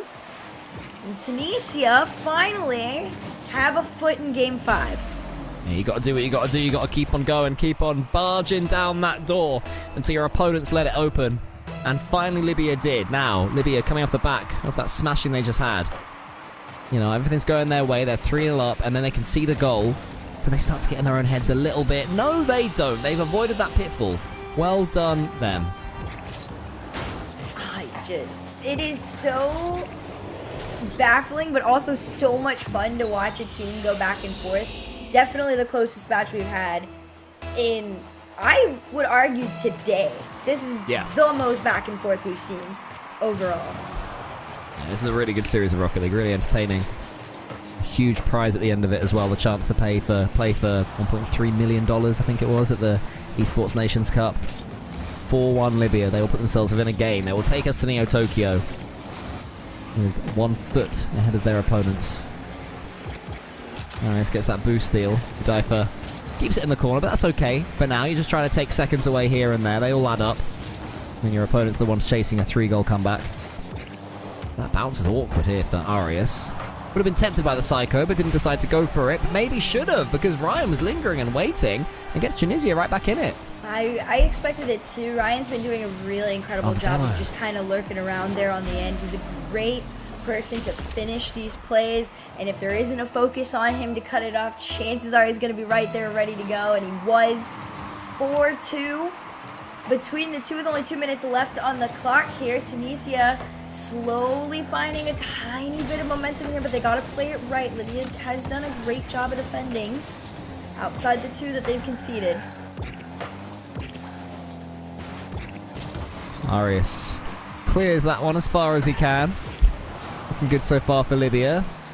Would have been more comfortable before conceding that last goal, but still 2 goals to the good with 1 minute and 30 seconds left is impressive. You'll take those for sure.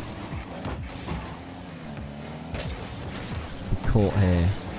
Gassan round the corner. Tunisia, credit to them, are still fighting, and Sendo takes a little bit of luck, but that will be the goal that really spooks Libya. A really nice enough too, but not as intentional as you would think. It was just a really good play around. They're just fighting for control in that corner there, and lurking enough to play the timing right is what is keeping Tunisia in this now. They trail by 1 off the kickoff. Gassan tried to hit the brakes on this one, instead got demo for the attempt. Might have spawned back in time for this one, and he does. Yeah, for Libya, this last minute and 10 seconds is going to take an absolute age. They do not want to be on Utopia Coliseum anymore. They want to go next on Neo Tokyo as soon as possible with a 4-3 win in their back pocket, however they can get there. To be a clean win here for Hudaifa.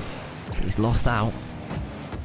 Ryan waiting them out. Ryan, what a game he's had here. Such clean shooting. Gets another one across, hoping for some bumps from his teammates. Follows up into the corner. Tunisia complete the comeback. Libya only have themselves to blame.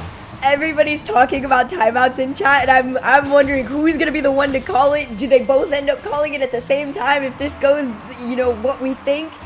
4-4 around. Fighting for match point and momentum in this series. 40 seconds. Here comes Ryan. He's been the one that's really helped Tunisia get back into this series. We'll see what happens here. Off the sidewall on one. Low boost, Sendu already up. Here's that third man on low boost trying to keep it going, but Tunisia's got to respect the fact that they are low resourced right now.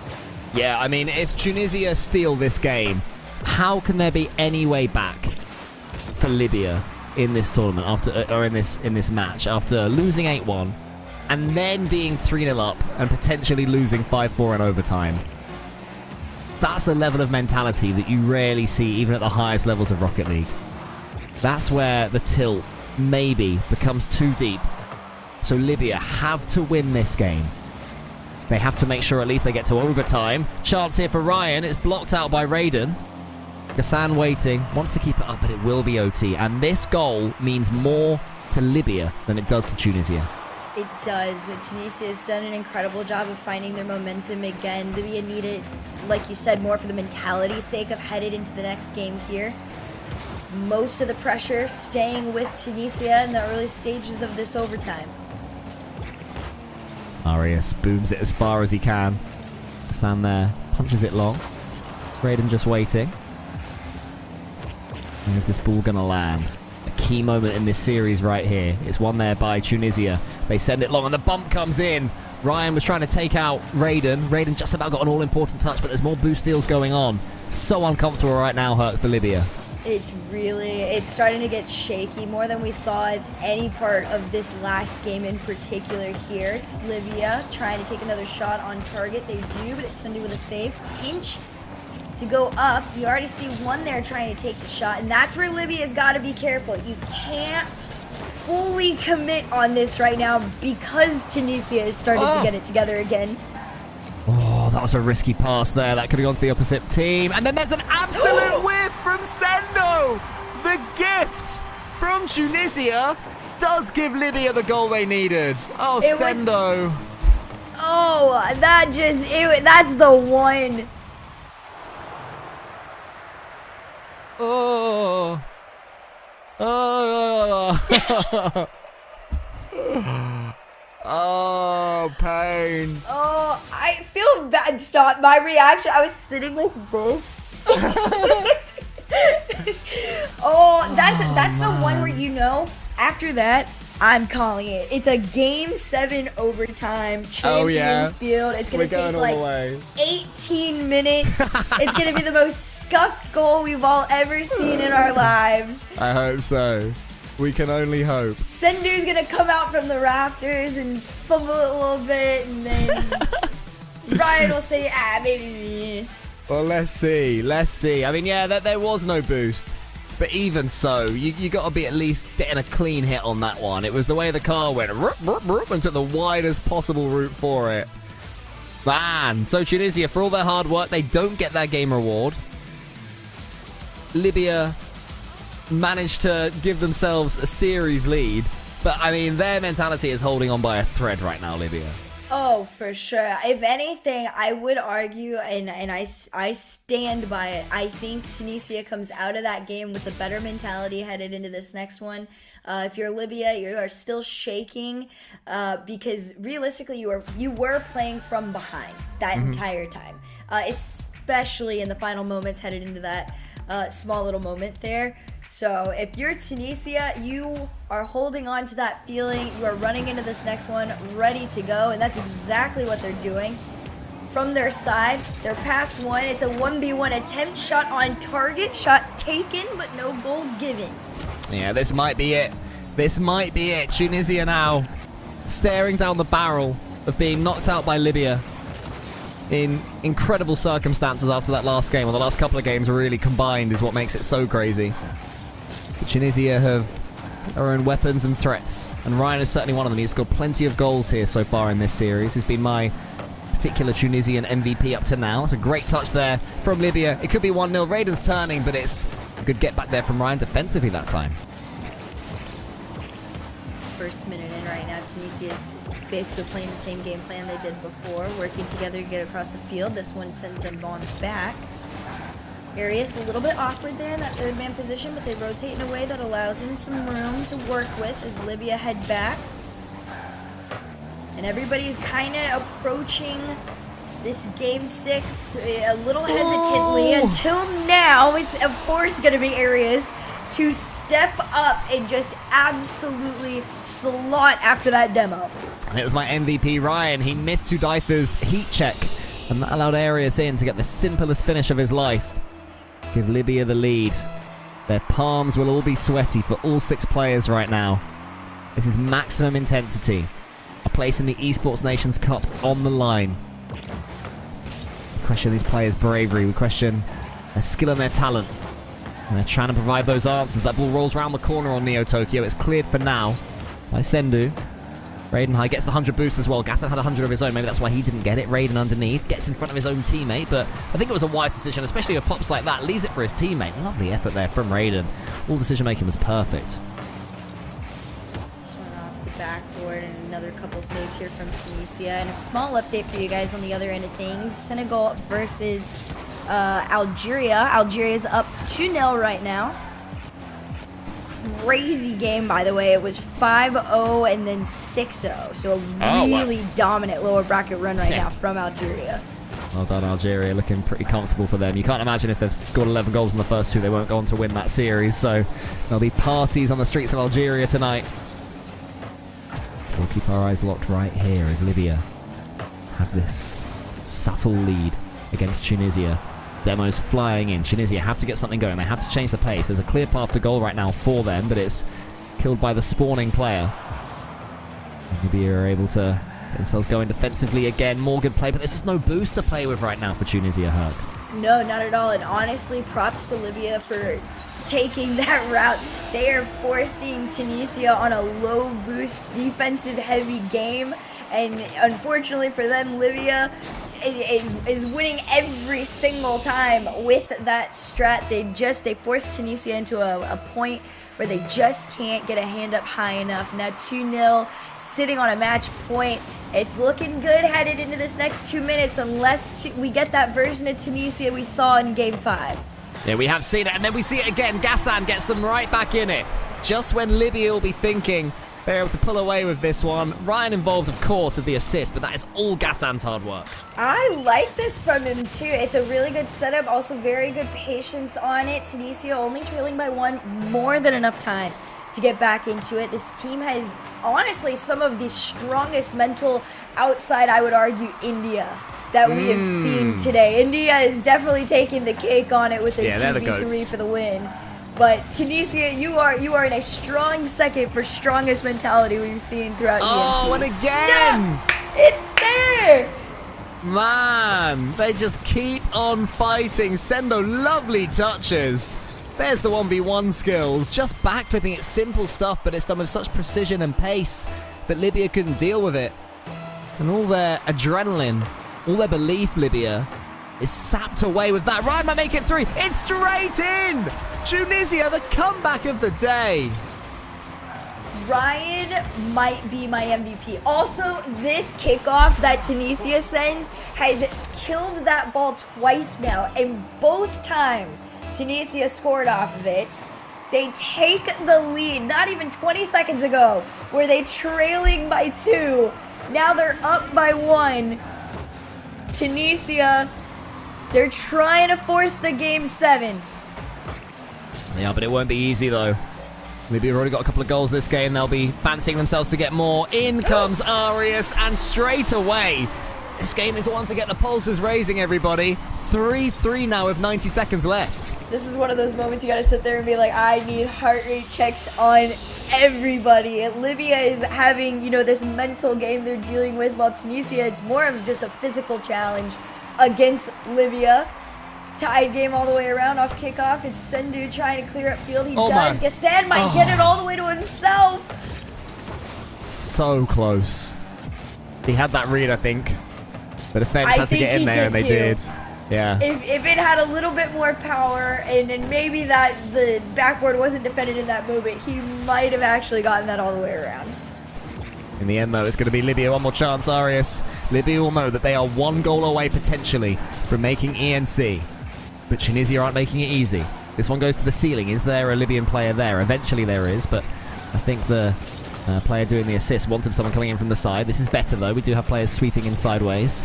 Arias waits, gets one touch, the ball won't quite bounce for a second, but he does use Gassan's touch to his own advantage. Udiva flies in through the demos to make it 4-3 Libya and give them 1 foot on the Esports Nations Cup stage. Oh, look at how close they played it too. This is Libya saying, this is how bad we want it. We are willing to all fully commit in this moment to try and get a reward out of it, and they do. Off the kickoff, this one could be a little bit dangerous here. It's Ryan, the follow slow. They're trying to send it on back, but nobody's there. And final 30 are sitting between Libya and ENC land. And Tunisia, 20 seconds left to save their tournament. Gassan catches it with a flip reset. Wants to get the dunk. Does get the dunk! How does this keep happening?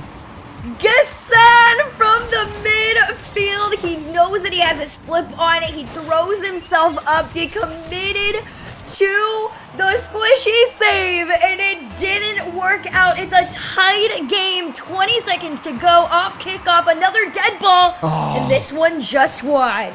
So close. We've been casting a long time. We are wide awake right now, Herc. This is the sort of series that we needed. Arias in the corner, trying to do it for Libya. Blocked away.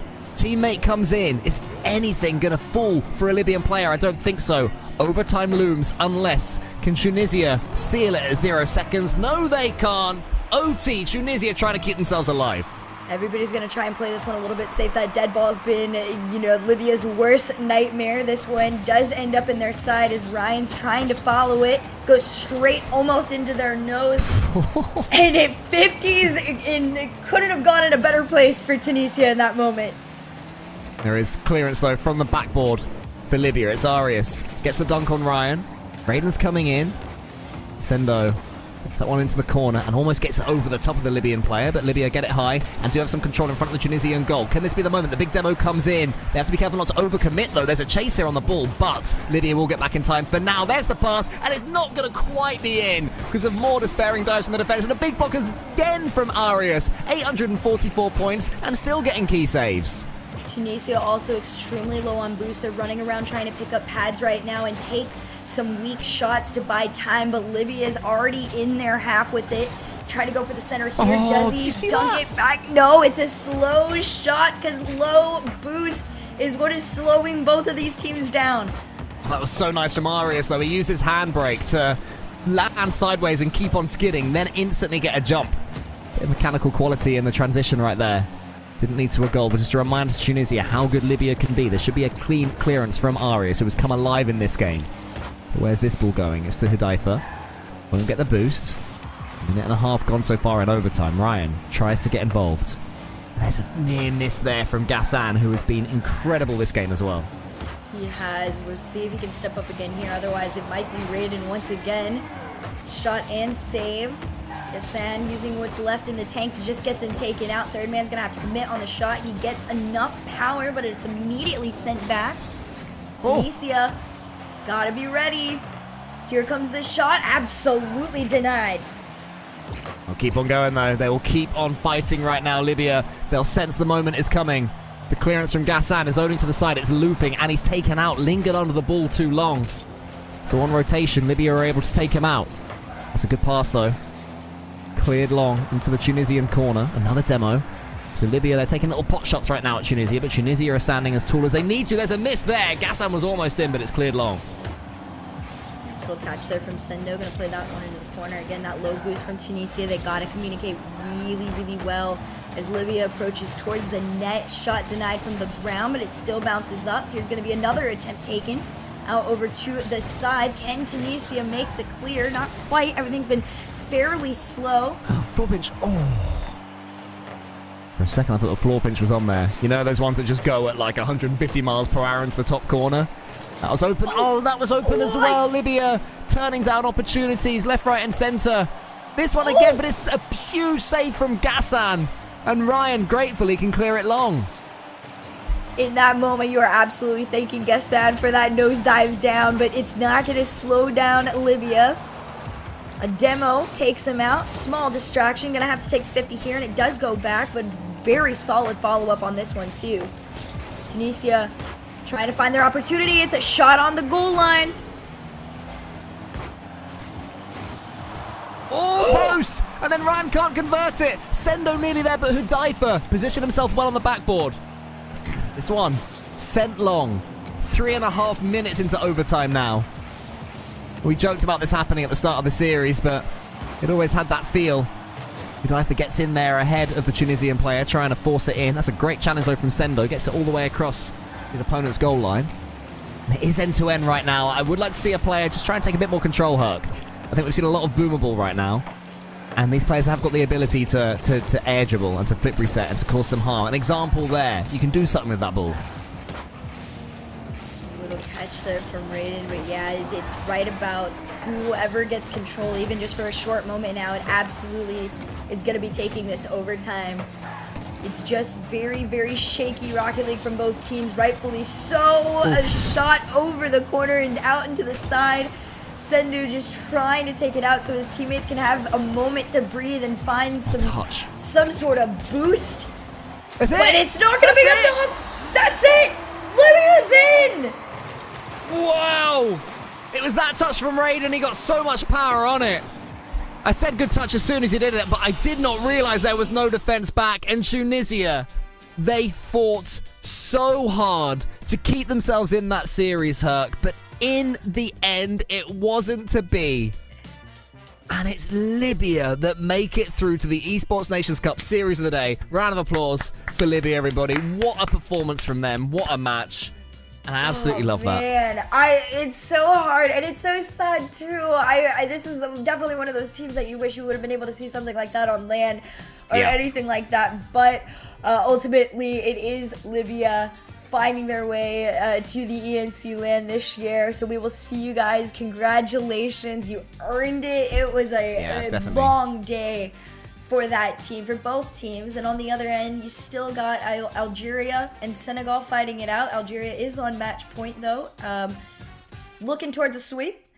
So we'll see how that one goes. But for now, Libya proved that despite being shaky, they still could pull it off. Mechanics were just enough to get past Tunisia. Yeah, just. I mean, Tunisia, they had their moments on Neo Tokyo. Huge victory for them. I'm exhausted just after casting that. I don't know how we would have handled a Game 7 because, it's been a long day and we felt tired at times, so I think it's fair to admit that. But that series woke us up, and maybe it woke us up too quickly. Do you know what I mean? Too much caffeine of a Rocket League series for us right there. But it does seem as well that Algeria, you were saying the goals they were getting, they were winning like 5-0, 6-0, right? So I presume that Algeria will beat Senegal there to make it to Esports Nations Cup as well? I think so, unless something crazy goes down and they pull it to Tunisia and they push it all the way to the end for no reason, but hopefully for good reason is why it continues on if it does. Yeah. But, oh my gosh, that's got to be like I said, top 3 series of the day, number 2 for sure. Well, about an hour ago, we said we're off and it's time for some Corelli, time for some Jorby, time for some Spaceman. And then we surprised you by sticking around. I don't think we're going to do that this time, Herc. I think we really are free to go. You're free to see the New York sunlight. I'm free to go play some football. I'll say it again. Any final words before we go? Just, shout out everybody in chat. Thanks for hanging out with us. Enjoy Europe, enjoy North America, and everyone else that is about to qualify. And yeah, just have fun, celebrate each other, and we'll see you guys at ENC. There you go. See you later, guys.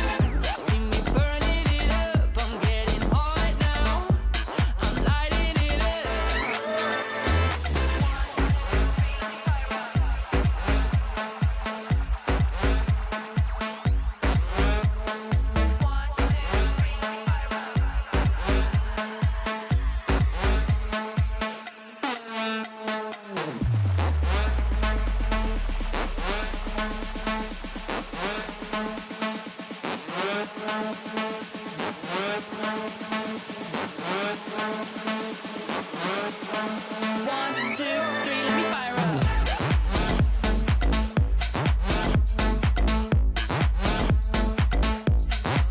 me fire up.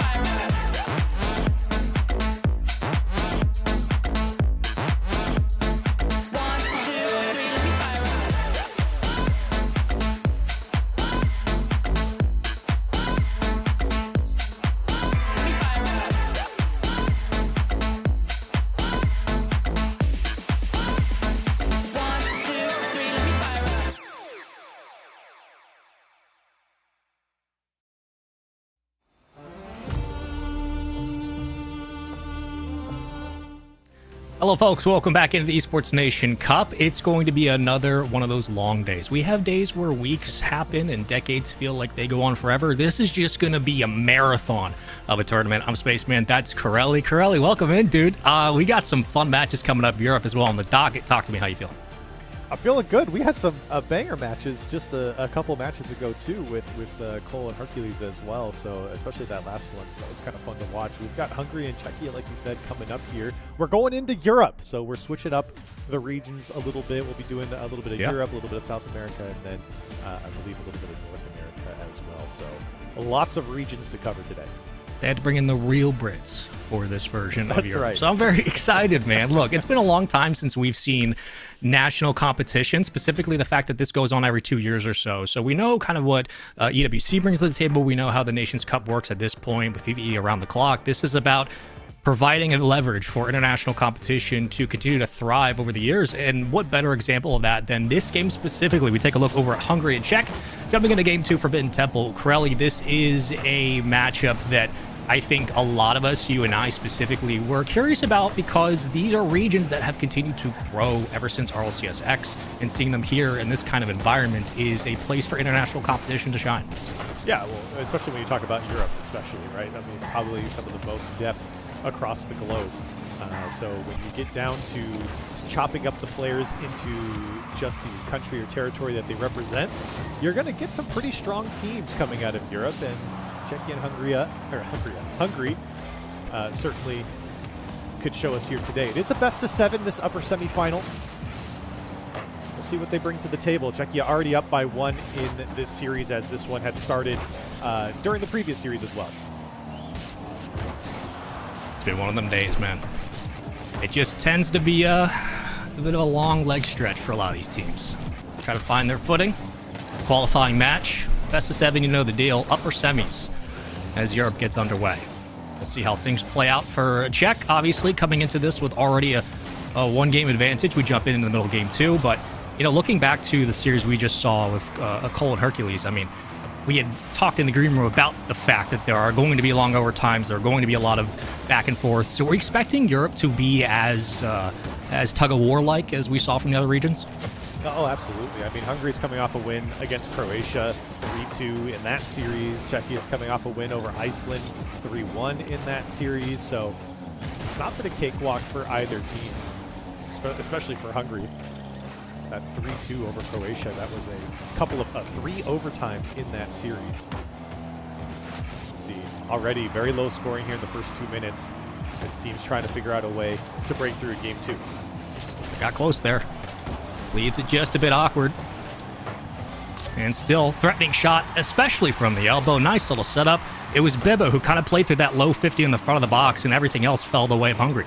Yeah, it's a great challenge there. And then a follow-up on the far side. Last man just can't get there in time, and Hungary able to strike first.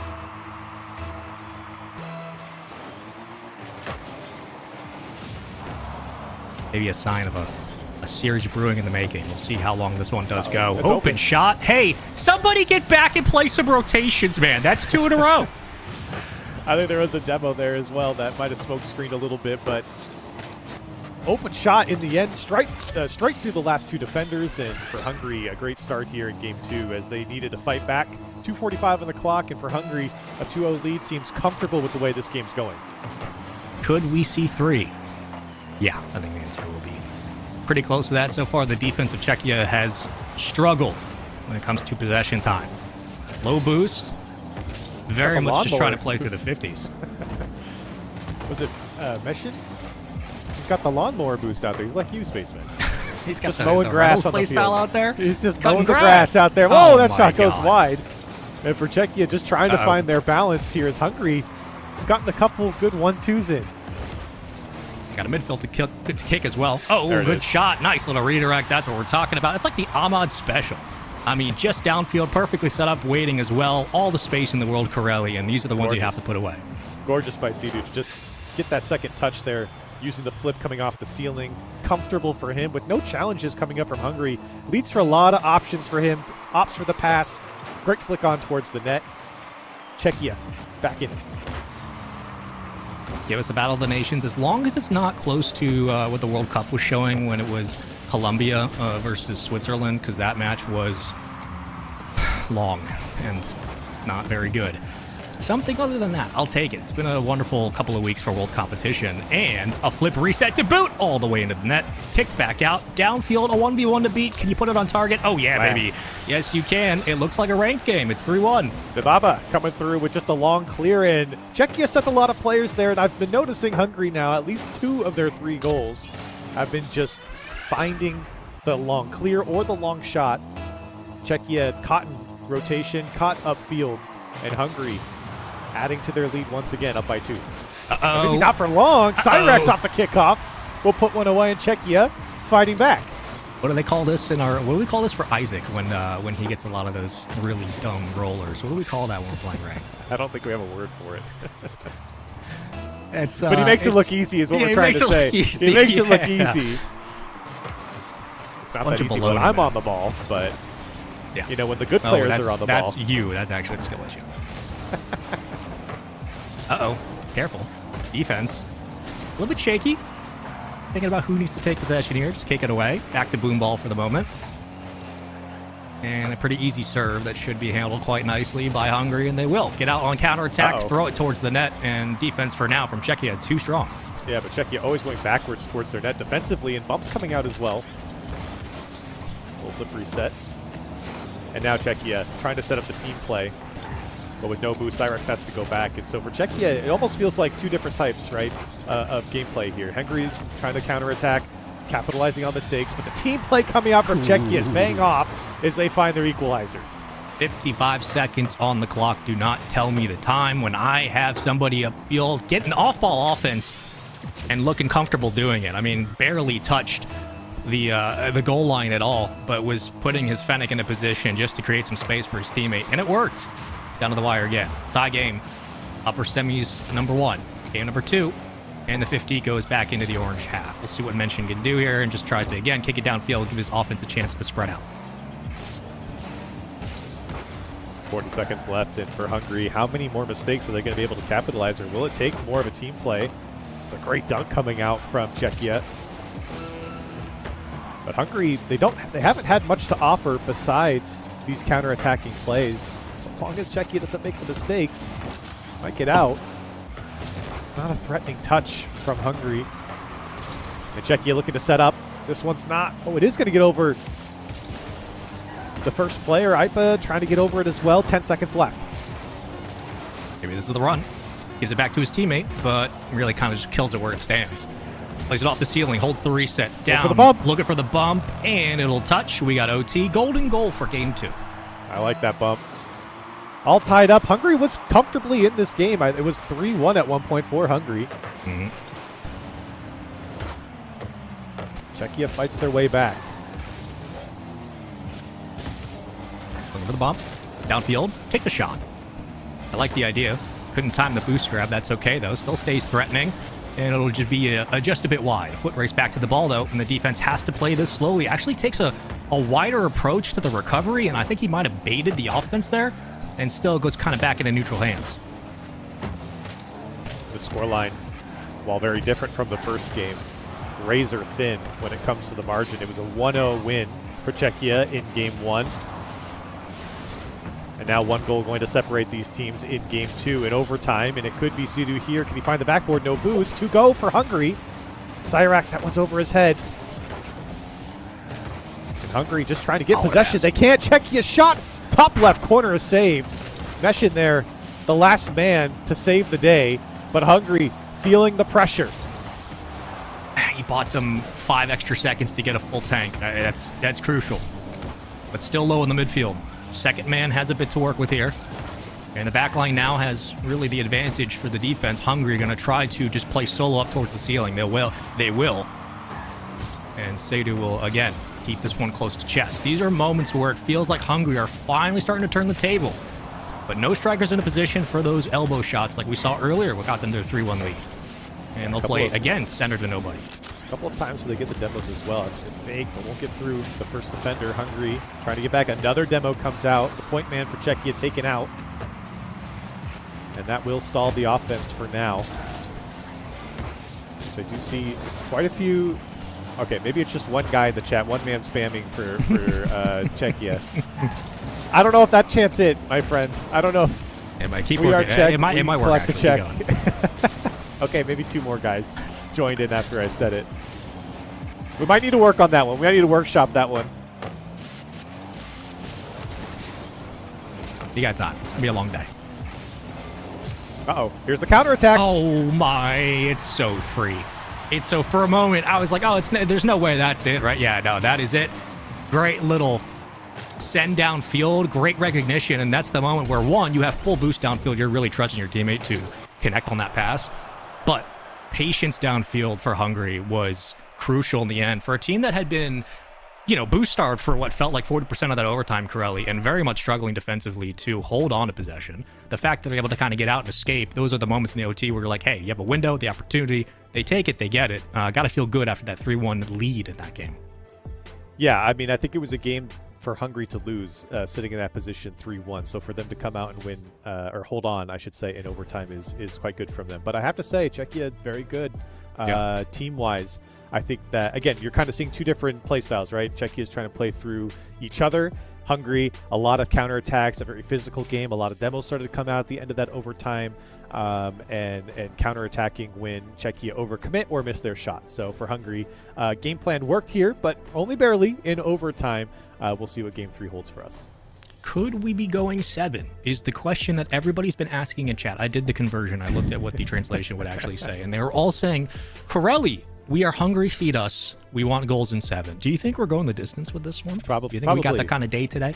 Yeah. I mean, but judging off of, obviously we missed the first match, and we only joined in the second match, but the first match being a 1-0, and now this one being an overtime game, I don't see why this one won't make it to 7. Again, if qualifying matches here at the NC will be best of 7, every other matches will be best of 5. So let's see what game 3 holds for us. Hungary and Czechia here in the upper semifinal. A lot of these players, it is a marathon day, which means that mentals have to be ready for all kinds of different situations. You need a good IGL to be able to calm the nerves and to play poised through a lot of that pressure. Fundamentals at the end of the day are the name of the game. Smeshin pinches it towards the corner. A bit of a ball chase here for the Czechia offense. They get in rotation, find a demo to boot, and had the advantage towards that back wall. But again, Hungary kick it back out in no man's land. Spaceman, your chant, it kind of caught on. There was one guy. Okay. No, 2 guys maybe. We can convert. We got time. You've converted to a Hungary fan? Is that what you're saying? Yeah. Oh, okay. Yeah. Bias caster. What the heck? Yeah. I'm going to eat some Kuba Day, and we're going to have a great time. Okay? Wow. Yeah. She'll know about that. I feel like that you can't be doing that, but it's all good. Yeah, really, the difference between LG and Hungary is quite a large margin. Hold on a minute. There's a big Somebody put difference that away, man.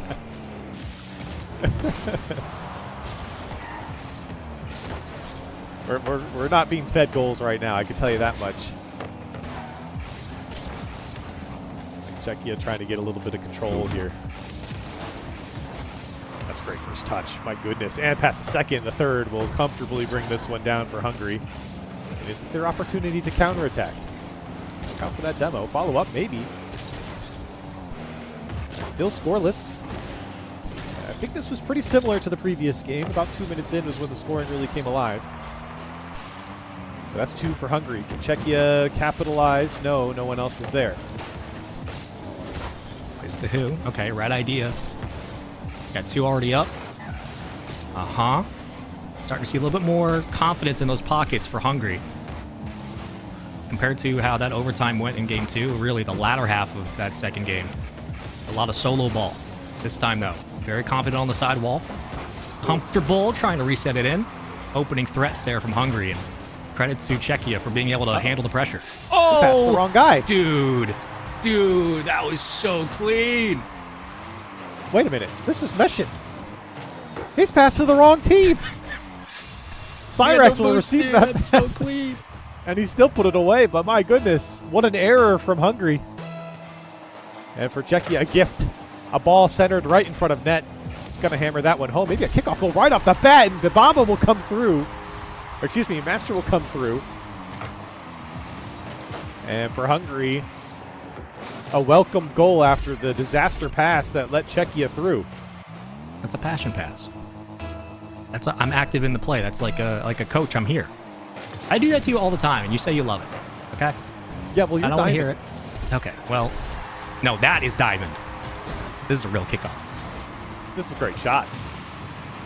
Demo off the kickoff, and Ipa tries to get there. Master puts it away, though. And off the kickoff, that's when you're most vulnerable right there for Hungary. Doing well to find that slot. 2-1, just like that. 2 kickoff goals for Hungary. Czechia had to take one off of a pass from Hungary as well, so Hungary really a part of everything here, both for and against themselves. And here's another one. Okay. Sometimes I wonder on some of these swings downfield for Czechia if they're more interested in just slamming into the ball, crossbar down, no boost, floater, oh, my that'll be goodness. fine. That'll be fine. It was a That'll be pass, just right? fine. Pass Yeah, off the that's a crossbar. pass. You do that Absolutely. one to me all the time, Space. That's Man. right. Little pass off the crossbar. This is a pass to Master. Master pass it back down off the crossbar. You know how it goes. Hungary 3-1 and looking good here. 2 goals coming off the kickoff, but the third one there breaking down the defense. And once again, sitting at 3-1. So can Czechia come back like they did in the previous game? Well, everybody's dead. So, we'll have to ask that question again as they get back to the midfield. Give it right back to the defense on this one. Full tank has one in the wing. Sedu plays underneath. Tries to time the pad. It doesn't work. Solo play in the front of the box. And the defense still jumping at this. Hungary are not sure how they want to play it. And Czechia recognizes that this is their chance. And I think Apa got called off on this one. He didn't use his flip. Sidu comes in, and then the follow-up from Cyrax is there. Everyone getting a touch for Czechia. And in the end, doesn't matter. They get their goal, and they're coming back alive, just like they did in Game 2. It's now 2-3. Czechia looking to fight back, find their equalizer.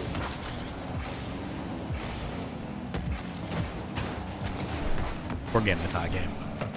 I'm feeling I'll tell it. you, this one's going 7 for sure. Oh, yeah. But this one's been back and forth. Unless Hungary figures out that physical game, which they, I think, have. As another one goes through, this time for Bibaba, but I think it was this bullying down the field, or at least the chasing of Cyrax. He's going out wide and up off the post to make the save, and that just delayed him enough. Hungary, up 2 goals again. Will it last? No. Well, they said, okay, you have possession, we'll get boost. And they do. Backboard, double, triple, around the world? No. Solo at the midfield, kicked into the corner. Sedu has it on his hood, controls the ceiling. Defense waits patiently, already have a contest up, and they'll, again, try to take this one away.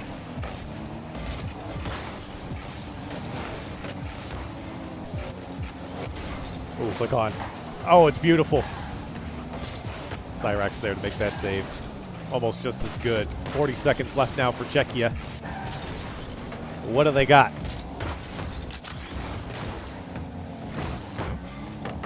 Bit cheeky there on the reset. Fortunately, only 1 man up now, and we'll be down to 2. Power play for Hungary, and time to kill. Ball still in the corner, and for the offense for Hungary, I mean, again, you get in these moments where when you have a lead, you're down into the last 30 or so. Your defense is your offense in a lot of ways. This is just another example where Hungary start to clamp down.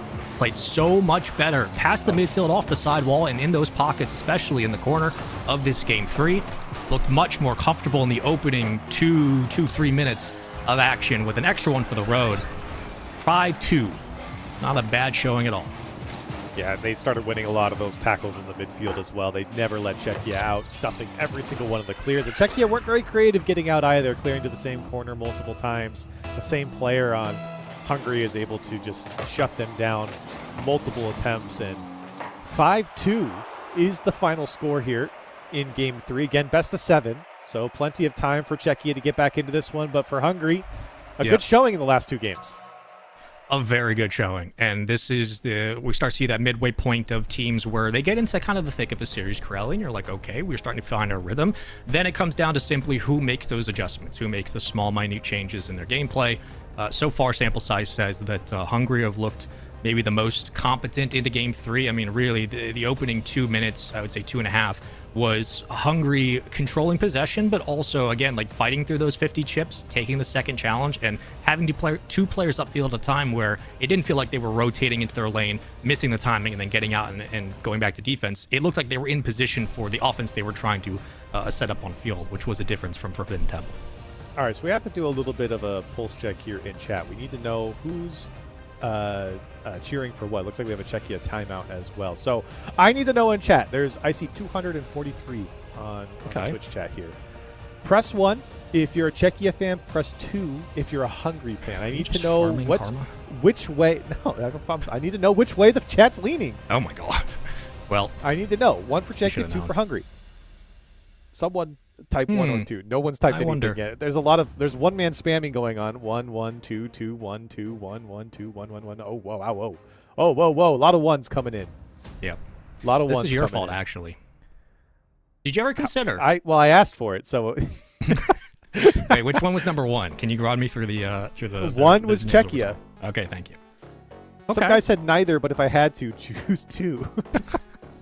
That's the American in chat. I'll tell you right now. Okay, so a lot of ones, a lot of Czechia fans. That's a lot of disappointment right now, I have to say. Czechia timeout means, well, listen, they're down. They're down in the series.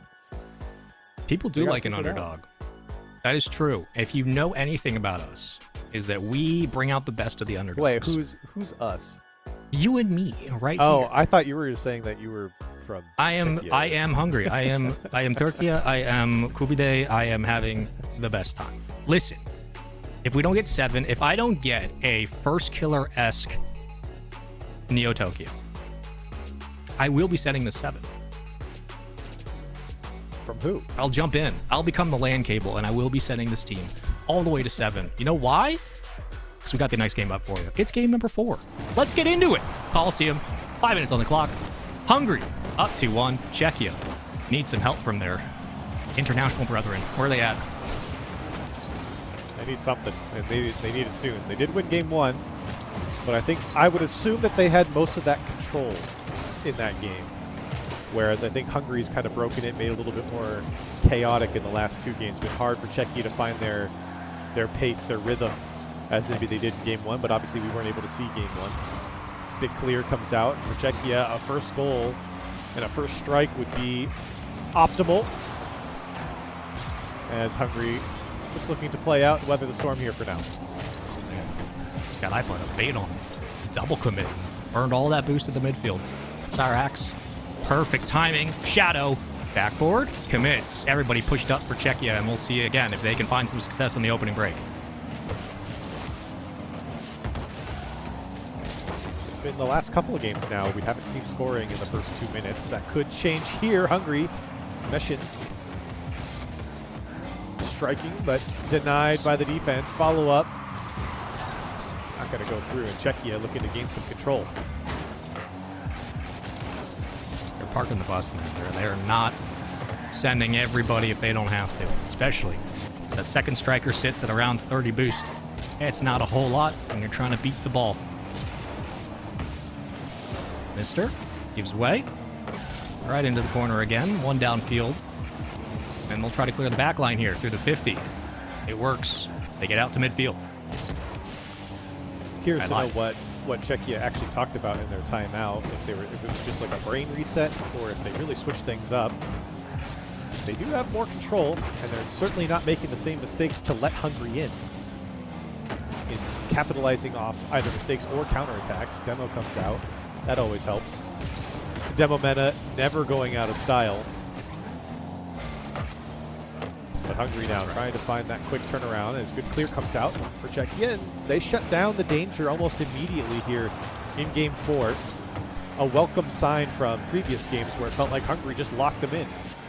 There have been a couple of moments, specifically in this series, where Czech are back on defense. The ball goes basically wayward off the play, and one player is kind of just sitting on an empty tank. Probably doesn't mean a whole lot as of now, but keep that in mind for when we start to get tighter and tighter in this series. Another overtime should pop up. Moments where it looks like the defense is just not in a position to have both players back at a time.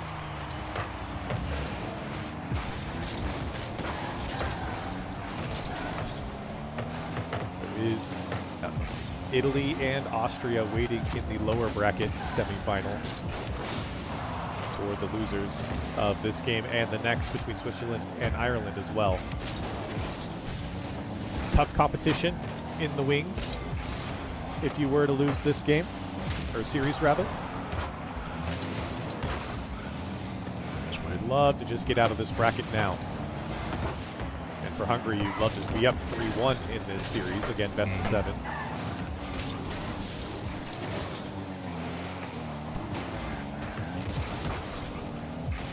Looking for Hungary to be a little bit more aggressive, stay on ball. Once the first man gets a couple touches, they usually let that second player come in and either take a shot or try to extend, but at times it feels unnecessary.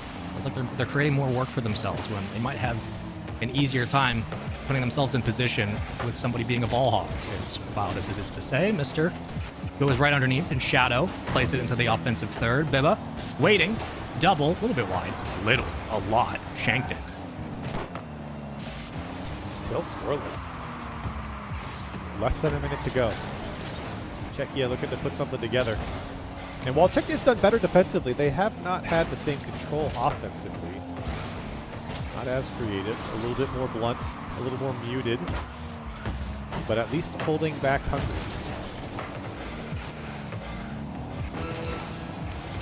And on the other side for Hungary, got him there, but for Hungary, it feels like they just don't have the same vigor that they had in the previous game offensively. Yeah, I mean, Hungary has these moments, man. They get like these one-on-ones where it's just like they kind of freestyle when they're in rotation, and like it works, but then it flutters out right as they get into position.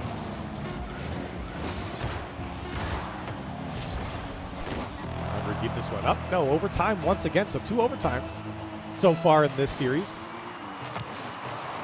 And a crucial one, and a kickoff goal might come through. Sea-Doo there to put it away. Well, now we're all committed, and we're backing up. That'll wake you up. Bit of panic from Hungary. They had a shot, they had a chance. Now the defense has to come up strong. There really is nothing like, playing a game 0-0, back and forth, tight game, and then giving up a kickoff goal right into overtime. Oh, they're still threatening. I don't know what will.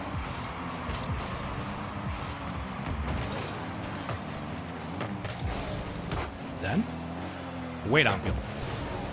Cuts it off. Defense is there, ready for the pinch. We'll try to press this. This is Czech's chance here. They've got boost. They got the back wall open. Kicked it a bit high. Defense stays stalled. And one more time, a swing around the bend. Cyrax underneath plays it low beautifully as well. A little bit of once play coming out there, but just couldn't swing it around that last defender. And once off the ceiling, once more. Shadow for good. Yeah, he absolutely is. They need a little bit of an opening, and they finally get it here in Game 4. Well, it was 2-3 attacks in a row, and nobody putting a hand up for Hungary. At least if they did, it was way too low, and a little flip reset is all it takes to break the defense then. So for Czechia, fighting back here against Hungary, 2-2 in this series, and I wouldn't say that was the best game from either team, honestly. I wouldn't say that was one that you'd put in the highlight reel anywhere, but a win's a win for Czechia, and a welcomed one after dropping the last couple games. That's exactly what I was going to say. You can have it because you're going to take it, because a win is a win at the end of the day, currently. When it comes to a qualifying match, a best of 7, it's going to be brutal at times. It's going to be a bit of a slog, but at the end of the day, you just need one. And, credit where credit's due. In high-pressure situation for Czech, they obviously were kind of playing sustain most of the game. They didn't really have a chance to show what the offense could do. Credits to the defense there of Hungary. This time in the overtime, they take 10 seconds or so on 2 different looks on their swing, and they find success. I mean, that is efficiency down the stretch, and for a team that really didn't have a lot of opportunities to kind of test their weight in this match, in this game, very impressive from Czech in that game.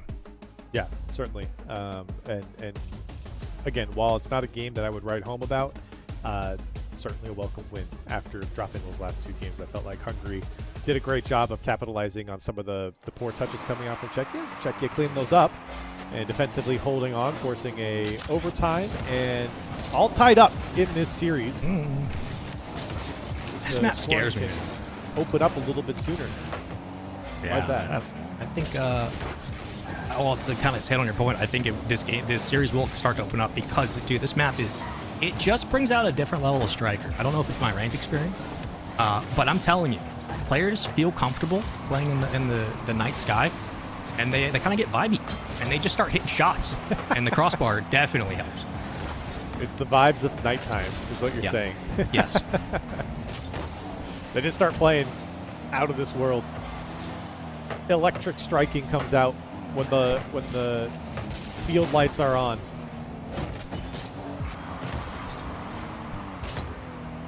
I do like the bridge in the background. That is vibes.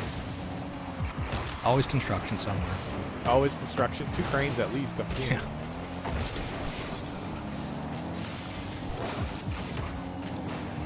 Okay. Keeping the defense honest. I mean, really trying to keep them honest. But does it cost you? Yeah, it costs you. Yeah, it does. The moment you've been hovering longer than you've been falling, you have lost the rotation. Man, that's great fake from Bibaba, and almost a save there from Czechia on both accounts. But yeah, floating backwards towards your net with your tailpipe towards the ball, you're not in a good spot. That's what I do, and only I can do it because it's not practiced, it's felt. Yeah, I've seen what you can do, Spaceman. See, you can test. It's not good. That's okay. That's why we let these guys play the game. That's right. We all have that little hungry in us. We all want to be Czech. We keep you in our little caster dungeon. That's right. I'm chained up.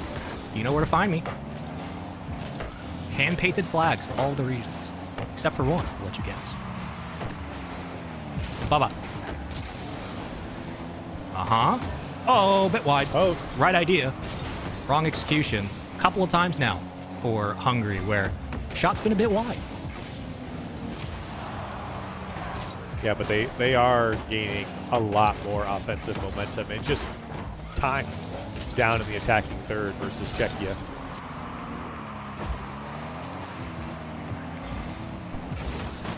Nice play. Oh, this is dangerous here. Unfortunately, that touch a little bit too far for the boost he had. Hungary's got to, both players have to rotate out there. Yeah. It's a couple hesitations where it just seems like they get caught up in the moment as it happens rather than committing to the next part of the fundamental.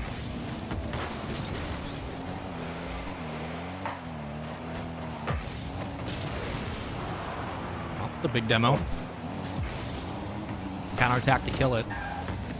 And Czech don't get much. Not a lot of options here for Mission. Maybe a double for Cyrax. He can't reach it. Hungary just one touch clears. They're not doing him service here. Everything is straight to a Czechia player. Now, the last man, Cyrax 1v1. Can't pick him up soon enough. Mission does a good job and does his job as the last man. Now the shot off the post. No follow-up from Hungary. Again, another one off the post. And for Czechia, happy to see that one go to the wayside. They're playing like England in the World Cup. Keeping players back. If they get a look, they'll get a look, but they're going to hit the crossbar. The post, actually. Finally, some pressure here from Czech. Cyrax going to keep it on the ground. Low boost. The defense commits. 2 are already up. 1v1 in front of the box, but Hungary are jumping at the opportunity to go out and 50 that ball. Surely Czech take advantage as they try again. Less than a minute. I feel like this game's slowly escaping from Czechia with the way Hungary's been playing. Now they're on the attack. They put something together. Need a second touch. Going for demos. Not finding anything. It's late.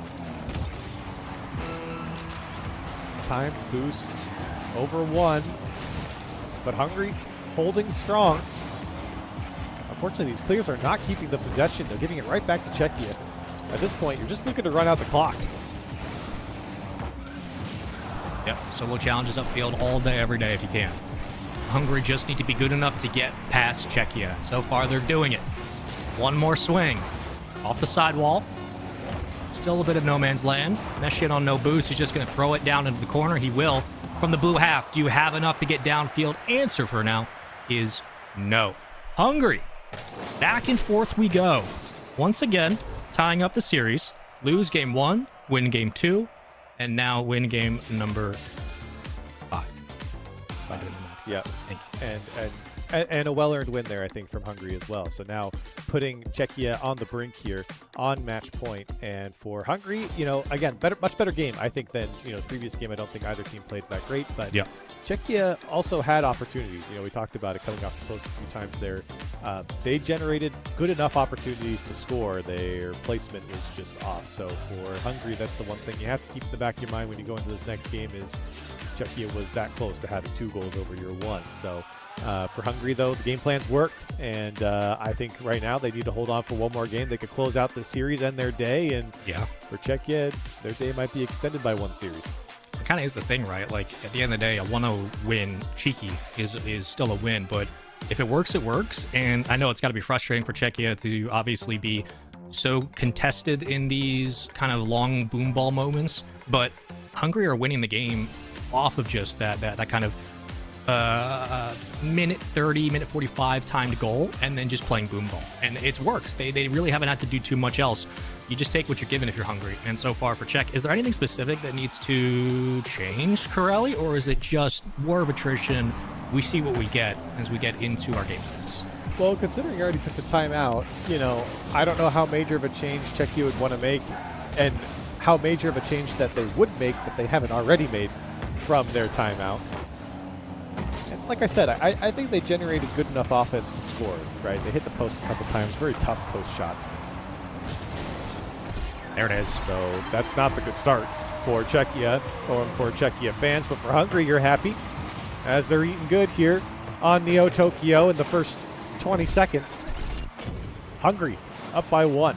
The whole play just breaks down, man. I mean, you clear it from your own side. Your teammate gets up in the wing. They get demoed. It was just a brick wall in front of you, and Hungary were way too quick to capitalize. Czechia trying defensively to make their job easier. And Mr. will, again, play this one safely to the corner. Safely being a time for objectivity for this team. And, oh my goodness. Yeah, honestly, I don't know if we're going 7. I don't know if we're going 7. This one was all done by Mr. here, and no one else really from Hungary in the play at all. And Czechia just caught sleeping. I mean, there was no challenge until the goal line challenge, but for Hungary, way too easy. Czechia have to put up a hand sooner than that. You gotta let that second player behind you take the goal line. And if you have that kind of boost, that's your ball. Defense has to start getting a little bit more aggressive. That's what we saw from Hungary. Latter half of this series, man. It was Hungary really playing that one-on-one and forcing the defense to have to make plays. Czechia have to do something similar. They have to be a little bit more panicky in the right spots. Where are my Czechia fans in chat?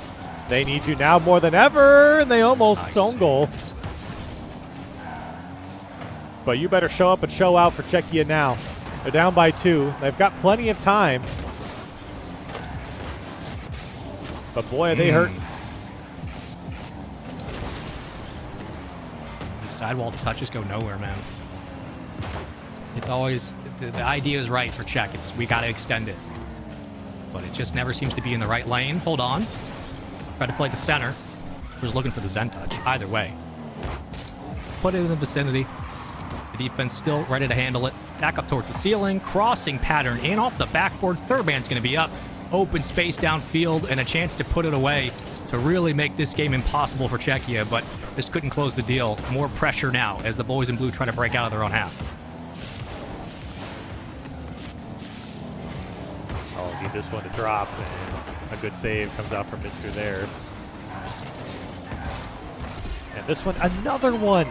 It was something that we saw in Game 2 a couple times, Spaceman, but another one drops for Hungary on just long clears. Czechia not holding the center of the field at all, rotating on the same line, and punished once again. Hungary up 3-0, and this upper semi looking closer and closer to done for Czechia.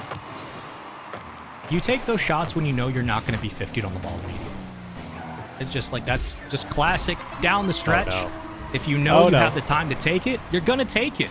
Confidence completely in the hands of Hungary. 2 in a row in the last 10 as Mr. puts on a clinic on 0 boost. I mean, what are you going to do? What are you going to do if you're Czechia? You got half a game left, but you're down 4 goals. Is it even possible? Can you even do anything about this? Honestly, gonna need a little bit more solo play. I mean, we've seen demos, we've seen bumps, we've seen a lot of I need to be selfless and try to pass to my teammate, play from the sidewall at the midfield, you know, keep that ball going. But I need a player to step up individually. You need somebody like a Raze Bull to just start to take over on the offense because it just hasn't worked. Mr. scored all 5 goals. He's 5 for 5. 5 shots, 5 goals. And it just keeps getting worse for Czechia.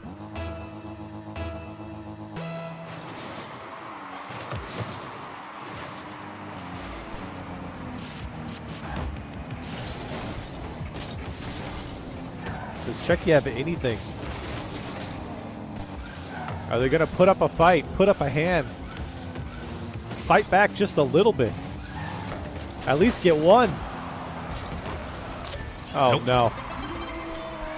And finally, it's not Mr. at this point. Sababa puts one away.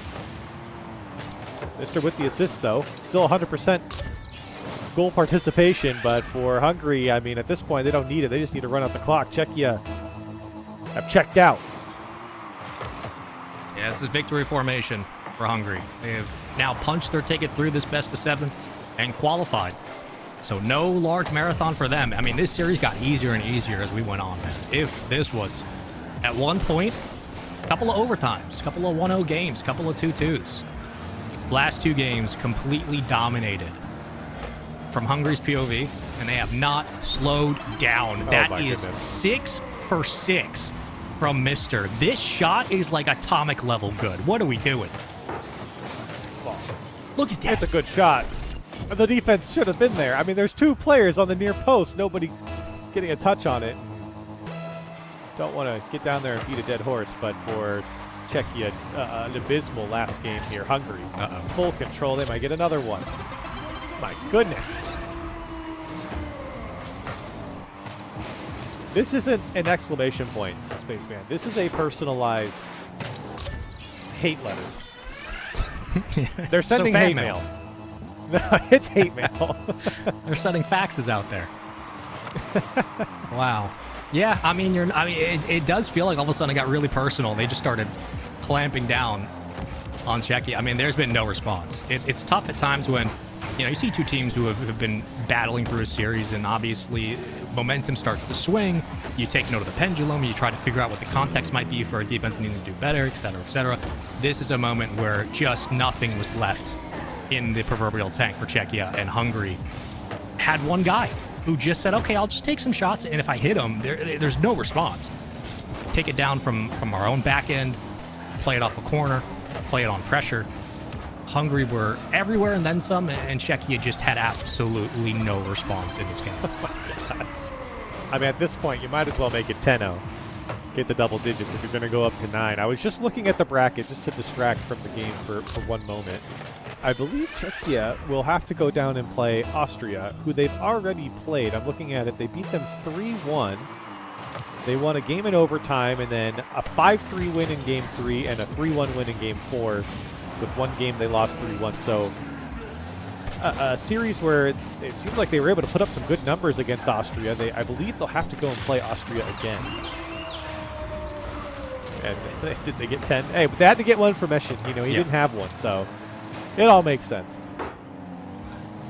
Two ways to look at it for Czech is you have experience. There's history in the next matchup.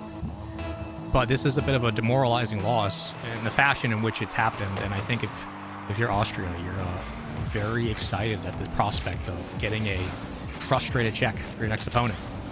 Yeah, I was going to say, that this does something to Czechia for their next matchup. Sure, it's one that they might know already, but this is thrashing and embarrassment, destruction, and beatdown. And for Czechia, they're going to have to clear the mental. Hopefully they're just laughing in calm as they give up goals. Hungary going to take this one 4-2 as they move out of the qualifiers and out and send Czechia down to the lower bracket. Yeah, upper semis was not as close as we thought in the end. I really thought the opening salvo of this series would spell the tail of the tape. It did not. Hungary looked like a beast to play against, especially when they're that confident. We can also credit that to, again, Czechia struggling defensively as much as they were offensively in this one. But when the game got going, when it got tough, it felt like, I don't want to, there is no like objective outright quitting in the game, but it felt like once they were down 2 or 3, it felt like all the energy got zapped from Czechia, and there was nothing we got. There was no rotation, no structure, there was no big 50 game, there was no midfield. Like, they looked like they got punched out. And sorry, I'm looking at it now. Czechia will have to play Italy.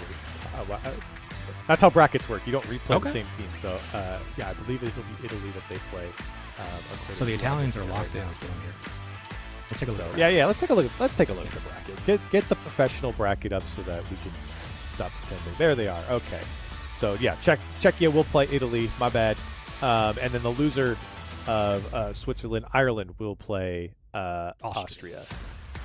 So Austria waiting patiently to see what they're going to do, and I believe it's Switzerland, Ireland next here on Stream Spaceman. Yeah, we should have the next upper bracket finals match for y'all. The other semis qualifying team in a best of 7 moves on to qualify for ENC26, and then obviously the winner of our final 2 lower bracket matches here for Europe will also move on to qualify. So again, look, at the end of the day, you lose this match, you have another series. We've always been a loud proponent for double elim doesn't quite work in Rocket League, but having a second chance to kind of qualify has always shown great results. This is your chance now. You have to completely wipe the slate of what happened against Hungary if you're Czechia. I mean, there is no excuse for another performance like we saw there on Neo Tokyo. Like, this has to be a full Men in Black mind wipe. Like, you have to completely forget about it and go new, you know? Yeah. Oh yeah, and that's up to the coach as well to reset the mental for the team, especially when you go back-to-back qualifying matches. True. That is a draining feeling. It's been a long time since I've had that feeling, but it is a draining feeling losing 2 qualifying matches. So you certainly don't want to do that, but ultimately it's up to the coach to kind of figure themselves out and reset the mental for the team. That is where coaches get paid the big bucks. We've seen it on land. And in Boston, coaches now in these moments, not only for refueling their players and giving their IGLs a chance to fill out those roles, but to establish a memorandum of understanding, if you will, to give them a chance to work off of a baseline, something very important that the best coaches in the game have done for many years, and hopefully Czech will have that success as well. I believe we're getting close as well to an interview with Hungary, which should be exciting to talk about, because the disparity between the start of the series and the second half needs to be questioned, needs to be asked, and who gave Mr. the rights to score 6 for 6 out loud like that? That's just crazy.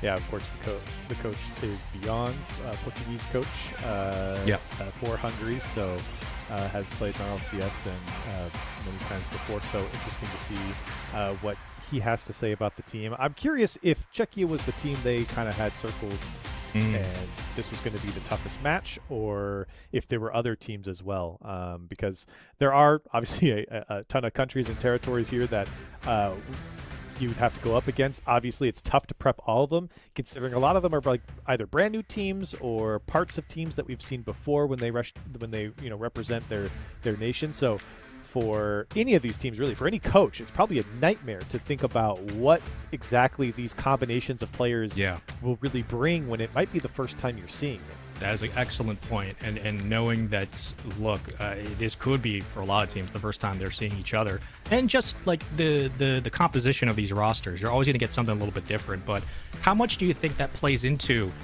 highlighting the talent of a team? Is it more about which players step up in these kinds of events because it's so internationally broad and we don't have a lot of they don't have a lot of, I guess, time to really practice against those teams and those comps? Or is it more about just the team that can simply play their fundamentals the best and what that structure looks like? I think a lot of it's pride too, right? Like I think there's a lot of pride when you're representing the nation that you represent, right? So sometimes that can overwhelm your skill or whatever and push you to new limits as well. So we see that all the time in traditional sports too. I think it really depends on the type of tournament, the type of the game that you're in, right? Qualifying match is a big one, right? That's one of those things where people say anything can happen, right? So, but why talk to me when we can go to an interview and hear it straight from a player? He could tell us right to us. So I think we're going to have an interview with Mr. So let's go ahead and get him on the mic and see what he has to say. Mr., can you hear us? Hi. Hey, how's it going? Congratulations on the qualification, sir. And man, I'm just going to start off with the obvious question. What got into you in that last game? You were going crazy. What'd you have? 6, 7, 8 goals at that point? Yeah, I had 6 goals. I mean, I had to step up. I got the feeling and I did it right. So yeah, we needed that for sure. Listen, man, first of all, got to appreciate that you have the backup support there. I think it's important that we show off those nice pieces of silverware. I love it. But I want to hit on that point of you started to turn up crazy style in that game. But the difference between the first 2 games and a couple of the OTs against Czechia, later we're looking at games 4, 5, and 6. What changed for you guys? Because all of a sudden you went from kind of playing this tug of war, feeling out their defense to just dominating. What was kind of the difference halfway through the series? Yeah, I mean, we were stuck. Maybe we were rushing, a bit nervous. But thank God we have this great coach with us because he helped us to calm down, get it together. And yeah, with calming down, we got more confident. And yeah, from that, we were just playing. Yeah, and I want to talk about the matchup because we were just kind of talking about this between ourselves as casters, but was Czechia the team that you guys had circled as maybe the toughest team you'd have to advance through, or was there another team that you knew you might have to run into that you were more scared of? Yeah, maybe Sweden, Czechia, yeah, both of those teams, maybe. But we didn't know for sure. Like, we were not expecting anyone. We were just like, we have to win and dominate, and we did that. Right. So. And is there anything about Czechia's team that makes it difficult for you guys to break through? Obviously you did, but what about Czechia was the hardest part? Maybe the hardest part was that maybe they could stay calm in the first 2 or 3 series, so they were punishing us by that, and we had to calm down as well to get back to the game, and yeah, maybe that. I mean, luckily for you guys now, hopefully you can get a bit of a break as you have qualified, you've moved through, which one is congratulations again to you and your team. And 2, last real question here, from my end at least. Looking ahead, obviously international competition, this event happens around every 2 years or so. For you and your team, it obviously comes with a lot of pride to represent your country, but is there anything unexpected about the tournament, of this international competition, that going in you didn't expect this year, or has kind of shown up as you started to play? Has there been any caveats to your experience so far, and how are you guys enjoying this experience? I mean, we are enjoying it pretty well. Of course, we got the first seat here. We almost got invited. So maybe because of that, we were confident. And we also practiced a lot. Like, instantly, we got together and practiced a lot to get ready for this. So maybe nothing was unexpected because we practiced a lot for this and we were ready for this. So yeah, we are looking ahead for November. And we will be practicing more, doing everything to get the best out of us. So yeah, that's the plan. Awesome, man. Well, hey, congratulations. Great work through this qualifier. We'll I see cannot you hear in you, the sorry. finals, and we're excited to see you. So thank you so much for the time, mister, and we'll catch you at the LAN. Okay, thank you. Good What a guy. nice guy. Good guy. What a nice guy. What a nice guy. Listen, if I had friends show up like that with that kind of hardware behind me, I would feel like I can take 10 shots a game. I already do it anyway, but I would take 10 more. Because I'd rather go 0 for 90 than 0 for 9. You know what I'm saying, Curly?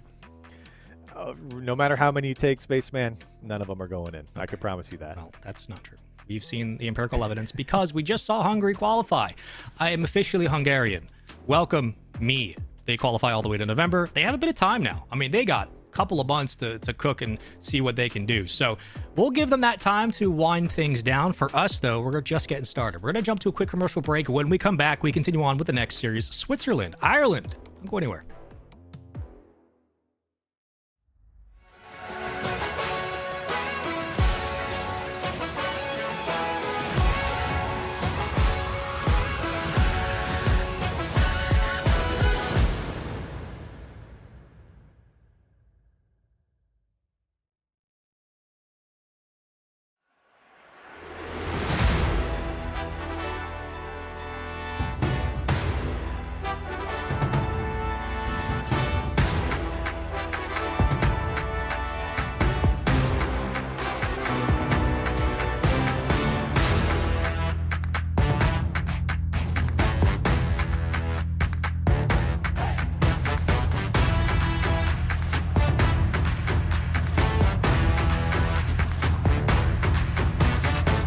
Ain't nothing in this world that's stopping me.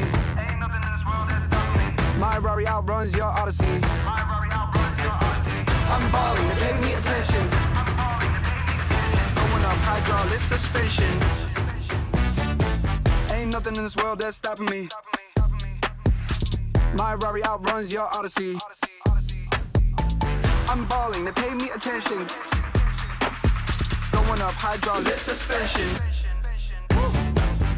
Never young green light, let's go. No amber, no red, go low. Coming with a stop sign, go home. Never young green light, green light, green light. Never young green light, let's go. No amber, no red, go low. Coming with a stop sign, go home. Now we young green light, green light. Woo!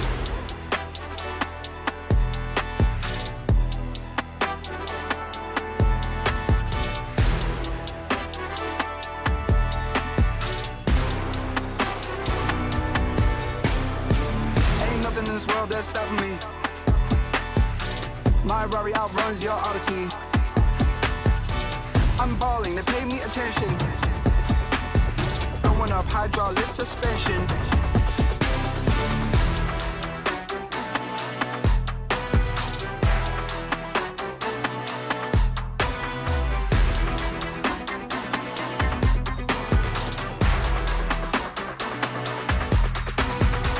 Ain't nothing in this world that's stopping me. My Rari outruns your Odyssey. I broke it off cause I'm not settling. I got a gift for the lip, I'm a trick at me. Ain't nothing in this world that's stopping me. My Rari outruns your Odyssey. I'm balling, they pay me attention. Going up hydraulic suspension. Never young green light, let's go.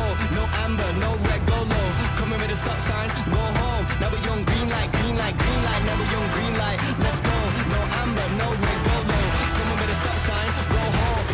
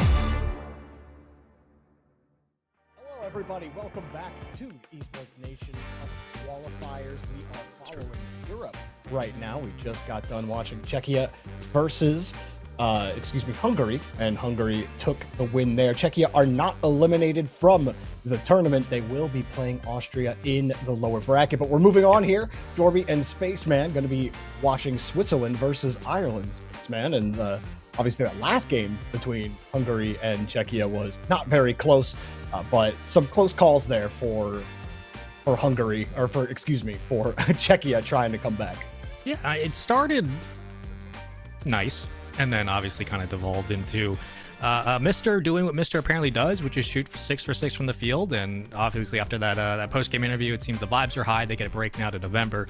Again, the nice part for Czech is they drop down, they have a second chance here, but pressure builds, man. We're now into the qualifying spots where it's one and done territory, still best of sevens. And for Czechia, again, they're actually going to move on, and correctly, they're going to play Austria moving forward. So we did get that confirmed. But our match, Switzerland-Ireland, I mean, we were talking about a little bit in our break as we were sitting, that there's a potential for some rematches here for Switzerland should things go their way. Well, no, if things don't go Switzerland's way, they will be replaying Italy, who they beat in 5 games earlier in this bracket. Actually, Switzerland, a team, Team Italy, they have a lot of recognizable names. If you follow European RLCS quite deeply, it's Arju, Hyder, and TMS, and not to talk too much about them, but Switzerland beating them in 5. Team Switzerland, Troka, Dixa, and Jujuju. Troka doesn't even have a Liquipedia page, and the highest level tournament that Jujuju or Dixa have played in are like C or B tier tournaments. So these are players that are not as well known in terms of, the upper echelons of the bubble, but they're beating some notable players along the way to try to qualifying for the next stage of the tournament. Ireland, meanwhile, on the other side of the bracket, I mean, they haven't dropped a game. They had a bye to start, then they played Israel 3-0, then they played Portugal, that was a 3-0 as well. So Ireland are ransacking their way through this bracket, and now Switzerland, who's already what I would call an upset earlier in this tournament, might have to try to pull a second upset here. I mean, look, man, does the opening round one grace period for Ireland do too much to slow them down? Probably not at this stage of both competition and the level of Rocket League we're seeing. But you do have to look at the fact that Switzerland take down Bulgaria, they reverse sweep Italy, they go and play Turkey, they win that one. There's a team that's at least just like, they have the matches under their belt, man, and that scares me a little bit. But you can also swing that back over to Ireland and talk about the fact that, look, between both these teams, they're young. There's some inexperience to an extent, and that also means that they're too young to know what they shouldn't know, and at times they can play overconfident, which is great. You might get some heroic plays specifically from Switzerland with such a young squad, but like you mentioned earlier, George, Switzerland has a couple of tournament registries, and that's about it. This is a very young, inexperienced, but not negatively connotated team. Yeah, kind of formed for this tournament. On the other side, though, Ireland, you do have the most notable player on Ireland you might be familiar with is Smokes. Smokes has played in multiple RLCS, I believe, got multiple top 16s, got a couple of top 8s in there as well over the course of his career.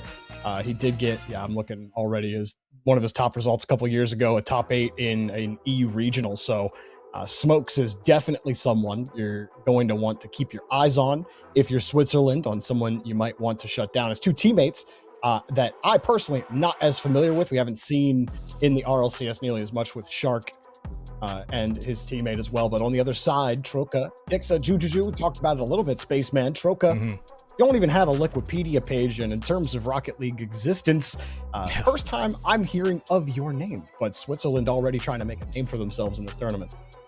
I mean, it can't be as easy as setting up on a tee here for me of like, hey, you don't have a Liquipedia page? This is the time to make it. This is your chance to create your first impression for a new player into this scene at this tournament.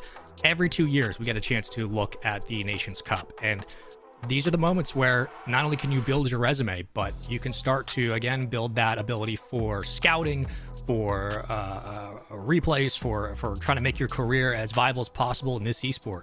But there's an opportunity as much as there isn't a lot of VOD. That also means that there's a chance. So I'm very curious what we're going to get from Switzerland. I've seen Juju's name, I believe, one time before, but that's about it. Like you said, we don't really have a lot of info on these players, and it comes down to the sample size. They haven't competed in that much. So this is going to be their biggest test so far. Obviously, both these teams approaching this like a one and done. You'd love to win this and not have to keep fighting through. You win a best of 7, you're qualified. Jorbs, for a young team like Switzerland, for a team with some experience like Ireland, is their approach different in this game, or is it just simply go in to this best of 7 and you're playing this as if it's a world championship? I mean, when you're talking about this level of Europe, I just think you go in, you play the game. Rocket League is not it's not too complex at this level, and I think that your individual ability shines a little bit more.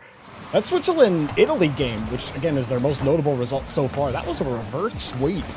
But we're underway here. Game number 1 between Ireland and Switzerland to continue their unlikely run through the upper bracket of this stage of the qualifier. Wouldn't that be something? Wouldn't that be a sight to behold? Switzerland in blue, Ireland in orange, and a booming ball towards the back wall. Already a couple of opening shots, quick pressure. Shark going to kick it downfield, solo play all the way to the backboard, and Jorby, it just is getting going for these two teams as Ireland finds the first. Oh, and Shark, while you might not have seen his name a ton, he's been on the come up very slowly. The fact that you're following the last chance qualifiers, he is still alive in those last chance qualifiers, or I believe is out of it. I got to look back at it, but when I was panning over those results, he is there. And I believe top 6 result is what he had clicking through his resume on Liquipedia. So yeah, Ireland got a little bit of juice on this team. So Switzerland, they're the ones that are the true unknowns. Wondering how they got their results earlier. It has been a fight for them. This entire upper bracket has gone the distance. This is the first best of 7 they will play. Every other one was a best of 5, and each of their games went all 5. Here comes Smokes with another shot. Troka able to get into the way. Switzerland defense holds a little bit of energy there on defense with multiple players committing, but you get the ball out, and that's all that matters. I think it's a good way to put it, is that not only do sometimes you win to the double commits, but the energy that this defense has already, it's a confidence for sure. They're not getting punished too hard yet. Nice little redirect there, but we're also seeing this defense stay sturdy, as weird as it sounds, on the ground as they go for a couple of commits. It really has been controlling their Octane, their Fennec, and not jumping at unnecessary looks towards the net. So far, very impressed with the Switzerland defense, though it has been shaky. Fine enough.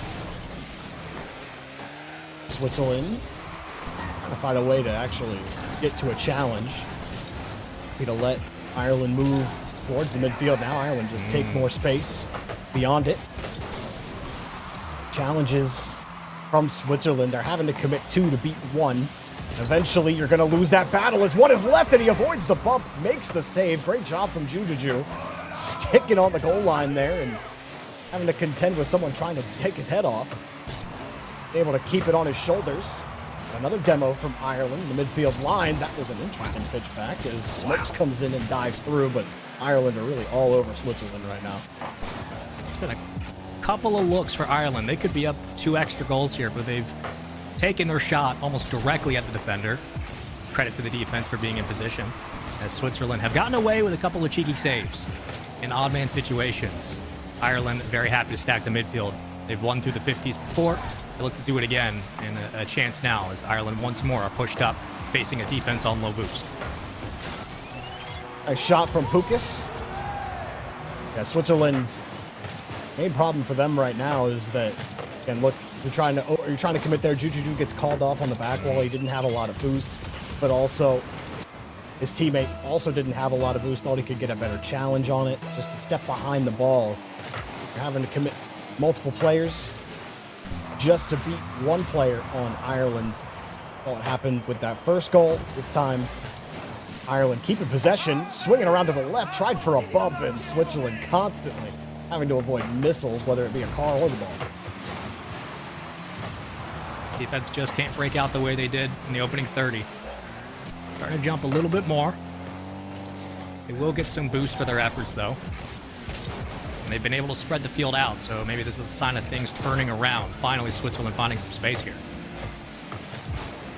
Good setup, but you saw Troka planted on the corner boost. He did get it, but he got that earlier rebound. Switzerland playing tight second man. Third man comes through. Juju rotating through the midfield, but the net's open for Troka. They won't need his teammate to come in and assist as Switzerland find the board. I mean, look at this. Just patient off of that 50. So patient. Troka was kind of on his way back into the play, but he hesitated, and that small hesitation gave him a chance to look immediately at the 50. And once it bounced his way, he pounced on that opportunity. That was really nicely played upfield by Switzerland. Very tight rotation from Switzerland. They felt like they had a way to push through Ireland. They do. Ireland has owned the possession game. Switzerland's defense slowly finding a way to stabilize. They're just trying to get control of the ball. They get 50'd out, Oh, no. and that's what happens when you lose control, but you gotta hit the net. And you might want that double tap attempt back. Ireland cannot get the insurance. They will keep the ball locked here in the blue half. That's got to be frustrating. I know it's game one, but Jorby, they have been given chances, whether it's directly at the net or double taps that are somewhat open. This is a team that has been afforded multiple looks at a lead. They only hold it by one. It could have been a very different game for Switzerland. You're getting away with some stuff here. Maybe they can take advantage now on this counterattack. Flying. He's still going to go for that. Oh, that would have been crazy. It doesn't matter. Dixon will get the goal. I was getting all excited for this play. I mean, first of all, Troka misses this ball and then thinks, I can hit this one. And that's got to be a tough spot. Was that Pukas, I believe, from Ireland, who was watching that? He's got to at least respect Troka. He's like, oh, he's jumping for that. Okay, I got to wait. He redirects that. And then he misses. So then Pukas is like, well, I guess I just have to jump, and couldn't get to it. So somehow, some way, we've got a tie ball game with less than 10. Here comes Switzerland. Backboard. Denied. Regulation ending right now, but the other side. Here comes Ireland with a reset. Dropped its face, man. It was a good look. It was a scary look. But in the end, the OT always settles the differences, doesn't it? I gotta tell you, Switzerland, I don't think they can keep getting away with this. They get to the challenge. Troka with a demo on the back line. Ireland happy to keep testing. Troka with no boost. Good luck grabbing that ball. One managed for now. Troka demos Ireland, who are on their back line. Troka got the bump and gotten the reset. I don't know if he actually got it or not, but Shark was certainly playing for the ball. And it got bumped. Shark stays on it, gets the catch. Challenge. But everybody back. The midfield's still a little bit stronger here for Switzerland in the OT. Able to grab 2 full tanks in the process. Their rotation is clean. Kept the defense playing solo. Ground game now for Ireland. Underneath one, low 50. Demo, is it open? No, it's not. Switzerland was there, and a team that is so twitchy getting back and in front of the ball. That was a chance for the counter. The reset out in front, still in the front of the net. And Switzerland are putting everything they have into this counterattack. Got a quick offense. They do get possession. They shoot quickly. Has not been enough. A lot of demos as well. Ireland buy themselves a little bit of space. Still, Switzerland find ways to get in front of the ball into the corner, but that one comes out loose, pass out wide and weak. Ireland forced to send it to the sidewall, but a good grab by Dixa to get it back to the midfield. Troka's hoping for a boost spawn. He gets it. Now 2 stuck on the back wall for Switzerland. It looked like it was going to be okay, and it still might, actually. Switzerland somehow get this ball out. It was a double commit that looked a little bit awkward. Some communication issues here for Switzerland defensively. Midfielder kind of stuck in no man's land on no boost. Free ball for the defense, but an immediate challenge from Ireland. They have the angle. They have the ability to clamp down here and force this young Switzerland team to have to play stout defense on very little resources. Now, what a start to this game. Both teams try to qualify for the next stage. And Ireland get the demo, and they can't find the goal. Well, the demos are no problem here for Ireland. Back of the net. Different story. Sharp trying to dive back to the 50. That works out. It pops out in front. Switzerland playing more defense. Pukas sets it up, but nobody's there for the pass. And Switzerland, they almost tied each other up again there, wanting to go. Second man sitting right next to first. and Ireland get the ball back. They are tying themselves up. It's a good way to put it. They get out together. They're so excited they have possession, and sometimes you got to remember that there is more to this offense than just getting the ball upfield, pass into the center of the box, and once again, a hand will be up just in time. They'll take the corner and the midfield. Ireland, so much to work with. Man advantage, backboard open, last man standing, and the save from Switzerland. They get it out on a low 50. They now just have to wave dash into the ball and get it towards net. Will they? Oh. Double. Oh, no. Kicked out again by Ireland. Good idea by Dixa. Try to keep the ball vertical. Give yourself a chance at a second touch. Good catch from Troka. Pukas was lurking. Switzerland's defense has been good enough at the midfield. Held by Ireland. It drops straight down. No second contact for Ireland. Now everybody's turning tail. There's no midfield boost either. They need some time bought for them. Pukas has done just that. Juju sitting at the midfield line for Switzerland. Jumping at the ball for the challenge. Gets the next touch. Switzerland break through another one. But the backboard, dangerous ball. He stays on it. Held the flip. Now Troka uses the ceiling. They had a man trying to bump. He's a fake into the 50, and somehow Ireland keep that ball out. A little bit of Switzerland magic there on the defense. Whoa. Redirect, baby. Oh, what a save from Ireland. Smokes had it on target. The assist was there. Troka plays it laterally. Trying to stretch the field here. Ireland, though, going to take their chance. Oh, no! The net was open! He didn't need to do a second touch there into the corner. He had a teammate on the wing, top of the box. That was GG Ireland right there. He was doing too much. They didn't know Switzerland had left the door wide open. And now Switzerland gets to keep playing ball, but Ireland, just a pop shot to commit. Troka on the ground. Troka gone! Ireland take game one. One of these times, 99 out of 100, it's hitting the crossbar. This one time, though, there's the double we were looking for. Just had to teardrop it down, George. We teased it earlier in the game, and eventually the doors do open. It just seemed like at some point it was a matter of when, not if. And finally, Ireland are rewarded for their pressure upfield. Jorby, this was a battle of pure need a shot, need an opening for Ireland, one that wasn't directly at the defender, the last one in net. They finally do get it, and it had to come through some brute force in the end. Yeah, I think Switzerland were able to recover after what was a very messy first, I would say, good 2.5 minutes of that first game. But they really found a way to at least stabilize a little bit. I think once overtime started, then we started seeing a little panic on that back wall again. Even though they were getting better catches, the ball wasn't loosing out in front of them as much. So the touch quality got better for Switzerland. The communication, probably still something they want to work on. They really wanted to move fast. Second man is consistently playing very tight to first man. Totally fine. But third man also creates like very tight rotation from Switzerland, which is great when you want that aggressive offense. You want to take a lot of risks. And I think that they definitely got away with a couple of moments that Ireland could have punished. Yeah. But I think I see why Switzerland were able to, eke out these 5-game wins that they've gotten through the tournament so far. They played Ireland tight. Ireland, I think, if they hit what they were supposed to, probably get the multi-goal lead, and we're probably not having this conversation. But here we go, Spaceman. Let's see what Switzerland had. They play fearless, man, but you also have to play smart, and obviously you can do both at the same time. It's tough for teams in international competition to do it always. Switzerland can absolutely get the jump on a squad. It's just about, when the going gets tough, what else do you have in the bag of tricks? Ireland, like you said, could have had that multi-goal lead, but enough is enough in the end. Very important, I think, for establishing momentum of this series for Game 1 specifically. But now, Forbidden Temple on the screens, and for Ireland, a chance to try once more against this very quick Switzerland offense. I think that last play was a little snapshot of how Switzerland loved to play, which is high risk, high reward. You had your third man back with 0 boost, and you decide to pass it to the midfield right to him while he's kind of turned a little awkwardly. The bouncer. Nothing there for Ireland.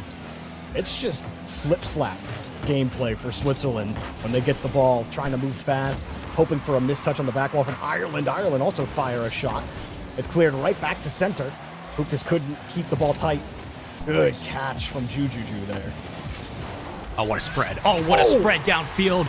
Look, this rotation starts with the defense having to pull the third man up as the only player on ball.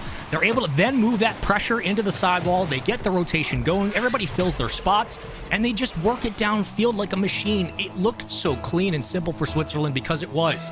They played correctly off the pressure. They evolved it into a counterattack, and they took advantage of the speed upfield. That was beautifully done. Yeah, Juju's catch allowed him to beat that second attacker and then left third man all by himself for Ireland. Made the job a little easier for Troka, who still had to make the play. Juju was hoping maybe for a give and go. He leaves the play. Juju straight down the center line. He's just small pads. Mid canisters were available. He does not care. He's like, sure, pass to me up 12. We score here. Yeah, somewhere Chiefs is grinning, thinking about getting No, I don't think he is. I think the Chiefs is yelling, go get Booth. That's true. Trust me, I play with him. Yeah, that's true, actually. Look, if you're going for small pads, that's still a good thing at the end of the day. But he would yell, it golden depends. path. It Golden really path. depends. At this level, the canisters are more valuable than anything. Like the amount of trust you have for your teammate to buy time. Like, sure, if the center line pads aren't available. That's true. He is yelling at me to go get small play, pads. That is a good point. Yeah, perspective is everything.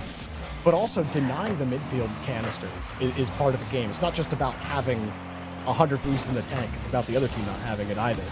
And it's not as ideal to be rotating around on the pads. Not every play gently, perfectly follows those pads, right? There's a good demo, and Ireland through the smokes will score with smokes. He's got 3 shots already in this game. And with his team helping him out like this, make that 2 different touches for the setup, the assist. Could be looking at a double-digit type of game for Ireland when it comes to opportunities towards net as they tie it up quickly. And again, kind of got the jump early on Switzerland. Switzerland punches back. Ireland right back in it. Good demo. You would have loved more power from Troka there.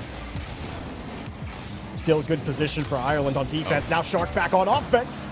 Off the bar, and whoa, we read that a little wrong. It's okay. Those smokes is there to back you up and put the second goal on the board. It's a tactical cannon fodder. There he goes. It's just you're a kite. You're a distraction. And look, trying to read that crossbar. Yeah. It might bounce straight down. It might bounce a little out. The physics don't make any sense on that crossbar. All right? Yep. I said it. It's true. That's why they're making UE6. I don't know if that's going to That help. specific reason is why. I don't think that's going to help. It's 100% going to help. We're taking the crossbar out in the next one. What are we replacing it with? It goes right up to the ceiling, and Oh, wait. Yeah, so you're he's got saying really there's accurate no this time. vertical, there's no... yeah, that's right. Okay. Well, here's another demo. Lots of demos from Ireland in the series. Second man decided, I can't get that. Plays it away. Doesn't get the challenge. Switzerland, no double, no boost. Shot's good. A little bit of a demo. A little bit of smoke. Troka. Reset's not going to help you out there. That ball was falling way too fast. Only silver lining now is, again, you've kept it popped up for a bit, giving your team a chance to rotate back out through the midfield, and you get demoed, so there goes the entire conversation. Double on no boost, good lord. Fights through the challenge on the back wall, that's insane. Great tracking from Dixa there. And left, Switzerland still a lot of the same issues that were plaguing them in game one, actually keeping this ball. Troka actually wins the touch. Ireland under a little bit of pressure. Troka head hunting to give Juju the tying goal. All right, they punch it downfield around 1. Off-ball offense is everything. Physicality matters as much about when and where as it does how you convert it to your strikers getting a look. Switzerland tying us up with 1:01. Ireland have had a very physical game, very physical series, and it continues here. Shark picking up a demo. Ukas also getting one extra touch from Smokes. Forces Dixa to hold the ball in the midfield. Ireland win the follow-up touch. Ukas coming across. Everyone else was back. Ireland continued to dominate when it comes to possession. Downfield. Here comes Switzerland and Juju. Juju getting somehow deleted. He was racing out. He ended up dead. Here's Dixa getting the demo. Second man's there. Boost steal good for Troka. Juju avoiding a bump. All he's going to get. Nice. Good slowdown. Oh, the bump as well. Oh, he tried to go for the last man. It was good slowdown there from Switzerland. That was an open look. skying it off the ceiling, right back into the hands of the blue team. Picked off Troca? again. Double, not going to happen this time. Still alive and centered. Looking for the redirect. Not going to happen. Downfield for Ireland, and it will play down to the ground. Golden goal for the first time between these two teams. Well, Spaceman, might have to fix your memory banks because we did go to You're right. No, overtime in yeah, I game number know. one. I know. Oh, my. That's okay. That's okay. Hey, how many series have you called over when they weren't over? And guess what? Game 2's over. Look at that. Move All on. part of the Go plan, next. baby. Lucas puts in another one. All part of the plan. You're welcome, Ireland. That's for you. 3-2. Dude, oh no. Dixa trusted his teammates to take a favorable challenge. Smokes got that reset, and he destroyed their whole game plan with a simple flip reset. Got to love that if you're Ireland, who now have 2 more games to go here to move on in the tournament. Well, I've been told we're getting a timeout from one of our countries. So, what we know in general is that the vibes have now required a reset, a hit the chalk button, because we got to get some coaches in here to discuss things over.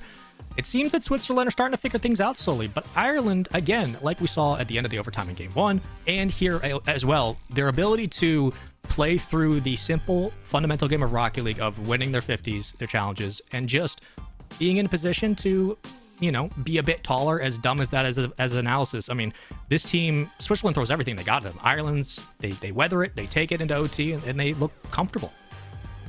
Yeah, Ireland look well in control of the series. Even though both of these games go to overtime, Ireland just have a little bit more. And Smokes, his ability on the ball is clearly a difference maker in this game. That change of pace, even that last goal where he's going for the push-up. You see Troca going to take the challenge. He's not even thinking Smokes can get a reset there. He gets the reset.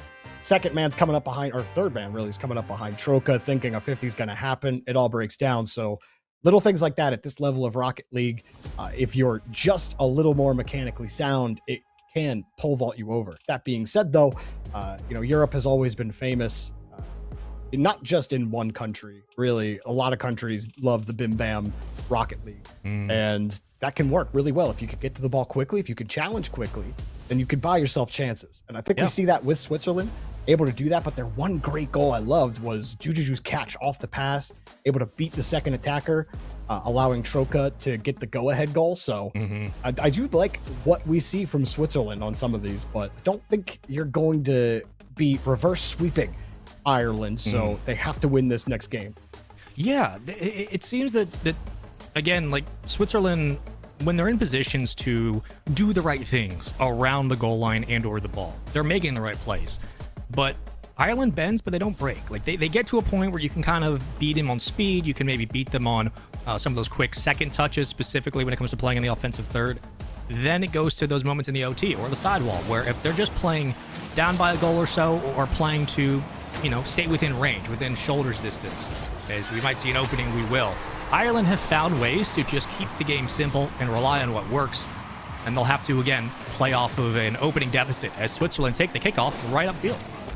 Demo from Switzerland opens up that opportunity. Troca rocking that K-Corp decal. Some of his inspiration in that goal explosion. Not decal, excuse me.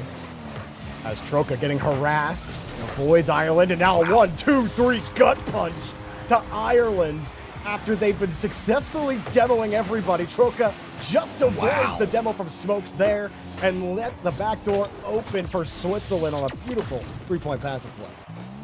And that ball goes nowhere. Troca doesn't hit that recovery off the back wall and get it out They the all way thought he he was did. getting killed, too. You saw him all push up. Yeah, and zero touch from Ireland on the contest. That goes nowhere if it's not a perfect, clean push out. Ireland down 2. Couple of demos, but Switzerland are not playing around in this one. We got a lot of Ireland support in the chat. Where's our Switzerland fans? Well, Ireland are going to put one on the board really quickly, and that's not how you want that to go. Get the risk there. Why? Like, third man comes up, and Dixa, you can understand why. We talk about Switzerland's play style so far. Aggressive, tight rotations, no matter where you are on the pitch. Troca comes across, he thinks he's popping that ball up. It skips right over his car, he whiffs it, and Dix is left dangling like, bruh, I thought you were hitting that. That's happened twice now for Switzerland. They just can't make it easy for Ireland. You can't give them the free stuff. Hit the ball. That's right. Nice little pop-up here. Lucas has also been good. We've talked a lot about smokes, but how about the pass and the missed shot just off the bar now? Beauty. Almost. Beautiful touch. I mean, Ireland's got the accuracy. It just needed to kiss it a little bit more. Midfield, on its way. Tie games. Ireland's got to be so annoying to play against if you're Switzerland. Just, your camera's got to be on a swivel at all times, and that's kind of another risk that you take when you play such a tight rotation on offense. When your third man is playing in the attacking third, you kind of open yourself up. The defense is rotating in that area. You're at higher risk at getting demoed in those situations. It doesn't really matter where they are on the field. Ireland are demoing them all over the place, but man, it's like once you're off the ball, heck, even when you're on the ball, you better be listening for engine noises. I'd be having my in-game noise turned up to 11 if I were Switzerland. Crank the Astros, man. Oh! Lucas! That's a beautiful shot. Turn that up for the teardrop. Listen to that one more time.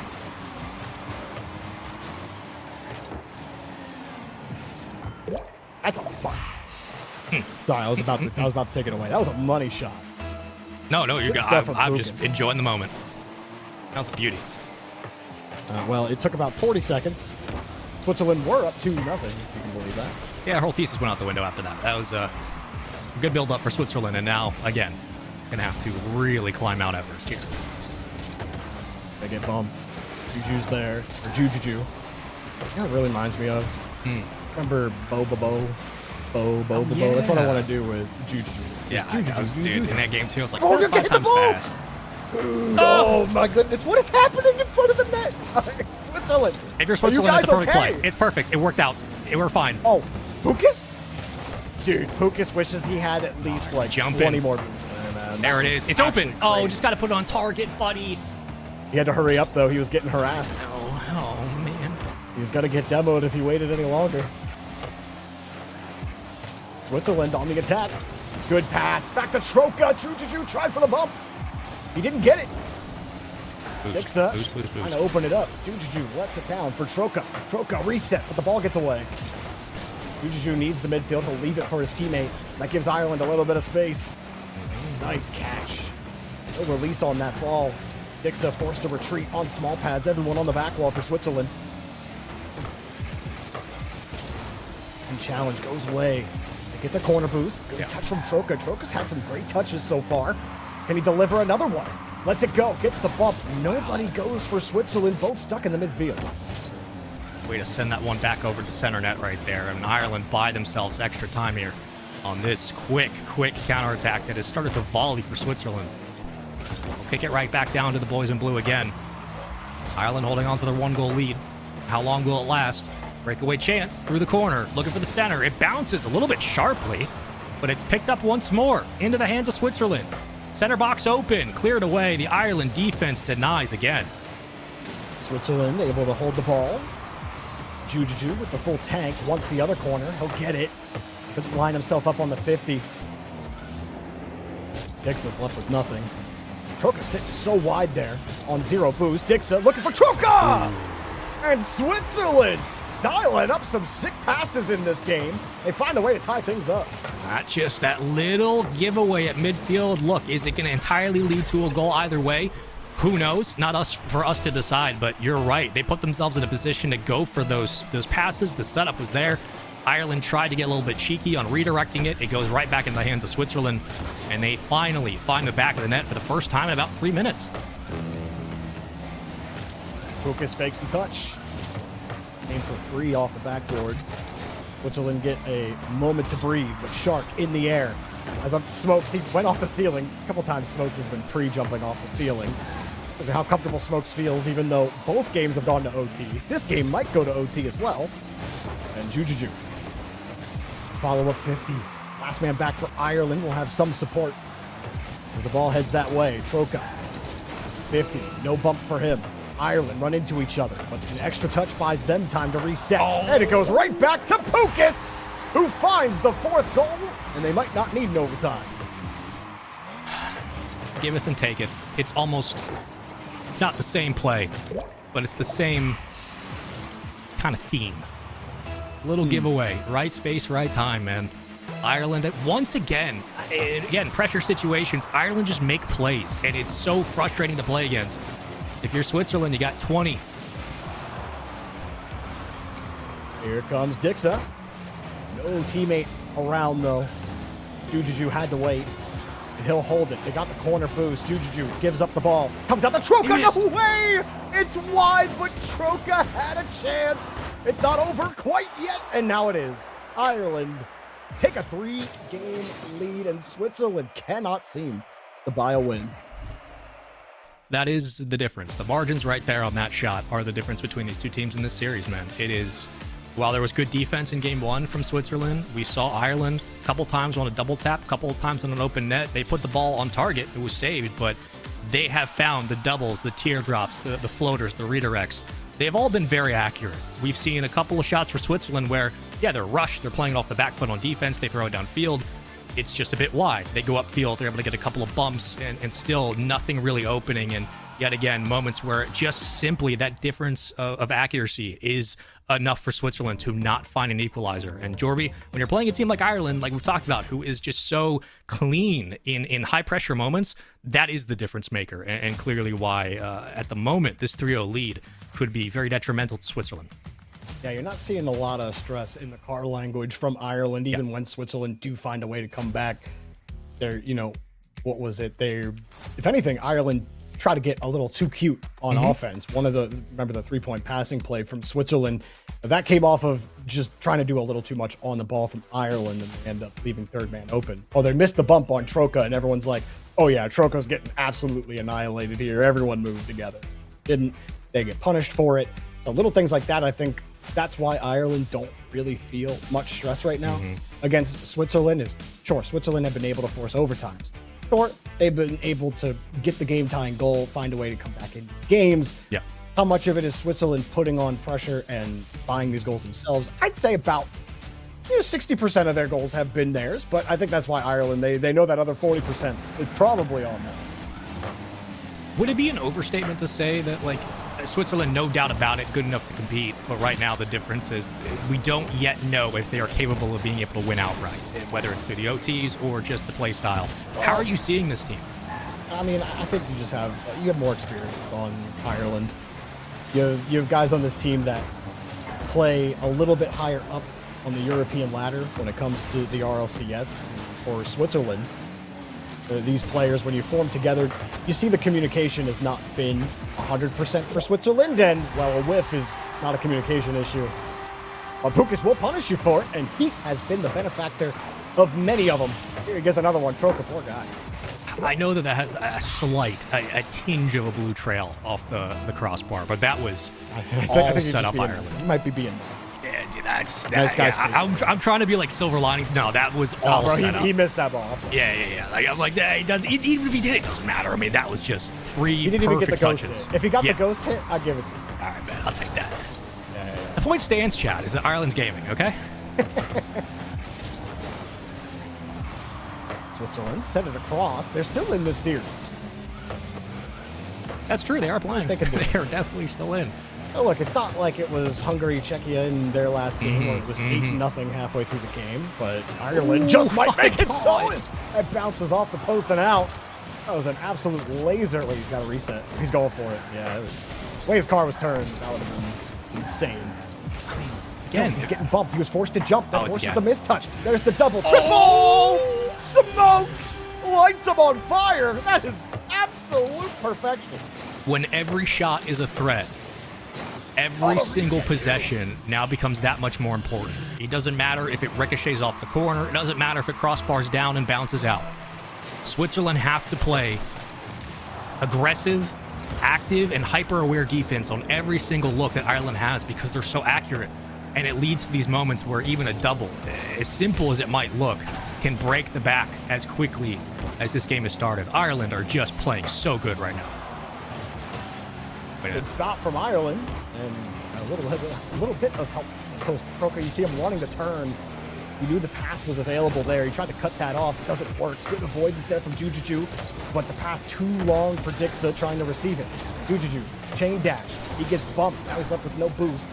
Midfield will spawn for him as Sharp He ends up missing the ball, and Switzerland were respecting that touch. A Shark forced to go backwards.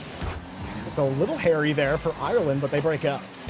I mean, you use the chain dash, you get upfield, you're able to get that spawn almost the 50. That is a brave attempt, also a bit wide. But Switzerland had all three up. They peel to the right side of the field. Ireland gets way downfield and has a free look at some open space just to kind of recollect their thoughts. The rotations have been together for Switzerland, but not entirely in sync.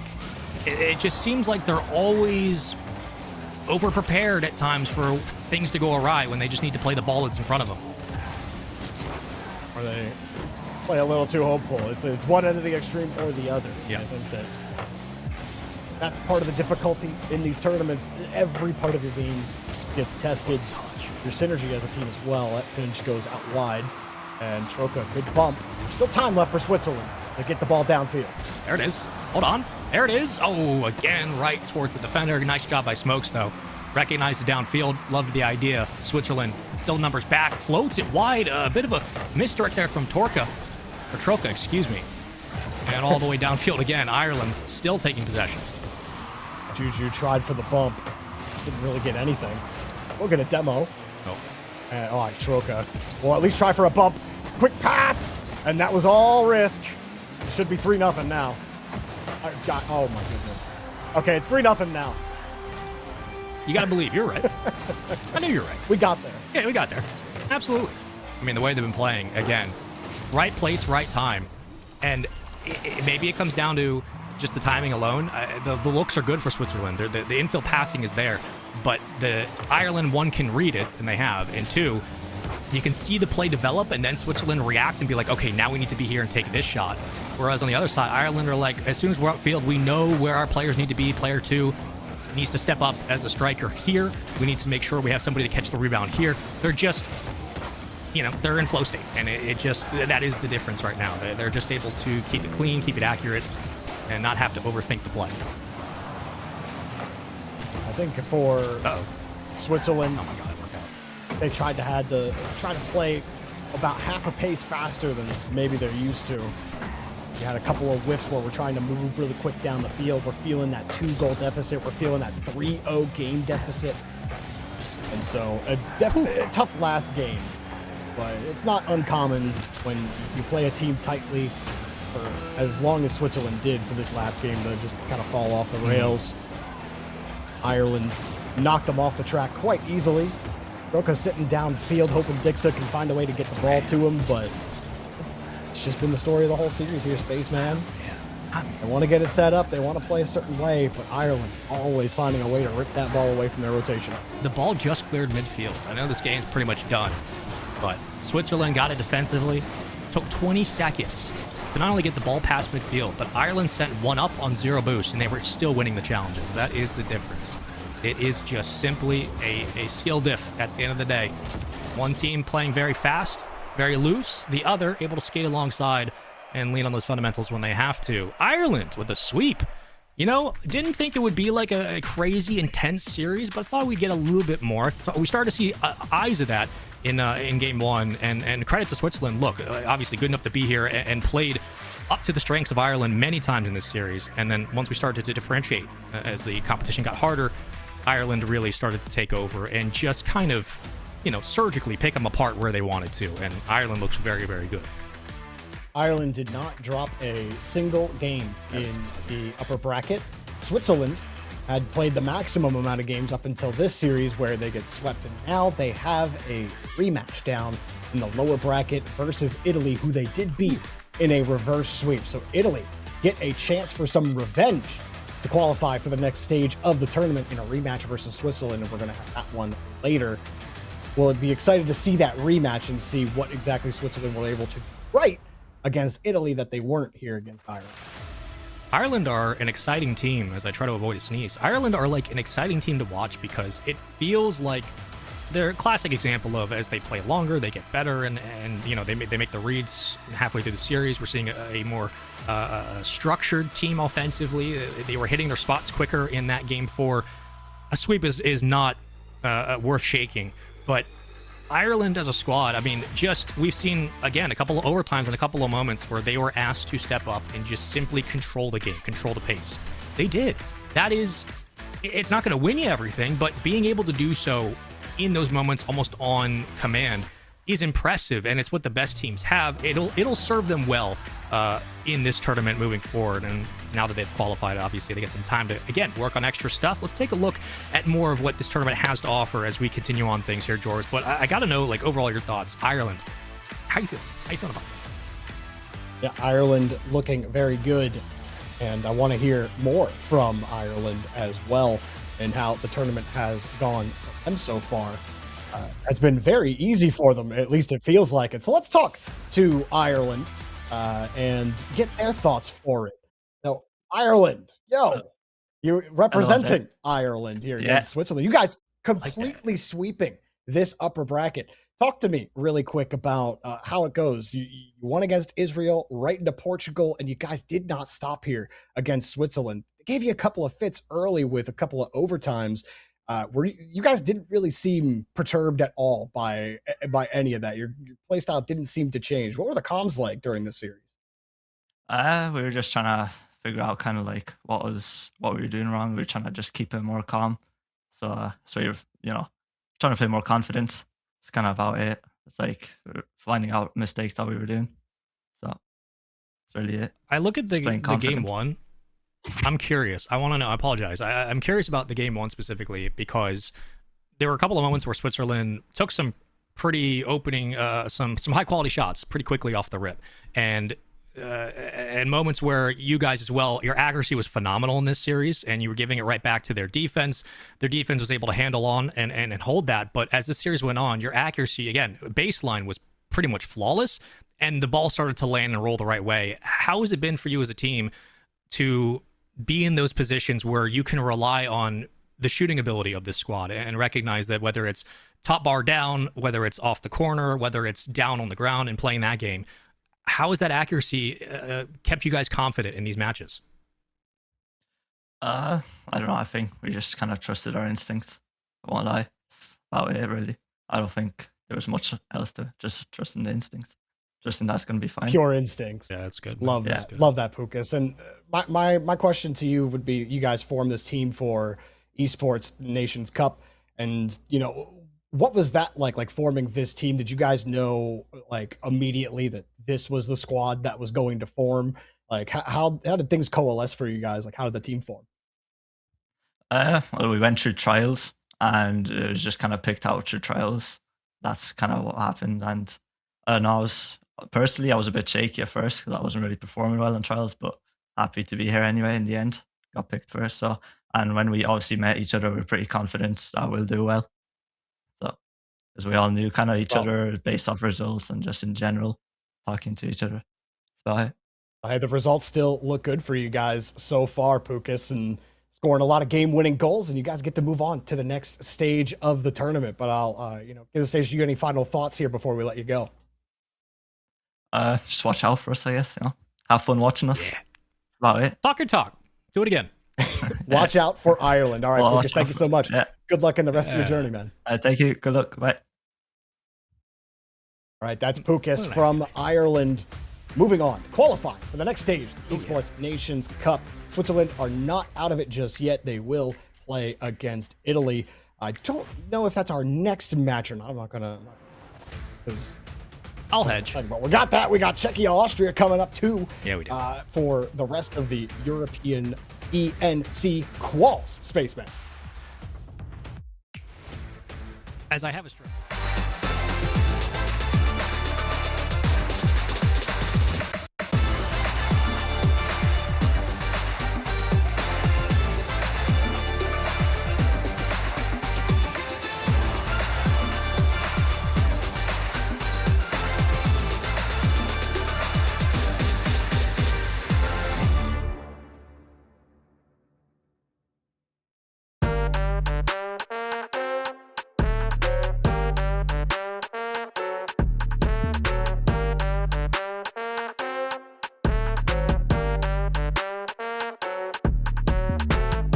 With my new swag on, I'm dripping.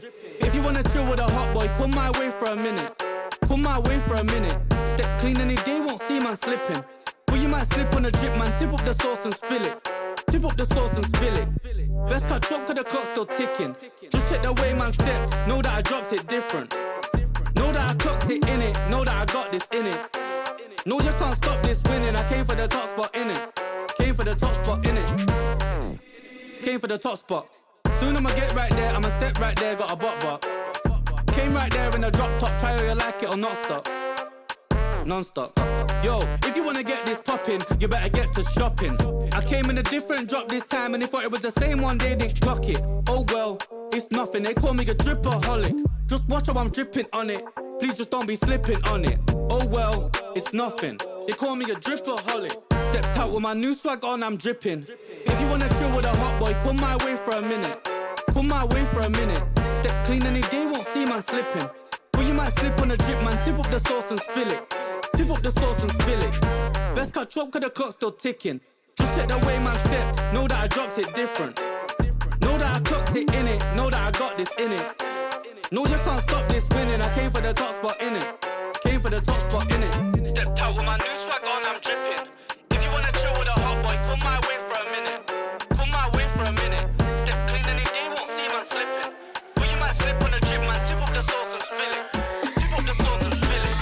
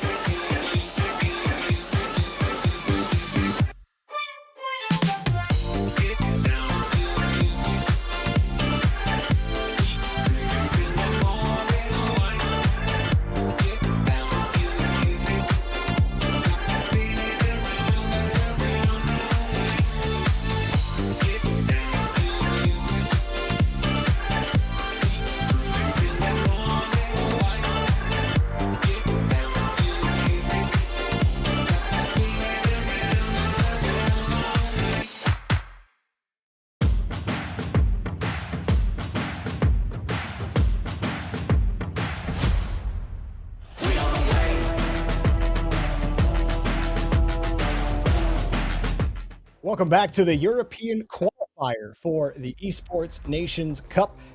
Spaceman out, Corelli in, and Jorby stays put. We just got done watching Ireland put the beat down on Switzerland, Corelli, and now we move on to our two lower bracket matches, our final lower bracket semis for the European qualifiers here. We got 4 teams left trying to qualify.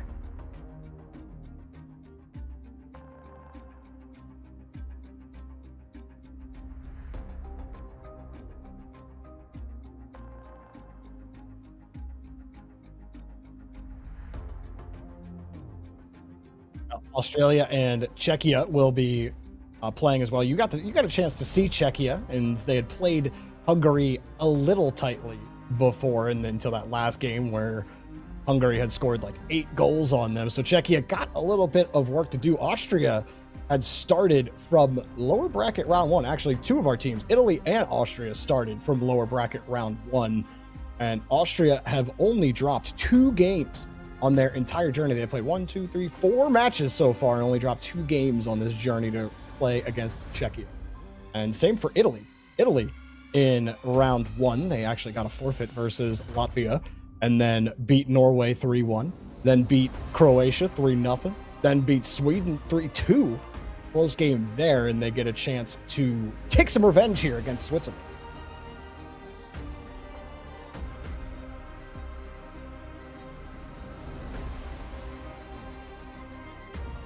Oh, are you still? Oh, Corelli is saying words. We can't hear you, and that's okay. We'll figure out how to get you unmuted. I think Spaceman might have invaded your stream and muted you. Have to punish him here, Corelli. Do we have you now? Let's see. I can hear you. I could hear you the whole time. Yeah, you know, I can relay everything you're saying. Guys, chat, what he's saying is that all these teams, they're in the lower bracket for a reason, and, you know, all the better... He's not saying that. Just kidding. Corelli was waxing some knowledge that is lost to the muted gods. But Corelli, can I hear you now? Chat, can you hear him? Oh, wait. Oh, I'm sorry. They took him off. I looked off screen for a second, and it's just me. So you guys can't hear Corelli yet, but hope y'all are enjoying yourselves this afternoon, this evening, this morning, wherever it is you are watching from. Over here in America, Corelli, hello. There we are. I think I can hear him. I can still hear him. I don't know if you guys can hear him. This is fun. But Ireland looked very strong in their last game. Hungary also looked strong in their match as well. And then earlier today, we had Africa, we had the Middle East, we had Cole, Stumpy, and Hercules on for those qualifier matches. So it's been a long, long day on the stream. Some of you have been here all day. Some of you just joining us now. We appreciate it. Learning some player names that I, at least, haven't heard before. Like, I first learned of Troca today on Team Switzerland. Fun to watch him, Juju, and Dixa, honestly. But a lot of names in this European field that I do recognize. Italy, obviously, 3 names, Arju, Hyder, and TMS. I never knew if everyone just calls them Toms or if it's just TMS. I actually don't know, chat. So if you could tell me, I asked the Oracles how his name is pronounced, and I was responded with nothing. So the Oracles decided they didn't want to give me any information there, but I've seen that name a lot. Corelli, hello. It's about time. Welcome back. Yes. Plugged the microphone. I knew it. Took down my internet. So we're back. I'm sorry. What were you saying? Were you talking about Rocket League or something? I didn't know what you were saying the whole time. So can you just repeat everything? I'll just react to everything all over again. No, that's okay. You know, Italy, they did a lot. Now they're here. Lower bracket round 1. Austria, they did a lot. Lower bracket round 1, and now they're here. So we got these lower bracket round matches, and Switzerland taking down Italy was a pretty big upset in that 5-game reverse sweep. Doing it again, I think, is going to be difficult because Ireland, I think they showed that Switzerland got some stuff to work on here. Let's see what they can do. Well, yeah, and this time it's a qualification match, right? Like last time, this was an upper bracket round 2 matchup between Italy and Switzerland. So for them to now do it lower bracket semifinal, everything on the line, it's a different atmosphere. So how about we just jump into game, Jorby? What about that? Let's go. Let's get right into it. We've got that's not Ireland versus Switzerland. It was the one we just got done with. But we're actually going to be watching Czechia versus Austria. As, well, you're a little bit more familiar with Czechia after watching them versus Hungary. But there's a name that neither of us have seen in quite some time here with Yukio. Old man Yukio out here for Austria. Not surprising to see him. And, I mean, this is a guy that, you know, should be the workhorse of your team. for Austria. For Czechia on the other side, like we were alluding to, I feel like they were very team-oriented in the last matchup against Hungary. Got caught out a lot of times. Hungary took advantage of that. I think Austria knows that could be at play here for them as well, but interested to see how Austria performs now with everything on the table. No. Just to let you know, chat, the overlay is incorrect at the moment. This is not Ireland versus Switzerland. This is Czechia versus Austria. Austria are in blue, and Czechia are in orange on the pitch. And it is lower 71 as it just got updated, and Shadow will score to tie things up. Yeah, that's a great touch there. And Czechia, again, finding each other, going outside, then back inside, and Austria could not catch up to the play. Czechia getting a goal that I think they're very, very comfortable with, and that's using each other to move down the field. Expect more of that. Czechia, wind taken out of their sails at the end of that last series they had in the upper bracket. Sai, another name that you might be familiar with if you watch European Rocket League. He's been on the, honestly, at the upper echelons of the bubble, top 16s, I think even a top 8 or 2 in the European regionals over his RLCS career. Finds himself on this squad with Ivan, also a known entity here, another Austrian player. Lots of known Austrian players here in Rocket League. And don't forget CRL player as well with Sai, St. Clair College. So, been around for a while. Had a lot of success with that St. Clair team. Trying to find some success now with Austria. Ipa following this one close. Shadow having to chase this down. 2 on the defensive line for Czechia, no problem. This ball bounces up and away. Yukio couldn't get back to it. No support coming for Shadow either. Czechia happy to jump back. They can get a touch here. Despite unable to be breaking through that midfield line. Czechia do get a bump here with Cyrax winning a touch. There's a free shot opportunity. You did have Ivan in net. He tried for control. It doesn't work out. That was a great third touch to move down the field for Czechia just to keep the play alive. It created a half chance for them. Ivan was very comfortable clear, but Czechia threatening and to go for Austria. Opportunity here if Czechia can get another shot at going, and Yukio comfortably off the back wall, but still the attack's on, and Czechia looking very, very comfortable right now, holding down that midfield line and making it difficult for Austria to break out. Ooh, good kick from Ivan. Ipa kind of had a bump head downfield. No one to hit though. Good pass from Cyrax, who dots the right side of the net. The third man pass works out with everyone on Austria caught looking. Now an opportunity for Cyrax to put it away. He does right side, and for Czechia, again, very, very comfortable play here. Going outside, coming back inside, and a free shot in the midfield. Czechia up by 1. See what Austria can do. They're starting to lose control of things. The last 2 goals, Ipa try again here.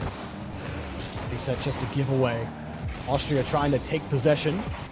Challenge knocked to the far side. Ivan, Cyrax tried to pre-jump it. It's good enough though. Second man on the backboard. Feathers the boost, and third man has to make the save. Czechia holding the back line. Oh, what a pass. Oh, whoa. And it bounces off of Ivan. Yukio can't do anything about it. Sai just buying a little bit of time. Yukio on small pads. Reset, holding for the 50. And Czechia are bringing it to Austria right now. And that's a painful one to not have fall through for Austria. They've had some very scary defense here. You've got to put away the chances that you are given there, and that was the one to tie things up. Maybe another attack here, but Czechia been rock solid. Demo comes out, but no follow-up. But maybe now with the missed touch comes through Ivan. Can't put it away. And Austria will try and keep this attack going. I think Yukio had a chance to shoot at net there. He just didn't read the bounce well. About a minute left. Austria in game 1. Czechia trying for a double reset. Not going to get it. See the back wall. Side lines him up. Also has no boost. Failed pinch. Will give Yukio a way out and give Austria a chance here for a game-tying goal. Back wall still defended well here by Czechia. Pass to the top of the box. They can't go. We'll try again as Sai retreats. Ivan back to Yukio.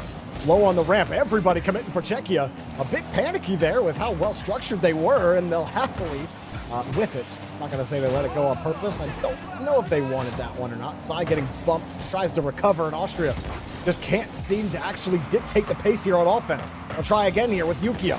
Double tap, not on target. 2 commit from Czechia. They're going to get demoed for it. Sai will move forward again.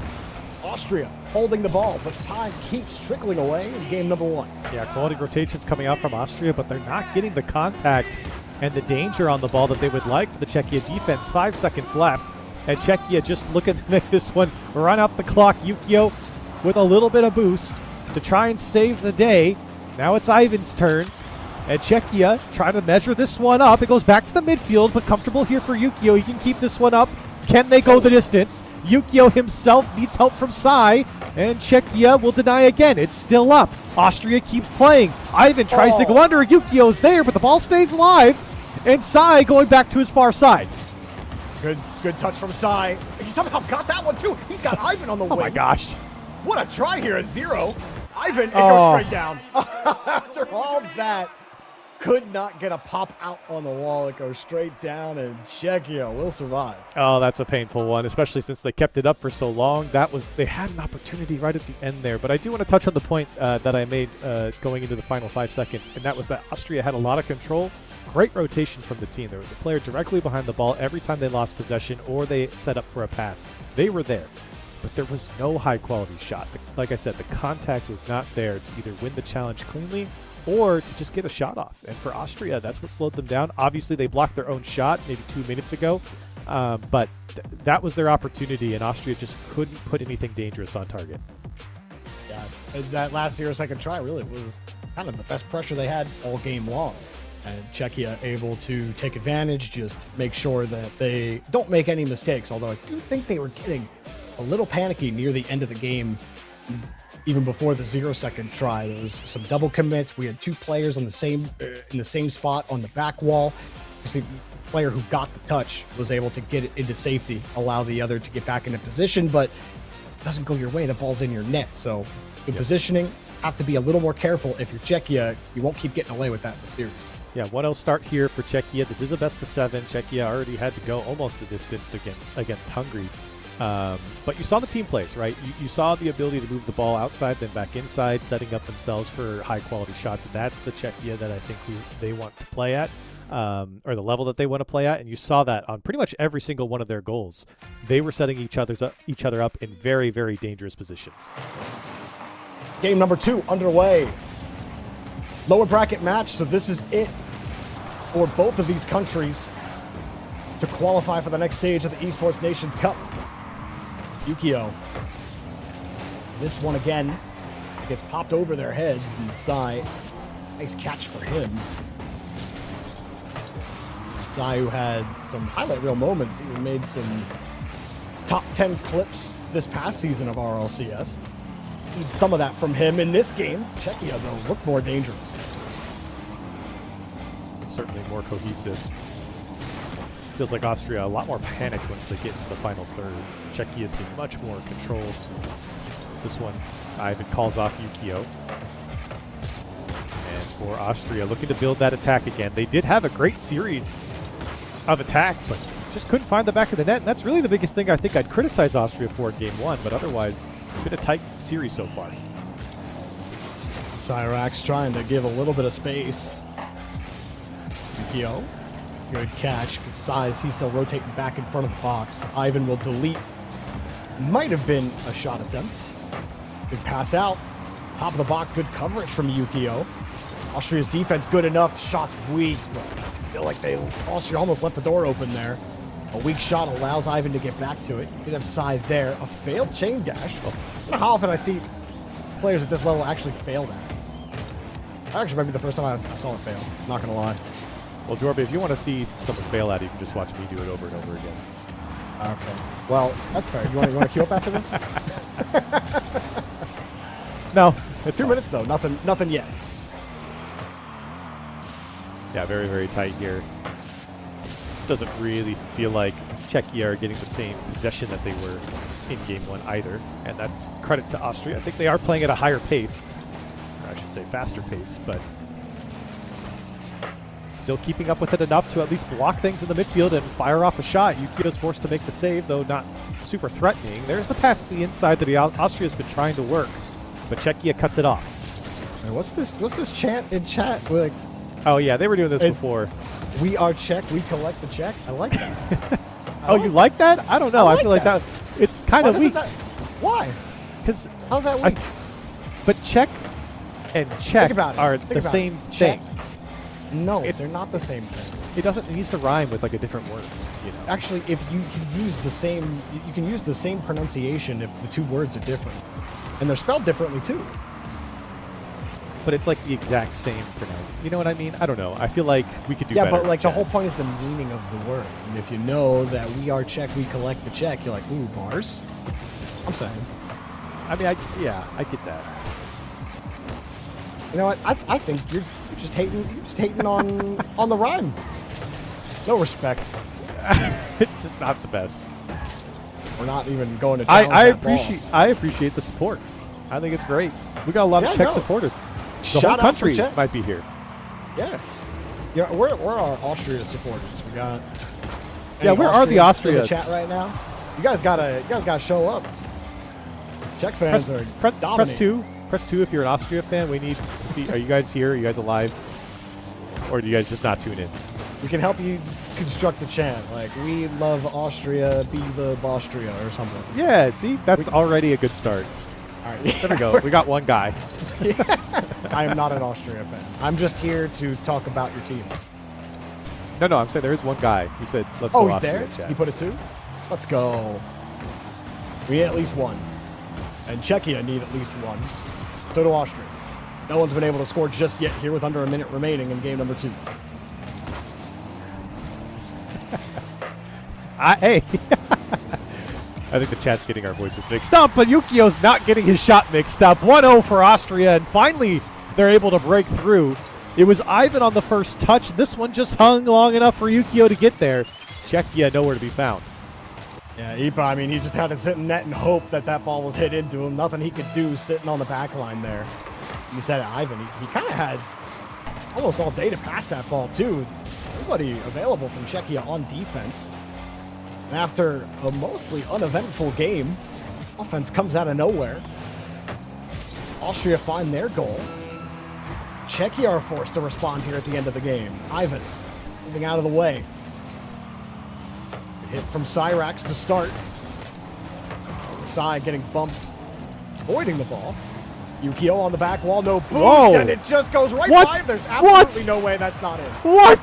That's ridiculous. Sidewall double shadow? He had to pop it up. That is not the play if you're Czechia. But they absolutely got away with one, Austria did. I don't know how in the world that ball wasn't in the net. Yukio didn't even try to go for it. And they don't get punished. Oh. 0-second try, and Austria will tie the series. Oh, that had to be the equalizer. That one's painful for Czechia and maybe their best look in that second game. But my goodness, it's right on the goal line, guys. You got to put it in. For Austria, though, they finally were able to put a quality shot together. Really, I think mostly to the lack of aggression or play from Czechia, right? I mean, Ivan's touch really floated in the midfield long enough that Yukio said, okay, fine, I'll just take it. I'll take the shot if you're going to give it to me. Everyone's kind of sitting, the one man sitting on the goal line and no one else to be found for Czechia. Really spelled disaster for them, but otherwise very, very close game too. And that missed opportunity for Czechia was worse than Austria's in game 1. Yeah. Where they were unable to collect the game-tying goal. That one was actually in the net, and if we had it, I bet it would say like 99.2% or something like that across the goal line. So tough. You don't win those, I guess, if you're Czechia. We will go at least 5. At least 5, and I think for Czechia, still that game stayed where they would like it as far as pace of play and keeping up with Austria, but they did not generate the same amount of chances that they did in the previous game. That's the big difference there, and I think for Czechia, we're harping on the one goal line bouncing ball because you think back to it, there's really not any other dangerous opportunities that they had. Someone says, we are Austria, we collect the Czechia. Is that what we were going for there? I don't know, Karel. You grade that one since you're the arbiter of all. Well, it doesn't even rhyme. I mean, it like kind of rhymes. This is an Ia at the end, right? Is there? Am Czechia, I the Austria. Oh, maybe Austria. I'm. Well, he didn't put Ia. I put Ia there for him. I improved it. I'm sorry. Okay. I was trying to give him the benefit of the doubt. I think he was just trying to get it out fast. Yeah, well, now he got deleted, so he said something not nice. Oh, yeah, I can't read that language, so I didn't know. I just read the other part of it, but I'm sure that it was nothing good. Shout out to our moderators, keeping the chat nice and clean. Now, Czechia will hope to play a bit of a cleaner game, but almost.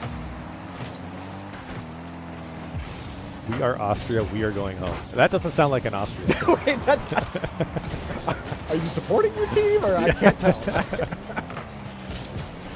This is great. Put your favorite chants for your home country, specifically Czechia and Austria fans. I don't want to hear from Ireland fans. You guys already won. Yeah, Italy fans, your time is coming. Just wait.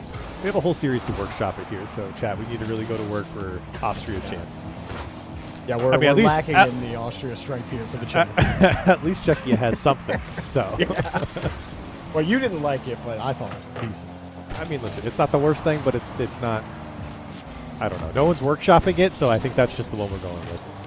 That's what we got. Austria have the ball, top of the box. Cyrax won't get a chance at the boost. Ivan misses the demo. Cyrax another 50, but could not follow it up. We saw third man leaking forward. Austria will break back out of it. Yukio up high, off the ceiling, no second touch. Third man was playing the strong side. Sai. He actually wins this ball. He wins this touch. Can he boost towards it? Lets it go. No goal. He just couldn't get around the ball. And I think it was smart to let it go. He really wasn't going to get over it. He was going to put it over the net anyways. Give your teammate an opportunity. And I'm sure the communication was there as well. But Austria turning the heat up a little bit. Yukio flip reset, didn't get enough contact. But you can see now Austria holding Czechia in. And it feels like a matter of time. Double tap is blocked. Somehow read by the defense. And Czechia staying alive for now. Try from Ivan. Shadow leaves the pass for the counter. Ipa, just could not keep his line on the ball, so he ends up in front of it. If he lines that up perfectly, that is going to be ultra dangerous, but just could not find it. And he did have a good flip reset. There's the shot. It just crept across the net. How did this one sneak in? Cyrax was on the far side, and Czechia sneaks one away. It pinched up over the post player, and Cyrax was all over it. He started coming out of he came out of the net early before the 50 happened. And so the ball he ends up in a completely unplayable position. I understand why he's creeping out of the net there. He thinks, okay, neutral 50, then I can just boost and go. The worst case scenario happens now. Czechia got bumped in the back of the net. You saw it could have been open, but Ipa locks the back door. Keeps Czechia in the lead. And Czechia might even get a second goal here. If Cyrax gets back to it, he did still have his flip. No problem for Czechia. Great use there from Cyrax. First winning this ball, coming off the wall, and right at the very last millisecond, holding that flip and putting that one on target. Another counterattacking goal, and Czechia up by 2. Austria, for all the pressure they had early, have come up with nothing, and Czechia running away with it. Okay, here we go, Crowley. What about we are Czech, we are better than at Jack? It doesn't really rhyme. It doesn't rhyme. But I like it's close. I like where we're going. Rhyme, kinda. I like really. Yeah. Lowercase slant rhyme. I don't know. Maybe if Jack's name was Jack. Yeah. But I like the content. Like I like where we're going with it. Yeah, keep it going. Keep workshopping.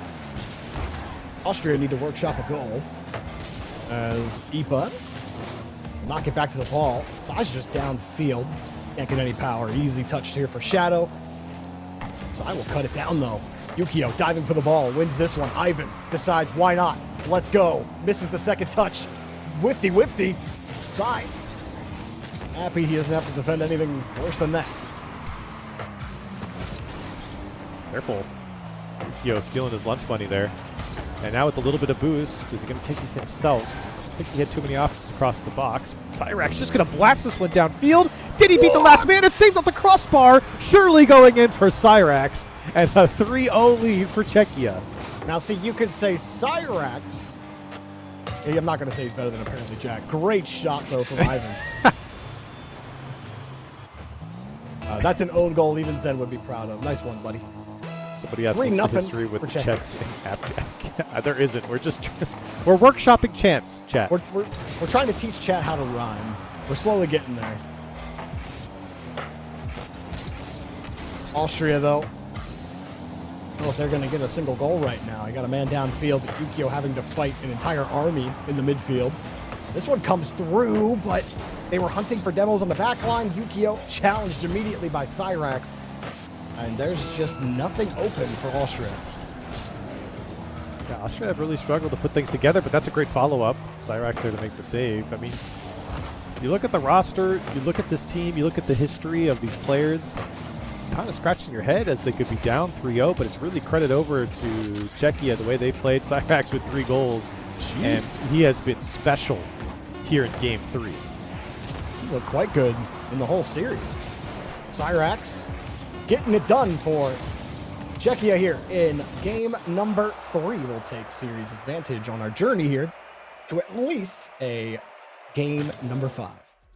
Yeah, and I mean, a lot of credit goes out to Cyrax on that one. Incredible play, individual, but also the positioning, right? You go back to that first goal, sitting on the back post, waiting for that one to pinch over. It's no guarantee that your teammate's going to get that, but he's there instantly for the shot.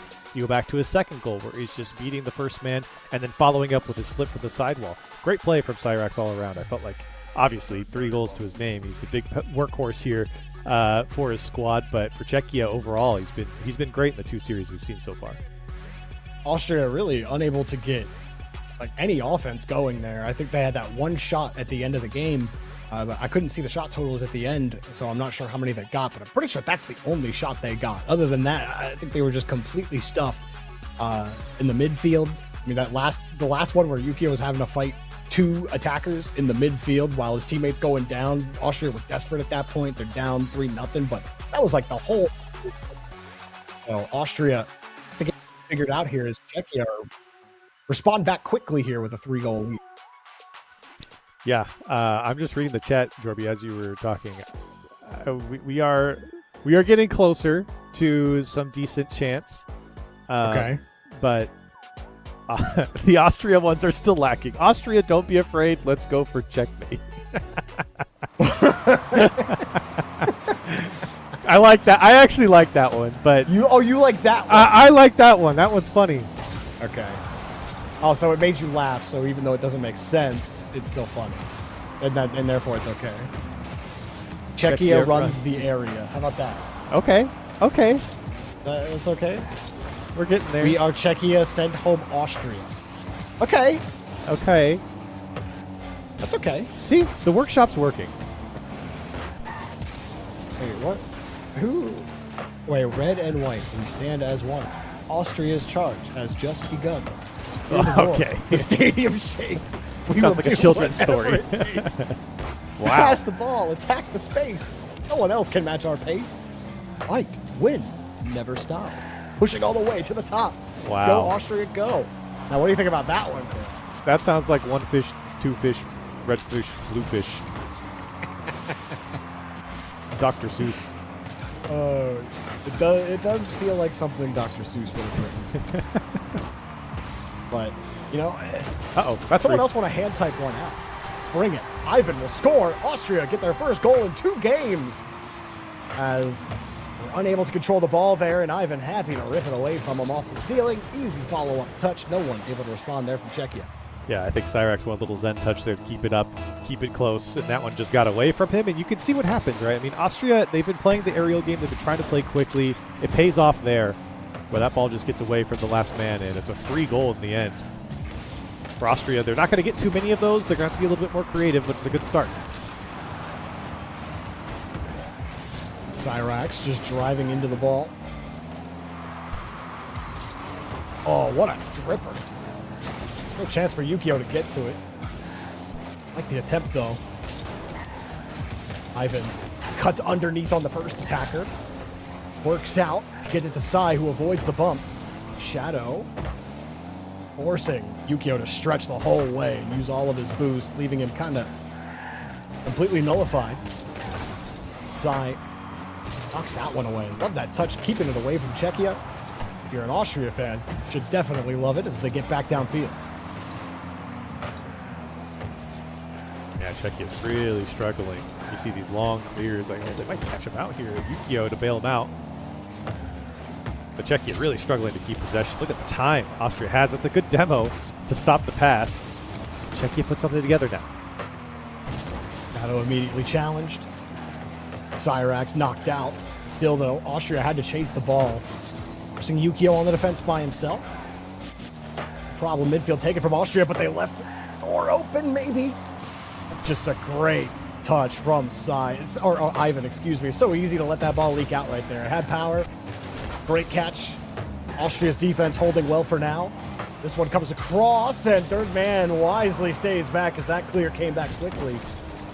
Czechia having to defend more shots. This one comes out. They want to go downfield to Cyrax. Cyrax saw the back wall. There was no chance he was getting to that touch before Austria. Now Cyrax getting a bump. Yukio going for a hard touch. Third man won't go for Czechia. Czechia will happily get the demo as Ipa holds the ball here. Back to Cyrax to get it down to the corner. Czechia still trying to find anything to work for them. Instead, they're having to dive in front of the box to keep this ball away from their net. A lot of demos coming out now. And Cyrax has just been up and down the field. He is just a bull for Czechia, charging everything that he can get close to. And Austria doing well to keep him at bay for now. It's a weak shot from Cy, easy clear for Czechia. As Cyrax again there on the ball, but with no boost, can't do much with it. Relying on his team now to keep this one in play. And they will. Czechia looking for their equalizer. Yukio dodging the bump. Is Czechia fizzling out again? Maybe for the moment.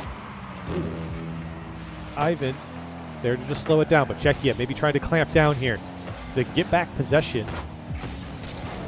Unfortunately, they will not. At least maybe they will here. It's a good pass over. Hello. Apple wants it. It's a great pass back, and the shot goes through. What a pass! A team play in the end. It looked like things were stalling out, but then Czechia explodes with a shot. Oh, look at Cy here. He sees Ipa and thinking that Ipa's not even going to get that touch there. He's turned backwards. It looks like he's rotating back. That 50 from Cyrax, it goes right back to him. He gets that little extra touch. He left the play completely. He was on the back line. And now Czechia find a goal. And just as Austria finally start finding their champ, they're getting scored on, and that one's almost inside. The shot immediately denied. As Czechia get control from the midfield line with a reset. Drops it on the top shelf. Czechia take the lead. Oh, that was in your face, shutting you down. You can't do anything about it. Flip reset over the first man, and Ivan's way in the back of the net. Side can't get to it either. Czechia looking to steal this game away from Austria. Austria held this lead, really non-threatening attacking opportunities from Czechia for most of this game. And in the last minute, an explosion and one mechanical effort to get that game goal lead, but they still got to hold it here. Cyrax, dead ball in the corner. No boost will spawn. That's right to the center. No shot. Cy can't go for it. Yukio keeps it going, and it's taken away with the ball still in the air. Austria had 1-0 second try, and their second will be denied yet again. Czechia, one more game to qualify for the next stage.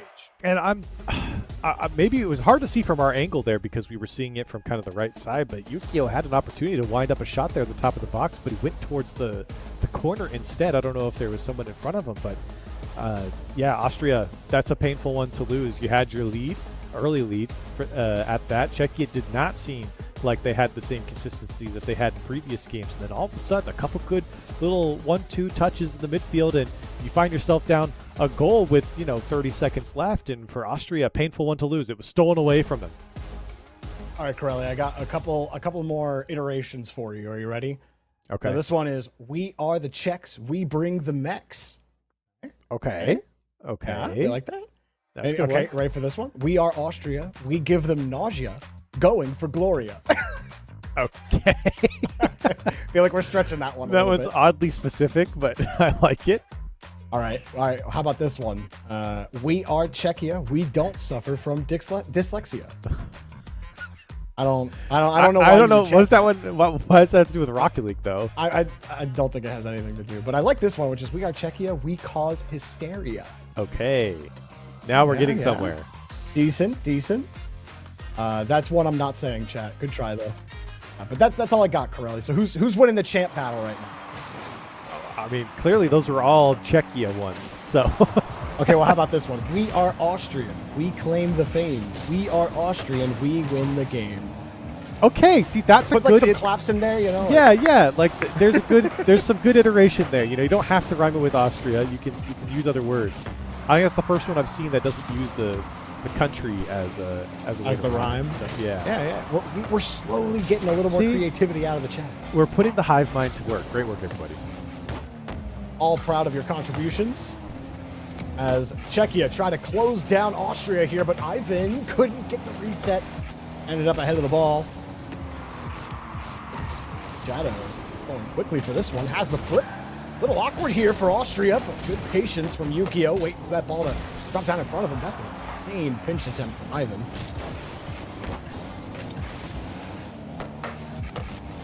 All right, here we go. We are Austria. Take me to Arabia.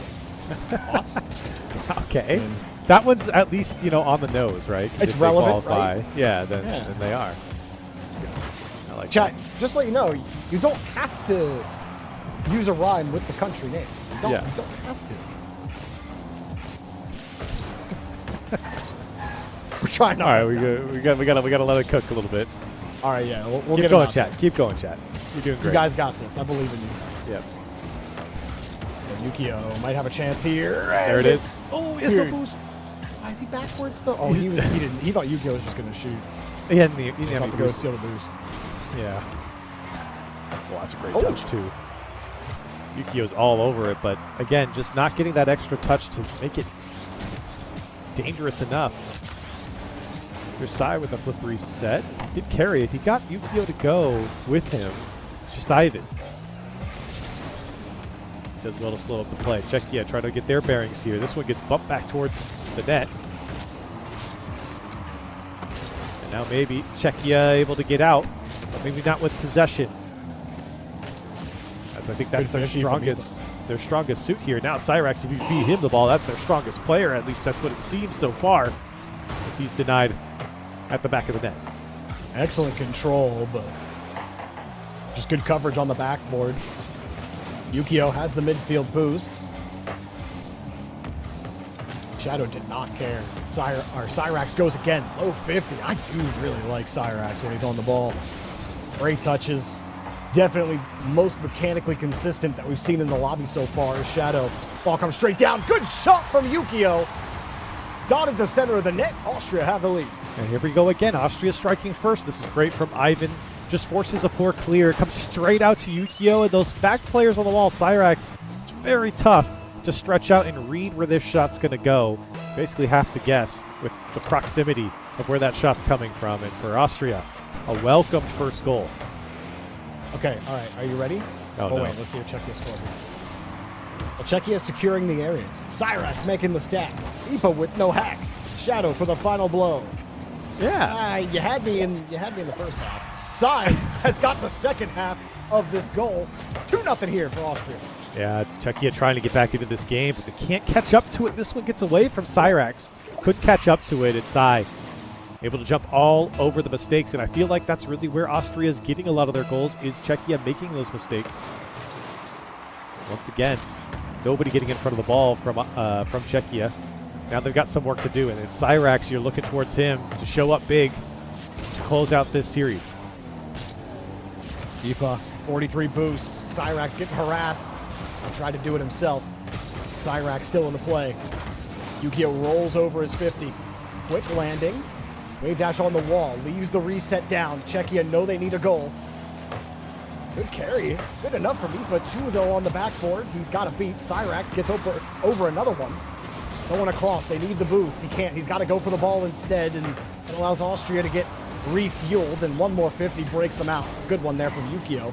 Cyrax moving across. Avoids the bump. Czechia will maintain possession. To move back down the field. Leaves it on the fake. I think maybe faking both of his teammates out there. As Ivan just wins everything and almost gets the goal. Just no possession here for Czechia. They're throwing the ball down the field, trying to see something, if something sticks. That one did squirt across the net there, but of course nobody was going to read it. And Czechia, I feel like running out of ideas here in this game. Austria have just been too quick and too good on the ball. Cyrax, this is the man you want. Can he put it away? Love his creativity on the ball, man. Yeah. Like, really love watching Cyrax play. Or Cyrax play, excuse me. I was going to say, he's really using those flips and those jumps to his advantage there, but I think the first guy could get through the second. Now 20 seconds left. Czechia, I mean, are just praying for something here to close out this series. Austria, excuse me. Looking to stay alive in this series, and I think they will. Give and go. Tried the change up. Good idea from Cyrax. Not enough, though. Austria will shut Czechia down in game number 5, forcing at least a game number 6. And why not, Ivan? Put that one in. Almost missed it, buddy. Good job. Yeah, much better game from Austria. I do think they capitalized, in their 2 real goals over Czechia's mistakes, and that was the biggest difference maker. I feel like Czechia had been so good defensively and disciplined throughout the midfield as well, but this game, not so much. Weren't able to catch up to the play. Some of those shots came off the backboard too quickly for them to catch up to, and Austria all over it. Very good defense overall. Even when they were under pressure, they were losing their corner boosts, and even though you had some good change-ups, I think specifically we talked a lot about him, Cyrax, in that game. He was buying chances where it didn't feel like there was going to be chances for Czechia, but also Ipa. Ipa was starting to get some really good control near the end of that game. He just could not find a way to break through multiple defenders, and so they're going to have to find a way to break through this Austrian defense. It proved, at least in that game, a little too difficult for them. The breakdown, though, on the Czechia side on defense, I think it was just more Austria getting some great touches down the field. Czechia, it's just a lack of offense in that last game. Yeah, that's what it boils down to. Didn't generate enough dangerous chances, but ultimately I think the speed from Austria was very tough for Czechia. We called it out a couple times in the earlier games where we felt like Austria were playing really quickly but couldn't hold on to possession. I feel like now you're seeing them hold that possession, hold that pace, and keep it at a high level throughout the game. That's where they were able to kind of find those breaks in the armor against Czechia, and Czechia ultimately faltering. Well, Czechia having to fight back here. They lost in the upper bracket to Hungary in 6 games, but they're on match point here, qualification point. Move on in the Esports Nations Cup. Take down Austria right now. Austria fighting from the lower bracket, round 1, to get back to this point. The Cyrax gets the catch, but immediately challenged. See if Czechia can come out with that consistency, that team play that we've seen so much from them in earlier games of the series. I don't think Austria is going to let them just play around and pass around. They've just been too quick. So direct in their challenges, not really falling for fakes, not really falling in for any feints, and a great shot comes out from Yukio, not falling for anything the defense is showing. And Austria, again, 3 games in a row, striking first.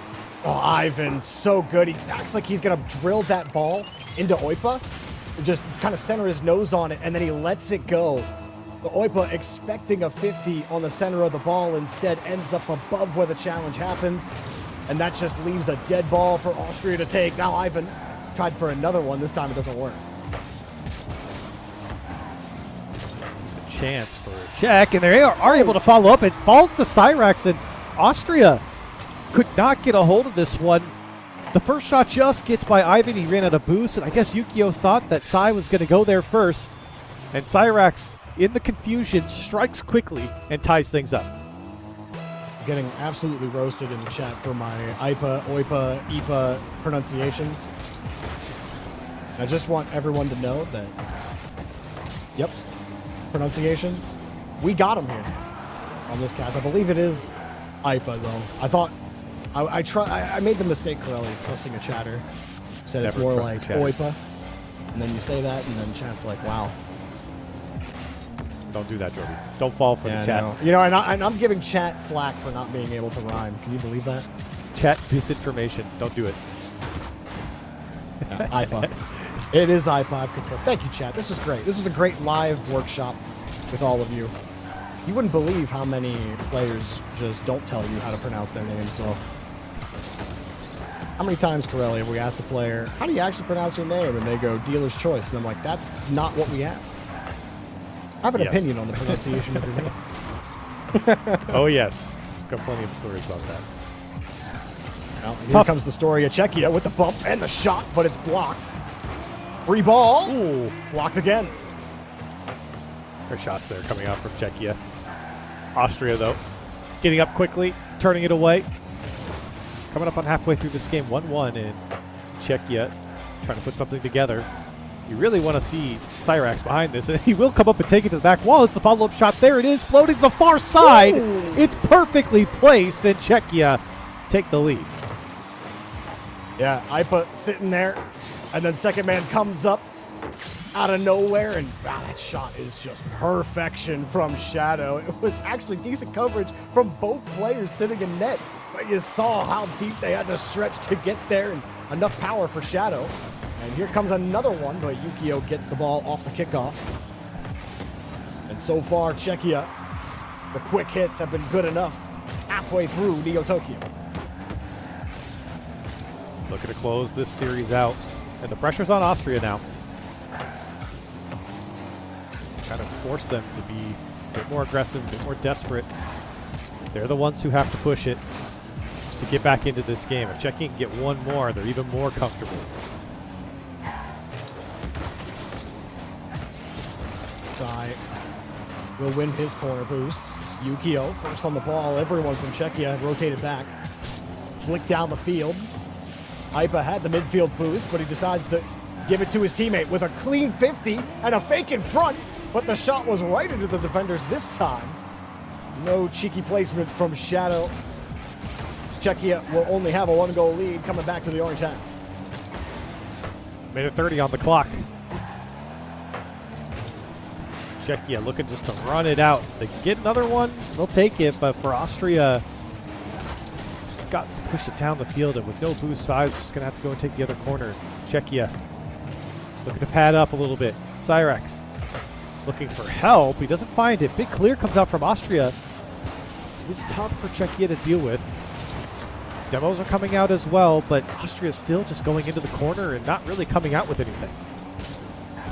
Sai does give a free ball out, but his third man was rotating back. Ivan, full tank of boost, lets it bounce, and again, heavy touch.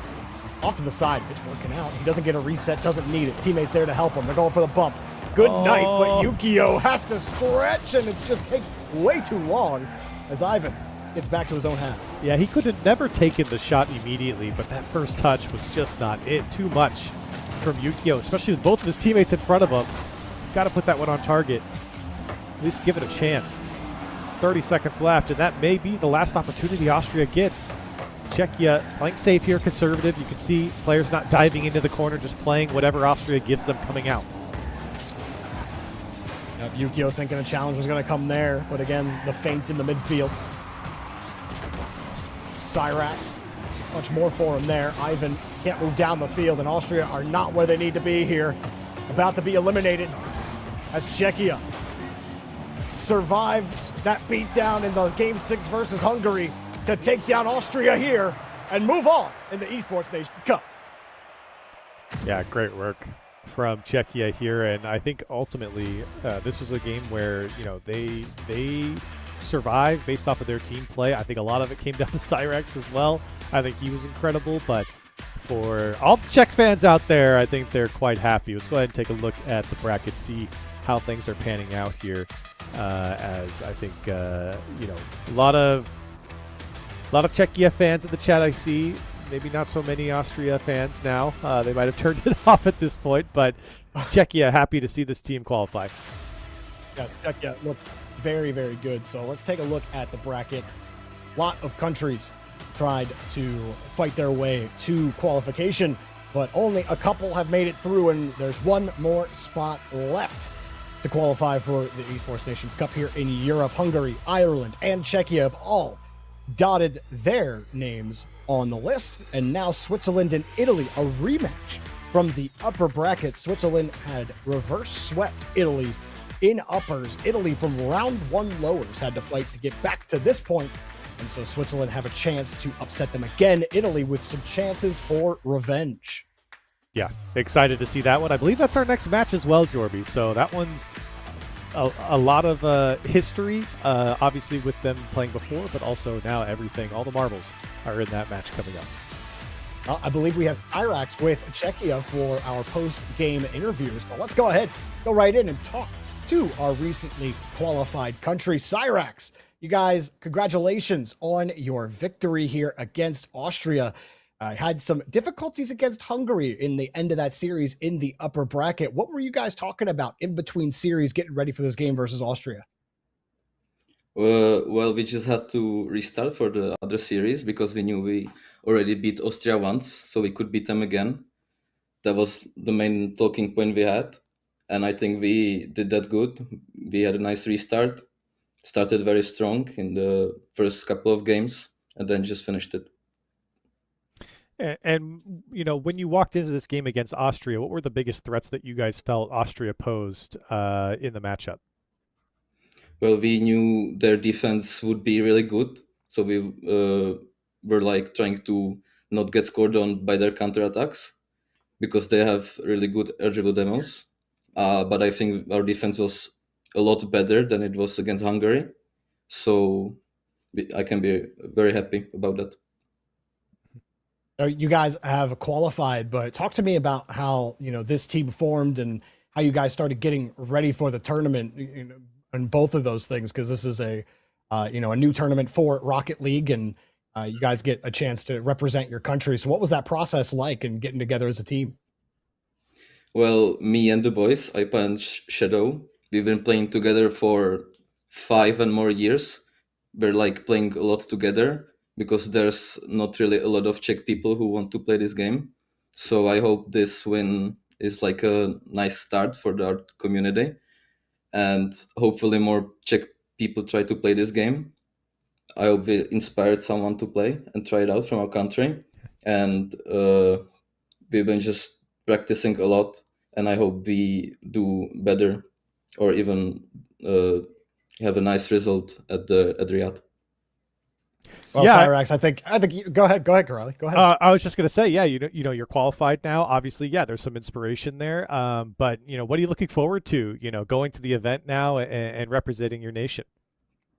Well, it's going to be one of my first big LANs like this. I've been to some RLCS LANs as a spectator, but I can't wait to try it out as a player now. And I just hope we're gonna do good and we're gonna have a good time as well. Well, Cyrax, you certainly inspired Corelli and I up here in the casting booth with your mechanics, and no doubt inspired some Czechs to maybe pick up the game and grind it out a little bit more. But good luck to you and your teammates as you guys move forward in the Esports Nations Cups. Thanks so much for talking to us. Thank you. That's Cyrax from Czechia. Moving on in the Esports Nations Cup, a man of very hoping to inspire more Rocket League played in his country. Corelli, I think you and I were impressed by his gameplay, so a good flag holder there for Czechia.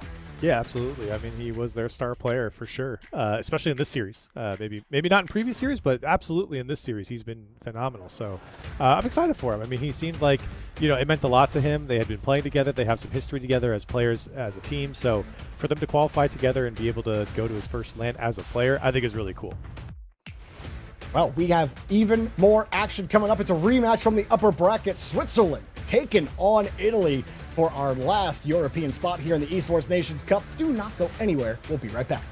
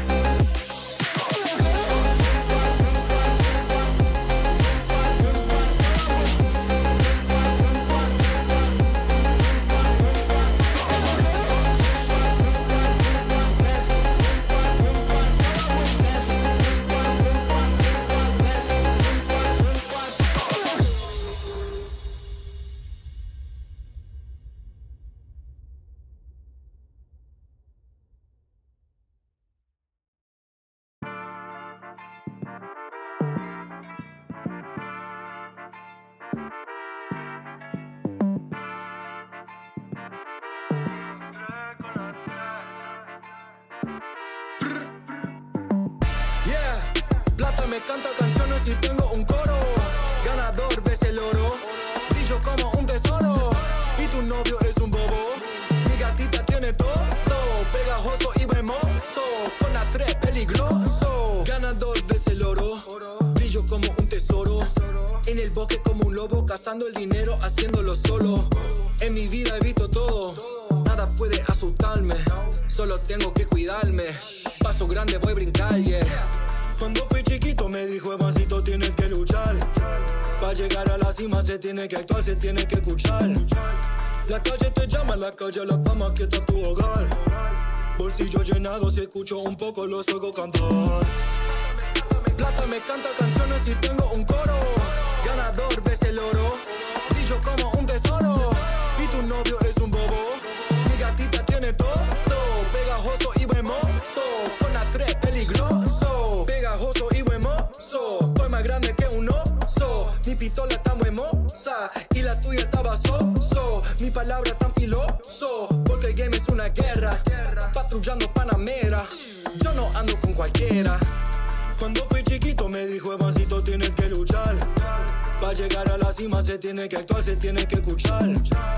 La calle te llama, la calle la fama, que está tu hogar. Bolsillo llenado, si escucho un poco los oigo cantar. Yeah, plata me canta canciones y tengo un coro. Ganador ves el oro, brillo como un tesoro. Y tu novio es un bobo, mi gatita tiene todo, pegajoso y hermoso, con la 3 peligroso. Plata me canta canciones y tengo un coro. Ganador ves el oro, brillo como un tesoro. Y tu novio es un bobo, mi gatita tiene todo, pegajoso y hermoso, con la 3 peligroso.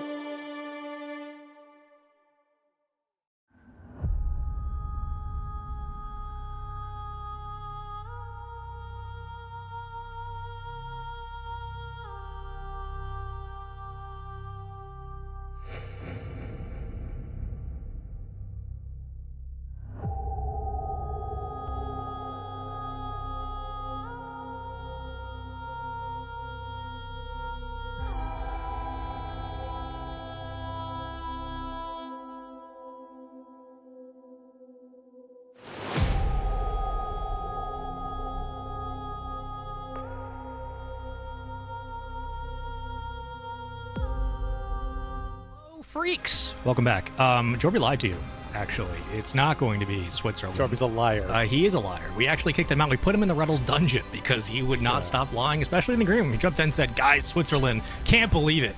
And he spelled it wrong, so we threw him away. And now we're going to a different region, actually. It's South America. Corelli, welcome in. How you doing? Fantastic. Glad we got rid of Jorby. I cannot believe he lied to Chad. I cannot believe he lied to me, even. Yeah. I mean, I was sitting right next to Lifelong him. friend. And a lifelong friend. Yeah. Known him for 10 years, and he lies to me. You're a very hairy child. That has nothing to do with it. Hey, let's look at the bracket. Let's look at the bracket. Come on now. Okay, show me the bracket. Let's go see what we're going to rip into, folks. It's going to be a good one. Okay, well, Colombia, Uruguay, Venezuela, Paraguay, Ecuador sitting in lower semis, Bolivia as well. Got to be honest, it's been a good day for regions, man. We got blessed with a really great bracket. We had Europe really show up, specifically Ireland. Then we get blessed with a little bit of flavor down south. Colombia, Uruguay, Venezuela, Paraguay. How are we feeling, dude? How are we looking at these teams? What are we thinking? I'm excited. Colombia's got a Frosty on that team, so excited to see how they do. Obviously sitting there in that top upper semi one against Uruguay. But this will be fun. I mean, it's what's kind of fun about moving from like region to region is like every region kind of has their own play style, right? And like the South American play style is different than the European play style, which is different than NA play style. And so that's what's kind of fun is you get a mix of everything. So we now get to kind of just dive into the South American world in the South American play style, which is always fun. It is always fun. And it's always great to see, again, international competition get a chance to shine. This is the Esports Nation Cup for 2026. It's a multi-game, country-based esports competition, and it happens every 2 years or so. So for a lot of these teams, this is like the first real time they get a chance to obviously show what they got, but represent their regions fully outside of a traditional LAN environment. Uruguay, Colombia are going to be going up head-to-head in our semis to begin. You guys know the deal. You win this, you qualify. Best of 7. Pressure, but if you lose, you're not out of it just yet. But it's going to be a long day for some teams. Let's get into it. Yeah, pressure in the sense of, you're definitely playing to qualify, which there's pressure there, but you're not necessarily out. And I would suspect that Colombia is pretty heavily favored here against Uruguay, but we'll see what Uruguay has to put together, see if they can surprise us. Pull out the old Corelli Razzle Dazzle. We'll break that down as today goes on. Don't you worry. Long backboard touch. Thinking about it, some names you might see are familiar from the RLCS days. Should be. Is it fair to say that we put Frosty on a bit of a pedestal and say that he is the X factor for this series? I think it's more than fair. But I do think that overall it's going to come down to a team, right? Because these aren't like your normal club teams, right? Essentially, if we use sports terms. So it'll be interesting to see how much a single player really makes a difference. Is it more? Is it less? Do they try and take over games? Does that actually hurt a team? I don't know. A player like Frosty, though, certainly can take over a lobby. We'll see how he does here with Colombia. Get some boost and take care of the net. Trying to get this one away. Frosty going for the OS. Just kidding. Downfield. Sneaking it through. Maybe a second touch. It's certainly there. Wraps it around. Almost the doobsy dish, but threatening shots for Colombia. Not too much for Uruguay to handle to begin. Boom ball back to the midfield, and Corelli, it just turns into another midfield battle between two teams. Yeah, that's not surprising. I think if you watch a lot of South American Rocket League, especially early on, this was very common. And I think that when they're uncomfortable with each other, they just send the house and see what happens. That's what makes them so much fun to watch. A lot of expression coming out from the South American teams. The demo does come out. Frosty just waiting to see what in the world Uruguay is putting up. Snava's taken out. Now the flick on. Still a tie ball game here as we're approaching halftime. Shot comes through in. I almost cursed it. Frosty, his shot rings wide. Do it again. One more time. No extra reset. I do have a question for you down the stretch, and I'm very curious to know your answer on it. Super, super curious. Locked in. Frosty from the ceiling. Gets it around one, plays the dribble to himself, and falls through. Pressure. Gets boost with it as well, so offense can stay up for Colombia, and they will take advantage here. On the power play, round the 50 and playing it low as Uruguay get right back out again. They'll try to keep the counterattack alive, but Colombia do have something to say about it, is that solo play once more. Keeps things kind of at arm's length. Curious as we move forward what the big mistakes will look like from both teams, because so far the defenses have not been jumping it much. Yeah, I mean, and that's tough to answer. They could come from anywhere, right? But I think a lot of it might be individual play that breaks open defenses. It causes those mistakes right now. Uruguay's being put on their back line. And you're seeing a lot of attack come out from Colombia, but still muted by that Uruguay defense. Okay. Almost a pinch. Give it like a three-force. Get a demo. Get some space. I mean, just by sitting still, Colombia was able to disrupt what could have been a relatively free counterattack. And still, pressure off the backboard. Here it goes. Send it on its way. Look at the double, baby. Recon is there for the assist and then the dunk. That was beautiful. Yeah, great pass by Frosty to initially set it up. And another touch through of Recon doing well. And Frosty and them two, I think, are going to link up quite a bit. It's a 1-0 game, but a lot of it has gone over to Colombia in the attacking third. Now, here's my big question, Jeff. Okay. Do you think that we were talking about earlier about setting the house, and I thought about cheese. Do you think 2 goals? Oh, no. Whoa! Someone's got to put it away. Oh, yeah. What a save. Oh, well, no. Now my question makes perfect sense. Was LG the South American team of North America? Sure. Thank you. Thank you, Dan. I've been sitting on that one for about 2 minutes, so I appreciate that. Something like that.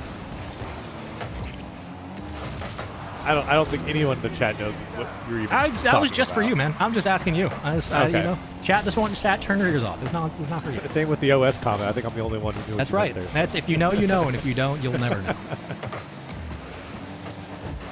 Big bump. Oh, baby. Come on. Give me a little tie game. Give me a little OT. Show me the greatness. I think Uruguay's done really well here. Oh, okay. Yeah, you want to finish that thought? No, I don't want to finish the thought. It's a great shot from Frosty. I mean, listen, Nice. I'll finish the thought here in a second. I think, Uruguay there is just trying to get a hold of it and play with the pace of play there. But I think they've done a good job of at least shutting down a lot of the individual attack from Colombia. It's been taking 2, maybe even 3 passes for Colombia to break them down. So, yes, I know you're probably going to lose this game at least by 2 goals, but for Uruguay, there's a lot to be happy about when you're facing this much attacking power coming out from Colombia. They haven't given Colombia much off kickoffs, and specifically at the ceiling at midfield. Individually, the contests have been there. You take away the demo play for the last goal, and it took a really nice double tap and an assist on the goal line to push through that lead. Uruguay's look really good. Colombia just a bit better so far. Chelsea, impossible for my dyslexic butt to say that. Rakan will try to just go on a bit of a Sunday drive, and this should be good enough for game 1, and it will be. 2-0 is the score, the win. Colombia take the opening first blood here in this best of 7. Again, semifinals, you win, you move on, you qualify, you don't, you get a second chance. But look, we're going to jump back into that thought about Colombia. The offensive power, the depth, the breadth, I guess I should say, that they have. Is it too much for Uruguay to handle in the long term of this series? What are your thoughts? Most likely.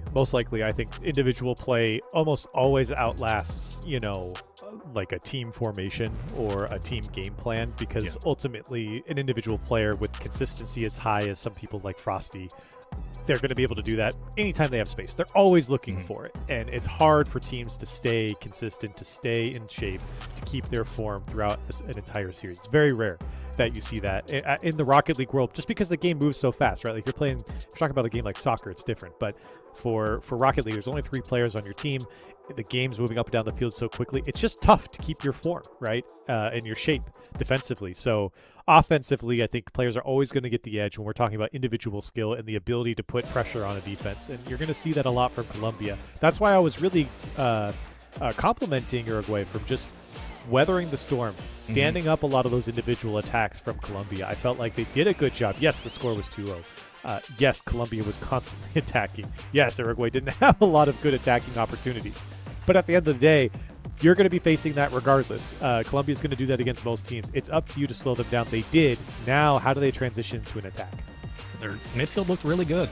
Even when they were down a goal or two, they still were not giving Colombia a lot of space to, 1, go upfield uncontested, and 2, you hear players talk about it all the time, challenging the ball where it is and making sure that people don't just have free space.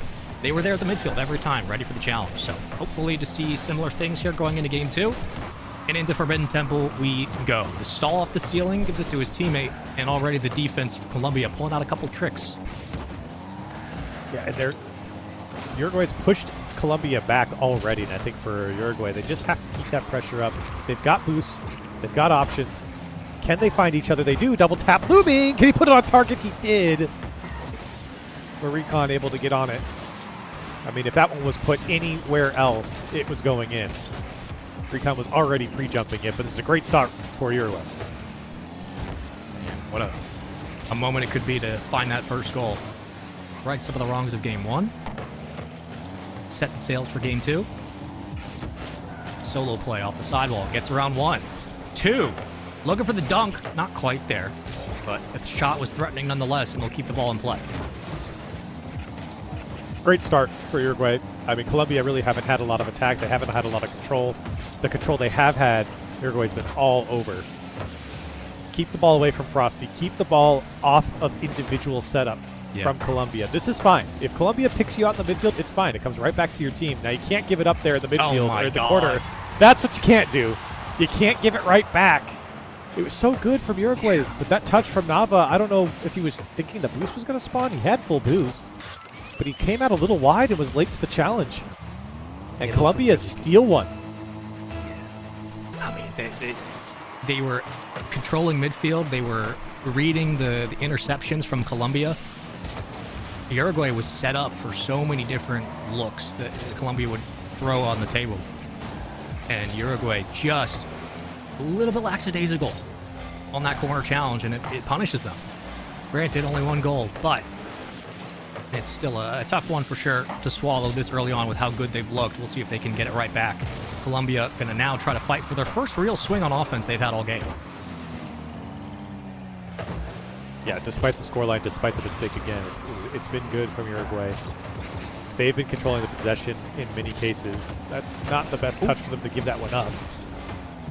And now Colombia was trying to set up there. Unfortunately, or fortunately for Uruguay, they're having to go all the way back. But here's the setup. These are the solo plays you have to shut down. He's through one, looking for follow-up. No teammate was under him. A decent clear comes out from Uruguay. And now they go on the attack. They put something together. It's only as far as the first man. And I was thinking about it. Does get the challenge, though, but it bounces in favor of Colombia. They can play it low. Nobody gets a hand on it. Math gets out. Colombia will take possession here. One more back to the midfield. Second man, not much to challenge here. It just kind of has to play shadow, and it eventually does get that corner. So the defense can start to spread a little bit more now, play a little more confident, as they do. Way upfield, challenged away by Colombia. And stalled out once again in the blue half.